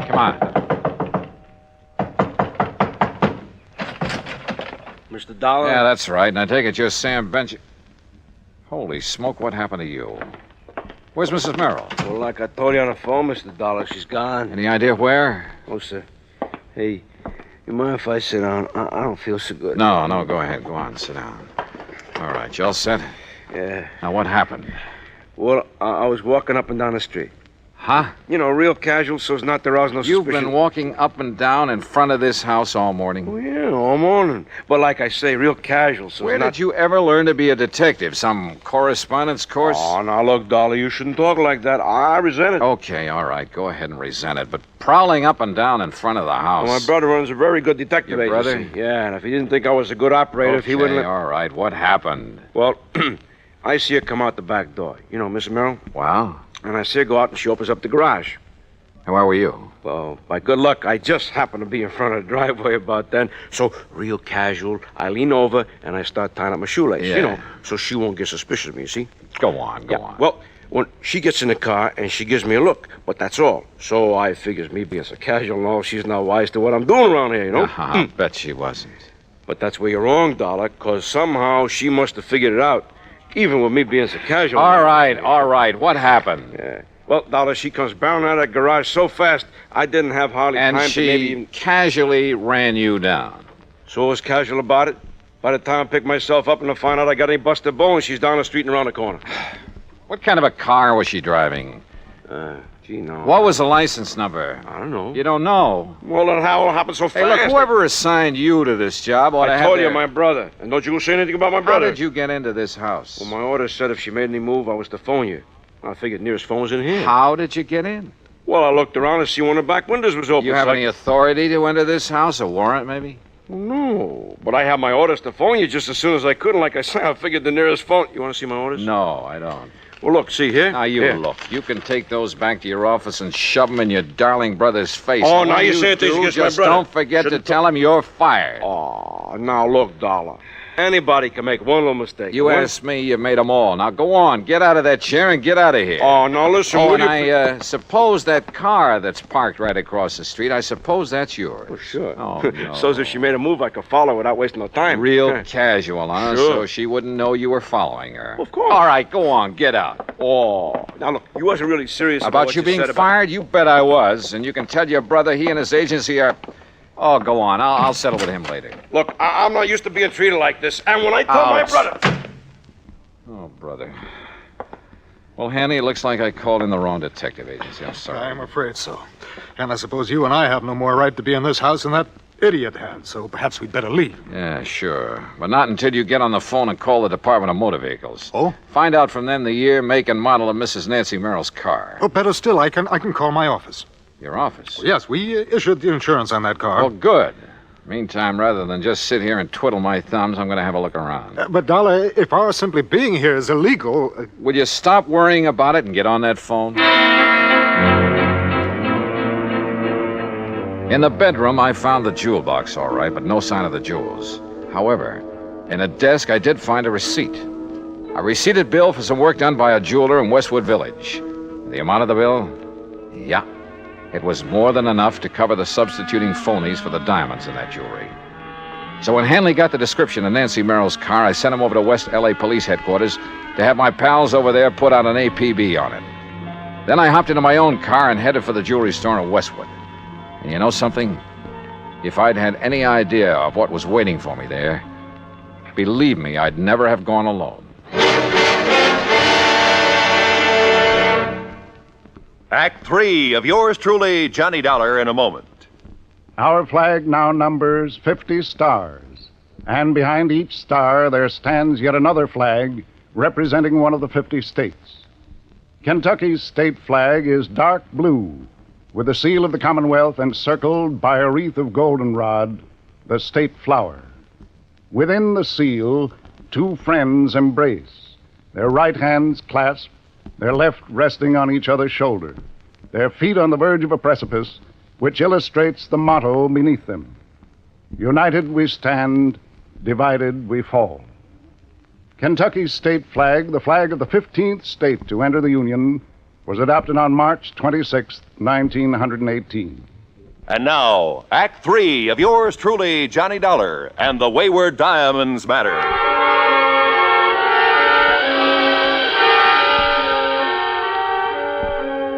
Howard's Hillcrest Jewelry is a small but very exclusive shop on Weyburn Avenue in the Westwood Village section of Los Angeles. There, with the help of a receipt I'd found in Nancy Merrill's desk, I hoped to get on the track of the missing diamonds. I entered this snooty little shop and asked for the owner. I'm sorry, my good man, but Mr. Howard is engaged with one of our important clients. Well, I'm here on rather important business. Well, if you care to leave your name and he wishes to see you, perhaps we shall call you. Ah, Mrs. Smythe Kenworthy. Hey, look, Buster. How delightful to see you said... again. And did little Chi-Chi like the jeweled collar we selected for him? Chi-Chi. Such a lovely puppy. You know, he's the favorite of all my doggy friends. Just as you're my favorite. Maybe I'd better look for this Howard myself. Mrs. Smythe Kenworthy, you have no idea how it brightens the day to have you drop in. Oops, now, wrong department. What can I show you today? Some little trinkets for your pussycat, perhaps? We have some perfectly ravishing things in real emeralds. No. But you must please. Oh? Nancy, my dear. Yes, Howard. My pet, when I removed the genuine diamonds from your various pieces and replaced them with paste, it was with the distinct understanding... I know, dear, I know. But now I have to have the real stones put back. Why? As I understood, it was in order to have the fake gems stolen so that you could collect on the insurance. Oh, of course it was, of course. Not so loud, Nancy, please. Howard, our plan to claim that the yacht exploded failed. Randolph is in jail. He didn't involve you in that, I must say, rather foolish plot. Oh, no, but I have to go through the motions of getting him legal help. Excellent, my dear. I hope they keep him in jail. Howard. Randolph has stood in the way of our romance too long, my pet. Howard, please, listen. Because of the yacht, they sent an insurance investigator out here. Investigator? Yes, a Mr. Johnny Dollar. Dollar? Good heavens. You know him? I know about him. I don't like this. And he found that these jewels I have now are paste. Now, you've got to put the original stones back so that when he sees them again, he'll think he was mistaken. Impossible. I've already disposed of them through various connections. Why did you show him those fakes? Well, I thought... You thought wrong, you stupid wench. Oh, Howard. Don't you see? You may have opened the door to investigation of some of the other favors I've been doing you and other customers to beat your insurance companies. Oh, but I didn't think... Oh, of course you didn't. But if Dollar ever connects me with those imitations... Oh, dear. Oh, I know. And if they ever find out that the loss you faked here in the store that you collected so much on... Nancy, if they ever discover that that was faked, I'll go up for life, thanks to you. Oh, no. I could kill you for being such a fool. Oh, but darling, I didn't know. I didn't realize... You don't know anything. Howard, please. Oh, shut up. Shut up and let me think. Well, if there's anything I can do. I said shut up! Howard. Will you be quiet? I've got to think this thing out. I knew from the beginning that stupid trick with the yacht wouldn't work out. I told you so. But it fooled the police and the Coast Guard. How are we to know the insurance company would send that Johnny Dollar out here? Will you stop talking about him? We've got to figure our way out of this mess. Now, who else besides Dollar knows about the phony jewels I made up for you? No one, Howard. Except my husband, of course. Are you sure? Well, how could they know? Well, what if your husband talks? Oh, he doesn't dare. Don't you see? He's the one who sent me here to get the stones back. So the Dollar can't prove he saw the imitations. And I tell you, I can't get them back. They're probably scattered all over the country by now. But don't you see? Unless we can show them to him, the real ones, I mean, show them to this Johnny Dollar. No, it's impossible. So, that means only one thing, Nancy. Replacing the fakes with some other genuine stones? No, that would take months. No, Nancy, it means that I have to get rid of this man, Dollar. That gun! That's right. You'd kill him? Yes, Nancy, I'll kill him if I can find him. I'll save you the trouble of looking for me, Howard. What? Dollar! And is that the gun you plan to kill me with? Yes, that's right. And I think I'd better kill you right now. Oh, Howard, darling, please. Oh, put that thing down, Howard. You're not going to shoot with customers out front. My private vault is just outside this back door of my office, Dollar, and it's open. In there, the sound of a shot won't be heard out front. No kidding. No kidding. All right, walk. Out that little door. Walk. Well, you don't really leave me much choice, do you? Now, open it carefully. No tricks. Tricks? With a gun in my back? All right, open the door. Go ahead. Well, it seems stuck. Maybe you'd better open it. I said no tricks. You open it. Oh, Howard, you don't know what you're doing. You bet I do. Go ahead, Dollar. You may be sorry for this, you know. Will you quit stalling and open it? Whatever you say. Mr. Howard! Mr. Howard! Oh, no. What? Mr. Howard, there are some men here to see you. Nancy, go out there. Tell them I'm not to be disturbed. I'll see them in a few minutes. Oh, please, dear. Go ahead. Go on. Mr. Howard, these men are from the police. The police? Well, bless Peter Hanley. Oh, no, you... Yes, I do. Dollar, are you all right? Those shots, Johnny. Hiya, Pete. Huh? Oh, thank heavens. Thank heavens. Yeah. Looks like he's okay, Mr. Hanley. But, Dollar, what under the sun did you do to our friend Howard here? Well, we had a little argument, Sergeant. I'll tell you all about it, and then you can haul him off to the clink. Oh? Hey, listen, if you've got something on Howard, you'll be our friend for life. Sergeant, I've got plenty. Good, because, brother, we've been trying to catch up with him for years. Oh, incidentally, have you got a cell for Mrs. Merrill, too? You bet we have.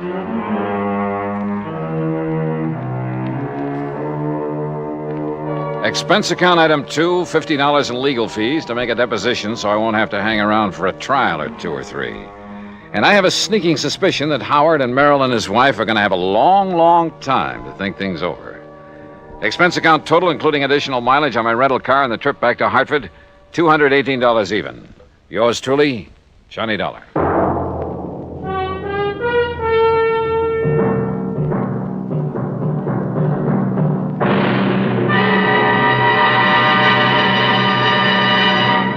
Our star will return in just a moment. There are some men who, after being practically pushed into the service, find their element and commit heroic deeds. Frank Luke was that sort of young man. Soon after the United States entered World War I, Luke was taunted by his patriotic family into joining up. He was commissioned a second lieutenant after completing his flight training with the Signal Corps Air Service, that small beginning of today's mighty Air Force. Lieutenant Luke found it difficult to accept the discipline so necessary in the military. When he got to France and was assigned to the English Spads, his attitude worried his commanding officer. But Luke's performance in the air didn't. In less than 2 months in aerial combat, he accounted for 7 enemy aircraft and earned himself the nickname of Balloon Buster for knocking down 11 or 12 of those menaces to the ground troops, the observation balloons. For his gallant action in the face of great danger and overwhelming odds, He was awarded 2 Distinguished Service Crosses and the Medal of Honor. Shortly before the end of the war, Lieutenant Frank Luke made his last heroic combat flight. After having just returned from a sizzling air battle, he refueled his Spad and took off on an extra duty mission. Pursued by 8 enemy planes, he shot down 3 balloons. He was wounded, and his plane was so badly damaged in the action that he had to make a forced landing in a German cemetery. Perhaps the irony of it struck him at the time. When called upon to surrender, he preferred to open fire with his automatic and fight to the death, though he was only 21 years of age. Lieutenant Frank Luke may have had trouble adjusting to the military life, but when he did, he was a gallant fighter and a credit to his country.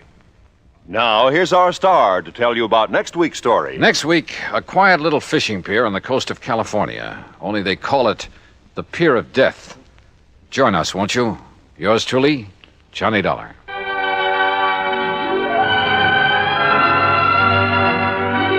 Yours truly, Johnny Dollar, starring Bob Bailey, originates in Hollywood and is written, produced, and directed by Jack Johnstone.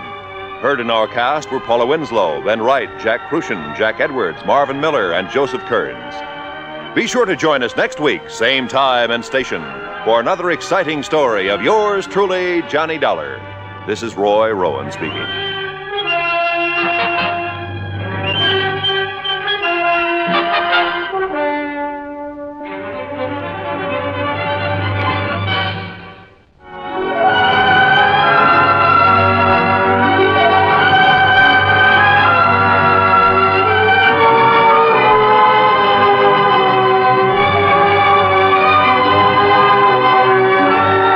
This is the United States Armed Forces Radio and Television Service.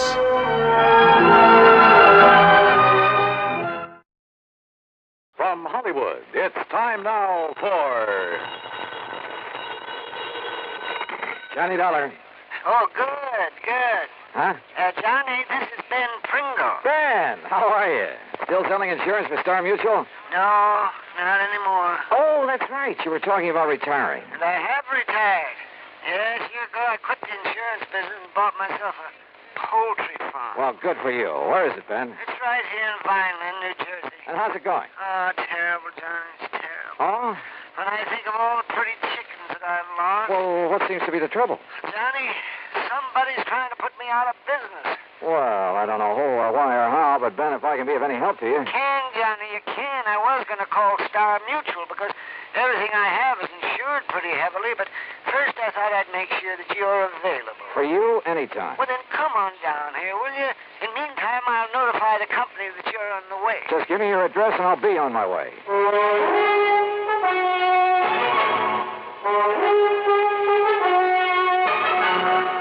Bob Bailey in the exciting adventures of the man with the action-packed expense account. America's fabulous freelance insurance investigator. Yours truly, Johnny Dollar. Now, Act One of Yours Truly, Johnny Dollar.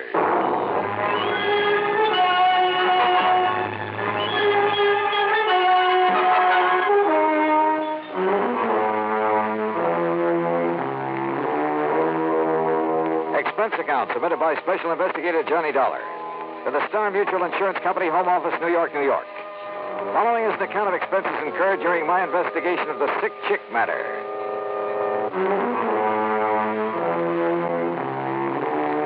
Item 1, 1050, train fare and incidentals, Hartford to Philadelphia. There, to be sure of adequate transportation, I rented a car. That's item 2, $50 deposit. The 35-mile drive south on Route 47 was uneventful, and I finally turned left onto Vineland's main street, Landis Avenue. Vineland, the heart of sunny southern Jersey. At least that's what the sign said. It's a busy little city. Landis Avenue, a busy street. Finally, I stopped at a mobile gas station on the far edge of town to ask about the address Ben Pringle had given me. Just keep going straight out Landis Avenue for about 5-6 miles till you come to East Vineland. East Vineland, huh? Yeah, then you turn right, go about a mile and a half. You can't miss it. If you can pick it out from the rest of the poultry farm. A lot of them, huh? Vineland's the egg basket of the world. Where do you suppose Philadelphia, New York, and the rest get all their eggs and chicken? Yeah, well, I'd better get underway. Thanks a lot. Anytime, mister. The gas attendant was right. There were enough chicken ranches in the outlying sections to supply half a dozen cities. And trying to pick out the one belonging to Ben Pringle was a problem. plenty to ask further directions, I pulled up at the nearest farmhouse.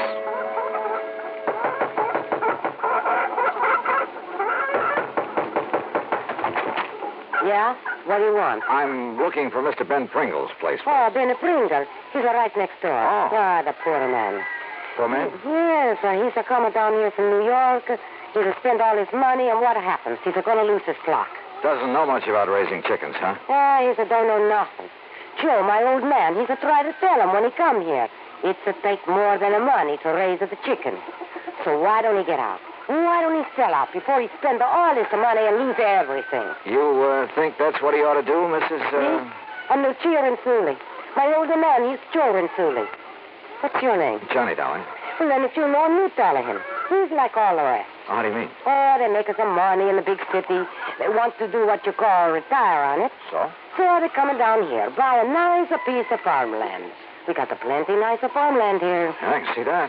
So they think all they need is some chicken houses, some chicken feed. And then all they got to do is collect the eggs. They'll make a lot of money. But it's not that easy. Huh. Ben Pringle, he's not listening to us anymore. He's going to lose his flock. He's going to have to sell out cheap. He's a lose his shirt. And his farm goes to rack and roll. Uh-huh. And that's when somebody else comes in. Somebody he's know how to raise the chickens. They buy 'em up cheap. Oh? Is that how you got this big place of yours? Oh, sure. We started with a little place. We work hard. We make a little money. Then, when somebody like him comes along, we buy 'em out. We got a nicer, bigger place. That sort of thing happened very often around here, Mrs. Renzulli? Oh, sure, all of the time. You ask Tony Pasquale. Now, he's got a big farm. You ask Carmen Chinero. Same thing. You know Tommy Bernasconi? No. You ask him. Same thing. Same thing. What's the matter, huh? Oh, I was just thinking, Mrs. Renzulli, it's pretty much to your advantage to see these people go broke, isn't it? No, you're just the one man. Frank, though, isn't it? Look, I don't know who you are, what you want. What's your business? My business is finding out why Ben Pringle's having trouble. Maybe who is causing it. You get out of here. I don't like it the way you talk. Sure. I don't think I like you. Yeah? Maybe you'll like me even less after I've talked to Ben Pringle. How about that? Get out.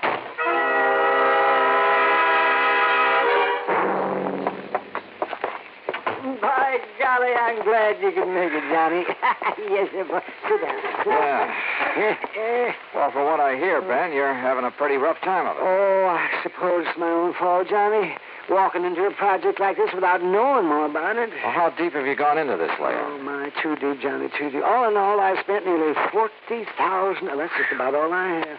And most of us had to go for replacing my herd. Herd? Yeah, my herd of chickens. Oh. And I thought it'd be so easy, just buy a few hundred chickens. Yeah, throw them some feed, collect the eggs, collect the money. Yes, and I'd be fixed up for life. Oh, dear, there are more diseases a chicken can catch. There are more lice and bugs and...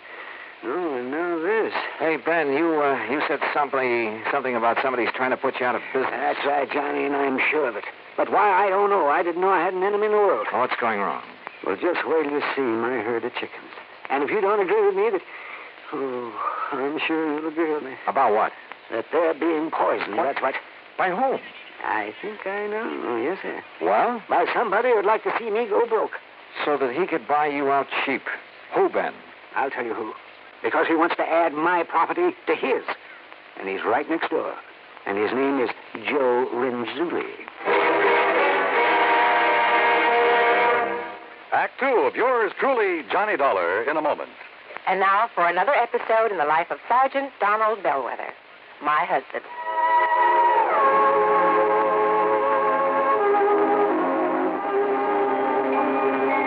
Reba! Reba! What is it, Donald? Confound it, Reba, I can't find the fountain pen. I've looked all through this desk. Here it is, dear. Here it is. You must have used it as a marker when you were reading this book. Let's see, this great literary classic, Six Gun Showdown at Powder River Gulch. All right, never mind about my reading habits. Just look at the coverage we're going to get with this new auto accident policy. Let's see. Yes, collision. $50 deductible. Fire, theft, public liability, property damage, medical benefits. In other words, we have complete coverage. That's right. Of course, it's going to cost us money. I'm sending the company a check right now. Gee, it's too bad we don't live in Rhode Island. Rhode Island? Why? Oh, because then our rates would be lower. Rhode Island has less accidents per capita than any other state. Oh. Well, which state has the highest? Let me see. Here it is, Nevada. Oh, by golly, Nevada's second highest. Alaska has the most. Really? I didn't know that. Mm-hmm. You know, it's just too bad we can't eliminate traffic accidents completely. Not only would it save life and limb, but it'd be a lot less strain on the pocketbook. Yeah, that's for sure. These automobile accident policies get more expensive every year just because there's so many costly accidents. Well, I'm glad we've got some good insurance coverage, Donald, but just remember one thing. Oh, what's that, honey? Well, some auto accidents ruin a fender, and some ruin a family. Yeah, that's true. Very true. But as far as I'm concerned, I don't want any of your old insurance money. I want you here at home, safe and sound. You'll always drive carefully, won't you? Yes, I will, dear. Oh, that's my Donald. That's my doll.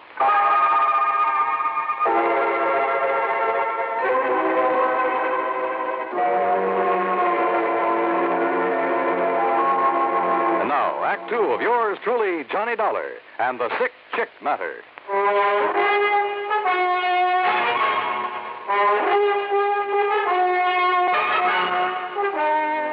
Sure, it's Joe Renzulli. Trying to kill off your flock, put you out of business. Yes, sir, Joe Renzulli, and I'm sure of it.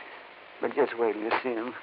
Johnny, I have got the sickest herd of chickens you ever saw. Okay, Ben, let's take a look at them. Though I'm afraid I don't know much about the critters. You don't have to. Anybody could tell. Just anybody. Come on. Have you talked with a vet about them? Huh. Sure I have. Finest vet in the county, too. Dr. Goldhaft. Why, he has a regular laboratory. He's known all over the world. He's the one that cured him with the cholera, and the hepatitis, and the synovitis, and the coccytitis, ptosis. Johnny, after I've called him in so many times, he even gave me a book. A book? Yes, he did. So that I'd know what all the diseases were, and, well, so I wouldn't have to make him drive all the way out here when I'd just forgotten to give the hens their laying mash or enough water or something like that. You'd forget to... Well, no wonder you've had trouble with your flock. And I guess I was kind of a nuisance to him, too, but I did so want my herd to be a good one and lay a lot of eggs for me. Well, what does the vet say about what ails them now? Well, I haven't told him. You haven't told him? Well, see, I'm afraid I still owe him a pretty big bill. Yeah, but look, Ben, And I looked in the book. Johnny, and there's nothing in it about the way they are. There is not a word. And that's why I sent for you. But, Ben, I told you, I don't know anything about them. Of course, if you're right, if they're being poisoned... Oh, let's take a look at it. Yes. You'll see. You got a nice-looking layout, I'll say that. Nice new houses for them. Big fenced-in yards, or whatever you call them. And there's plenty of room for them to... Oh! Yes, sir. You see? They're all so sad-looking. They're just so sad and petulant. As though they hold it against me for whatever ails them. Those poor little things. So help me, I've never seen it.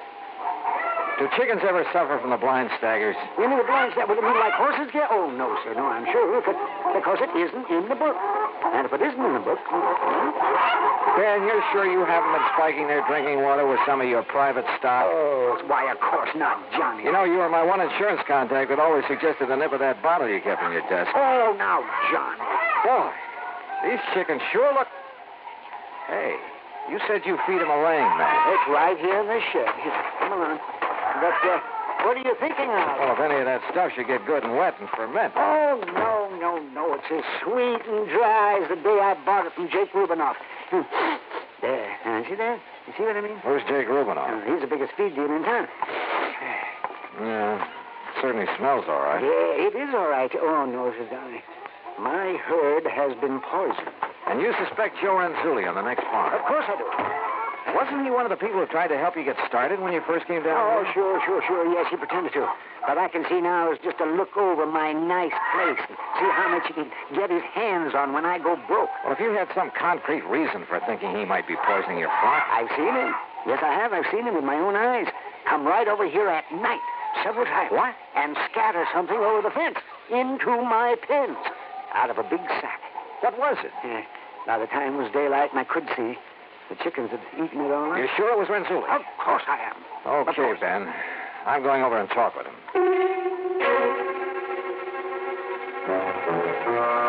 I went back to the farm next door. I found Joe Renzulli in one of his sheds. Tall, husky, and well-tanned. He was hard at work building some kind of an affair with a large wooden frame. There. These are finished. Like I say, Mr. Dollar, you're keeping the chickens in a cage up off the ground. They're more healthy. You get 'em more fat, bring a better price in the market. Yeah. How you like that, huh? I asked you a question, Mr. Renzulli. I'd like an answer. Now. All right. All right, I tell you. I think you better. It's because I try to help the poor man without he to find out. So I throw it over the fence at night when he's in O.C. Throw what over the fence? Well? Here. I move this sock. There, you see? In this one. XLNC Vitagrow supplement. That's right. The vitamins. Vitamins? He's a chickens. They're sick. He don't know what to do. He's a waste all his money. He's a nice fella, so I help him. You sure that bag doesn't contain some kind of poison? Poison? Poison? Yeah. No. Where'd you get that stuff? Jake Rubinoff feed store. What are you trying to accuse me of? Nothing. Yet. I'm going to try to help the poor man, that's all. You don't like that? I want a sample of that stuff. Sure. Take all you want. So what are you going to do? Well, it's too late now, but in the morning I'm going to take it into town to the feed place and check on it. You go ahead. And believe me, if there's anything wrong with it, I'm coming back here with the police in tow. Police? You better talk, Renzulli. You don't understand. You don't know. It's smaller place like this. You got to stay friends with everybody. Huh? You make trouble for people, it's no good. What are you talking about? Your neighbor is your friend. Oh, sure. Just like you're a good friend of Ben Pringle. Yeah, that is so. But you're protecting somebody who's poisoning his chicken. No, that's a big lie. Then what's all this double talk? Why are you so afraid I'll bring the police out here? Well, I'm not. I mean... Or maybe you've done something you're afraid they'll tag you for. Is that it? No, that is wrong. Fact remains you know something about Ben Pringle's trouble with his flock. I tell you. You've told me nothing. Okay, I'll find out for myself. Good. That is good. Huh? You no live here. You find out. That's all right. That's good. Find out what? You find out. And that's all I could get out of him. And on the way back to Ben Pringle's farm, I suddenly began to wonder if I hadn't stepped into something more than just a bunch of sick chicks. You know something? As it turned out, I certainly had.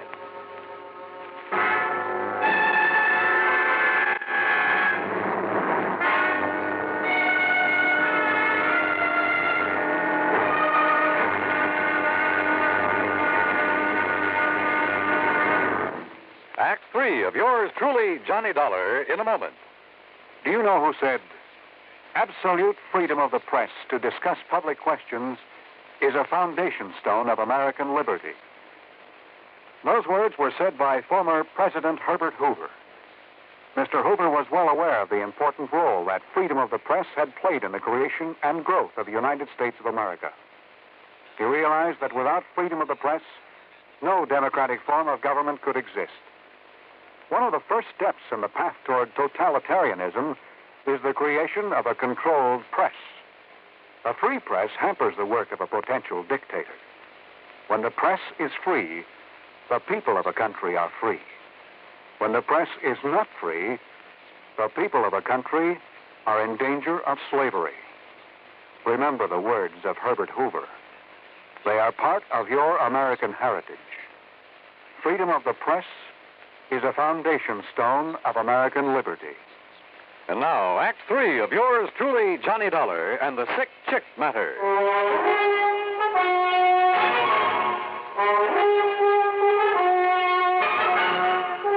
By the time I got back to Ben Pringle's place, he had spread something that passed for supper on the kitchen table. Just help yourself there, Johnny. There's plenty more in the stove. If I don't cook the best canned beans you ever ate. Yeah. Yes, aren't they delicious? Have some ketchup. Hey, look, Ben, as I told you, I got nothing out of Joe Renzulli, except a powerful feeling that he's protecting one of your neighbors around here. Well, you know how it is out in the country this way, Johnny. A man who tells on his neighbors, well, he's an outcast. Hey, maybe that's why Renzulli didn't mind if I could find out what's going on here for myself. I still think he's doing it. Yes, sir.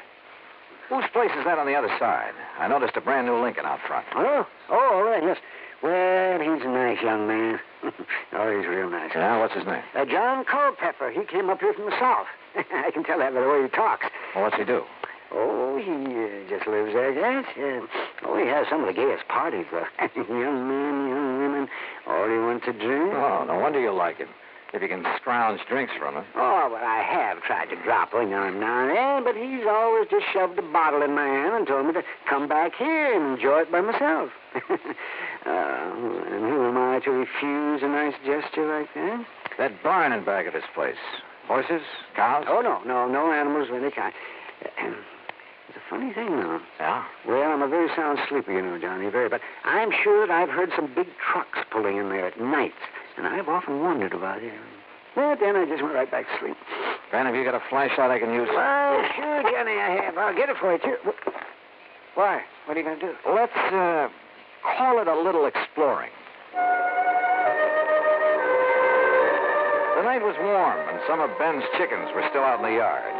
They were gathered by a section of the fence right next to the neighbor, Mr. Culpepper's barn.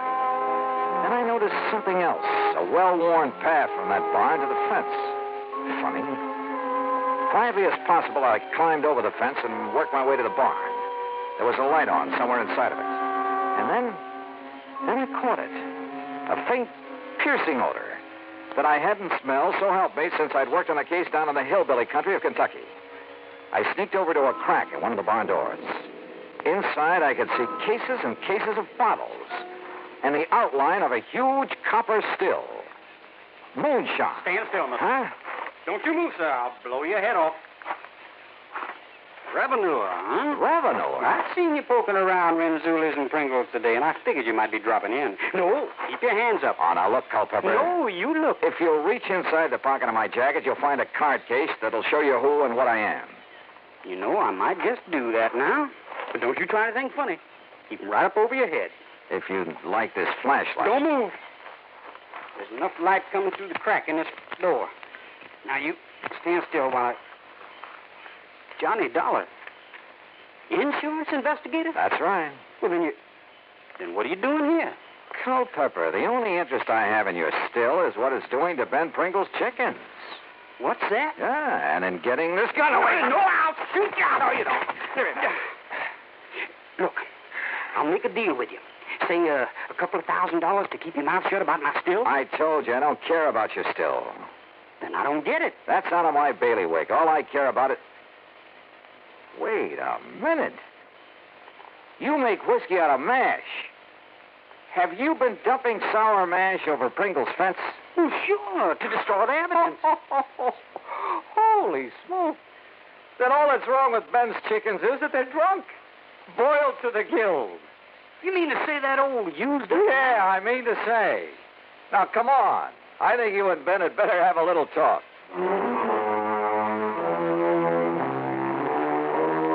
So they talked, Ben and Culpepper. In exchange for not being reported, Culpepper agreed to pay my expense account, Ben's veterinary bills, and to move out of the county. Oh, I suppose I should have notified the local authorities of what was going on. But isn't that really a job for the company? After all, like I said, it is out of my bailiwick. Hey, you know something? The stuff Culpepper was turning out in that old barn wasn't half bad.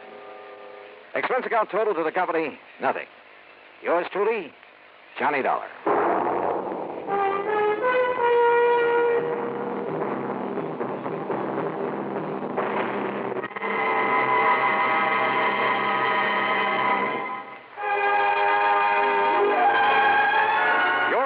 Johnny Dollar, starring Bob Bailey, originates in Hollywood and is produced and directed by Jack Johnstone, who also wrote today's story.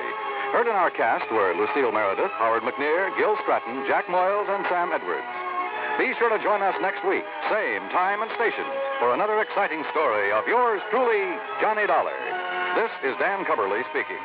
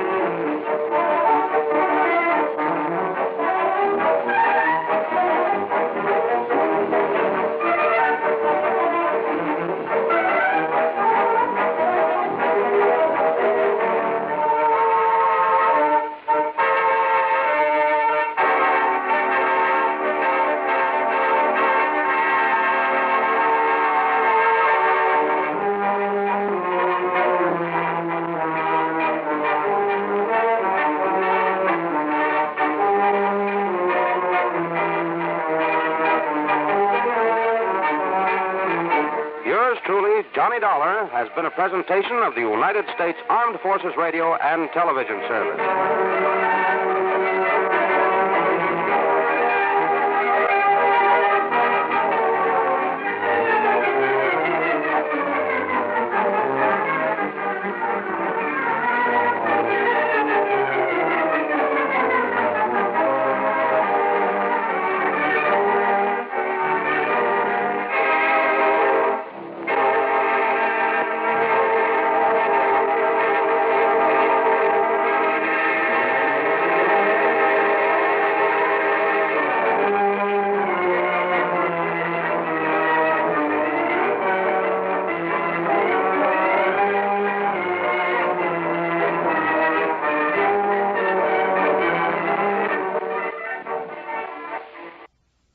Universal Adjustment Bureau. Hi, Pat. You've been neglecting me. Yeah, but think of all the trouble it saved me. Huh? Now, what's that supposed to mean? Well, I haven't had to bleed over one of those fancy expense accounts of yours for nearly a month. Oh, Pat, you've cut me to the quick. Oh, sure. But no, well, looks as though I'll have to stick my neck out again. So, what's the problem? Well, Johnny, it's a real funny one. So I'm laughing already? No. I don't mean funny, ha-ha. I mean funny, peculiar. Hey, you know, the last time you said that, I got shot at, banged on the head, nearly run over by a truck, and half a dozen other pleasant little things. So come clean, Pat. What is it? Johnny, maybe you better run over here so we can talk about it. It'll cost you money. I'll risk it. Okay, then. I'm on my way.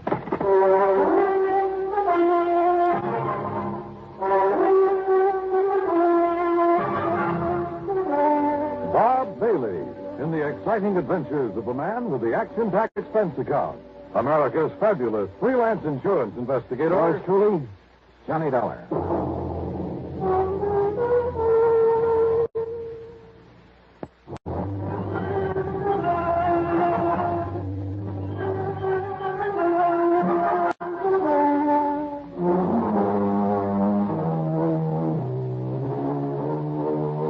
Expense account submitted by Special Investigator Johnny Dollar to the Universal Adjustment Bureau, Home Office, Hartford, Connecticut. Following is an account of expenses incurred during my investigation of the Wayward Sculptor matter.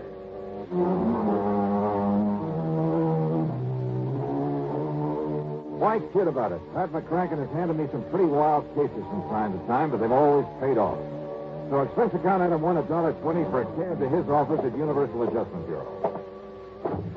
Well, all right, sit down, Johnny. Make yourself comfortable. Yeah. Hiya, Pat. Cigarette? Oh, thanks. Here you are. Oh. Thank you. Well, Johnny, you know that one of our big problems is discouraging and prosecuting insurance fraud. Not only against us, but against the companies we serve. Well, I should hope so. Now, what I've called you about is something that's been going on for a long, long time. Okay. What kind of fraud is it this time? We never know. Huh? Look here. Yeah? A while back, International Life and Casualty received an envelope containing $520 in cash, and with it this note that reads, "Please put this in company treasury. It is money I took from your company on false pretenses. Now I can have a clear conscience." And it was signed Debtor. That's spelled D-E-T-T-E-R. Funny. Yeah, that's what I said to you over the phone. Here's another one. $800 enclosed. The sender identifying himself only as a sorry sinner. More conscience money, huh? Yeah, that's right. People who collected on fraudulent claims or felt they didn't deserve the money they collected. I see. And, Johnny, there have been dozens of them over the years. Most of them have been small amounts, under $1,000. Some of them only $5 or $10. In other words, not worth investigating to see what fraud they perpetrated and when. Yes, exactly. But now, look here. This list of payments anonymously received, all of them from the same person. $833.34 received on July 21st, 1956. Right. $833.34 on August 21st, 1956. Yeah. Same thing, September 21st. Same thing, the 21st of every month. And no letter with him? Only with the first one. Here. You read it for yourself. Wilson Trust and Insurance Company, gentlemen. This is only a beginning against the amount paid out on me last month. Be assured I shall make full restitution if it takes 5 years. Oh, Good for him. Or her. I hope it keeps coming in. No, Johnny, I want to know who's sending it. Now, Yes. Not only the law, but company policy demands that we prosecute anyone perpetrating a fraud. If you can. All the other conscience money has been in single payments. No way to trace them whatsoever. Also, the amounts have been, well, negligible. Have all these come from the same post office? They've all come from New York City, but from as many different post offices as the number of payments that have been made. But now, Pat, if the man is paying up all he took... Oh, well, how do we know, Johnny? How do we know he'll come through his promise? Well... And we don't know who he is, so we can't know how much he owes us or for what. So all you want me to do is comb through 7 million people down in New York and somehow find the one man... Oh. Now, I admit it's a challenge, Johnny. It sure is. But knowing you... You're right. There's only one thing to do. That's it. Give up. Oh, now listen. No, wait. Give me a pencil and a piece of paper. Oh, here you go. All right. He said even if it took him 5 years, Yeah. that's 60 months. And at $833.34 a month... What are you doing? 60 is 3 times 4, $50,000.40. If so? All right. He started in July of 56 on money paid out the month before, he said. Yeah. So, find me a policy where Eastern Trust and Insurance paid off $50,000 in June of 1956. Oh. And on what type of policy, might I ask? Life insurance? Oh, really, Mr. Detective? Why? Well, you change those monthly payments to $833.33 cents. But who would cut a penny into 30? Johnny, you're right. In 5 years, it comes out to exactly $50,000. And even figure like that is usually for life insurance. Yes, isn't it? usually. So find the policy issued by Eastern, paid off in June of 56. Yeah, it's a chance, Johnny, but let's try it.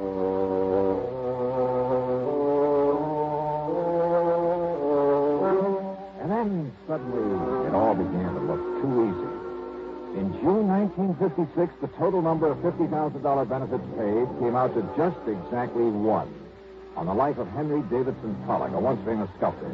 Beneficiary, his wife, Sarah Norton Pollock. And it gave her address in New York City. So Pollock didn't really die at all, but she collected his insurance. Now, conscience-stricken, she is paying it back. That's what it looks like. But it's still fraud, so go to it, Johnny. Right. Expense account item $2.08 train to New York in a cab to the apartment house at 614 East 49th Street. Failing to find Mrs. Pollock's name on the mailboxes, I got hold of the building superintendent. Mrs. Pollock? Sure. Mrs. Pollock lived here for years. Well, where is she now? Do you know? You trying to be funny? What do you mean? I mean, she died last fall. Oh, Greg. Then it's too late. No, wait a minute. Those payments are still coming in. What's that? You're sure that she's dead? I was with her when she died. Then, mister, what's going on around here happens to be just plain impossible.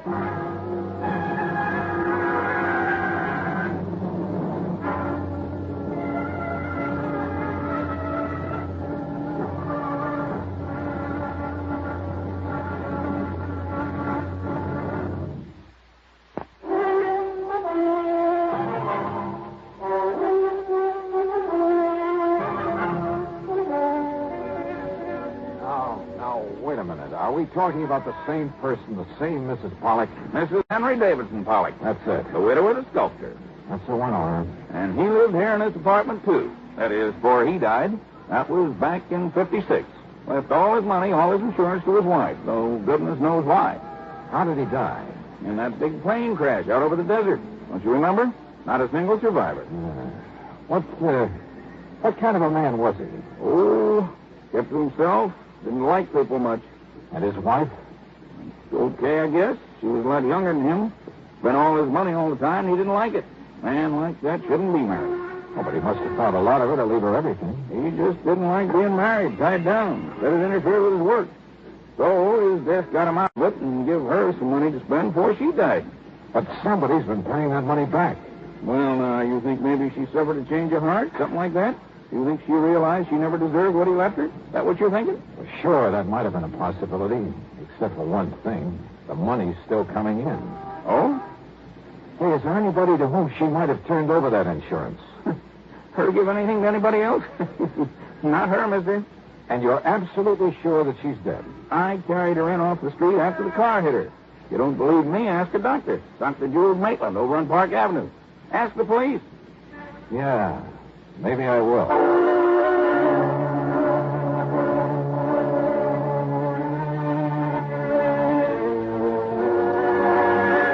Item 3, 50 cents for a phone call to Pat McCracken back in Hartford. But, Johnny, if it was his wife who got that money and she wasn't the kind to pass it off to someone else, she'd have to be the one paying it back. But if she's dead... Died last fall, Pat. Well, then the whole thing is impossible. Payments have still been coming in. There'll probably be another one plunked down on my desk by the time you get back here. Now, I tell you, somehow that woman must still be alive. So find her. Oh, Pat. Find her, Johnny. But why? Suppose by some miracle she is still alive. Where's the fraud? Look, people don't just hand over $50,000 for nothing. Somebody's conscience is hurting. What other possible reason could there be for sending that money back to us this way? Well, now, wait just a minute. All right, look, Johnny, I'll be honest with you. Maybe there isn't any fraud, so far as the company's concerned. All right. But you know something, Johnny? This whole crazy thing has me so curious now that, well, even if there isn't any insurance angle to it... Except for the money the company keeps getting back. So, okay. But, Johnny, I want to know what this is all about. And if necessary, I'll pay your expense account myself. Well, now, Pat, this is the golden opportunity I've been waiting for years. Don't go overboard, Johnny, huh? But find out for me, will you? Who knows? If I can. Item 4, 785 taxi fare. I talked to Dr. Maitland. No, there was no question about it. The woman who had died when a car struck her last fall was Mrs. Henry Davidson Pollock, wife of the sculptor. The doctor had known both of them very well. I checked with my old pal, Lieutenant Randy Singer at 18th Precinct Police Headquarters. He, too, was sure the woman had died. He'd been called in on the case. Then I remembered something the superintendent of the apartment house had said to me about the way Pollock had wanted to get away from his wife. I went over to the New York Times and checked the old newspaper files. Yes, Henry Davidson Pollock had definitely been a passenger on the ill-fated aircraft had perished along with the rest. I even checked the main office of the airline and learned the same thing. So neither Pollock nor his wife could possibly be sending back that money. But then who could? And why? Dr. Maitland had mentioned a little art gallery over on 3rd Avenue, the only gallery that Pollock had ever dealt with directly. The owner of the gallery was a nervous little man by the name of Walter Besson. No, Mr. Dollar. Strange as it may sound, I never met Mr. Pollock. But I thought you were the only outlet for his sculpture. Very true, very true. But he was a man who stayed very much by himself, abhorred the public eye, so to speak. Yes. Well, now, nevertheless, you must have. You see, it was his wife who always brought his works in here for me to sell, and was always very sure to collect the money for them. Quite frankly, I doubt if Pollock himself ever saw much of the money that resulted from his artistry. Were his sculptures worth very much, Mr. Besson? Mr. Dollar, I have yet to find anyone who has seen his work without wanting to possess some of it. It's beautiful, exciting. Oh? In addition to his superb technique, his originality of design, there was a subtle charm about everything he did that was, well, irresistible. Look here, the only one I have left, Fawn at Play. Isn't it?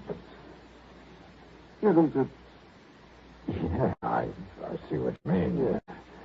It's such a little thing, but what's the price of it? $15,000. But now, right. Here, this one over here.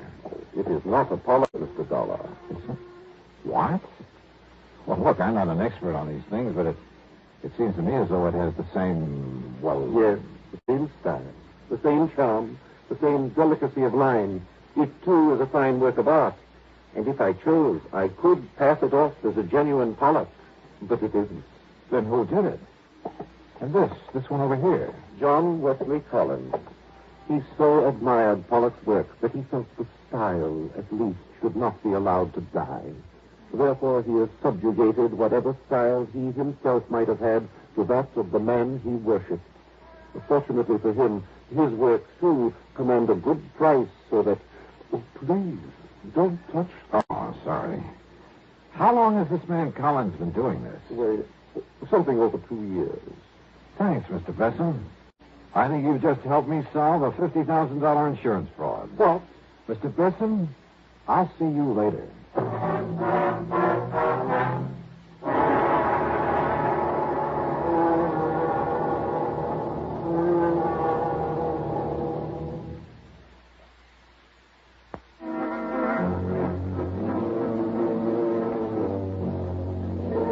I walked out the front door of the little art gallery on 3rd Avenue. Over my shoulder, as I closed the door, I could see the owner, Walter Bessel, make a dash for the little office inside and grab a telephone. I sneaked back in, stepped over behind a rack of picture frames and canvases, and listened.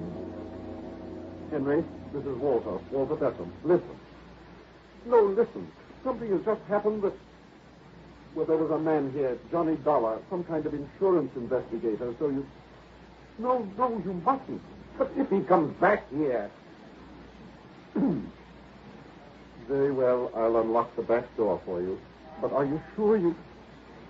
Hello, Henry? Henry?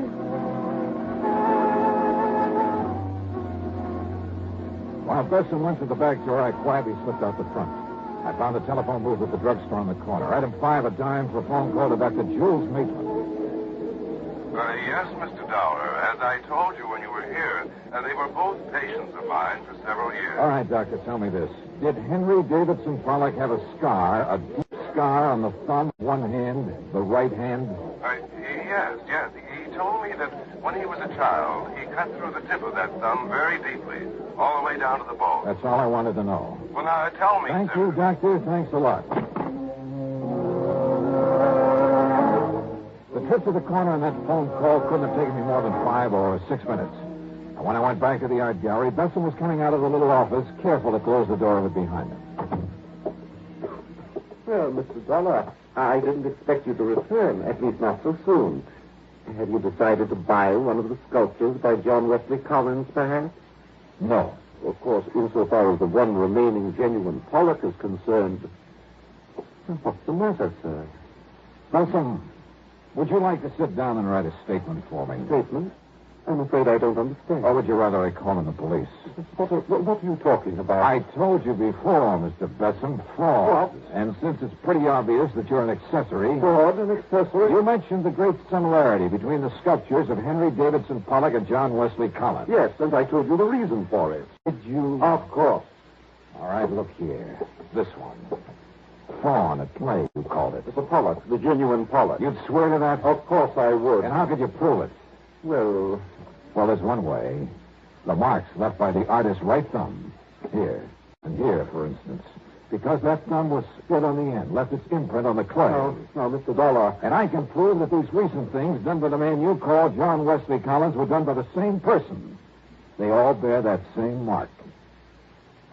Very well, Mr. Dollar. But the world will never know. Oh, now, Besson, put that thing down. Yes, put it down, Walter. Henry, I mean, Mr. Collins, Henry will do. Mr. Dollar, I suppose I should have known that sooner or later. Well, I give myself up to you. But, Henry, the story is a simple one, Mr. Dollar. I suppose you'd like to hear it. Yeah, I certainly would. Now, you see, I wanted to get away from my wife for reasons that we don't really have to go into. I planned to fly out to the West Coast to disappear. But at the last minute, I gave the plane ticket to someone else. On the plane that crashed out there over the desert? Yes. Then, knowing that my wife thought me dead, and realizing I could become lost in this tremendous city as well as anywhere else in the world, But I'd forgotten about the insurance. So then, anonymously, of course, I started paying it back. I see. All of this was very wrong, I know. Well, I'm afraid it's something for the courts now, Mr. Pollard. Mr. Dollar, the works of John Wesley Collins have sold very well, at good prices. Only this morning, listen, I was able to mail the whole balance of the $50,000 to the insurance company. Do you think that will help, sir?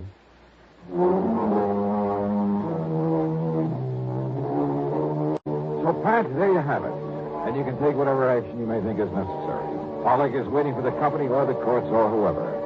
And Walter Besson is too scared to go anywhere. As for the expense account, I think the company can afford it.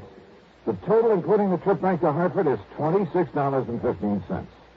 Yours truly, Johnny Dollar.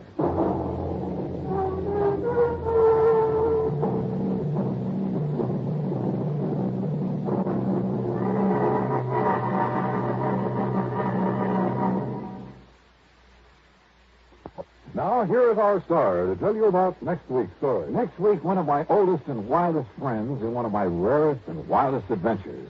Join us, won't you? Yours truly, Johnny Dollar.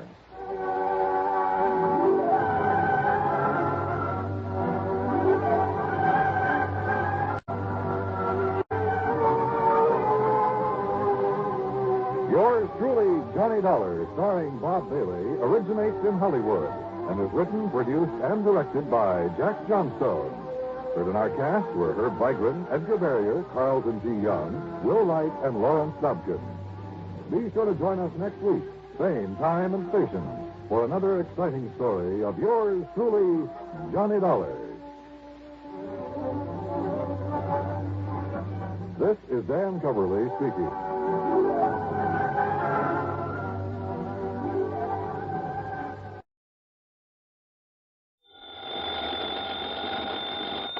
Johnny Dollar. Clark Tracy at Providential Assurance Company. Yeah, hiya, Clark. I'm glad I caught you in.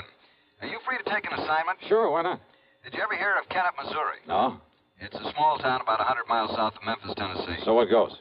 We have a little office in Kennett, only it's become pretty obvious that we put the wrong man in charge of it a few months ago. What do you mean? His name is Charles Kingsley St. Clair. Lived in Boston most of his life, and he's a Harvard man. So?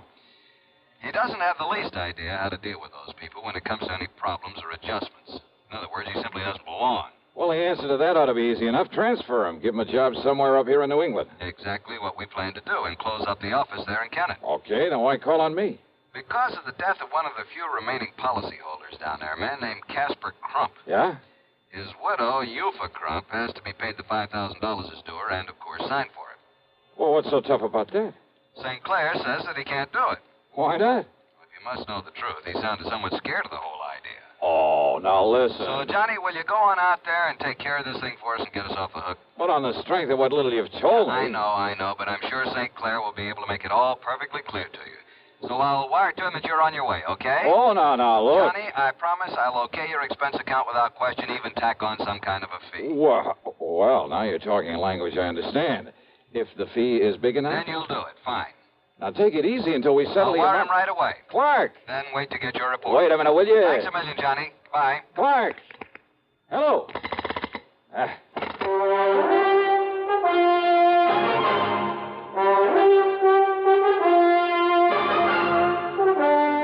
CBS Radio brings you Bob Bailey in the exciting adventures of the man with the action-packed expense account, America's fabulous freelance insurance investigator. Yours truly, Johnny Dollar. Next time you refresh, enjoy a frosty, ice-cold Pepsi-Cola. Sociability, Charlie. All right, Kay, how's this? Pepsi is light, refreshes without filling. You like to refresh? Have a Pepsi right now. Well, offer it to everybody, Charlie. I will. Enjoy Pepsi at the fountain. It's delicious at home, too. Have one at lunch or with a snack.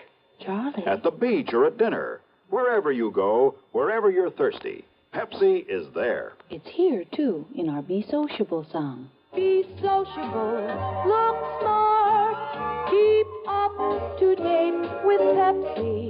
Drink light, refreshing Pepsi. Stay young and fair and debonair. Be sociable, have a Pepsi. For the weekend, have plenty of Pepsi around. Pick up an extra carton today. CK, I'm sociable. With Pepsi, everyone is. And now, Act One of yours truly, Johnny Dollar.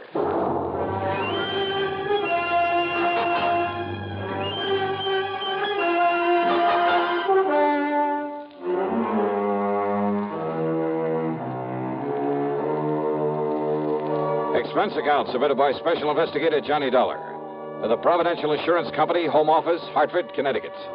Following is an account of expenses incurred during my investigation of the moonshine matter.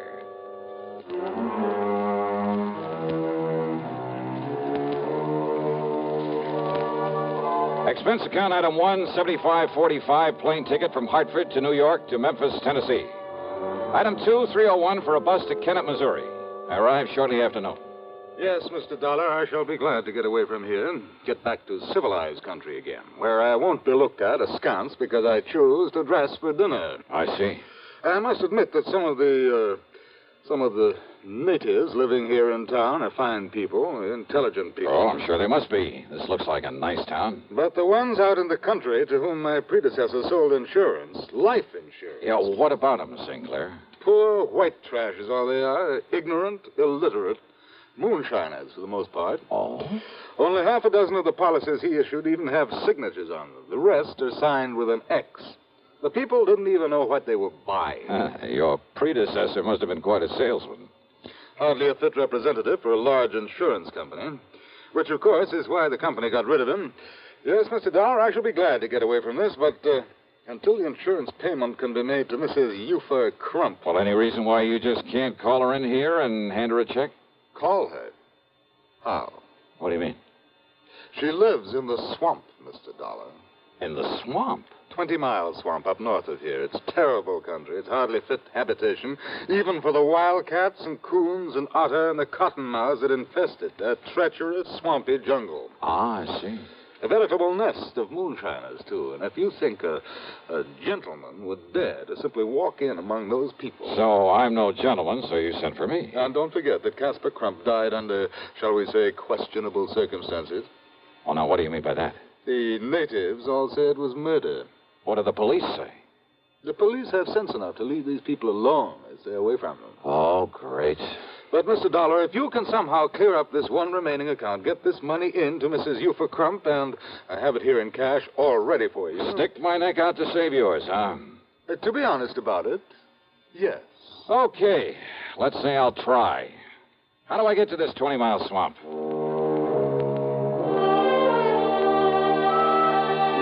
St. Clair drew me a rough map, handed me the $5,000, and wished me luck.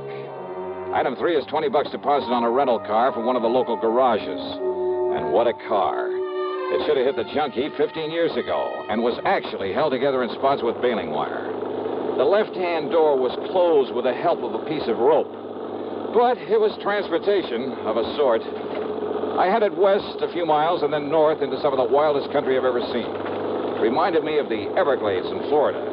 The so-called road I followed was a deeply rutted set of wagon tracks full of mud and potholes. On both sides, the brush-covered, soggy swamp. There were huge, rotting logs crawling with water moccasins out sunning themselves. Yeah, I was glad I had some kind of a path to follow. And then up ahead, I saw a shack sitting on stilts to keep it above floodwater. But as I slowed down to make a turn over toward it, the gunshot from over by the cabin smashed into the windshield. I stepped on it and spun the wheel to get away. But the second shot caught a front tire. The car went into a skid.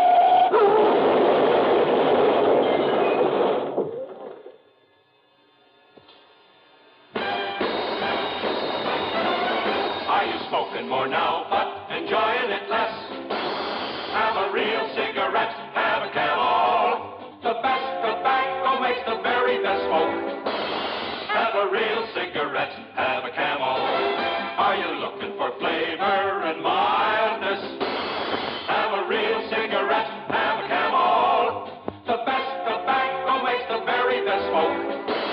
Have a real cigarette, a real cigarette, a real cigarette, have a Camel. If you're smoking more today, but enjoying it less, try Camels. The Camel blend of costly Turkish and domestic tobaccos has never been equal for rich flavor, easygoing mildness, real smoking satisfaction every time you light up. The best tobacco makes the best smoke. Have a real cigarette, a real cigarette, a real cigarette, have a Camel. And now, Act 2 of yours truly, Johnny Dollar and the Moonshine Matter.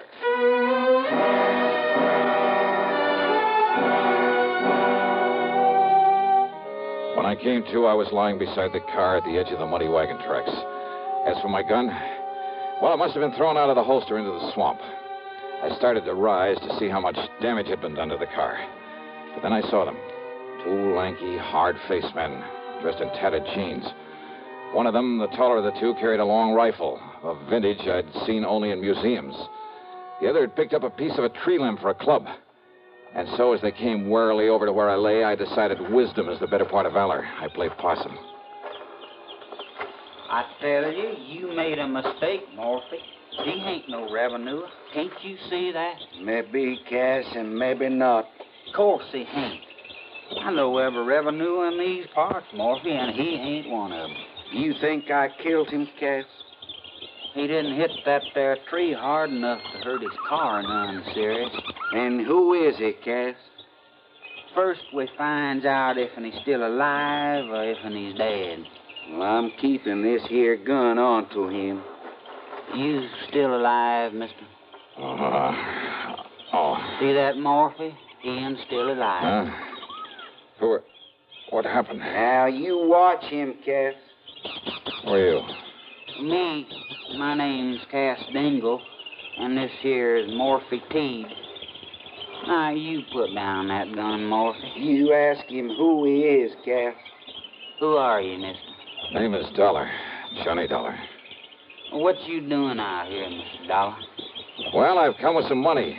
Some insurance money for Mrs. Eufa Crump. What's that mean, Cass? It mean that Miss Eufa gets some money on account of Casper was killed. She's a mighty fine woman, Mr. Dollar. She's a mighty fine woman, Mr. Johnny. You shut up, Morphy.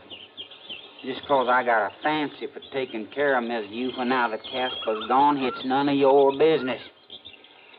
Now, how much you got for Miss Eufa, Mr. Johnny? $5,000. What's the matter, you, Cass? Can't you see we got to get Miss Johnny and all that money over to Miss Eufa? Now, come on now. If he be all right. You all right, Mr. Johnny? Well, give me a hand and we'll find out. Yes, sir. There you are, Mr. Johnny. Why, Mr. Johnny. What's the matter? That now holster. Ain't you got a gun for hit? I'm afraid my gun is somewhere out in that swamp. Now, that's too bad, ain't it, Cap? Morphy's right, Mr. Johnny.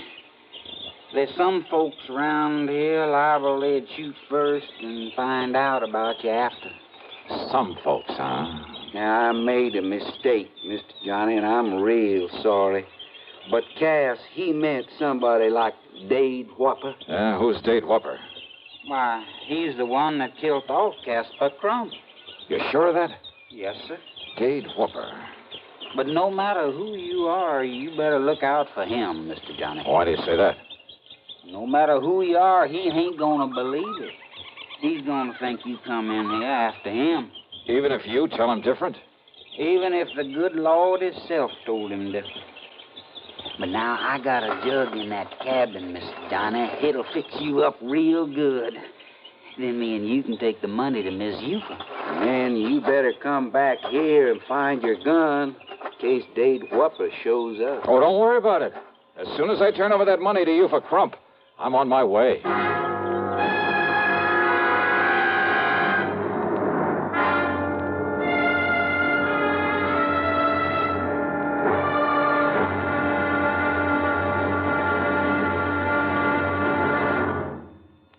Hollywood star Mona Freeman. Who feels like acting with a miserable cold? I relieve cold distress the fast way with 4-way cold tablets. Yes, tests of all the leading cold tablets proved 4-way fastest acting.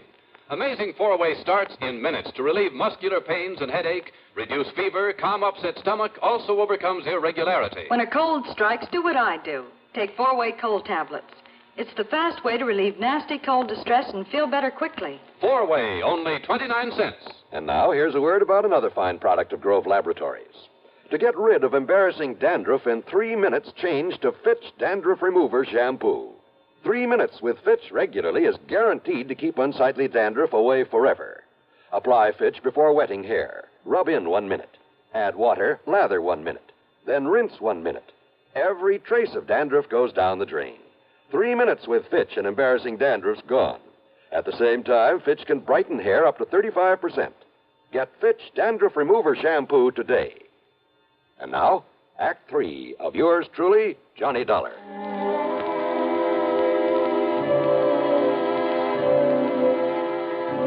Cass Dingle's cabin. Well, I'm afraid I've never stepped into a more squalid, filthy, grimy place.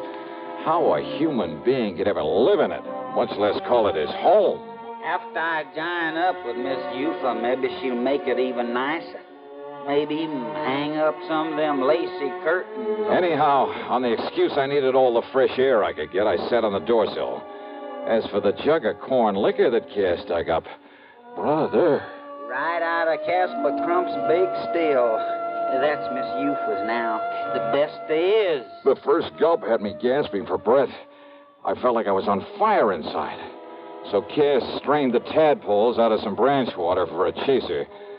After the second snort, I was ready to tackle anybody in the world single-handed. Even Dade Whopper. I told you that'd fix you up. And now, oughtn't we go see Miss Eupha? Yeah, sure, Cass. Why not? Only, where's Morphy? Oh, he took in his dugout and went on ahead to say the good news. Dugout? So me and you, we'll go in mine. Well, sir, if you've never ridden in one of those tiny dugouts, you have something not to look forward to. Every minute as he pulled us along through the swamp, I was sure the narrow little craft would tip over. But he handled it well, and after a quarter mile or so up the slough, as he called it, we landed in front of another, a larger cabin. But then... Mr. Dollar? Yeah? What is it, Morphy? One of Eupha's young uns, the spoilt one. You mean that no-good lazy, huh? That's the one, Cass. He heard me tell Miss Johnny's here. He run off to tell Dade Whopper. Oh, that ain't good, Miss Johnny. He'll be coming here after you. So what? Stop worrying about it, Cass. We'll just take things as they come. But Dade Whopper's pisin'. Dade Whopper's pisin'? Yeah, well, stop worrying. Let's go in and see Mrs. Crump. Now, Mr. Johnny, I hate to say this. Well? But when somebody says stop worrying about Dade Whopper... Yeah? I sure hope none of that white mule ain't gone to your head, Mr. Johnny.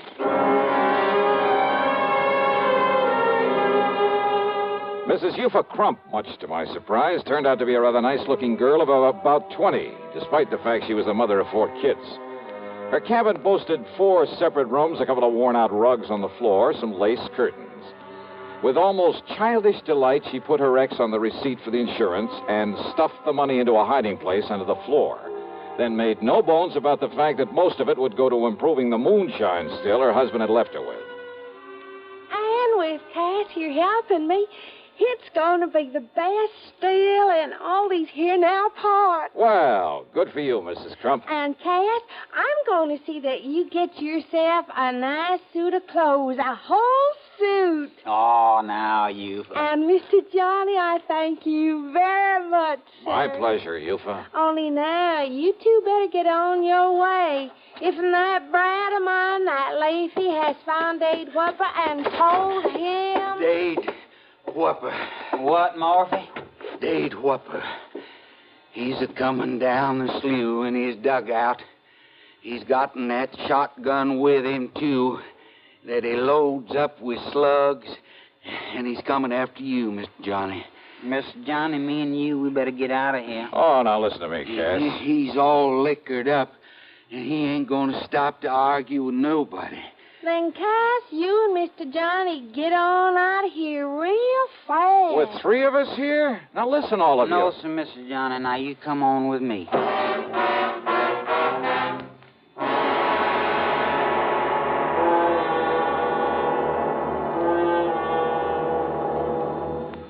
Munch, munch, munch a bunch of Fritos, corn chips.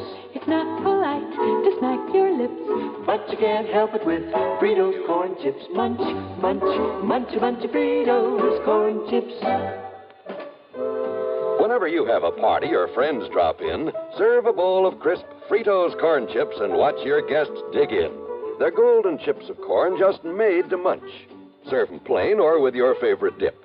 There's a special Fritos in a king-size style that's just right for dips. Munch, munch, munch a bunch of Fritos corn chips. You'll find Fritos corn chips taste just right whenever the occasion calls for good munching. They have such good, crisp flavor, such good-for-you nourishment, there's contentment in every munch. Get Fritos today, F-R-I-T-O-S, Fritos corn chips. Munch, munch, munch a bunch of Fritos corn chips. And now, Act 4 of yours truly, Johnny Dollar. Morphy was scared. My gun was somewhere out in the swamp. So again, it was a case of letting wisdom be the better part of valor, especially after Morphy made it plain that even his rifle wouldn't mean a thing against Whopper when he'd had a jugful. Morphy promised to do all he could to keep Dade from following us. But by the time Cass and I got halfway down the slough, we could see Dade coming after us. And he was a big man, too. And though Cass was mighty skillful with the pushing pole, he kept gaining on us. We can't make it, Mr. Johnny. Then push us in anywhere, Cass. But we can try, sir.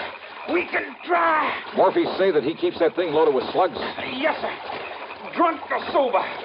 He can hit anything with it. Then pull us over and we'll take our chances in the woods. He's not more than 35 or 40. Cass was dead before he hit the water. I jumped over after him into the shallow swamp. I started swimming over to a sort of island, a big grassy hummock. And over my shoulder, I could see that Dade was raising his gun again, aiming at me. I grabbed a lungful of air and went under. Changed my course, swimming toward a patch of tules, hoping I'd have enough breath to get to it. Several times as I swam along under the surface, I brushed aside something living. Maybe they were moccasins, I don't know. But they were nothing to the danger from the drink-crazed man with a shotgun. Finally, my lungs bursting, I reached the tules and came to the surface, emerging slowly and breathing as quietly as I could. Dollar! Dollar! I know you're out here. I know you come to get me, too, for killing Castle Crump. I held my breath. But you ain't gonna. But I'm gonna get you first. There ain't nobody get you away from me, you hear me? I can see the mud you stirred He when you could come track up me out by here. the mud I'd stirred up when I'd swum along on the water. He was ready with a shotgun to do the same thing to me he'd done to Cass, to kill me. And all I had were my two bare hands and my wits. I could hear him coming closer, closer. He was at the other side of the patch of tules now, his gun ready for me. I could see his hulking shadow now. I got you now, Dollar. I'm going to kill you now. Quietly, I slipped under the water again, and I swam hard for where I'd seen him. And then I found his legs, and with all the strength I had, I lifted him. No, you Dave! But he missed, and I struck him, and I struck him, and I struck him.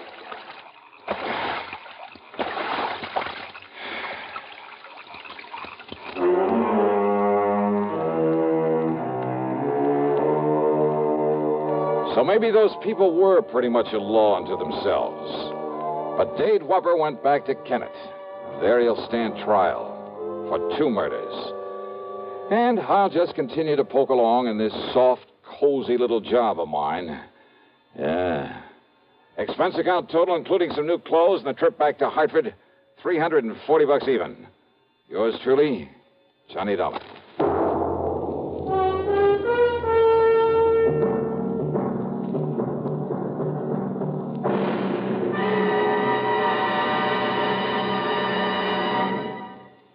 Our star will return in just a moment. Constipation is something people don't talk much about, but it can be a problem for anyone, even doctors. And when constipation occurs, it's interesting to see just what doctors consider important about a laxative they might use or recommend. Now, a majority of the doctors we heard from had this to say: a laxative should be effective, gentle, as close to natural acting as possible, and a medicine that can be used with complete confidence. Well, pleasant-tasting chocolated X-Lax is effective. Overnight, it helps you toward your normal regularity. X-Lax is gentle. Next morning, it gives you the closest thing to natural action. And that's why many doctors and millions of people use X-Lax with complete confidence. X-Lax, the laxative that helps you toward your normal regularity gently, overnight. Is X-Lax in your medicine cabinet? Now, here is our star to tell you about next week's program. Well, next week I go deep underground, into a copper mine, to meet a killer in the dark. Join us, won't you? Yours truly, Johnny Dollar.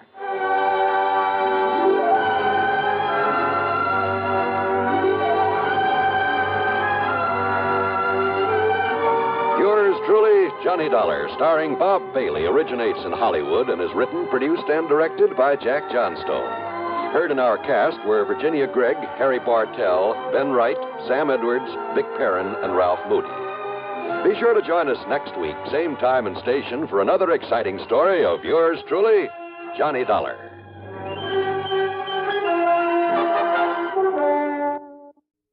Here are the facts. 2 out of every 3 persons in New York State under 40 years of age have now received at least 1 dose of the Salk vaccine. Over half of these people have received the 3 doses needed for maximum protection. If you are not vaccinated against polio, the time may come when you will need this iron lung. What will your children do then? Your New York State Health Department urges you to be vaccinated against polio now. This is important for people of all ages and especially important for those under 40, the age group where the incidence of polio is the greatest. Remember, Salk vaccine is safe and effective in preventing paralytic polio. WROW Albany, where you get a new exciting morning glow with the Bob Kennedy Show. 6 to 10 on Radio 59.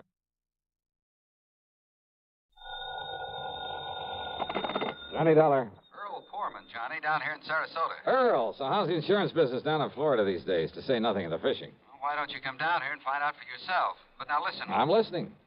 You remember how my home is situated out here on St. Armand's Key? Well, sure, I ought to. I've been there often enough. It's near the end of a long bayou that comes in from Sarasota Bay. Yeah, and the bayou is lined with expensive homes, private docks, and it's full of mullets, sea trout, sheepshead, flounder. So what about it? Johnny, what would you think if I told you I'd sold a man $50,000 worth of straight life insurance? Well, I think you were just doing your normal...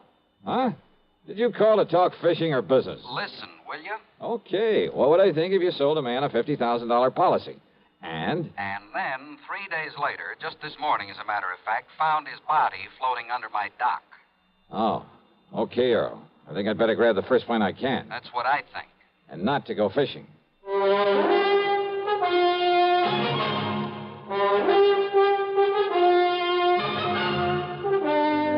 CBS Radio brings you Bob Bailey in the exciting adventures of the man with the action-packed expense account, America's fabulous freelance insurance investigator. Yours truly, Johnny Dollar.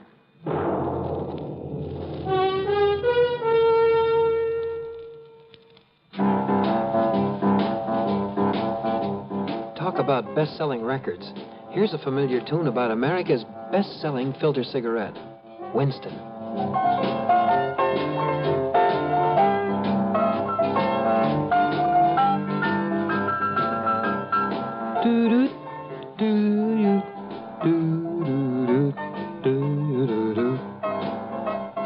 Winston gives you real flavor, full, rich tobacco flavor. And you know, that's because only Winston has filter blend up front. Choice, flavorful tobaccos, specially selected and specially processed for filter smoking. No wonder Winston tastes good, like a cigarette should. Smoke Winston.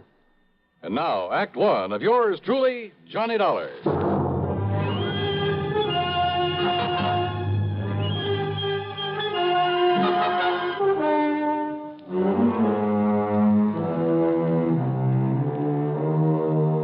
Expense account submitted by Special Investigator Johnny Dollar to the Tri-State Life and Casualty Insurance Company, Sarasota office. Following is an account of expenses incurred during my investigation of the Bayou body matter.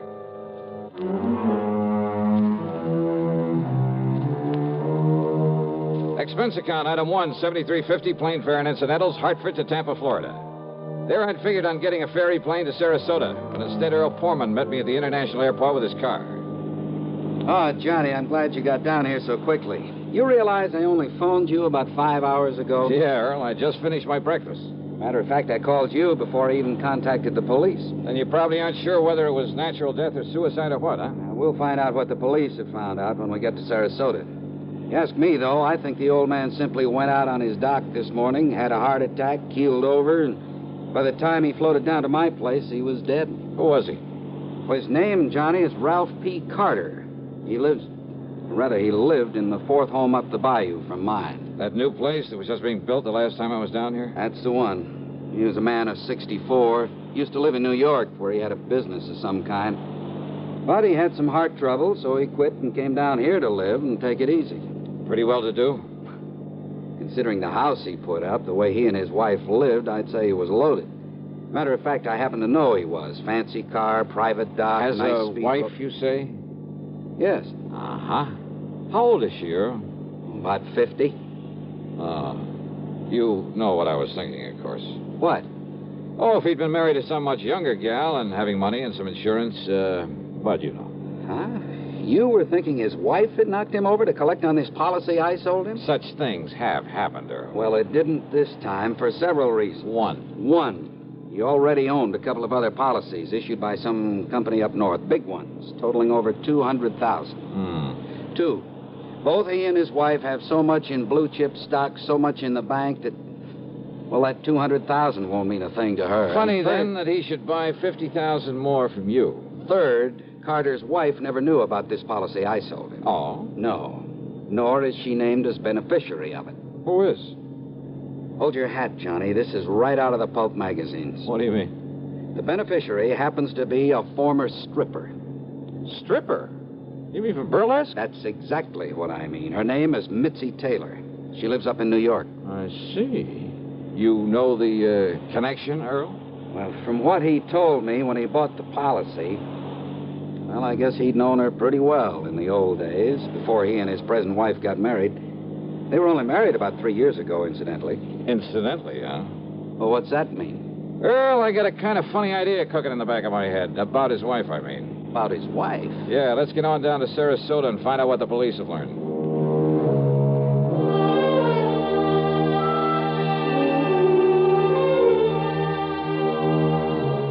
The police hadn't wasted any time. After recovering the body from the bayou, they'd immediately turned it over to the coroner, Dr. Phillips. Sergeant Edwards, who was in charge of the case, made us cool our heels until the coroner could finish his preliminary examinations. But why an autopsy, Sergeant? You mean you suspect foul play, something like that?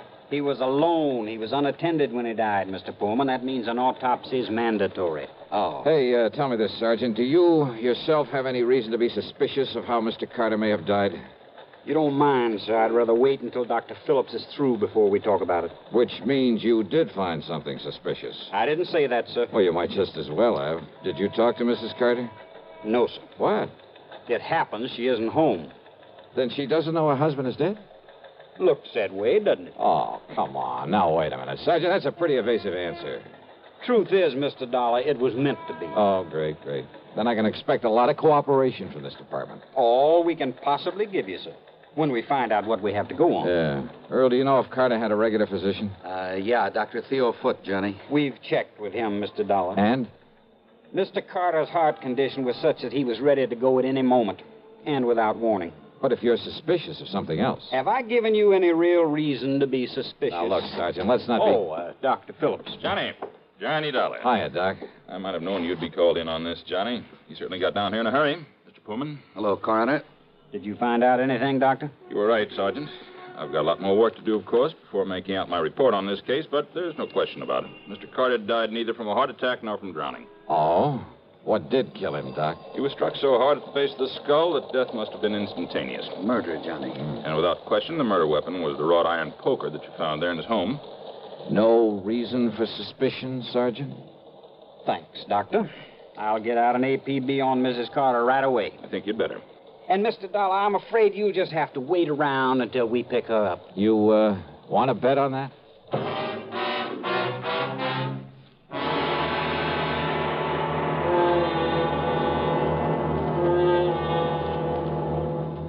Act two of yours truly, Johnny Dollar, in a moment. Bonjour, I am Jacques Leroy, expert on the stereophonic phonograph. I will now clear up this whole subject. S'il vous plaît, listen to ordinary stereo. A girl crossing the street. Eh bien, now on Columbia Stereo 1. Ah, that was a pretty girl crossing the street. Quelle différence! The fantastic Columbia Stereo 1 phonograph gives you all the realism and excitement of a live performance. Why, in a moment, mademoiselle. Oh la la. Oh, pardon. You see, only Columbia has exclusive stereo projection. Not just a few separated speakers, I know, but multiple speakers that send interlocking circles of sound through every inch of a room. See the Columbia phonograph, man, tout de suite. Columbia Stereo 1 portable start at $39.95. Consoles from $129.95. Attendez, ma chérie! Wait for me! And now, Act Two of yours truly, Johnny Dollar and the Bayou Body Matter.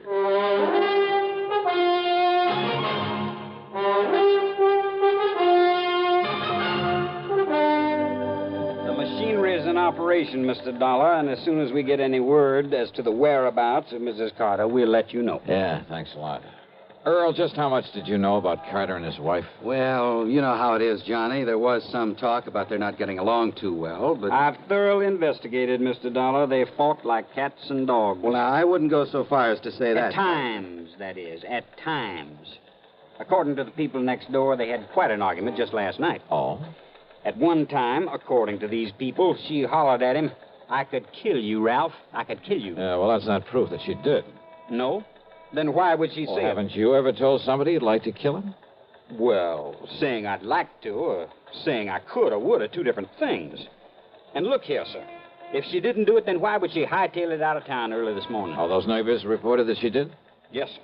She drove away from their place at approximately the same time as the coroner says he was killed. Well, let's face it, Johnny. The sergeant must be right. She must have done it. No question about it, Mr. Dollar. But why?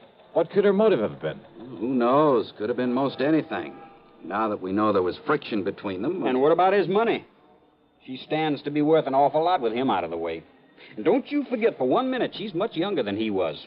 Not only that, but she's a nice, healthy, attractive woman, too. And he, with his heart condition, well, he was probably just a millstone around her neck.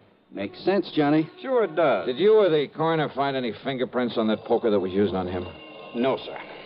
But there was some lint from a pair of cotton gloves on it. All right, then. Johnny. All right. I've seen Mrs. Carter many times. She prides herself on her dress. She can afford to. And I've never seen her outside that house without a hat and without a pair of gloves.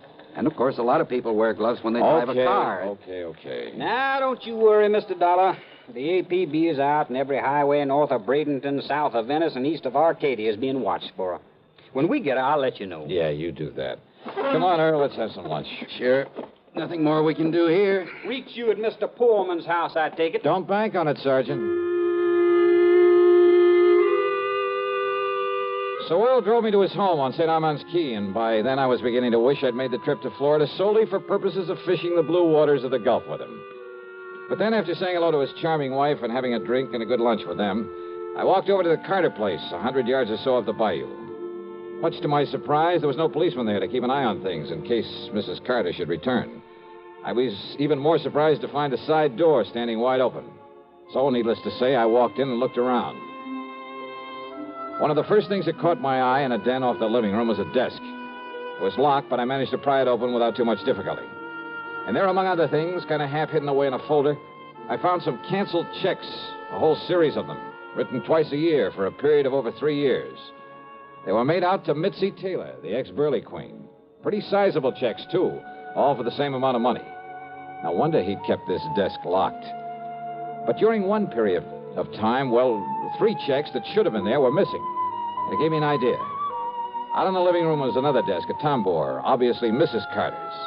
Hidden away in the bottom of one of the drawers of that desk were the 3 missing checks. Huh? I beg your pardon. Mrs. Carter? That's right. Who are you?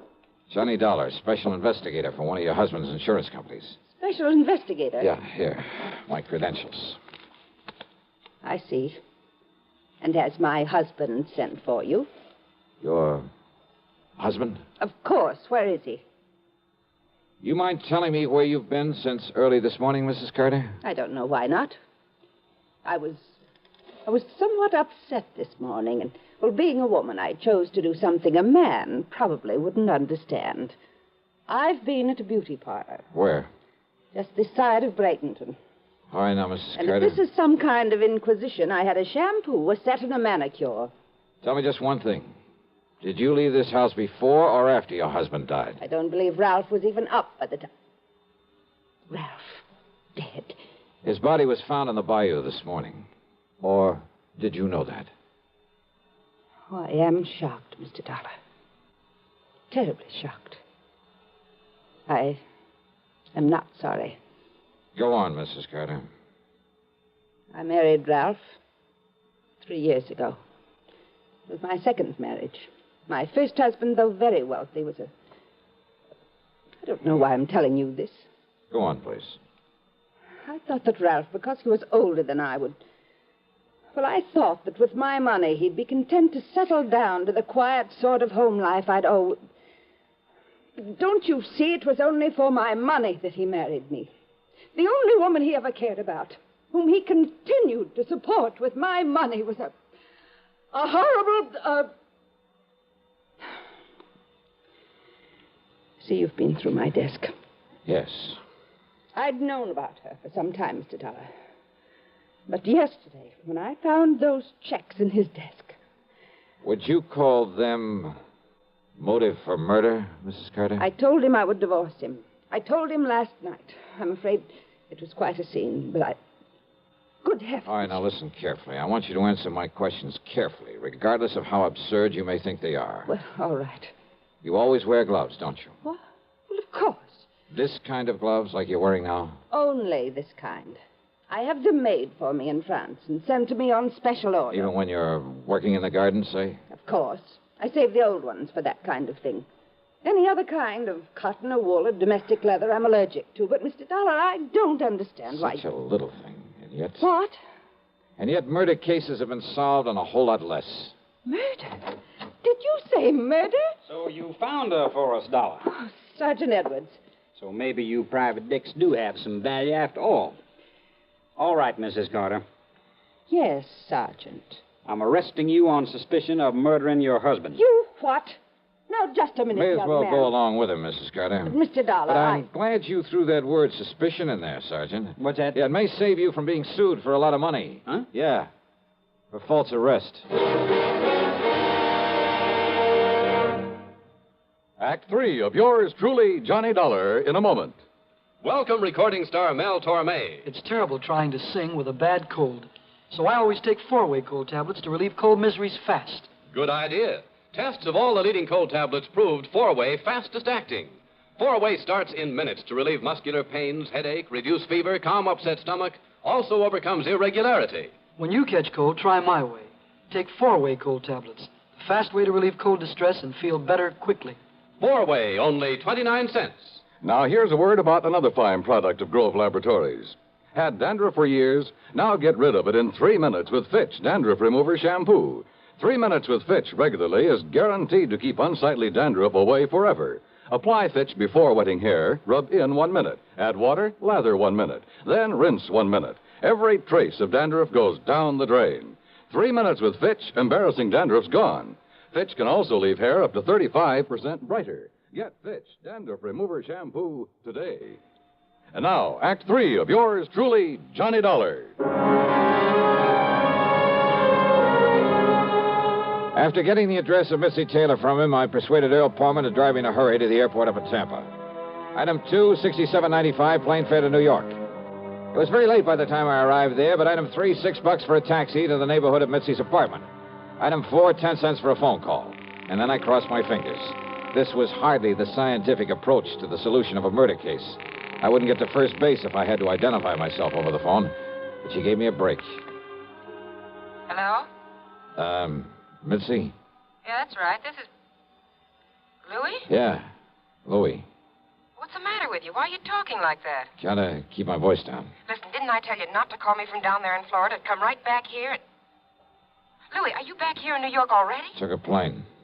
Did you take care of Ralph Carter? Don't worry, baby. It'll be in all the papers. Okay. And come on over here and I'll pay you off. Sure. But then you're to clear out. You're to get out of this town as far away from me as you can. Sure. Okay. Come on over. Yeah, a real break. Now it was up to me to take the fullest possible advantage of it. Item 5, another dime for another phone call, this time to Lieutenant Randy Singer at the 18th Precinct. No question about it, Johnny. Old man Carter must have known that sooner or later his wife would catch on to all the money he's been giving his dame. Right. And maybe he was getting tired of sending out those checks. Right. So to get off the hook and still provide for Mitzi, he named her as beneficiary to a $50,000 insurance policy. Sure, his wife would know about it after he died, but she wouldn't be able to do anything about it. But little Mitzi just couldn't wait, huh? Now, look, I don't anticipate any trouble with her, Randy, but if you're going to be around for a while, well, after I've wrapped it all up, I'll call you to come over and make the arrest, huh? Seems to me you have got it all wrapped up. Sit tight, Randy, and I'll call you.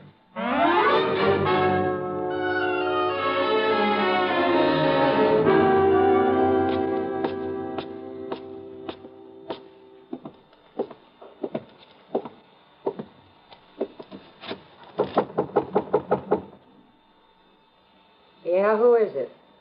Louis.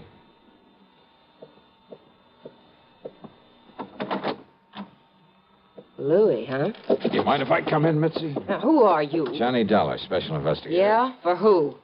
The company that issued that $50,000 policy you are not going to collect on. You know something, Johnny?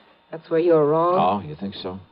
Did you see Ralph Carter's body floating around in that bayou down there in Florida? I'm afraid I didn't. Well, you should have, Johnny. Because then you'd know what you're going to look like floating down the dirty East River. Sorry, Mitzi, but, hey, wait a minute. How did you know Carter's body was thrown into the bayou? You took too long getting over here, Johnny, after that phony phone call. Come on in, Louis. Take care of him. What? One move for a gun and I blow your head off, mister. Go ahead, Mitzi. Take his gun away. Okay, I've got it. Now keep it on him while I take him apart so we can feed the fish out in that river. No, wait a minute. Huh? Wait till I close the door to the corridor so that... What? That's right, Mitzi. Don't bother. Cops! The cops! Drop it, Louis!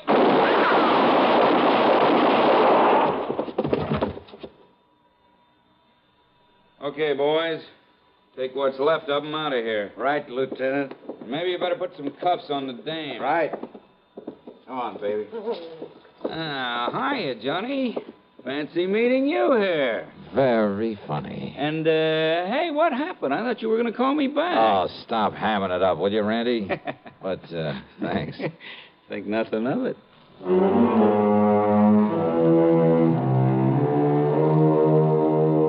Louis managed to survive, and I understand that the way he shut up his mouth in the hospital, well, I understand he pretty much cinched the case against both himself and Mitzi. So, expense account total, including a big midnight supper for Randy and myself and a train back to Hartford, $168.65. Yours truly, Johnny Dollar.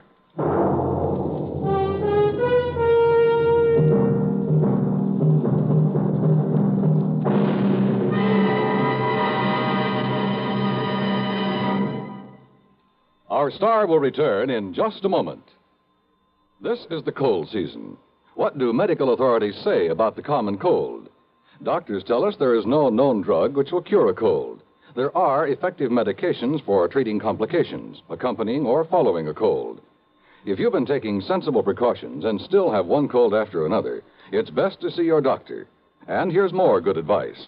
When you have a cold and need a laxative, that's the time to rely on Gentle X-Lax. Pleasant-tasting, chocolated X-Lax helps you toward your normal regularity gently overnight. X-Lax gets along with any cold remedies you may be taking, and X-Lax works where nature wants, in the lower tract, not the stomach. Taken at bedtime, X-Lax won't disturb sleep, gives you the closest thing to natural action the next morning. You're well on your way toward your normal regularity, without upset or discomfort. So when you have a cold and need a laxative, take X-Lax, the laxative you can use with complete confidence. X-Lax helps you toward your normal regularity gently overnight. X-Lax.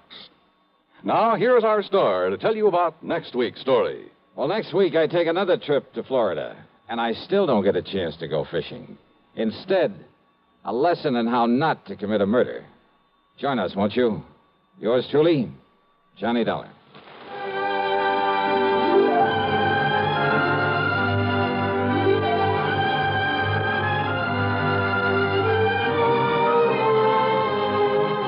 Yours truly, Johnny Dollar, starring Bob Bailey, originates in Hollywood and is written, produced, and directed by Jack Johnstone.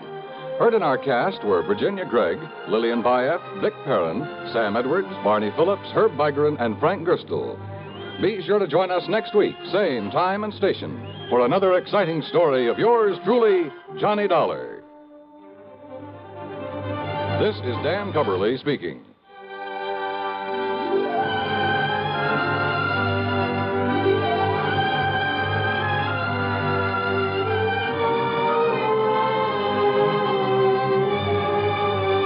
is the CBS Radio Network.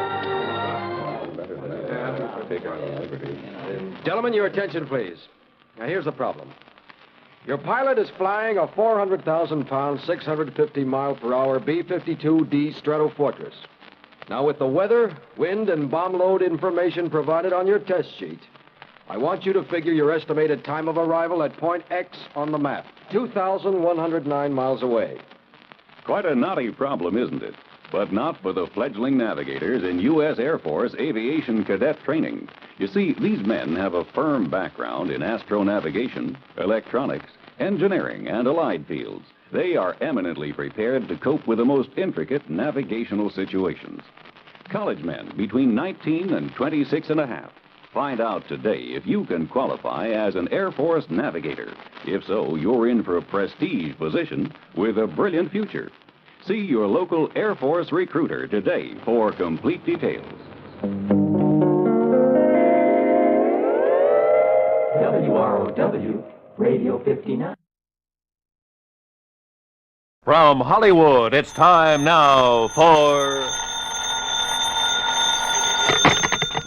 Johnny Dollar. Pat McCracken, Johnny, Universal Adjustment Bureau. Oh, hi, Pat. What's on your mind? At the moment, you. Huh? Johnny, you've been working too hard. Oh, this I've been convinced of for years, Pat, but I've never been able to convince anybody else, especially you. Okay, I'm convinced. What you need is a nice vacation, all expenses paid. Whoa. Now, Southern California's very nice this time of I year. just came back from there. The beaches, the swimming, sun, golf, nightlife. Look, Pat, thanks a lot, but no thanks. Well, now, Johnny. The last time you invited me to take one of your vacations, I got hit over the head, almost run down by a truck, and kicked around by a guy 7 feet tall. Yeah, but this one's different, Johnny. It's a real simple job. Oh, they all are, according to you. All I want you to do is pick up something out on the coast and bring it back here. That's all. Yeah, what?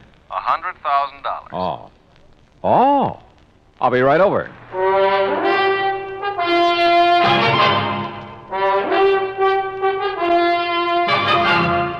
Bob Bailey in the exciting adventures of the man with the action-packed expense account, America's fabulous freelance insurance investigator. Yours truly, Johnny Dollar.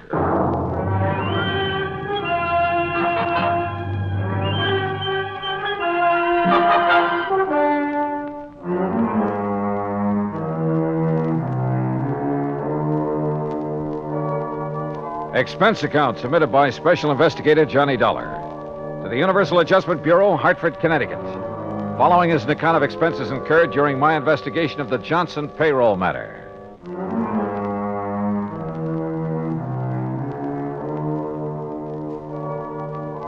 Expense account item 1, $1.25 cab fare from my apartment to the office of Universal Adjustment Bureau and Pat McCracken.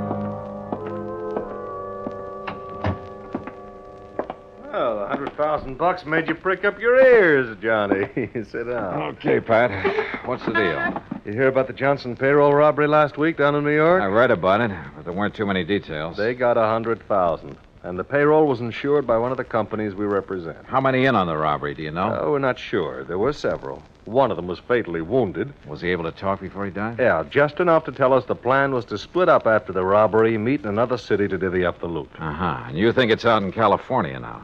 We also think one of the crooks may be trying to double-cross the others. Hiding out from them, maybe? That's the general idea. We got a call from Los Angeles this morning. Fellow wouldn't give his name, but he claimed he could give us a lead on the one who has the dough. For a price, of course. Oh. So you're to meet him in L.A. and find out what he knows, if anything. What do you figure his angle is, Pat? Oh, maybe several, Johnny, but I don't care. What I do care about is getting the money back. All right. How do I contact this man in Los Angeles? You don't. He'll contact you. At your hotel, the Nestor. The Nestor. Okay, Pat, I'm on my way. Oh, just one thing, Johnny. Yeah? Maybe it's occurred to you, maybe it hasn't. There will be others looking for that money, too. The other guys involved in the robbery? Yeah. Of course, if you can get there first. I'll try. Oh, and don't bother telling me to be sure to get back here in one piece. That I'll really try to do.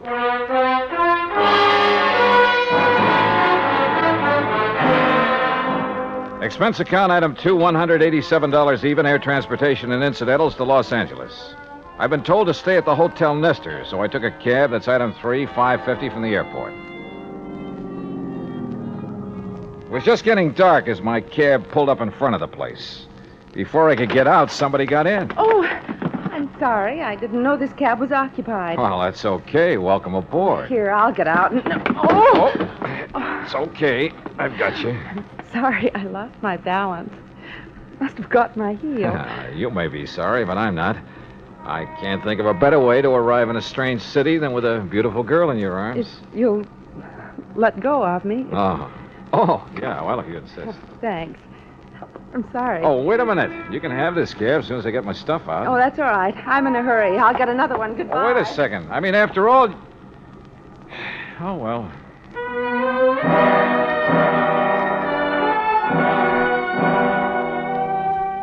Yeah, that's the story of my life. The best ones always seem to get away. I went into the hotel lobby to register, but found a message waiting for me from the informant who'd phoned to Pat. I was to drive to the little town of Corrado Beach down the coast and meet a man there first thing in the morning. There was a map showing me the way to a small pier where the meeting was to take place. Looked like Los Angeles had suddenly got too hot for him. Expense account item 4, $50 to rent a car. I left word where I'd be, drove to Corrado Beach, and checked in at a motel. Then early next morning, I went out to the little pier. It was a ramshackle affair with a couple of beat-up boats tied to it and an old character fumbling with the door of a little bait shack. I went over to him. Hi. Morning. Having trouble? Yeah, some kid's been monkeying with this lot. You want some bait? No. This is one trip I didn't come to fish. How is it, by the way? Fishing? Yeah. Fine. Oh, just my luck. No, I'm supposed to meet somebody here. Oh, it must be that fellow out there. He was already there when I got here. Oh, where? Oh, you see that boat, the bottom side up on the pier near the end? You mean the man sitting beside it? Yeah. Got himself a fishing rod, looks like. Could be he wants some bait. I'll walk out with you and see if you don't mind. Oh, not at all. So the fishing's been good, huh? What have they been catching? Oh, quite a few bass last couple of days. Off the pier? Yeah. There's some kelp beds in close. Brings them in around here. Funny. Your friend there, you don't seem... Hey. Asleep, I guess. Hey, watch out. He's slipping. Grab him. I got him. But... Hey, mister. Mister, he isn't sleeping. That's right. He's dead.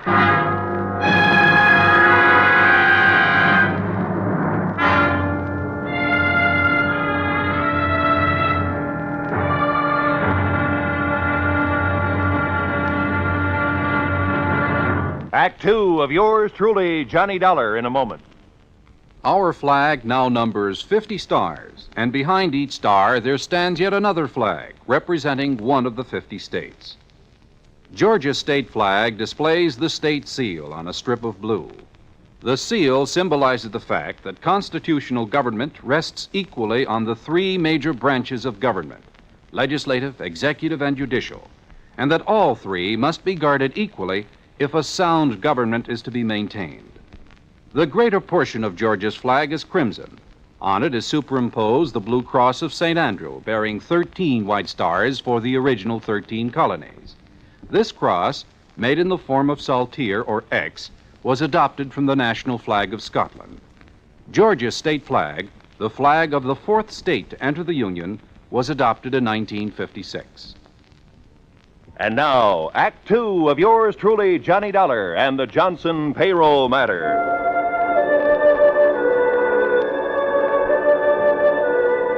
I'd flown 3,000 miles to meet a man, only to find him dead at the end of a rickety little pier at Corrado Beach, a knife between his ribs. I searched him while the old fellow at the bait shack went to call the police, but I didn't find a thing on him to help me. No identification, even. Later, talking to the police, well, they didn't have any line on him either. My only lead on the payroll robbery was dead. I waited around the motel most of the day, hoping the police could turn up something on the dead man, but it was no soap.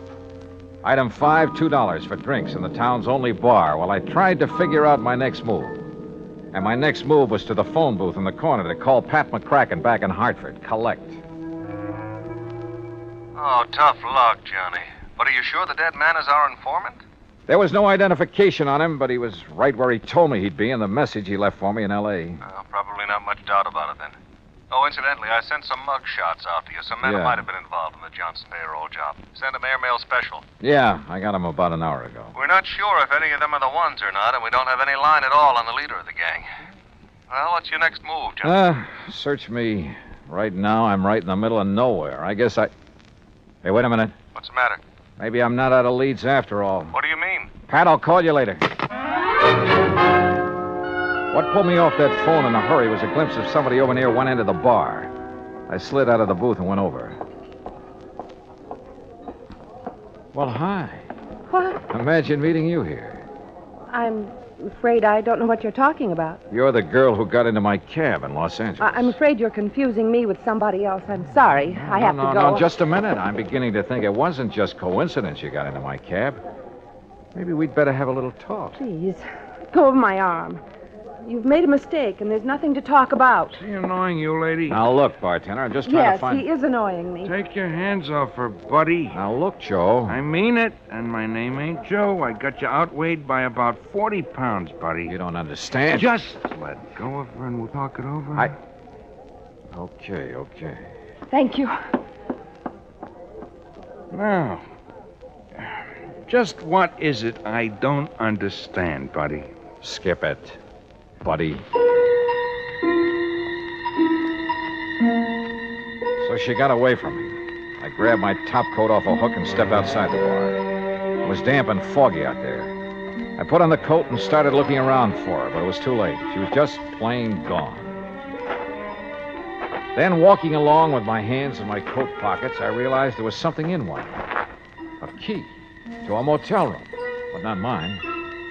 Funny. Then I remembered I'd had the coat beside me in the taxi when the girl climbed in back in Los Angeles. Yeah, she could have slipped it in the coat pocket then. But why? Now, that's what I wanted to find out. I looked up the motel. It was about a mile down the highway from mine, room 7. Yeah, the key fit all right. Then as I opened the door, I realized I had company right behind me. Freeze, Dollar. Huh? Who are you? Never mind. Inside. Move. Okay. Get that blind down. Okay. Oh, wait a minute. Your face looks familiar. Yeah, those mug shots McCracken sent me. You must be Slattery. Right boy. One of the guys they suspect of pulling the Johnson payroll job. Too bright for your own good, Dollar.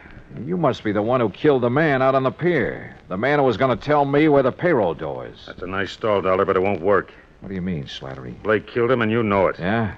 Who is Blake? You want to play it coy, huh, Dollar? Okay, we'll do it your way. Blake's got the payroll dough, and you're working with him. Just how do you figure that? Blake's girlfriend climbed in your taxi in Los Angeles. I figure she slipped you the key to this room. Hey, look, you got a few things all twisted. Shut up and stand still. This gun has a habit of going off sometimes. No kidding. So where's the dough? Take it or leave it, Slattery. I don't know. Well, it better be in this room. Yeah? And if it isn't? You guess. I don't think I need more than one. If it isn't here, I'm not leaving. That the idea? Oh, you leave, all right. It's just that you won't be walking out of here. Act 3 of yours truly, Johnny Dollar, in a moment.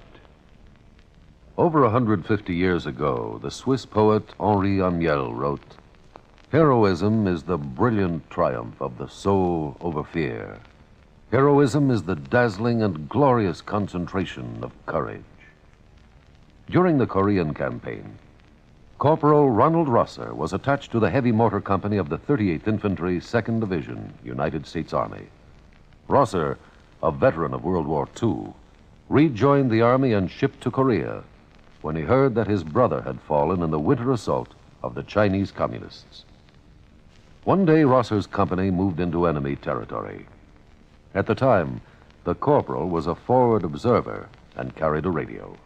Suddenly, in the midst of an enemy attack, Rosser handed his radio to a buddy, slipped the safety off his carbine, and filled his shirt with hand grenades.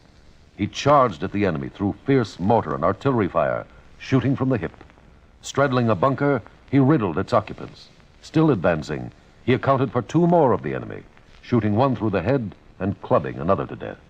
Continuing his one-man charge, he jumped into a trench full of enemy soldiers, opened fire, and forced his way relentlessly down the length of the trench, killing right and left with grenades and carbine fire. Out of ammunition, he returned to his company, where he replenished his supply. Then he charged the enemy again and again.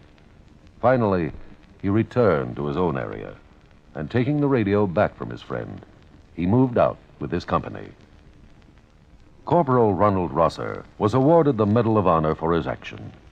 Action which had shown the enemy that his personal code of conduct wouldn't let them push around either his kid brother or his country. And now, Act 3 of yours truly, Johnny Dollar and the Johnson Payroll Matter.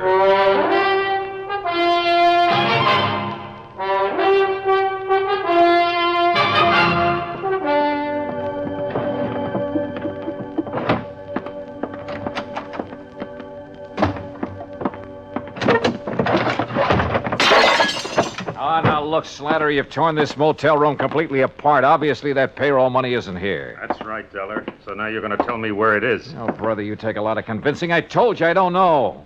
So why don't you put that gun away and listen? You're the one takes the convincing, Dollar, so I start convincing. That's not going to do you any good. No? Well, for sure it's not going to do you any good, so... Now, wait a minute, look. Look, I'll give you the whole story. And I'm supposed to believe it, huh? Staring down that gun barrel, I'm not about to lie. Let's have it. All right.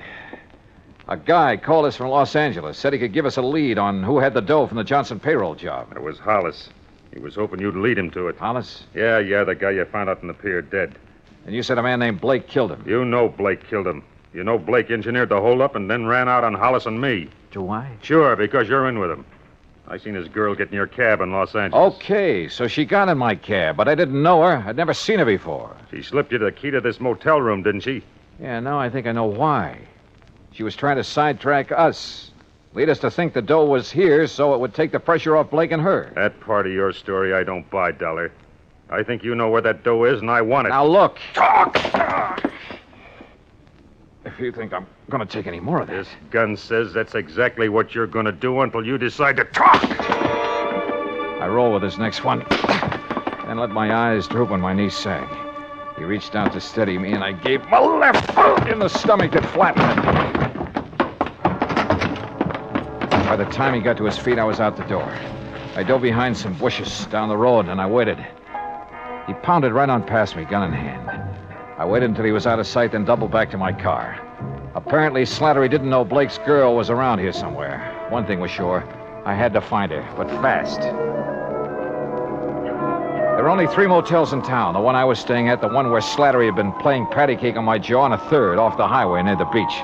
I drove to that one and checked the register. It showed a Myrna Grant in number 8.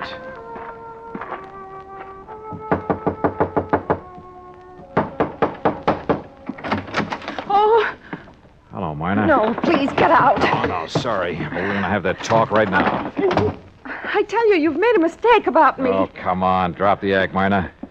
I know you're Blake's girlfriend, that you slipped that motel key in my coat pocket in L.A. to get me off the trail of the Johnson payroll money. The what? I also know that Blake masterminded the robbery and double-crossed his buddy, held out on him. Oh, I guess I knew it must be something like that. What are you talking about? Mr. Dollar, I haven't known Fred Blake very long. A month, maybe. I didn't know what he did for a living, and I didn't ask him. 2 days ago, he said he was in trouble and needed my help. He wanted me to slip that key into your coat pocket in the taxi in Los To Angeles. take Slattery off his trail. Then he told me to meet him here at the beach. When I saw you in the bar a while ago, I got panicky. I didn't know what to do. But that's all I know about it. Mr. Dollar, I didn't know Blake was a criminal. Honestly, I didn't. Yeah? Now, will you help me find him? Yes. I will, Mr. Dollar. If I can. The trouble is, right now, I don't know where he is any more than you do.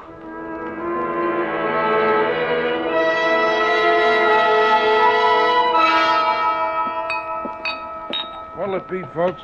Hey, wait a minute, buddy. Ain't you the one that was molesting this young lady an hour ago? Oh, Tarzan, buddy, my molesting days are over. Oh, it's all right, bartender. I'm sorry I caused you the trouble. No trouble, ma'am. Just glad it turned out all right. Things happen fast here at the beach, I guess. I don't suppose you've ever heard of a guy named Fred Blake, have you? Yeah, not that I remember. You looking for him? Yeah. What's he look like? Medium height, dark hair and brown eyes. Yeah. Regular features. That description would fit half the guys that come in here. Sure. Fishermen, salesmen, vacationers. Only that kind don't come in here anymore. Salesmen? No, fishermen. I thought the fishing was good here. Been no fishing around here for months. Huh? A fellow told me they were getting a lot of bass right off the pier. He was pulling your leg, buddy. There's a chemical plant nearby. A lot of stuff got dumped into the water by accident a few months ago. The fish haven't been back since. Wait a minute. Sure, right under my nose all the time. What do you mean, Johnny? Martin, I'll see you later. I got in my car and headed for the pier. As I turned off the highway, I could see a car a couple of 100 yards back following me with its lights off. But I couldn't stop now. I parked near the pier and headed for the bait shack. The windows were still boarded over, but I could see a crack of light between the boards. I eased over to the shack. Oh, no. I flattened against the wall as the door came open and Blake came out with a gun. I hacked it out of his hand. What? All right, hold it, Blake. Well, the fisherman's friend, huh? Look. You killed that guy on the end of the pier just before I showed up this morning. You didn't have time to leave, so you covered by making like you worked here. Then it occurred to you this was a pretty good hideout until Slattery got off your trail. Look, maybe we can make a deal, Dollar. Oh, we're going to. You turn the stolen money over to me, and I turn you over to the police. Drop your gun, Dollar. Huh? Drop it. Okay, Slattery. Hello, Blake. Glad to see me. Look, Slattery, I wasn't trying to cross you. I was going to get in touch with you when things quieted down. Sure you were. Let's have the dough. All right, it's in the shack. Blake half turned, and I saw his hand slide into his coat, a second gun. He whipped it out, but Slattery had seen it too. He got Blake, but his eyes were off me for a lucky second. I checked Blake. He was still alive. Yeah, they'd both keep. For a long time.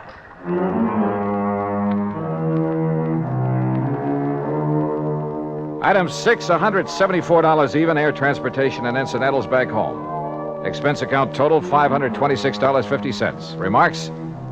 The payroll money is back where it belongs, and Slattery and Blake are back where they belong, with Blake facing a murder rap to boot.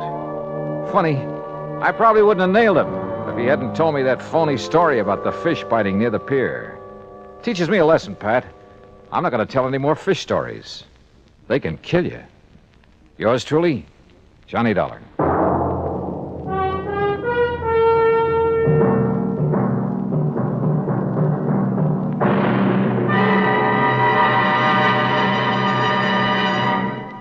Our star will return in just a moment. Our flag now numbers 50 stars, and behind each star there stands yet another flag representing one of the 50 states. Ohio's state flag is the only pennant-shaped flag, or burgee, as it is correctly called. The Buckeye banner is the creation of an engineer who created a blue triangle for the hills and valleys, red and white stripes for the roads and waterways of the state. There are 13 stars for the original 13 colonies, and 4 extra stars to indicate that Ohio was the 17th state admitted to the Union.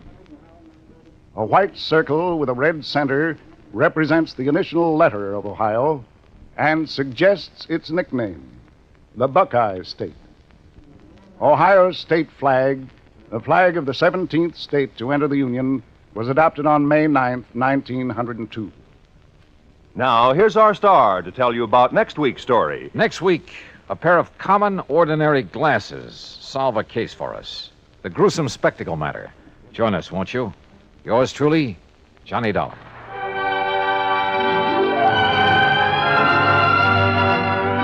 Yours truly, Johnny Dollar, starring Bob Bailey, originates in Hollywood and is produced and directed by Jack Johnstone. Today's story was written by Robert Stanley. Heard in our cast were Virginia Gregg, Lawrence Dobkin, Forrest Lewis, Shepard Menken, and Frank Gerstle. Be sure to join us next week, same time and station, for another exciting story of yours truly, Johnny Dollar. This is Roy Rowan speaking.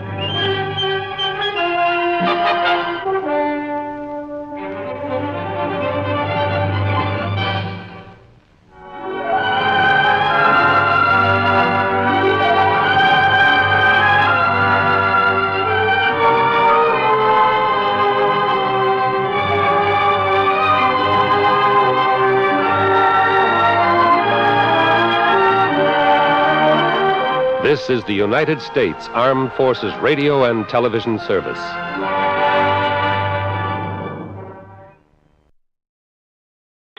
Johnny Dollar. Well, here I am. I'm home. Huh? Who, I said I'm home from my vacation. Wow, great. Good for you. So, when are you going to come over and ask me to marry you? Oh, it's you. Who else? Well, I don't know. How about if I pop the question right now? Well, go ahead. Will you marry me, Paula? You bet your life. What, Paula? Who else? Why, you two-timing. This is Betty Lewis. Yeah, I know. Come clean with me, Johnny. Who's Paula? Oh, now, does it make any difference? Paula who, Johnny? Johnny? Oh, Smith, Jones, Brown, you pick one. You rascal, I could... You were kidding me, weren't you? Weren't you kidding me? Yeah, sure, I guess so. Oh, sure, honey. With this crazy business of mine getting slugged and shot at all the time, why, you know as well as I do it wouldn't be conducive to a happy married life.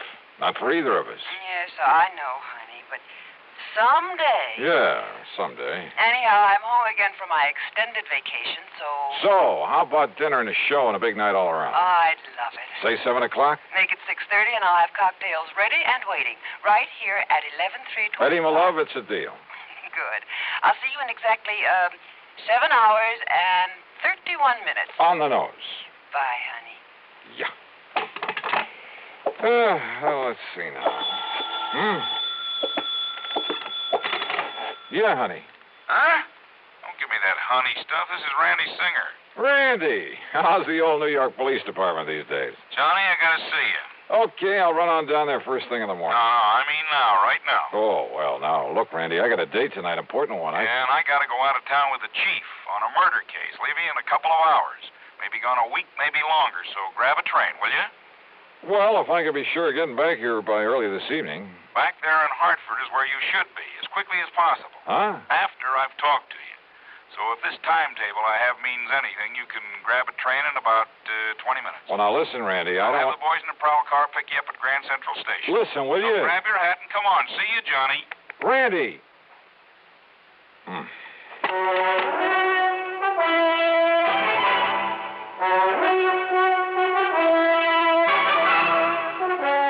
CBS Radio brings you Bob Bailey in the exciting adventures of the man with the action-packed expense account, America's fabulous freelance insurance investigator. Yours truly, Johnny Dollar.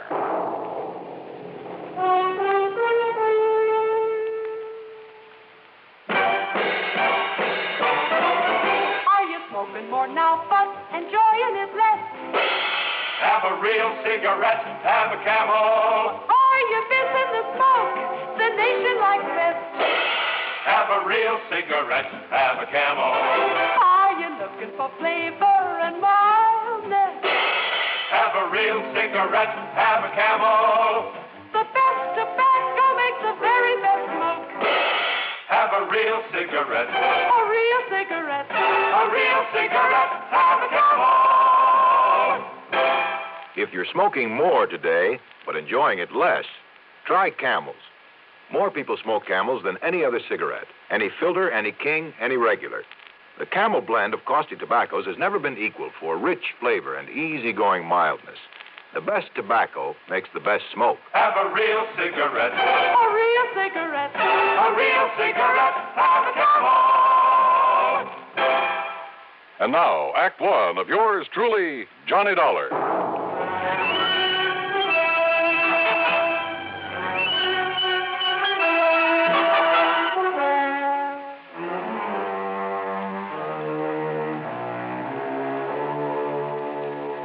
Expense account submitted by Special Investigator Johnny Dollar.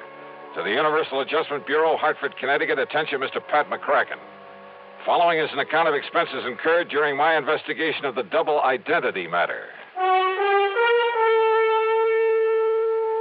Pat, you haven't assigned me to this case, but it does concern some of the insurance companies that Universal Adjustment Bureau services. And if there's any question about reimbursing me for whatever charges I may run up, well, read on. Expense account item 1, $495, taxi to the station and a train down to New York. As promised, Lieutenant Randy Singer had a prowl car waiting for me at Grand Central, and a few minutes later I barged into his office in the Homicide Division of the 18th Precinct. Okay, Conroy, okay. Just go tell the chief I'll be ready to leave by the time he is. Now, go ahead. Yes, sir, Lieutenant. Sit down, Johnny. Glad you can make it. All right. Tell me one thing, Randy. Is this an insurance matter? It sure is, or rather, they are. They? Maybe you weren't called in on them, but, brother, you should have been. Here, look here. Fall 1956. John R.V. Brownfield. Lived in a small apartment over on the east side, but the old boy had a lot of money. So what happened? Somebody knock him off? His death was pronounced a suicide, overdose of sleeping pills. Yeah, happens all the time. Does it? The insurance company that paid off was Eastern Casualty and Trust. Oh? How much? $41,000. Beneficiary? His wife. He'd only been married to her a couple of months. And after she collected, well, she just sort of dropped out of sight. Ask me, a lot of those companies of yours pay off too fast. Now, what do you mean by that? Listen, September 1957. Franklin P. Ogborn died the same way. Insurance paid to his widow was $30,000. Tri-Mutual Insurance Company. Well, now, Randy, the mere fact that he also died from an overdose... Listen, will you? August 1958. Peter William Gerhardt. Same thing. His widow collected $50,000. Are you trying to say you don't think they were suicides, Randy? I'd bet my bottom dollar on it. Why? Now, here's the last one, middle of last month. William Earl Chadwick.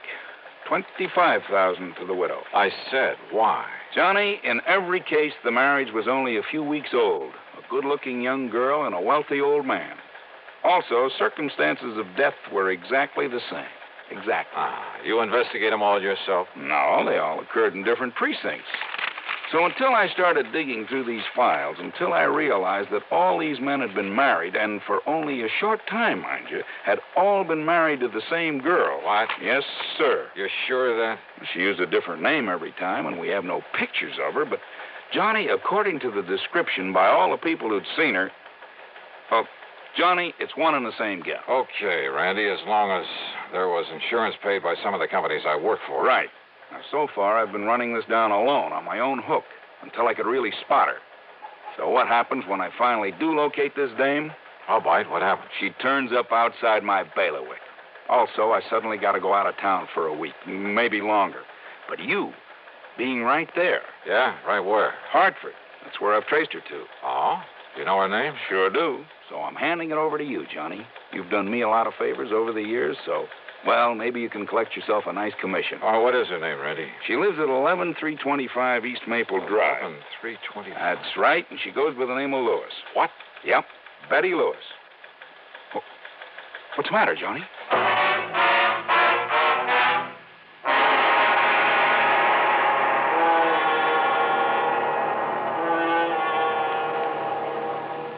Act two of yours truly, Johnny Dollar, in a moment.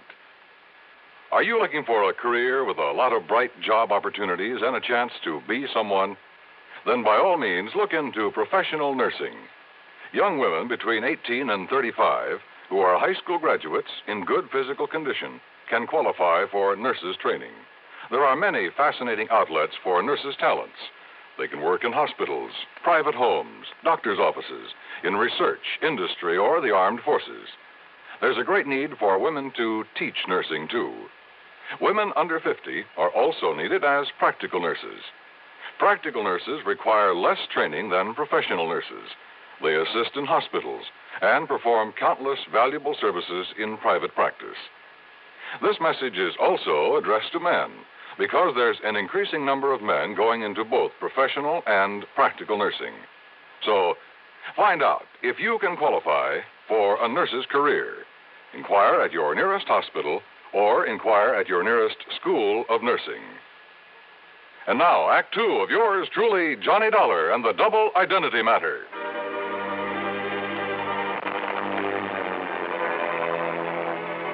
I went over the files on the so-called suicides word for word. I read and reread the descriptions of the widows. They all were the same. No question about it, the same girl had been married to each of the 4 victims, had been married to each of them only a very short time.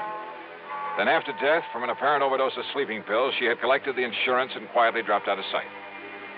But Lieutenant Randy Singer, NYPD, had tracked her down and traced her to Hartford. And according to him, according to the description, she was Betty Lewis of 11325 East Maple Drive. Betty Lewis, the girl I knew and palled around with. The girl I had a date with that very night. The one girl in the world I almost took seriously. What is it, Johnny? You know her? You know this girl? Yeah. That is, I think I've seen her there in Hartford, Randy. Good. Then go back there. Get next to her, Johnny. Trip her up. Make her spill the beans about these murders. Murders? Well, don't you agree she must have fed those old codgers all those sleeping pills just to collect their insurance? Kind of looks that way, doesn't it? What's the matter with you, Johnny? It's as plain as the nose on your face. And boy, how those descriptions of her all tie together. Yeah. Height, weight, build, complexion, eyes, everything. Of course, she dyed her hair differently a couple of times. Blonde. When she married her last victim, she was a redhead. What'd you say? She's a blonde? She's a blonde now? Randy. Yeah? How'd you get onto her? It's a long story, Johnny, but somewhere along the line, I got suspicious about those sleeping pills. They were all the same, a special prescription. Are you listening to me, Johnny? Yeah, I'm listening. Well, then I found out that not one of those old men had been given a prescription for them. So to make a long story short, I finally ran down a kid working in a drugstore who'd been getting him to her. I see. But instead of nabbing him, that would have spread the alarm, you see. Johnny, I got real lucky. In the trash barrel where the kid lives, I found some letters for her, all written within the last month, telling him to start making some more of the stuff for her. In other words, Johnny, as soon as she can trick some other guy into wedding bells, somebody up there in Hartford, but if you can grab her first, pin those 4 murders on her, huh? Hey, Lieutenant. Yeah, Conroy, what do you want? That newspaper reporter that was here to see you. Huh? What newspaper reporter? I told him you was tied up with Johnny Dollar on that suicide run. You what? Well, I seen them files there on your desk. Conroy, you dope. When the chief and I get back from this trip, that's another thing, Lieutenant. Huh? The chief said if you don't want to start pounding a beat again, well, you see, he's been waiting out front for you for about 5 minutes. Conroy, you crazy? Why did you say so? Tell him I'm coming. I'm coming right away. Yes, sir. I'll tell you.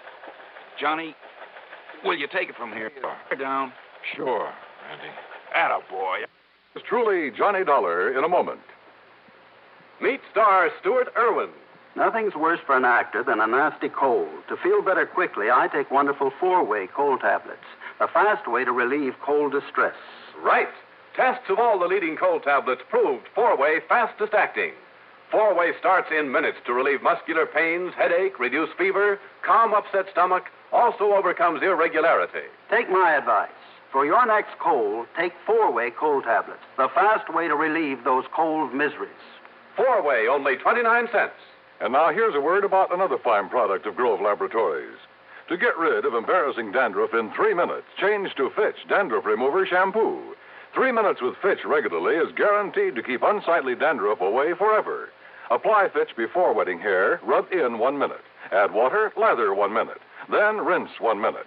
Every trace of dandruff goes down the drain. 3 minutes with Fitch and embarrassing dandruff's gone. At the same time, Fitch can brighten hair up to 35%. Get Fitch Dandruff Remover Shampoo today. And now, Act 3 of yours truly, Johnny Dollar. Hi, Johnny. Betty, what are you... what are you doing here? Hey, don't I even get a kiss after being away for a solid month? Betty, tell me. And don't you think I'm the one who's entitled to ask the questions? After all, honey, you stood me up. Or did you completely forget about our date for this evening? Listen, will you? Much as I hate to admit it, I guess maybe you were right, darling. Yeah? About what? No decent kind of a married life, that sort of thing. You wore out on some case, I suppose. Yeah. But you know something? I'm just not going to give up on you, Johnny Dollar. One of these days... Yeah, Betty. Now, listen. Well, what is it, Johnny? What's the matter? How did you get in here, Betty? Well, when you didn't come for me as you promised, and when you didn't answer the telephone, Well, I was afraid something terrible might have happened to you, so I drove on over here to see you. The door was wide open, so I just came on in. I started looking around for you in the den and the bedroom, and then that's when you came in. Betty, your vacation. Well, it's about time you asked me about that. I missed you while I was away, honey. A whole long month. I mean, where did you go? You didn't get all those pretty postcards I sent you? From the Poconos and Atlantic City and New York? New York. How long in New York? Oh, a couple of days going and a couple of days coming back. That's all? Of course it is. Johnny, whatever's the matter with you? Your hair, Betty. What? What color was it before? Well, I like that. What color? Tell me. You mean to say you think I'd dye or bleach it or something? You know very well that I... Johnny, what's come over you? My desk there. Well, yes, I wondered about that, darling. I hope you're not always that sloppy, leaving things scattered around that way. All right, Betty, listen. And do you always leave that window to the fire escape open when you go out? That window? To say nothing of leaving the front door open, too. Hey, Betty, look. Look, it's been jimmied open. See the marks here. Well? Yeah, see, look. Here, where it was pried open. See there. Well, it's just like my mailbox. Sure. You seem almost happy about it. Well, maybe I am. Or did you think maybe I had... Only you know darn well I can't even use a can opener properly. Well, now, listen, Johnny, will you please tell me what this is all about? Why are you acting so strangely? Betty Lewis. Listen, darling, has all this big mystery anything to do with that newspaper headline I saw? Some kind of a suicide case? You don't know anything about that. So that's why you were so late. And Johnny, does it have anything to do with your window being forced open, your desk being rifled this way? Yeah, I think so. And maybe you're coming here. Maybe you scared away whoever it was. Wait a minute. What? Wait a minute. Did you say that your mailbox out at your little house, did you say that thing had been forced open, too? While I was away. I don't know whether anything was taken because I don't usually get much mail, but the tiny lock on it was broken. You came back yesterday? Late last night. And then today, well, you see, the mail's always delivered during the day while I'm at the office. What time, Betty? Oh, I don't know. 10, 11 o'clock in the morning, I think. So what happened today? Well, you know that rain, that drizzle we had this morning? Yeah, go on. Well, I got back from the office and went out to see if there was any mail. Now, you love mysteries, Johnny, so maybe you can solve this. Go on, Betty, go on. All right. Well, there in the mud around the mailbox were the marks from those big clodhoppers the mailman always wears. Well? And right on top of them were some other footprints. High heels, Johnny. Of course. The shoes must have been almost exactly the same size as mine. So, do you suppose maybe somebody else, some woman, has been using my mailbox and my address while I was away? You bet I do. Betty Lewis. What? 10 or 11 o'clock, you said. Oh, you mean the mailman? That's exactly what I mean. Now, listen. I want a key to your house. Oh. Will you marry me? I'm serious, Betty, and tomorrow morning you go to the office as usual. Don't you mean if I feel up to it after we finish celebrating my homecoming tonight? That party's going to be tomorrow night. Tomorrow? Because I have a sneaking suspicion that by then we're going to have something to really celebrate. Oh, like what, dear? The solution of 4 murders. Oh, Johnny. Shortly after Betty left for the office the next morning, I established myself in a little house on East Maple Drive. I parked myself behind the filmy curtains at one of the front windows. Then I waited. At 10:31, the mailman walked up. In addition to a couple of letters, he left a small package in the mailbox. It didn't take much to guess what was in it. I waited some more. An hour and a half. Did whoever that package was intended for, and I was sure it wasn't Betty, did they know the mailbox was being watched? After all, they knew from the newspapers that I was on the case. But unless they appeared to collect this package, I had no case. Then it suddenly occurred to me, the important thing was to be sure of having that package myself as evidence. So after making sure the street was clear both ways, I slipped out the front door, walked casually out to the mailbox.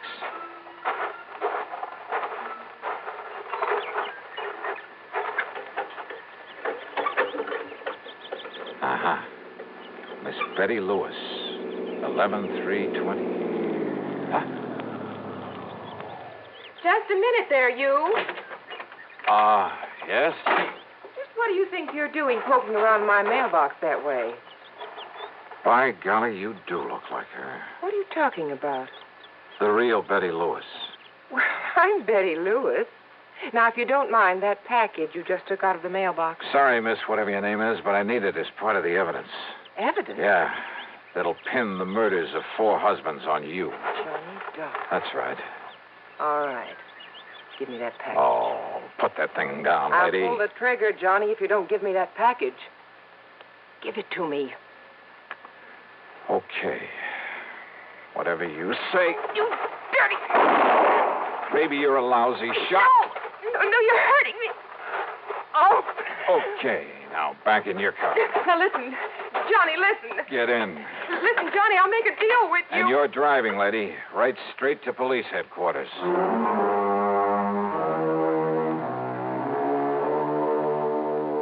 Sure, there's a lot more to be done, only by the police, both in Hartford and down in New York.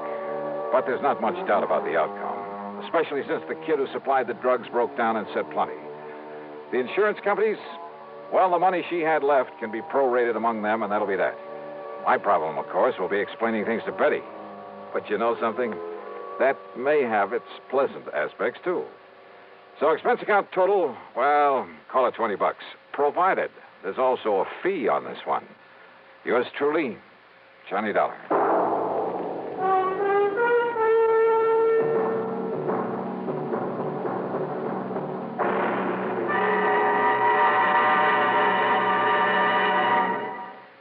Our star will return in just a moment.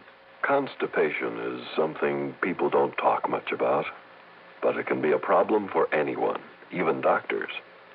And when constipation occurs, it's interesting to see just what doctors consider important about a laxative they might use or recommend. Now, a majority of the doctors we heard from had this to say.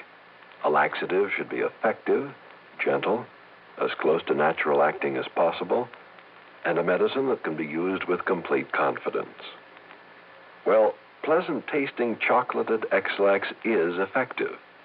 Overnight, it helps you toward your normal regularity. X-Lax is gentle.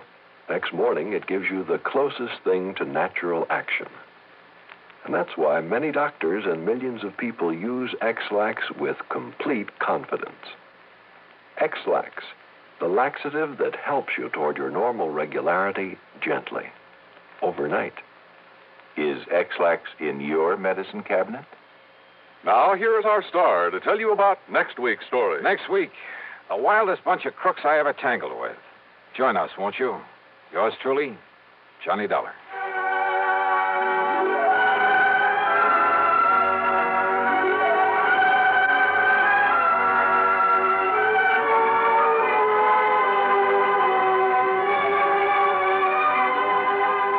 Yours truly, Johnny Dollar, starring Bob Bailey, originates in Hollywood and is written, produced, and directed by Jack Johnstone. Heard in our cast were Joan Banks, Lillian Baeff, Herb Vigran, and G. Stanley Jones. Be sure to join us next week, same time and station, for another exciting story of yours truly, Johnny Dollar. This is Dan Cubberly speaking.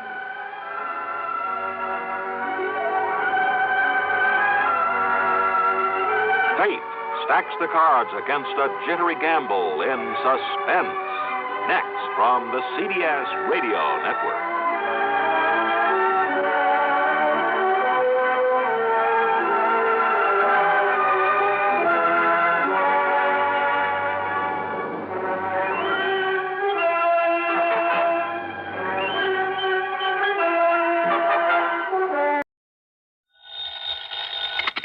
Johnny Dollar. Johnny, this is Pat McCracken at Universal Adjustment Bureau. Well, hiya, Pat. How you doing this bright and sunny afternoon? Pat? Alvin Peabody Cartwright. Oh, no. Oh, yes. He's called you. Yeah, he called He has a problem. Well, hasn't he always? Big emergency. That's right. Which means that you have a problem. Oh, no. We haven't, Johnny. You have. Oh, well, now, Pat, let's talk about this, huh? Why does the company pass all his frantic, fantastic problems on to us? So that you can pass them on to me? Yeah? Sure, so that I can collect all those fancy fees and commissions. Have an excuse to pay it out the little old expense account. Now, Johnny. After all, when you're serving a client as important as he is, why, hang the expense. Oh, then you finally admit it. Huh? It's only because of the dough you collect that you put up with that wild, wacky old coot. No, wait, that isn't true. Oh, it isn't, huh? Well, I freely admit I've made a lot of money handling his problems over the years, a real sackful. Yeah? But more important, I've grown to like Alvin P.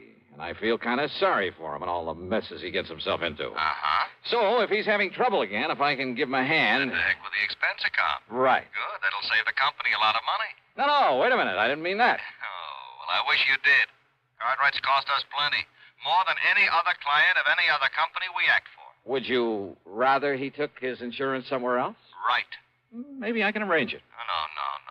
Wait a minute. I didn't mean that. Now, listen, Johnny. Okay, I'm listening. Drive on up to Lakewood and see him, will you? Right away? He particularly asked for me? You know he did. He always does. So will you do it? Yeah, sure, Pat. Only what's his problem this time? Johnny, I don't know. Huh? But you said he called you. That's right. And he didn't tell you? Sure he did. Well? Well, he told me one thing, told the insurance company something else. Heaven only knows what he'll tell you. Is there anything unusual about that? Nope, not a thing. So go ahead, Johnny. Go over and see him. Get him off my neck. Patrick, that I will.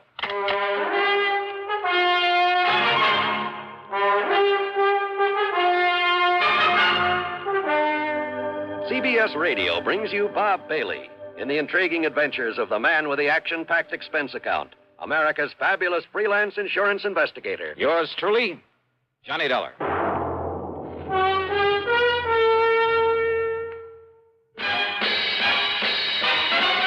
Are you smoking more now, but enjoying it less? Have a real cigarette, have a Camel. The best tobacco makes the very best smoke. Have a real cigarette, have a Camel. Are you looking for flavor and mildness? Have a real cigarette, have a Camel. The best tobacco makes the very best smoke. Have a real cigarette, a real cigarette, a real cigarette, have a Camel. If you're smoking more today, but enjoying it less, try Camels. The Camel blend of costly Turkish and domestic tobaccos has never been equal for rich flavor, easygoing mildness, real smoking satisfaction every time you light up. The best tobacco makes the best smoke. Have a real cigarette, a real cigarette, a real cigarette, have a Camel. And now Act One of yours truly, Johnny Dollar.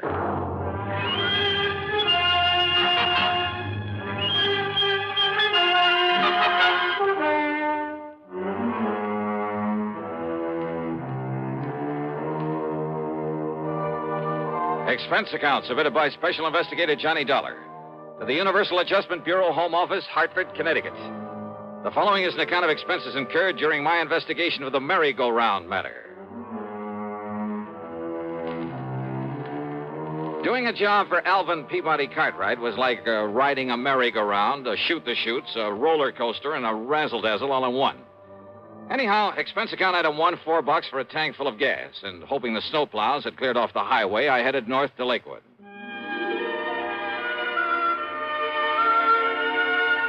In my humble estimation, Lakewood is one of the prettiest little towns in all of New England, especially in the wintertime. The Cartwright place where the old man lives by himself is on top of a low hill beside the lake. 3 or 4 acres, I'd say, with plenty of elms and towering oak trees guarding the sprawling old mansion. And now, at dusk, with a soft blanket of snow on everything, a group of skaters gliding gracefully over the frozen lake, and a horse-drawn sleigh loaded with happy kids circling around the edge of the lake. Well, it was mighty nice. Peaceful, too. Yeah, it was good being out here in the country again, breathing deep of the crisp, cold air. I felt real good. And I hoped the problem at hand would be no more serious than most of those that were handed to me by Mr. Cartwright. Hiya. Well, don't just stand there letting in the cold. Don't you know it costs a lot of money to heat a place like this? Yeah, I'll bet it does. Well, how are you? And did you stop the snow off your feet? Yeah, I think I Don't did. want you tracking up the house. Now, what can I do for you, Mr. What? Huh?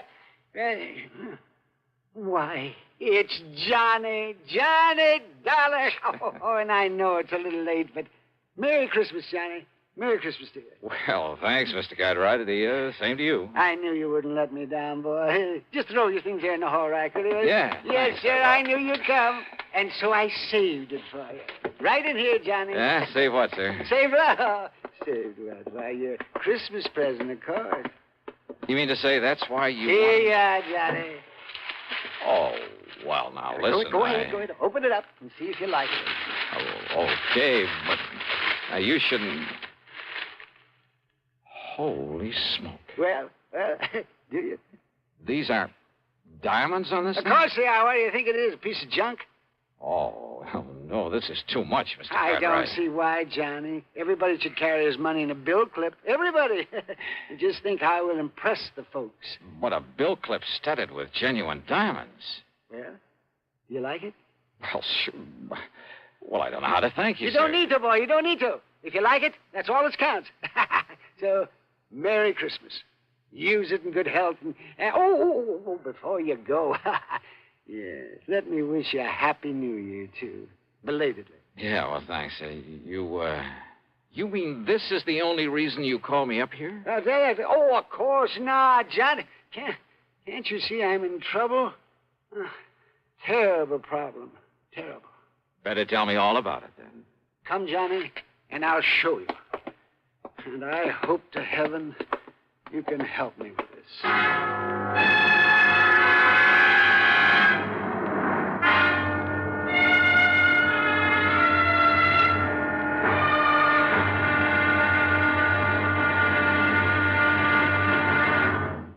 Act two of yours truly, Johnny Dollar, in a moment.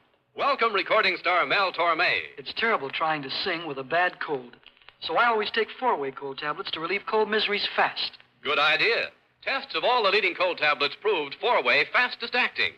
4-way starts in minutes to relieve muscular pains, headache, reduce fever, calm upset stomach, also overcomes irregularity.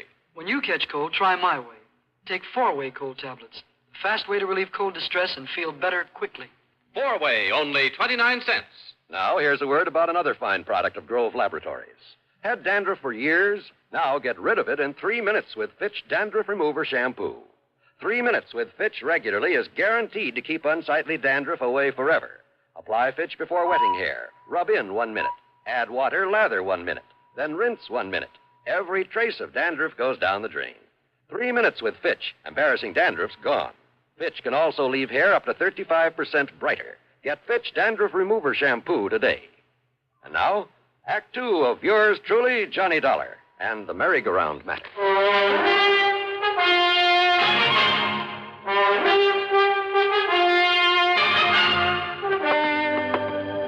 Better tell me what it's all about, Mr. Cartwright. What it's all about?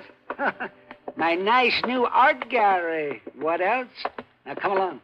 You have an art gallery now? Johnny, ever since I went over to Paris last summer and saw that Louvre place with all those pretty things in it, I decided I'd better have an art gallery, too.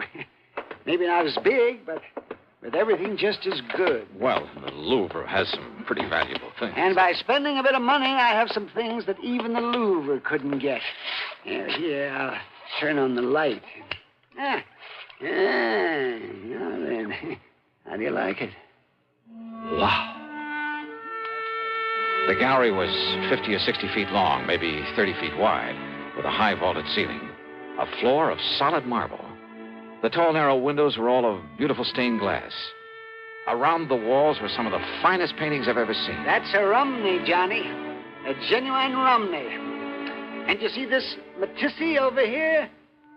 And how about this Van Gogh? There were statues and various other sculptures, beautiful tapestries, valuable urns and vases, rare pieces of jewelry, and, well, just about everything you could think of.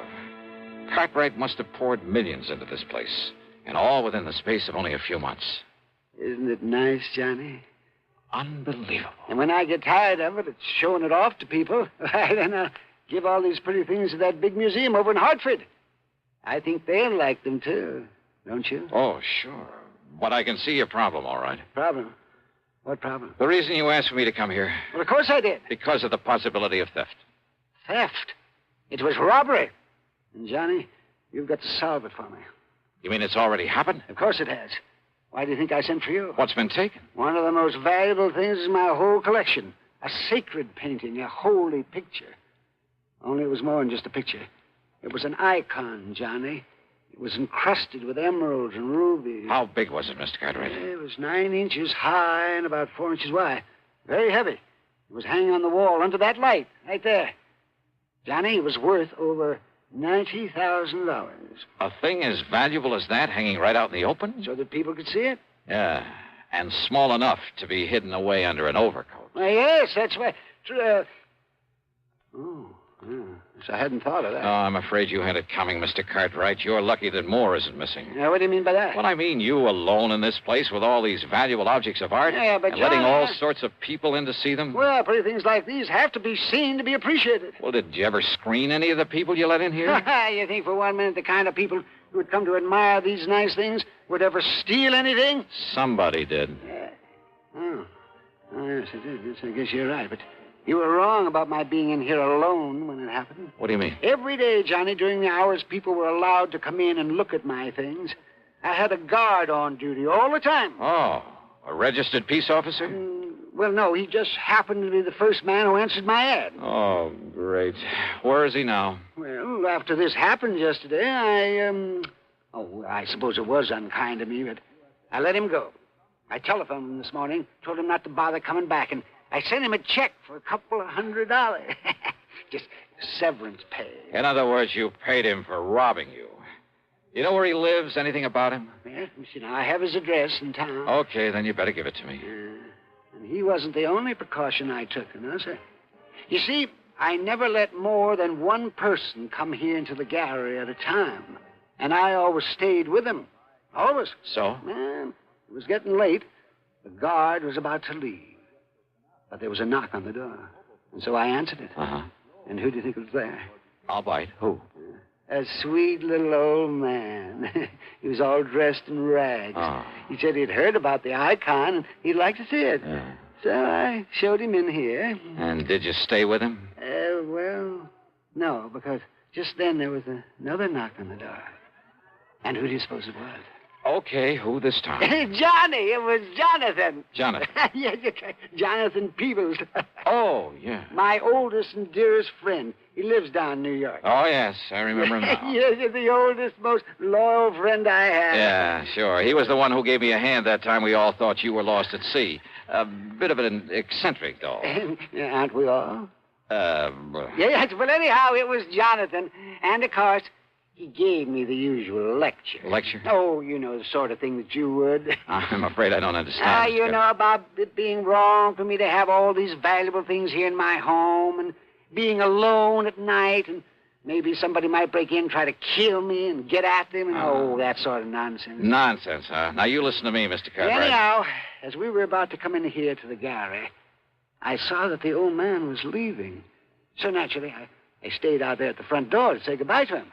And to have the guard look him over, kind of, and pat his clothes and so forth.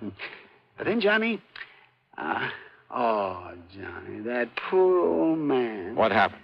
He tripped over the door sill and had a terrible fall.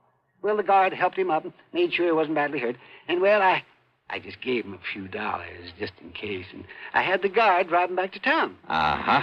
And then you found the icon was gone. It was Jonathan who came out and asked me what I'd done with it.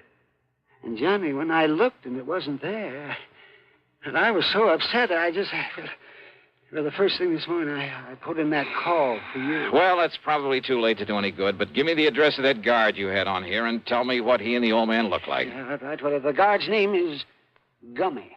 Is what? Well, that's right. It's Gummy O'Banion.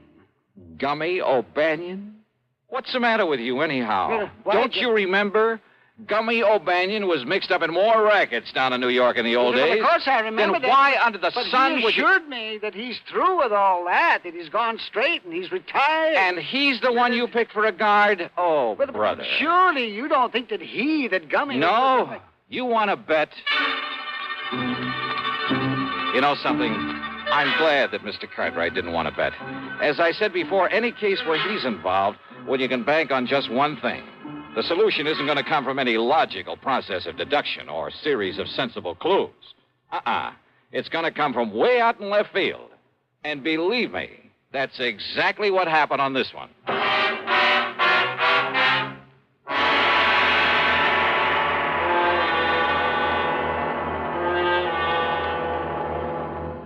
Constipation is something people don't talk much about, but it can be a problem for anyone, even doctors. And when constipation occurs, It's interesting to see just what doctors consider important about a laxative they might use or recommend. Now, a majority of the doctors we heard from had this to say. A laxative should be effective, gentle, as close to natural acting as possible, and a medicine that can be used with complete confidence. Well, pleasant-tasting chocolated X-Lax is effective. Overnight, it helps you toward your normal regularity.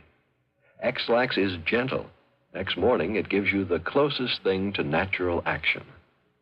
And that's why many doctors and millions of people use X-Lax with complete confidence.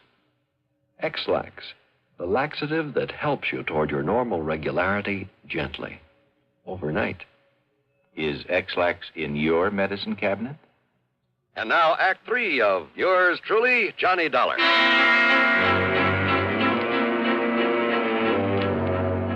The address of Gummy O'Banion turned out to be little more than a shack at the south end of town. But there was a light inside, so I parked well on down the street, then pulled a peeping Tom act at the window the light was coming from. The window was slightly ajar. Inside, sitting at a bare wooden table, guzzling beer, were O'Banion and a ragged-looking little old man. On the table between them was a stack of bills.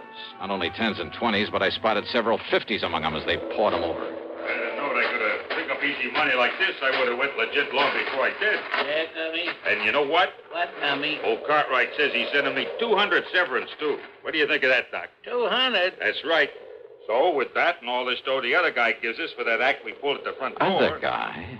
Why, Doc, you and me won't have to work for months. That's pretty good, huh, Gummy? Yeah, Doc, that's pretty good. Well, then open me up another bottle of that beer, huh? Sure.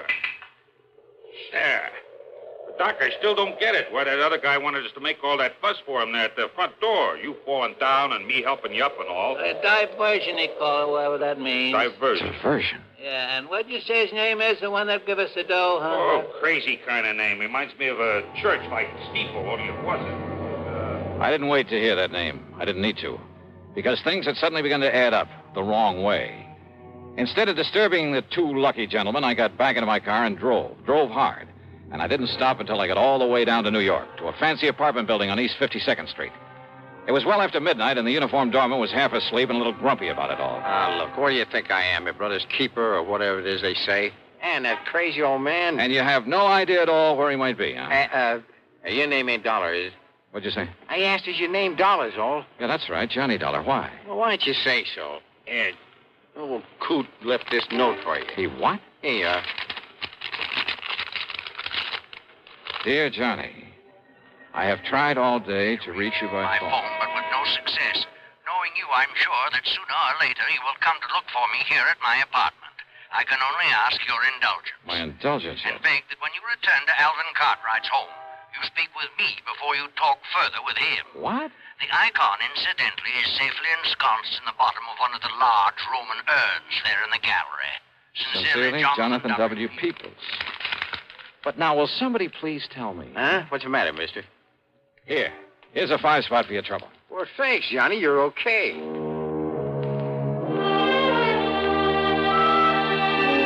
So I drove on back to Lakewood, to Cartwright's home, after a quick stop for some breakfast along the way. Not only was there no guard at the front door, but the door was unlocked. And I wondered, had Jonathan Peoples deliberately left it that way for me? Anyhow, I sneaked inside, and there, sure enough, in the breakfast room, their backs toward me, were the two wild old characters.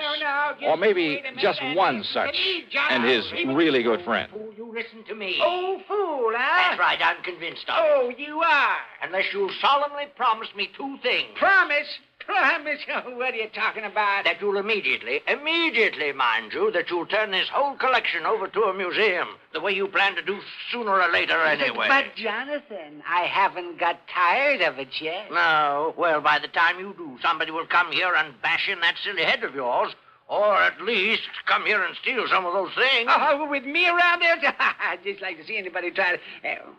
Yes, that's right, the icon. Oh, it was such a lovely thing, too. And you'd like it back, wouldn't you? Are you crazy? Of course I'd like it back. Well, you'd also have to promise to have some honest, legitimate guards around here now, immediately, 24 hours a day. You and your ex-gangster. Yes, I guess I was wrong about him. Of course you were. He might have killed you.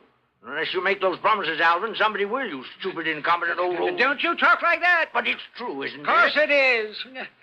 Oh, dear. Of course it is. This whole thing was silly right from the beginning, and losing that beautiful icon, it just... Would you, upset like me it so. back? Yeah, I'd do anything to have it back. Anything? Yes, anything. You can hear, can't you? I can give it to you, Alvin. No, I don't care what you can do. All I care about is that...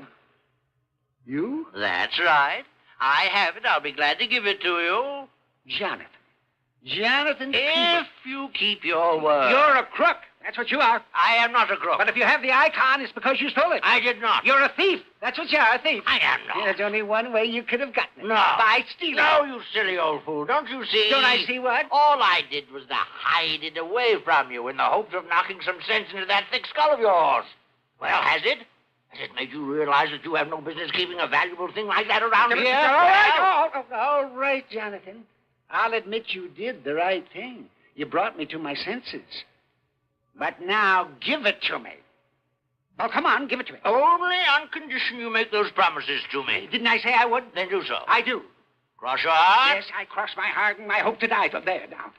Now give me back the icon. Well, I said I would, didn't I? Well, then do so. Well, I will. Well, now. All right. And if you think for a minute that was the end of it, you're wrong. Those two wild old men sat there for the better part of an hour, squabbling, shaking their fists at each other, and a half dozen times they almost came to blows. But finally they ran out of breath, put their arms around each other, shed some tears of repentance, and then, as they've done so many times before, quietly, solemnly swore undying friendship for each other. What a pair. The expense account? Why bother?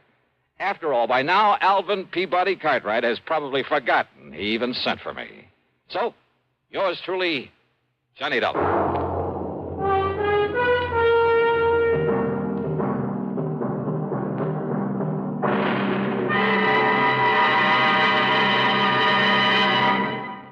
And now our star has a few words for you about the case he'll investigate on next week's program. It's called the Sidewinder Matter, and the whole thing happens out in the middle of the Great Mojave Desert. Believe me, it doesn't take long for me to realize the desert can be a mighty dangerous place. So join us, won't you? Right here on the station that brings you all the best in radio. Yours truly, Johnny Dollar. Yours truly, Johnny Dollar, starring Bob Bailey, originates in Hollywood and is written, produced, and directed by Jack Johnstone. Heard in our story were Lawrence Dobkin, Howard McNear, Frank Gerstle, Will Wright, Forrest Lewis, and Joseph Kearns.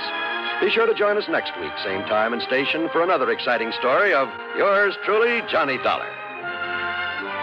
This is John Wall speaking. A terrorized model races for the end of the road. Shocking drama of suspense next on the CBS Radio Network. Better buys are your reward at Orange Motors for a Ford. Get your orange guarantee from the largest dealer in Albany, in the heart of Auto Row. Orange is the place to go. Orange Motors has the ports, it's true, plus 44 years of experience too. Orange Motors, if you're wise, for better service, better buys. Want a new Ford right now? Come to Orange Motors and choose from a large selection of new 1960 Fords. Orange has new Fords and new Falcons, lots of them. For a better deal, buy Ford. Buy at Orange Motors, 799 Central Avenue, Albany. Want a new Ford right now? Go to Orange Motors right now. Better Ford buys, used or new, at 799 Central Avenue. Orange Motors, if you're wise, for better service, better buys. Radio 59, WROW, first on the dial, serving Albany, Troy, and Schenectady. Johnny Dollar. At McCracken, Johnny, Universal Adjustment Bureau. Well, dear Santa Claus. Huh? All I want for Christmas is $1 million, a new convertible, a bevy of beautiful blondes, 2 redheads. Glad you're talking to Santa Claus instead of me. What's your problem, Pat?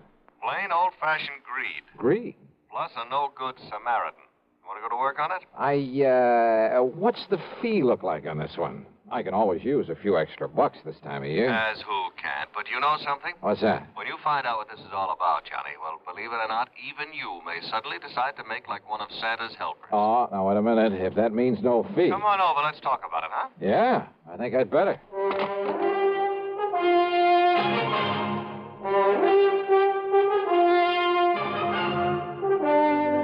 CBS Radio brings you Bob Bailey in the exciting adventures of the man with the action-packed expense account, America's fabulous freelance insurance investigator. Yours truly, Johnny Dollar.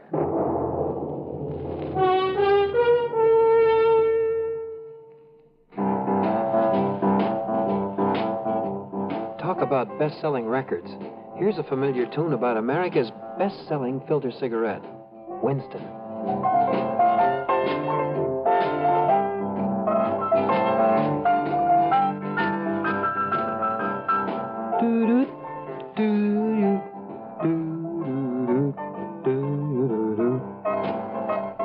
Winston gives you real flavor, full, rich tobacco flavor. And you know, that's because only Winston has filter blend up front. Choice, flavorful tobaccos, specially selected and specially processed for filter smoking. No wonder Winston tastes good, like a cigarette should. Smoke Winston. And now, Act One of yours truly, Johnny Dollar.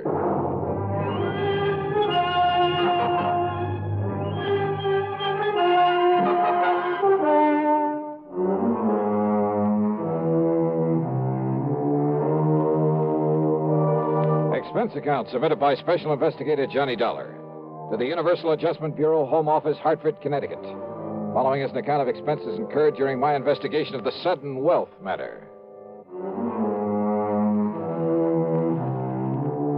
Pat McCracken trying to chisel me out of a fee? Well, there was one way to find out. Expense account item one, $1 even for a cab to his office.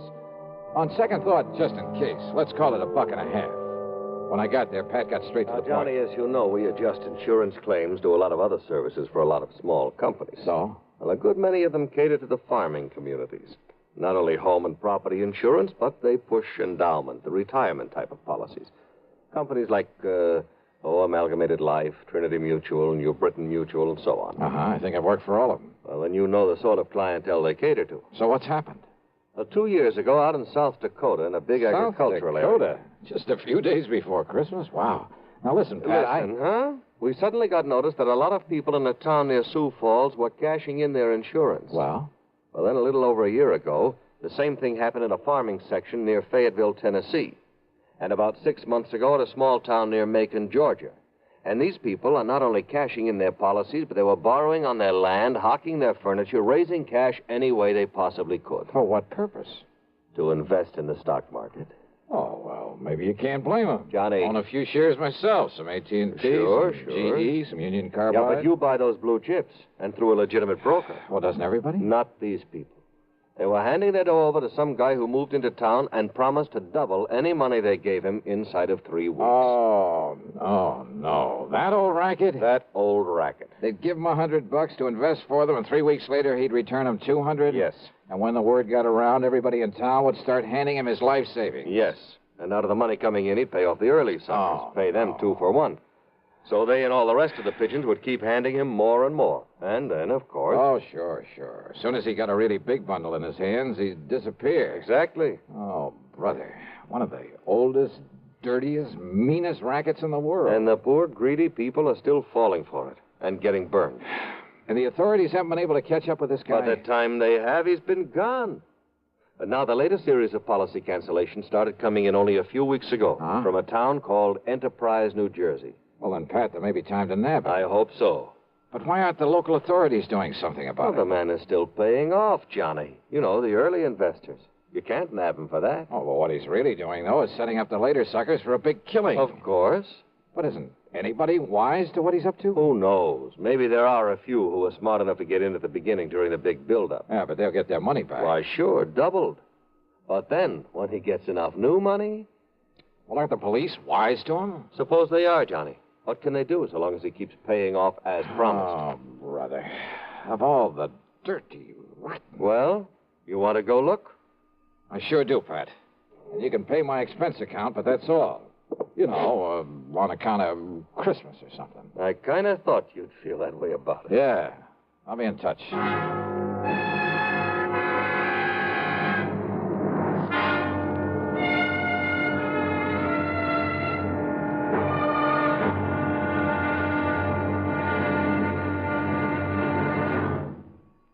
Take your teenagers, give them a Stereo One portable by Columbia, and there's a new sound of pleasure in your home and a brand new kind of fun. Only Columbia gives you a big 6-speaker stereo portable phonograph with all the rich tone and range of big console models, and it's only $139.95.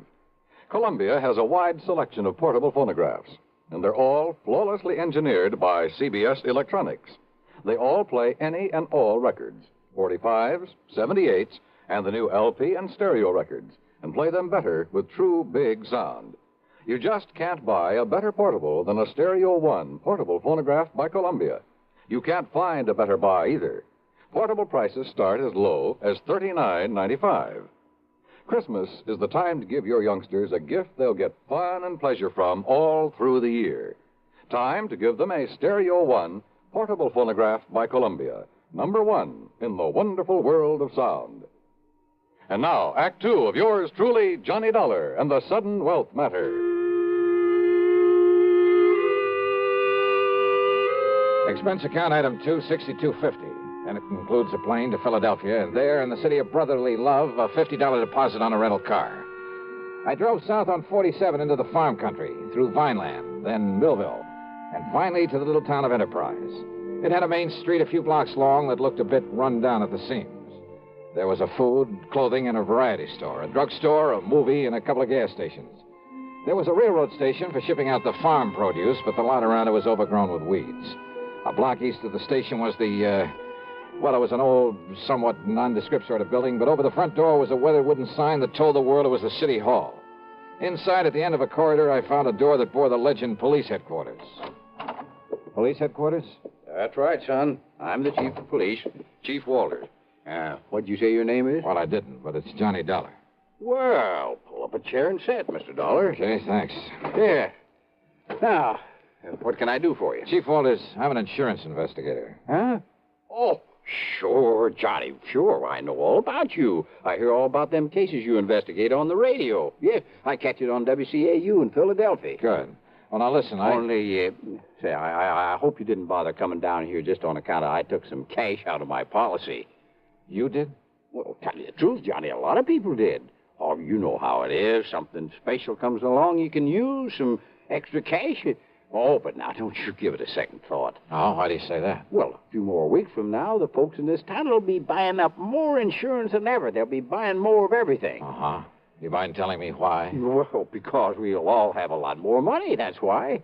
In spite of what Mr. Lowry says. Oh, who's Mr. Lowry? Oh, he runs that piddling paper. You know, the Gazette. What he says about what, Chief? Well, now, I'll tell you this, Johnny. He puts any of them things that he says about Mr. Morgan in his paper, the folks won't buy it anymore. Morgan? John D. Morgan. Yeah, he's the man that's putting this town on its feet again, now that the farmer's dropped off. John D. Morgan. One of his grandpappy's relatives on his mother's side was a Rockefeller, and another one was a Morgan. Big financiers, just like he is. Uh-huh. Yeah, see, he belongs to that New York Stock Exchange. He told you that? That he did, son. Well, then I have a sneaking suspicion he's the man I came down here to see. I would if I was you. Why, Johnny, when he come here, Jerry Chisholm gave him $20 to invest for him. 3 weeks, and he give Jerry back 40. Yeah, I've heard about this. And then the widow Pasquale gave him 25. So, 3 weeks later, he gave her 50 back. Yes, sir. So now she's going to dig up some more to invest. Well, just like everybody else in town, including me. Uh-huh. Has he told you why he's being so good to you folks? Yeah, sure has.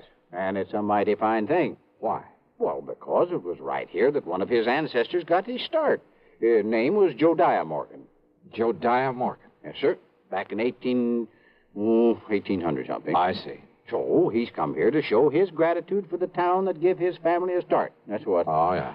So, Johnny, you just invest everything you can with him, and you'll be glad you did. Where'll I find this John D. Morgan? Over at the Parker house. Well, Johnny, he made old man Parker turn the whole third floor into a suite for him and keep the hotel safe up there to keep our money in. Yeah, and you know what he spends for that suite of rooms? No. $100 every week. Wow. Okay, Chief, thanks very much. Oh, of course, you being from out of town, though. Well, are you on pretty good terms with him? Oh, sure am. Well, I probably sent him more folks with their money than anybody. Oh, well, then maybe you can do me a favor then. Well, sure, Johnny, sure. Anything you say. Well, look, Chief, call him up. Tell him you'll send me over. Tell him I'm, one of the hometown boys who made good in selling on the road, and that I've come back here for the holidays. Yes. All right. Now, I'm sure he'll let you in. Yeah, just like he tells us, Johnny, the more money he can get a hold of, the more he can make for all of us. Oh, sure. Only, well, why is it you don't want him to know what you really do? Well, personal reasons, and he might think I don't need the extra money. Okay, Johnny. Anything you say. Yeah, good. Meantime, I'll call on Mr. Lowry at the Gazette. Yes, well, now, don't you believe him, Johnny. That suspicious old crackpot don't know what he's talking about. All he is trying to do is to make up a lot of scandal for that lousy paper of his. Yeah? Yes, sir. We'll see.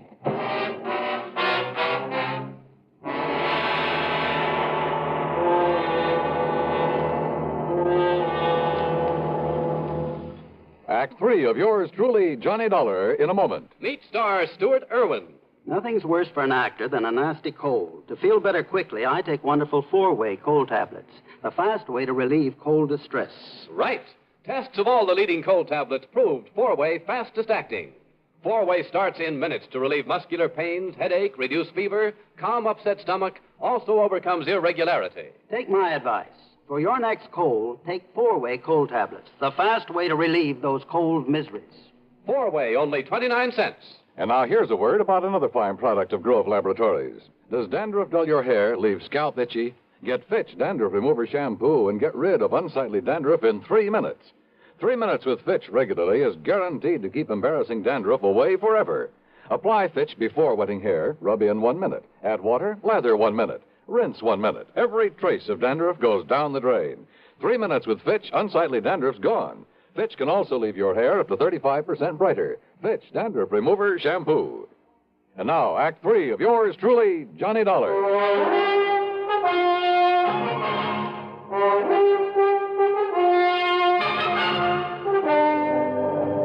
Believe me, I've tried to pound some sense into their heads, Mr. Dollar, but they won't listen to me. If I print something about that shyster in my paper, they won't buy it. It's unbelievable. All they do is keep handing over more of their hard-earned money to us. Oh, sure, but they're getting it back, aren't they, Mr. Lowry, plus a handsome profit? Sure they are, those who gave him money over 3 weeks ago. So what do they do then? They go out and beg and borrow some more and give that to him. You just can't raise it. So he keeps taking in more than he's paying out. 10 times as much, every day. But as soon as he's got hold of every cent these people can cough up for him, well, you know. Oh, yeah, I know. Oh, if only I could get some action around here, get him locked up in jail. Yeah, but how can you as long as he's paying out on the original investments? You have no case against him. I know. Well, he'd sue for false arrest and have you over a barrel. Of course. Oh, the suckers would rally to his side and you couldn't prove a thing on him. I know. You simply can't touch him, Mr. Lowry, until he makes a break for it. Yes, but who knows when he'll try it? If he's clever enough to do what he's doing, and with the stupid one-man police force in this town... Wait a minute. Yes? There's one way of knowing when he'll try to duck out of here. How? By giving him the necessary encouragement. The only encouragement you could give to a man like him would be in the form of money. That's right. Now, look, I got a plan, Mr. Lowry. It'll take your complete cooperation. Yeah. And it may take the use of some of your money. My money? It's a chance, but the one chance we have. Now, that's carrying things a little too far. Hey, look. Are you on my side or his? Well, you know the answer to that. Okay. Then our job right now is to convince him that we're on his side. What? Yeah, sure. The only thing that'll make this John D. Morgan pack up and leave is more money. Well, of course. When he gets all he can out of the people. So listen to me, please. I want you to do 2 things. Now, I hear the press running back there. Yes, I started the run of today's paper just before you came. Stop the press. What? Yeah, set up a new front page. An apology for your previous attitude toward him. Apology? You know, now that you've seen with your own eyes what a good Samaritan he really is, what he's done for these people, what he'll continue to do for them. Mr. Dollar, I and don't... look, call in every kid in town if you have to, but get that paper in circulation. Then you call on Morgan. Call on? Yeah, with every penny you can scrape up. Give it to him to invest for you. Hey, is the local bank still open? It will be in for a couple of hours, but now look here, Mr. Dollar. Then I'll try to get hold of some money myself to give to that crook. You? Well, Dollar, don't you see Do you think he'll hang around once he's got his hands on a real bundle? Hey, don't you understand, Mr. Lowry? Well?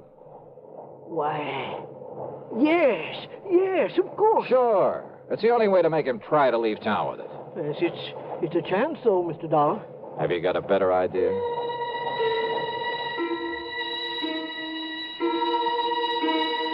While Mr. Lowry set up a new front page and got the paper back on the press, I went over to the city hall. Under protest, Chief Walters went through the old town records. And when he found no record of any Jodiah Morgan, he kind of changed his mind about John D. Then I spent item 3, $1.50 for a call to the Securities and Exchange Commission in New York. They'd never even heard of our shyster friend. Chief Walters' protest then was because I wouldn't let him go straight to the hotel and slap the cuffs on John D. Morgan. And he is a crook. Lowry over at the Gazette was right. Well, sure, of course he was. But look, if you try to arrest Morgan now, you'll only make trouble for yourself. Until we get proof, we have... Bang that dirty crooked. What can I do, Johnny? Well, I got a plan going, Chief. I'll tell you about it on the way to the bank. Oh, what kind of a plan? Did you phone Morgan I'd be over to invest with him? Yes, sir. Good. And when I said your name, well, he made me repeat it for him. But I didn't tell him who you really are. I mean, what you do. Good. Now, you can help some more by taking everything you have out of the bank. Huh? Sure. To invest with John D. Morgan. What? Come on. I'll tell you what it's all about. At the bank, I laid the whole thing out to the president, a dignified old man by the name of Peterson. He, too, agreed to cooperate. Item 4, then 2.25 for a call to Pat McCracken back in Hartford. $10,000? Yeah, wire it to my account right here at this bank. Now, Pat, immediately. Then you're going to hand it over to that crook? That's right. Well, Johnny, if something goes wrong, if he gets It's away... a chance we got to take, Pat. Well? Okay, Johnny, whatever you say. Attaboy. Now, Mr. Peterson. Mr. Dollar, my own wife has just gone to see Morgan with $5,000 for him. Oh? And if that doesn't, well, I guess flush him out is Yeah, the term. good. And yet, I wonder. Yes. Well, I just hope we aren't overdoing this thing now. Enough to make him smell a rat, I mean. No, of course not, Johnny. Ain't you seen the Afternoon Gazette? Precisely. With the paper now supporting instead of fighting him, more people than ever have gone there to give him money. Yeah, but if he does get suspicious, I think I'd better go over there and see him. Whatever you say. But until Pat wires me that $10,000... Oh, here, Mr. Dollar. Here's $1,000 in cash. Huh? From my own personal account. And if you need more... No, thanks. But this ought to be enough to convince him I'm sold on him. Hope I'm not too late. Not unless he were to find out who you really are. Come on, Chief, let's... Hey. Yes, Mr. Dollar? How does Morgan get around? Johnny, you mean you ain't seen that beautiful limousine, that brand new... Where does he keep it? He rents the garage back of Miss Goodwin's house on Wood Street, a couple of blocks west of the hotel. Okay, Chief, then I'll meet you at Morgan's hotel room. Okay, Johnny. And don't, for heaven's sake, tip him off about this. I'll go along with the chief. Yeah, do that. I found the Goodwin house on Wood Street. I found the garage and back. But there were no keys in the limousine inside of it. And rather than lose time breaking open the trunk, possibly to find nothing, well, I remembered an old trick I'd used once before. Then over to the hotel and up to the 3rd floor. But instead of John D. Morgan, I found half the population of Enterprise milling around in it. I had to force my way through to where Chief Walters and the banker, Mr. Peterson, were standing in front of an old-fashioned open safe. Too late, Mr. Dollar. We got here too late. What? Don't you see, Johnny? He skipped. He's already skipped out on us. Must have got wise to you. I had the chief order Mr. Parker to open the safe and look. Look at what everybody who came in here thought were bundles of money. Their money in it. Wads of paper with bills on the outside to make them look Dollar, listen to me. Yeah, Mr. Lowry. These people feel that you were responsible for this. Me? And after making me give my last penny to them a while ago, Dollar, I can't help wondering myself. Oh, now look, use your head. Listen to me. Listen. All right, I'm listening. Well, doesn't anybody know where he went? He must have went out the window in the back room when he seen me and Mr. Peterson coming. The back window, huh? Okay.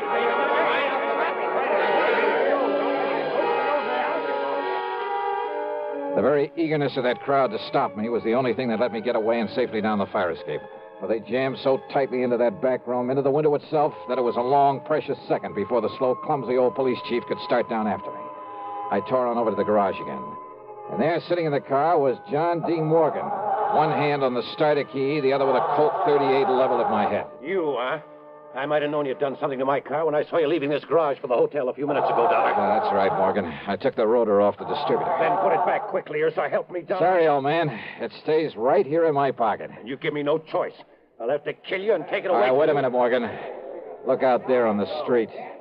Oh, those people. Yeah, that's right. And I don't think they like you anymore. You see their faces? Not very pleasant looking, are they? Oh, no, let me. Oh, help me. They'll kill me. Maybe. You had that money for him? Oh, yes, it's in the trunk of this car, all of it. Then you'd better open it up and be ready to give it back to them. Yes, tell him I will. I'll give it all back, all of it. After you let me have that gun. What? Come on. I'd hate to think of what they might do if they saw you waving that thing Oh, around. here, take it, please. Okay. Now get out and open up that trunk for him.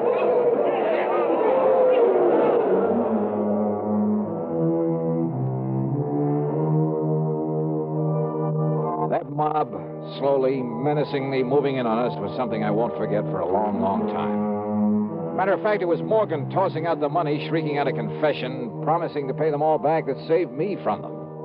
And now, of course, he'll be taken care of by the courts. Yeah, plenty.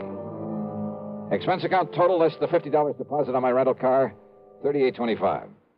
Yours truly, Johnny Dollar.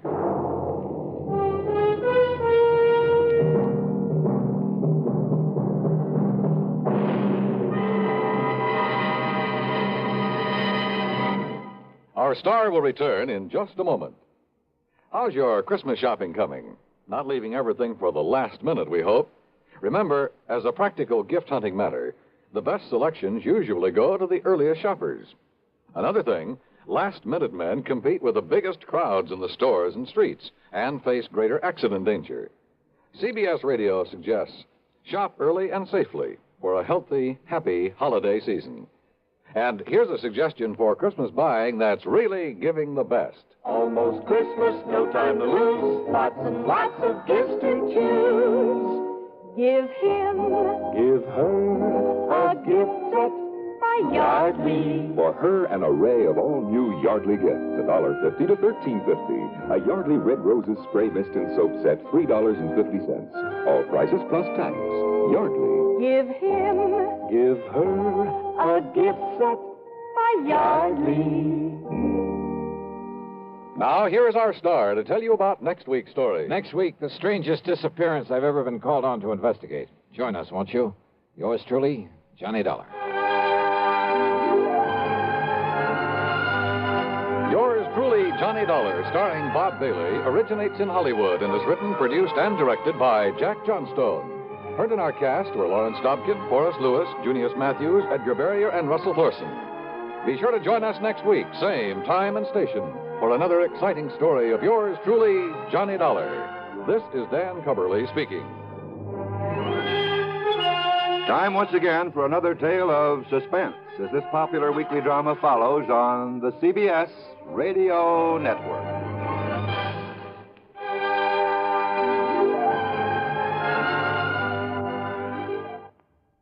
As you smoke a Duke, you get a sense of ease and comfort that grows with every puff. Because new king-size Duke is king-size in the filter, where it matters most. According to figures from the National Safety Council, 4,400 youngsters under 15 were killed last year in traffic accidents. Your first reaction will probably be that these accidents were the driver's fault. In many cases, you would be absolutely right. But the drivers are not the only ones to blame for this needless toll. Parents, too, have a great responsibility to see that their children don't get into situations that could result in tragedy. Parents have perhaps the greatest responsibility and the greatest loss when they don't live up to those responsibilities. Do you, as a parent, know precisely where your child is at this very moment? Is he fully aware of the dangers of playing near traffic? Is he of school age? And do you know the route he takes to school? Is it the safest route? When you walk with him, do you yourself use the same safety rules you hope he follows when you're not around? These are important questions. Ask yourself. Radio 59 WROW, first on the dial. Johnny Dollar. 30 days had September, April, June, and November. All the rest have 31? Except... Okay, except so. Today is February 27th, so this month we get cheated out a couple of days or two. So what, and who are you? Oh, now, Johnny, after all these years? Oh, sure. Sure. Pat McCracken, Johnny, Universal Adjustment Bureau. Right, and I... Hey, you mean I sound like that over the phone? Yeah, just like one of the pallbearers at your own funeral, Pat. Okay, let's get down to business. Yeah, why not? But what's the worry about February being a little short on days this year? And every year? Plenty, because of something that happened almost 6 years ago. A case that even the famous Johnny Dollar couldn't solve. Oh, look, if you ever start adding up all the cases I haven't solved. Hey, wait a minute, 6 years ago? That's right. Bernard Margot. That's right. Barney the bum. Yep, the cheap hoodlum who died when he jumped off the Triborough Bridge in New York back there in Hold it, Pat. You know as well as I do that whole thing was a phony so that Big Mike Killian could collect Barney's $300,000 insurance, remember? Well, I seem to remember you spending a few thousand of the company's money trying to prove that. But I also remember you didn't even get to first base. Because I couldn't find Barney, couldn't find where he'd skip to. But if you could now, before the 1st of March, you'd save the company that $300,000. Pat, you mean you got a lead on him? Maybe. Want to come over here and talk about it? Brother, I sure do.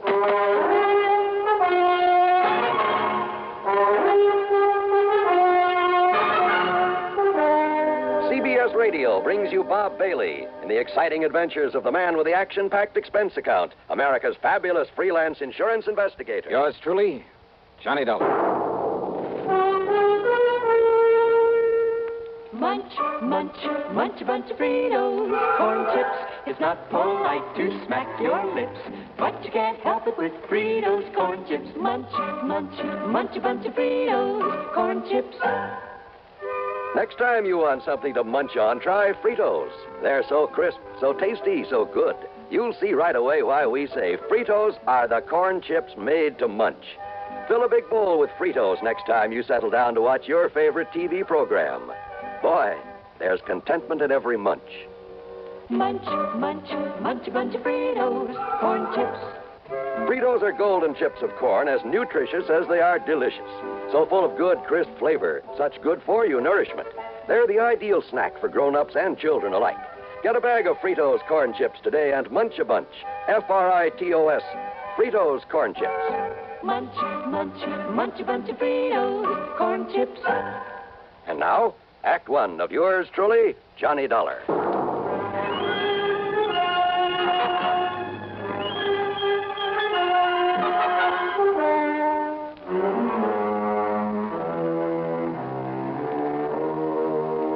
Expense account submitted by Special Investigator Johnny Dollar to the Universal Adjustment Bureau, Home Office, Hartford, Connecticut.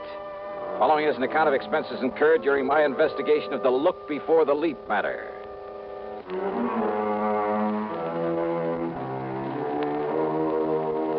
Barney Margot, Barney the bum, a strong arm for Big Mike Killian, and his case had made me look like a fool. So, expense account item one, $1.25 for a cab to Pat McCracken's office. Now, this is one you'd really like to clean up, isn't it, Johnny? Sit down. Pat, Eastern Trust and Insurance were crazy in the first place when they issued a big policy on that cheap mobster. I know. When they let him name Big Mike Killian as the beneficiary. Well, anybody with half a brain should have known something was wrong with it. I know, Johnny. And then to top it all by waving the suicide clause. I know. The minute we found out about it, we asked them to cancel it, but we were too late. Barney Margot had apparently jumped off the bridge. And neither you nor the police nor anybody else at that time could prove that he hadn't. And just because some of Barney's clothes were found in the water, because of that phony suicide note he left on the bridge. Don't forget the witness, Johnny, the girl who saw him alone out there on the bridge before he disappeared. Yeah, I who remember. also saw something, presumably his body, topple off into the water. Mady Prescott was her name. Yeah, that's the one. And since Barney had been seen going onto the bridge but didn't show up after what she saw... So they took Big Mike Killian's word for it that Barney made the leap. That's right. Whereupon Big Mike immediately claimed the insurance. However, Johnny, Killian has not been paid that $300,000, nor will he be if you can produce Barney Margot in time. Yeah, but how much time? Well, according to the final decision of the courts, while we were fighting this payment, unless he's picked up before March 1st... Oh, are you kidding, Pat? Today is the 27th of February, and Yes. according to that little rhyme you tried to charm me with over the phone, Yes. tomorrow is the last Johnny, possible chance. Johnny, will you listen? Yeah, well... The girl, that Mady Prescott, just came back from Paris. Paris? Well, what's that got to do She with made a report to the police, and they passed it on to us. She says that only a few weeks ago, right there in Paris, she saw Bernard Margot. Oh? Oh. Yeah. Thanks to all the international red tape involved, there's no way we can possibly get him back here in time. Well, even so... What's more, all the proof in the world that he's still alive is no good unless he himself is brought back to New York. Oh, now, wait. Well, that was the decision of the courts. That's the way it stands. Oh, great. But, Johnny, if you somehow, and believe me, not only I, but the police will close their eyes to whatever method you might have to use, if you could somehow get him back here in time, well, I'm thinking about a $10,000 fee, in addition to your expense account if you produce him. Nothing, of course, if you don't. Before March 1st, it's impossible. Yes, I know. So, Pat, I'm going to try.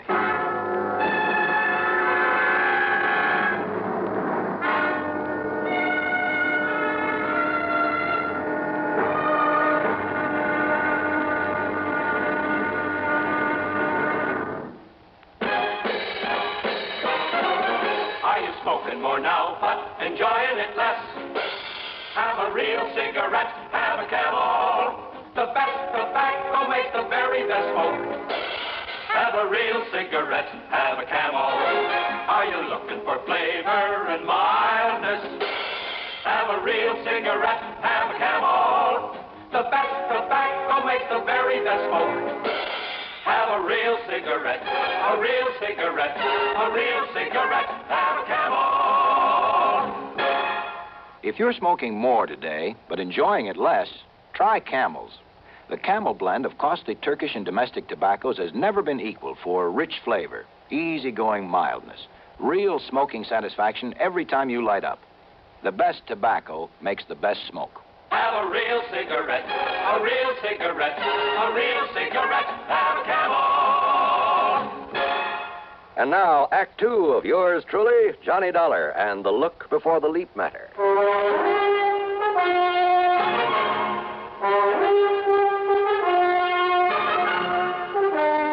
Item 2, 1050 taxi, a train to New York and a cab to the 10th floor apartment of Miss Mady Prescott. I know, Mr. Dollar. My testimony that I'd seen him on the bridge and that I'd seen him drop off into the Well, water. that testimony, Miss Prescott, may cost the insurance company $300,000 unless I can produce Barney Margot before March 1st. Before March 1st? Yeah, and you say that you saw him in Paris. At an antique shop run by a Monsieur Dubuisson. Dubuisson? What? Nothing. Go on. Well, I was startled, to say the least. But I'm certain it was he. Absolutely sure of it. Well, you were also pretty certain you'd seen him go off that bridge. I know, but I must have been wrong at that time. So you could also be wrong now. I know. But it's the only thing I have to go on. And you know, since you mentioned that name Dubuisson... Well, thanks very much, Miss Prescott.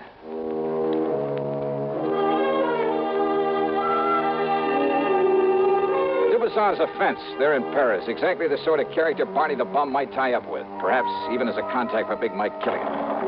As I stepped into the self-service elevator to get back to the street, I wondered. But I didn't wonder for long about anything. Okay, Jimmy, push that stop button. Yeah, sure, Milford. Between floors. Yeah. All right, what's the idea? Johnny Dollar, huh? Maybe. So there's only one reason you'd be calling on the Prescott date. What of it? Big Mike didn't like you interfering when poor Barney died. He don't like it now. Oh, well, that's just too bad. In fact, he don't like you. Now, Jimmy, go. No! Yeah. Now, James, leave us dump this stiff in the basement. It was the building superintendent who found me there in the basement, got me back on my feet again. Item 3, 10 cents for a call to one of the transatlantic airlines. Item 4, $31 for a cablegram. Then item 5, $1 for a cab to the 18th Precinct headquarters, my old pal Randy Singer. Sure, Johnny. A couple of Big Mike Killian's boys. Must have been. You want me to have them picked up? No. Only I warn you, Killian will have an alibi for him, sure as gun. Don't worry about him. I'll take care of that pair myself. Well, now, Johnny. And, Randy, all I ask is that you stand by until I get back here from Paris. Paris? Somehow I got to perform a miracle. I got to bring Barney Margot back here before March 1st. Today's the 27th. That means I have until midnight tomorrow night. So long, Randy. Johnny, wait a minute. Sorry, but every second counts, and I just have time to catch a plane. Hey, Johnny, listen. So long, baby, and wish me luck. I'm going to need it.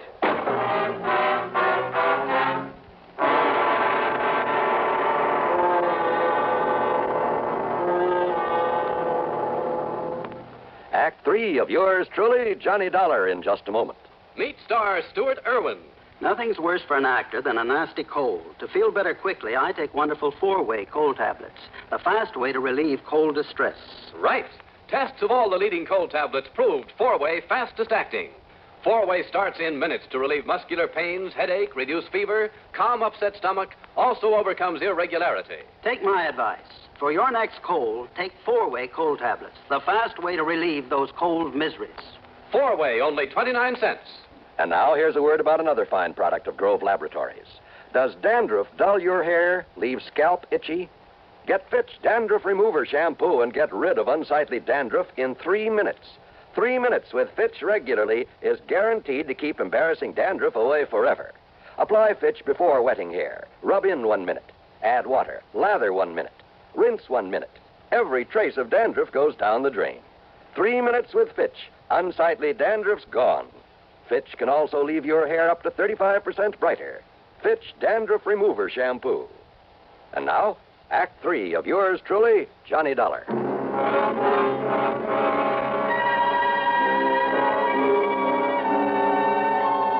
Item 6, $420 for a plane ticket to Paris. When we landed at Orly, I put in a call to Louis Dumassac, who calls himself a Chagris. If anyone in all of Paris knows the underworld, believe me, it's the Gray Cat. But I got no answer. Item 7, then, $2 American for a cab to the so-called antique shop of Francois Dubosson. It was there that Matey Prescott swore she'd seen Barney Margot.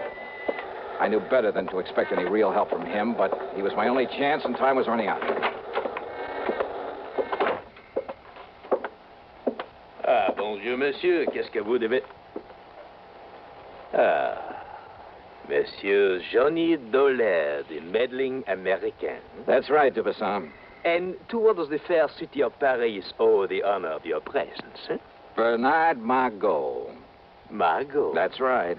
I want to know where he is, where I can find him. Now, by what could you possibly think I might know this Bernard Margot? Oh, look, don't start beating about the bush. And do you think that I would tell you anything of him if I did? Now, look, Dubosson. I have not forget the trouble you have made for me when you last come here. No. Maurice! Maurice. Monsieur? Oh, no, you don't. Just stay where you are, Maurice. Pardon? Monsieur Dollar. I suppose this gorilla's your bodyguard? Not at all. Well, if he tries to get rough, or you try any tricks, Dubosson. You are a smart man, Monsieur Dollar, but also a fool. Yeah? Maurice, you have my permission to leave now to arrange the funeral of your friend. Ah, bien.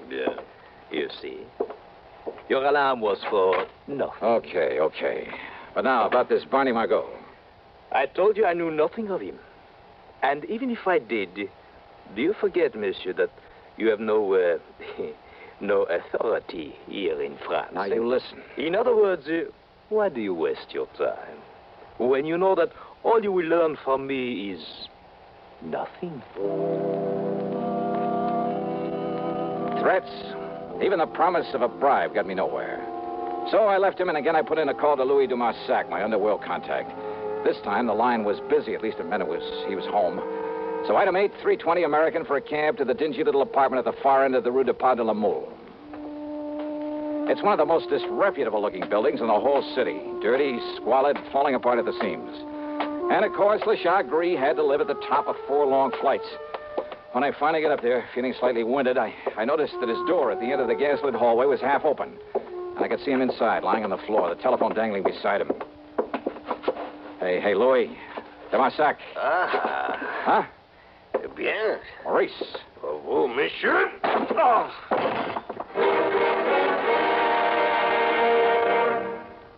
Hello, I'm Burgess Meredith.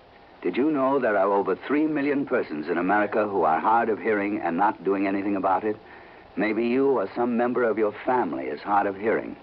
Well, fortunately, I've never had this problem. Some of my friends and family have.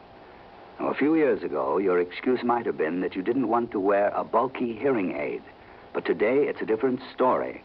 I've just seen the new Super 60 hearing glasses developed by Mako Electronics. If I hadn't known they were hearing glasses, I would have guessed them to be regular eyeglasses. It's a wonderful way for any hard of hearing person to conceal a hearing loss. There are styles for both men and women. For an interesting free booklet on hearing glasses for yourself or a friend, stop in at Mako or write to Hearing Glasses, CBS, 485 Madison Avenue, New York. Don't wait until your hearing gets worse. It may be too late. Send for your booklet today. Write CBS, 485 Madison Avenue, New York. And now, Act 4 of yours truly, Johnny Dollar.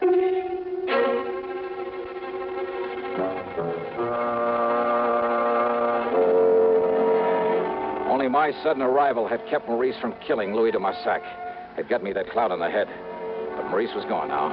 After working over Louis for a few minutes, pouring some cognac into him, he finally came around. Oh, Monsieur Dollar. Yeah, that's the stuff, Louis. Just let me help you up here on this couch. Oh, but so much pain. Yeah, you really got it, brother. Only for you, my oldest, my dearest friend, would I suffer so? Yeah, here, take another slug of this. No, alas. Even that will not mend my broken head. Would a couple of $100 American help? Eh? Oh? Did you get my cablegram? Oh, oui. And I found him for you. Barney? Where? It is worth perhaps $500. $300. But, monsieur... Okay, $350. Where is he? But if Monsieur Dubuisson finds out that it was I who took care of Barney Margot... He already knows that I'm here. That's why he sent that Maurice character to arrange for a funeral. Funeral? And he was talking about your funeral. But now, wait. You say you've taken care of Barney the Bum? It would perhaps be worth a little extra if I were to have him all tied up and waiting for you. What? Listen, if you can actually deliver him to me, I'll give you $1,000 right now. But I can, monsieur. Where is he? And perhaps 2,000 if I've arranged a way to get you both out of the country, back to the United States, without anybody knowing about it. Yeah, 2,000. I'll cable it to you if I can get him back to the States before midnight tonight. Oh, before midnight, you say? New York time. Well, we can try, monsieur. Good. Then let's get going. But first, perhaps I'd better accept the 1,000 just in case. All right. All or nothing. $2,500 if I make it. Then come. First, we get Barney out of the closet here. Out of this closet here in your room? But of course. Well, I'll be. And then we drive to the airfield where the plane is waiting for you.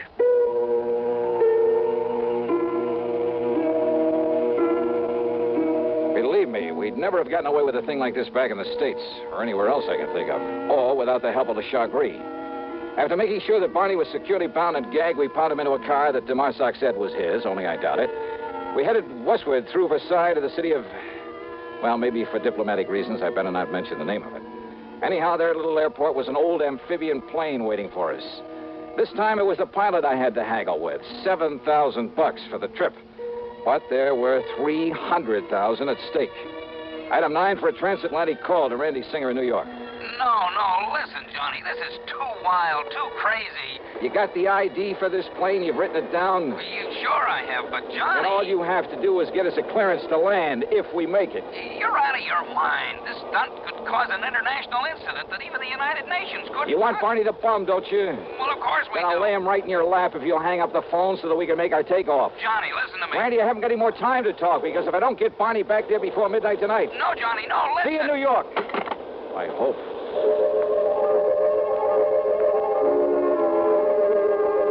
Oh, that plane trip was something I'll never forget. Sure, on the ground, the big amphibian looked pretty good. But up in the air, it shuddered and shook like the old crate it really was. And I wondered if she had enough gas aboard. What sort of double talk the pilot used to keep us from being ordered down, I'll never know. Any second, I expected a bunch of fighter planes to start buzzing us. But somehow we made it. And Randy, bless his heart, and I don't know how he did it, Randy got us a clearance to land. Matter of fact, he even had an escort waiting for us to haul Barney off to the clink and take me back to the office at headquarters. Yeah, by some miracle, it all worked out. Except for one thing. But so help me, Johnny, if you ever again try to pull a thing like... You falling asleep again, huh? Just like you did all the way in from the airport. Well, I can't say that I blame you. Mission accomplished, all that sort of stuff. Mission accomplished, Huh? Did you happen to notice what time it was when we sat down at the airport? Sure, right after midnight, 12:07. Just exactly 7 minutes too late. Too late? Ruling in the courts, don't you get Johnny. it, Randy? In order to save the company paying off that 300,000 clams, I had to get him back here before midnight. Last night, February 28th, before the 1st of March. Oh, no, so wait. the fortune I've run up in expenses has to come out of my own pocket. Johnny. And I thought I was going to make myself a cool $10,000 fee. Listen. You were right, Randy. I should have known better. It was crazy. The whole idea was completely crazy right from the beginning. Johnny, will you listen to if me? I had any sense, I'd blow my brains out 7 minutes after midnight. That's right, February 28th. So you've forgotten just one little thing. Yeah. This just happens to be 1960. So what? I had to get that punk back here before the 1st of... Yeah, leap year. Randy. That's right. So today just happens to be the day before the 1st of March, February 29th. Oh, no. You mean I made it after all? You mean I... Oh, no. It's a fact, Johnny. It's a fact.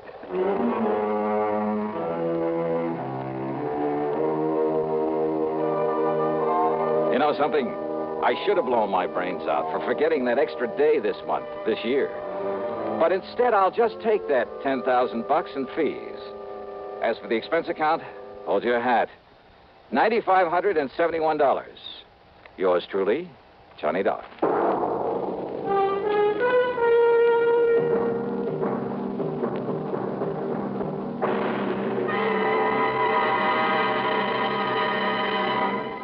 Our star will return in just a moment.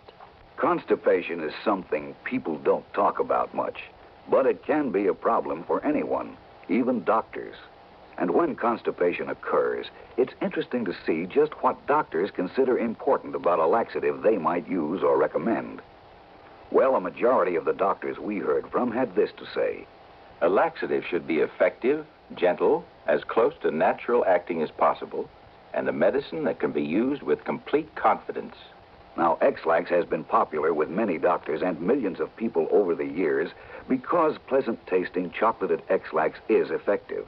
Overnight, it helps you toward your normal regularity. X-Lax is gentle. Next morning, it gives you the closest thing to natural action. And that's why many doctors and millions of people use X-Lax with complete confidence. X-Lax, the laxative that helps you toward your normal regularity, gently, overnight. Is X-Lax in your medicine cabinet? Now, here's our star with something to think about. On account of its Brotherhood Week, Johnny? John, it's a thought for this week and every week, and it's simply this. In my job, I run across all sorts of people, both the right guys and the wrong ones. And this much I'm sure of. A crook is a crook in any place, in any language. He's just no good. But an honest man, a man who respects the law and the rights of his fellow humans, regardless of his hue, his origin, or his accent, well, believe me, that one is yours truly with Johnny Dollar.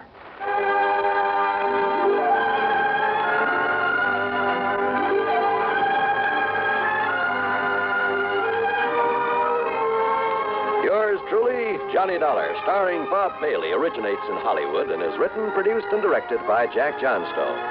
Heard in our cast were Virginia Gregg, Lawrence Dobkin, Forrest Lewis, Frank Gerstle, Herb Vigran, and Tony Barrett. Be sure to join us next week, same time and station, for another exciting story of yours truly, Johnny Dollar.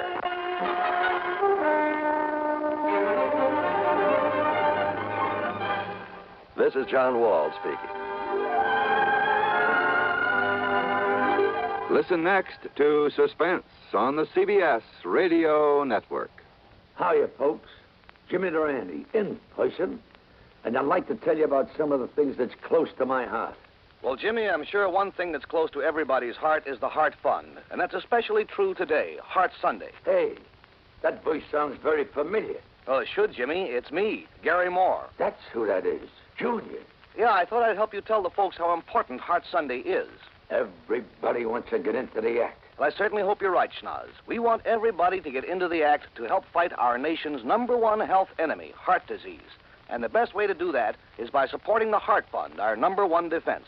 You planned to say something like that, didn't you, Jimmy? I did indeed. So, friends, when your Heart Fund volunteer calls on you today, Heart Sunday, remember your dollars will help our scientists develop new and better ways to safeguard healthy hearts and save those that are already afflicted. Come on, folks. Dig deep for your contributions to the Heart Fund. Believe me, it'll do your heart good, too. Radio 59, WROW, with the news service unmatched in the Tri-Cities. Johnny Dollar.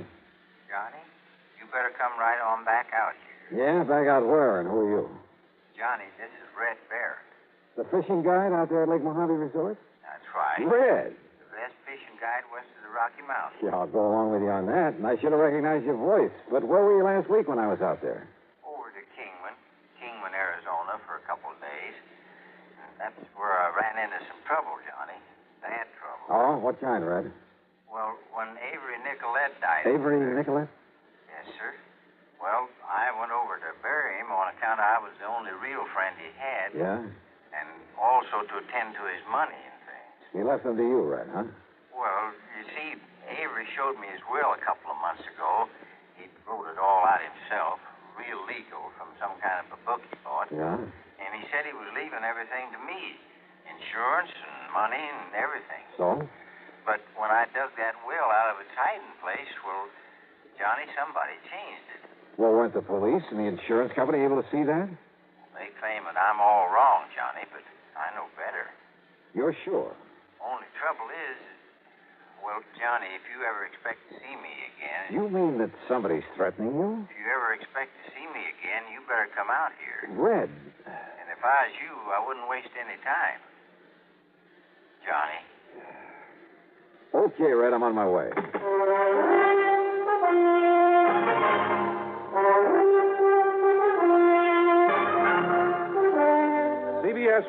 brings you Bob Bailey in the exciting adventures of the man with the action-packed expense account. America's fabulous freelance insurance investigator. Yours truly, Johnny Dollar.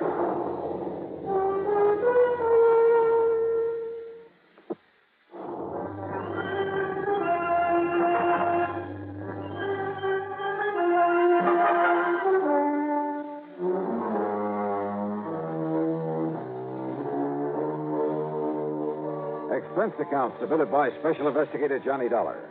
To the Greater Southwest Insurance Company, attention of Jake Hessler, Kingman, Arizona office. Following is an account of expenses incurred during my investigation of the will and away matter. Expense account item 1, $154.50 plane transportation from Hartford to New York to Las Vegas, Nevada. Item 2, $50 deposit on a rental car. Instead of driving directly south to Lake Mojave Resort, I took Highway 93 to Kingman, Arizona. I went straight to Jake Hessler's insurance office on East Palm Drive.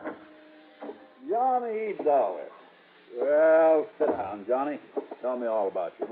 Thanks, Jake. Well, I suppose you're here on account of Avery Nicolette's insurance. That's right. Wrote his policy himself. 10,000 straight line. And the beneficiary? To be named in his will. That's the way the policy read. Well, isn't that rather unusual? It's highly irregular. Took a bit of doing with the company, but that was what he wanted, and that's what he got. And it's made us a lot of trouble. How, Jake? Well, first of all, after he died, nobody knew whether he'd even made out a will. All right, then. That is, until some old character from old Lake Mojave come along and showed us where he'd hidden it. There in that house he was renting. That was Red Barrett. That's right, Lloyd Barrett. He called himself Red. I understand he was a very good friend of Nicolette's. Only real friend he ever had, I guess.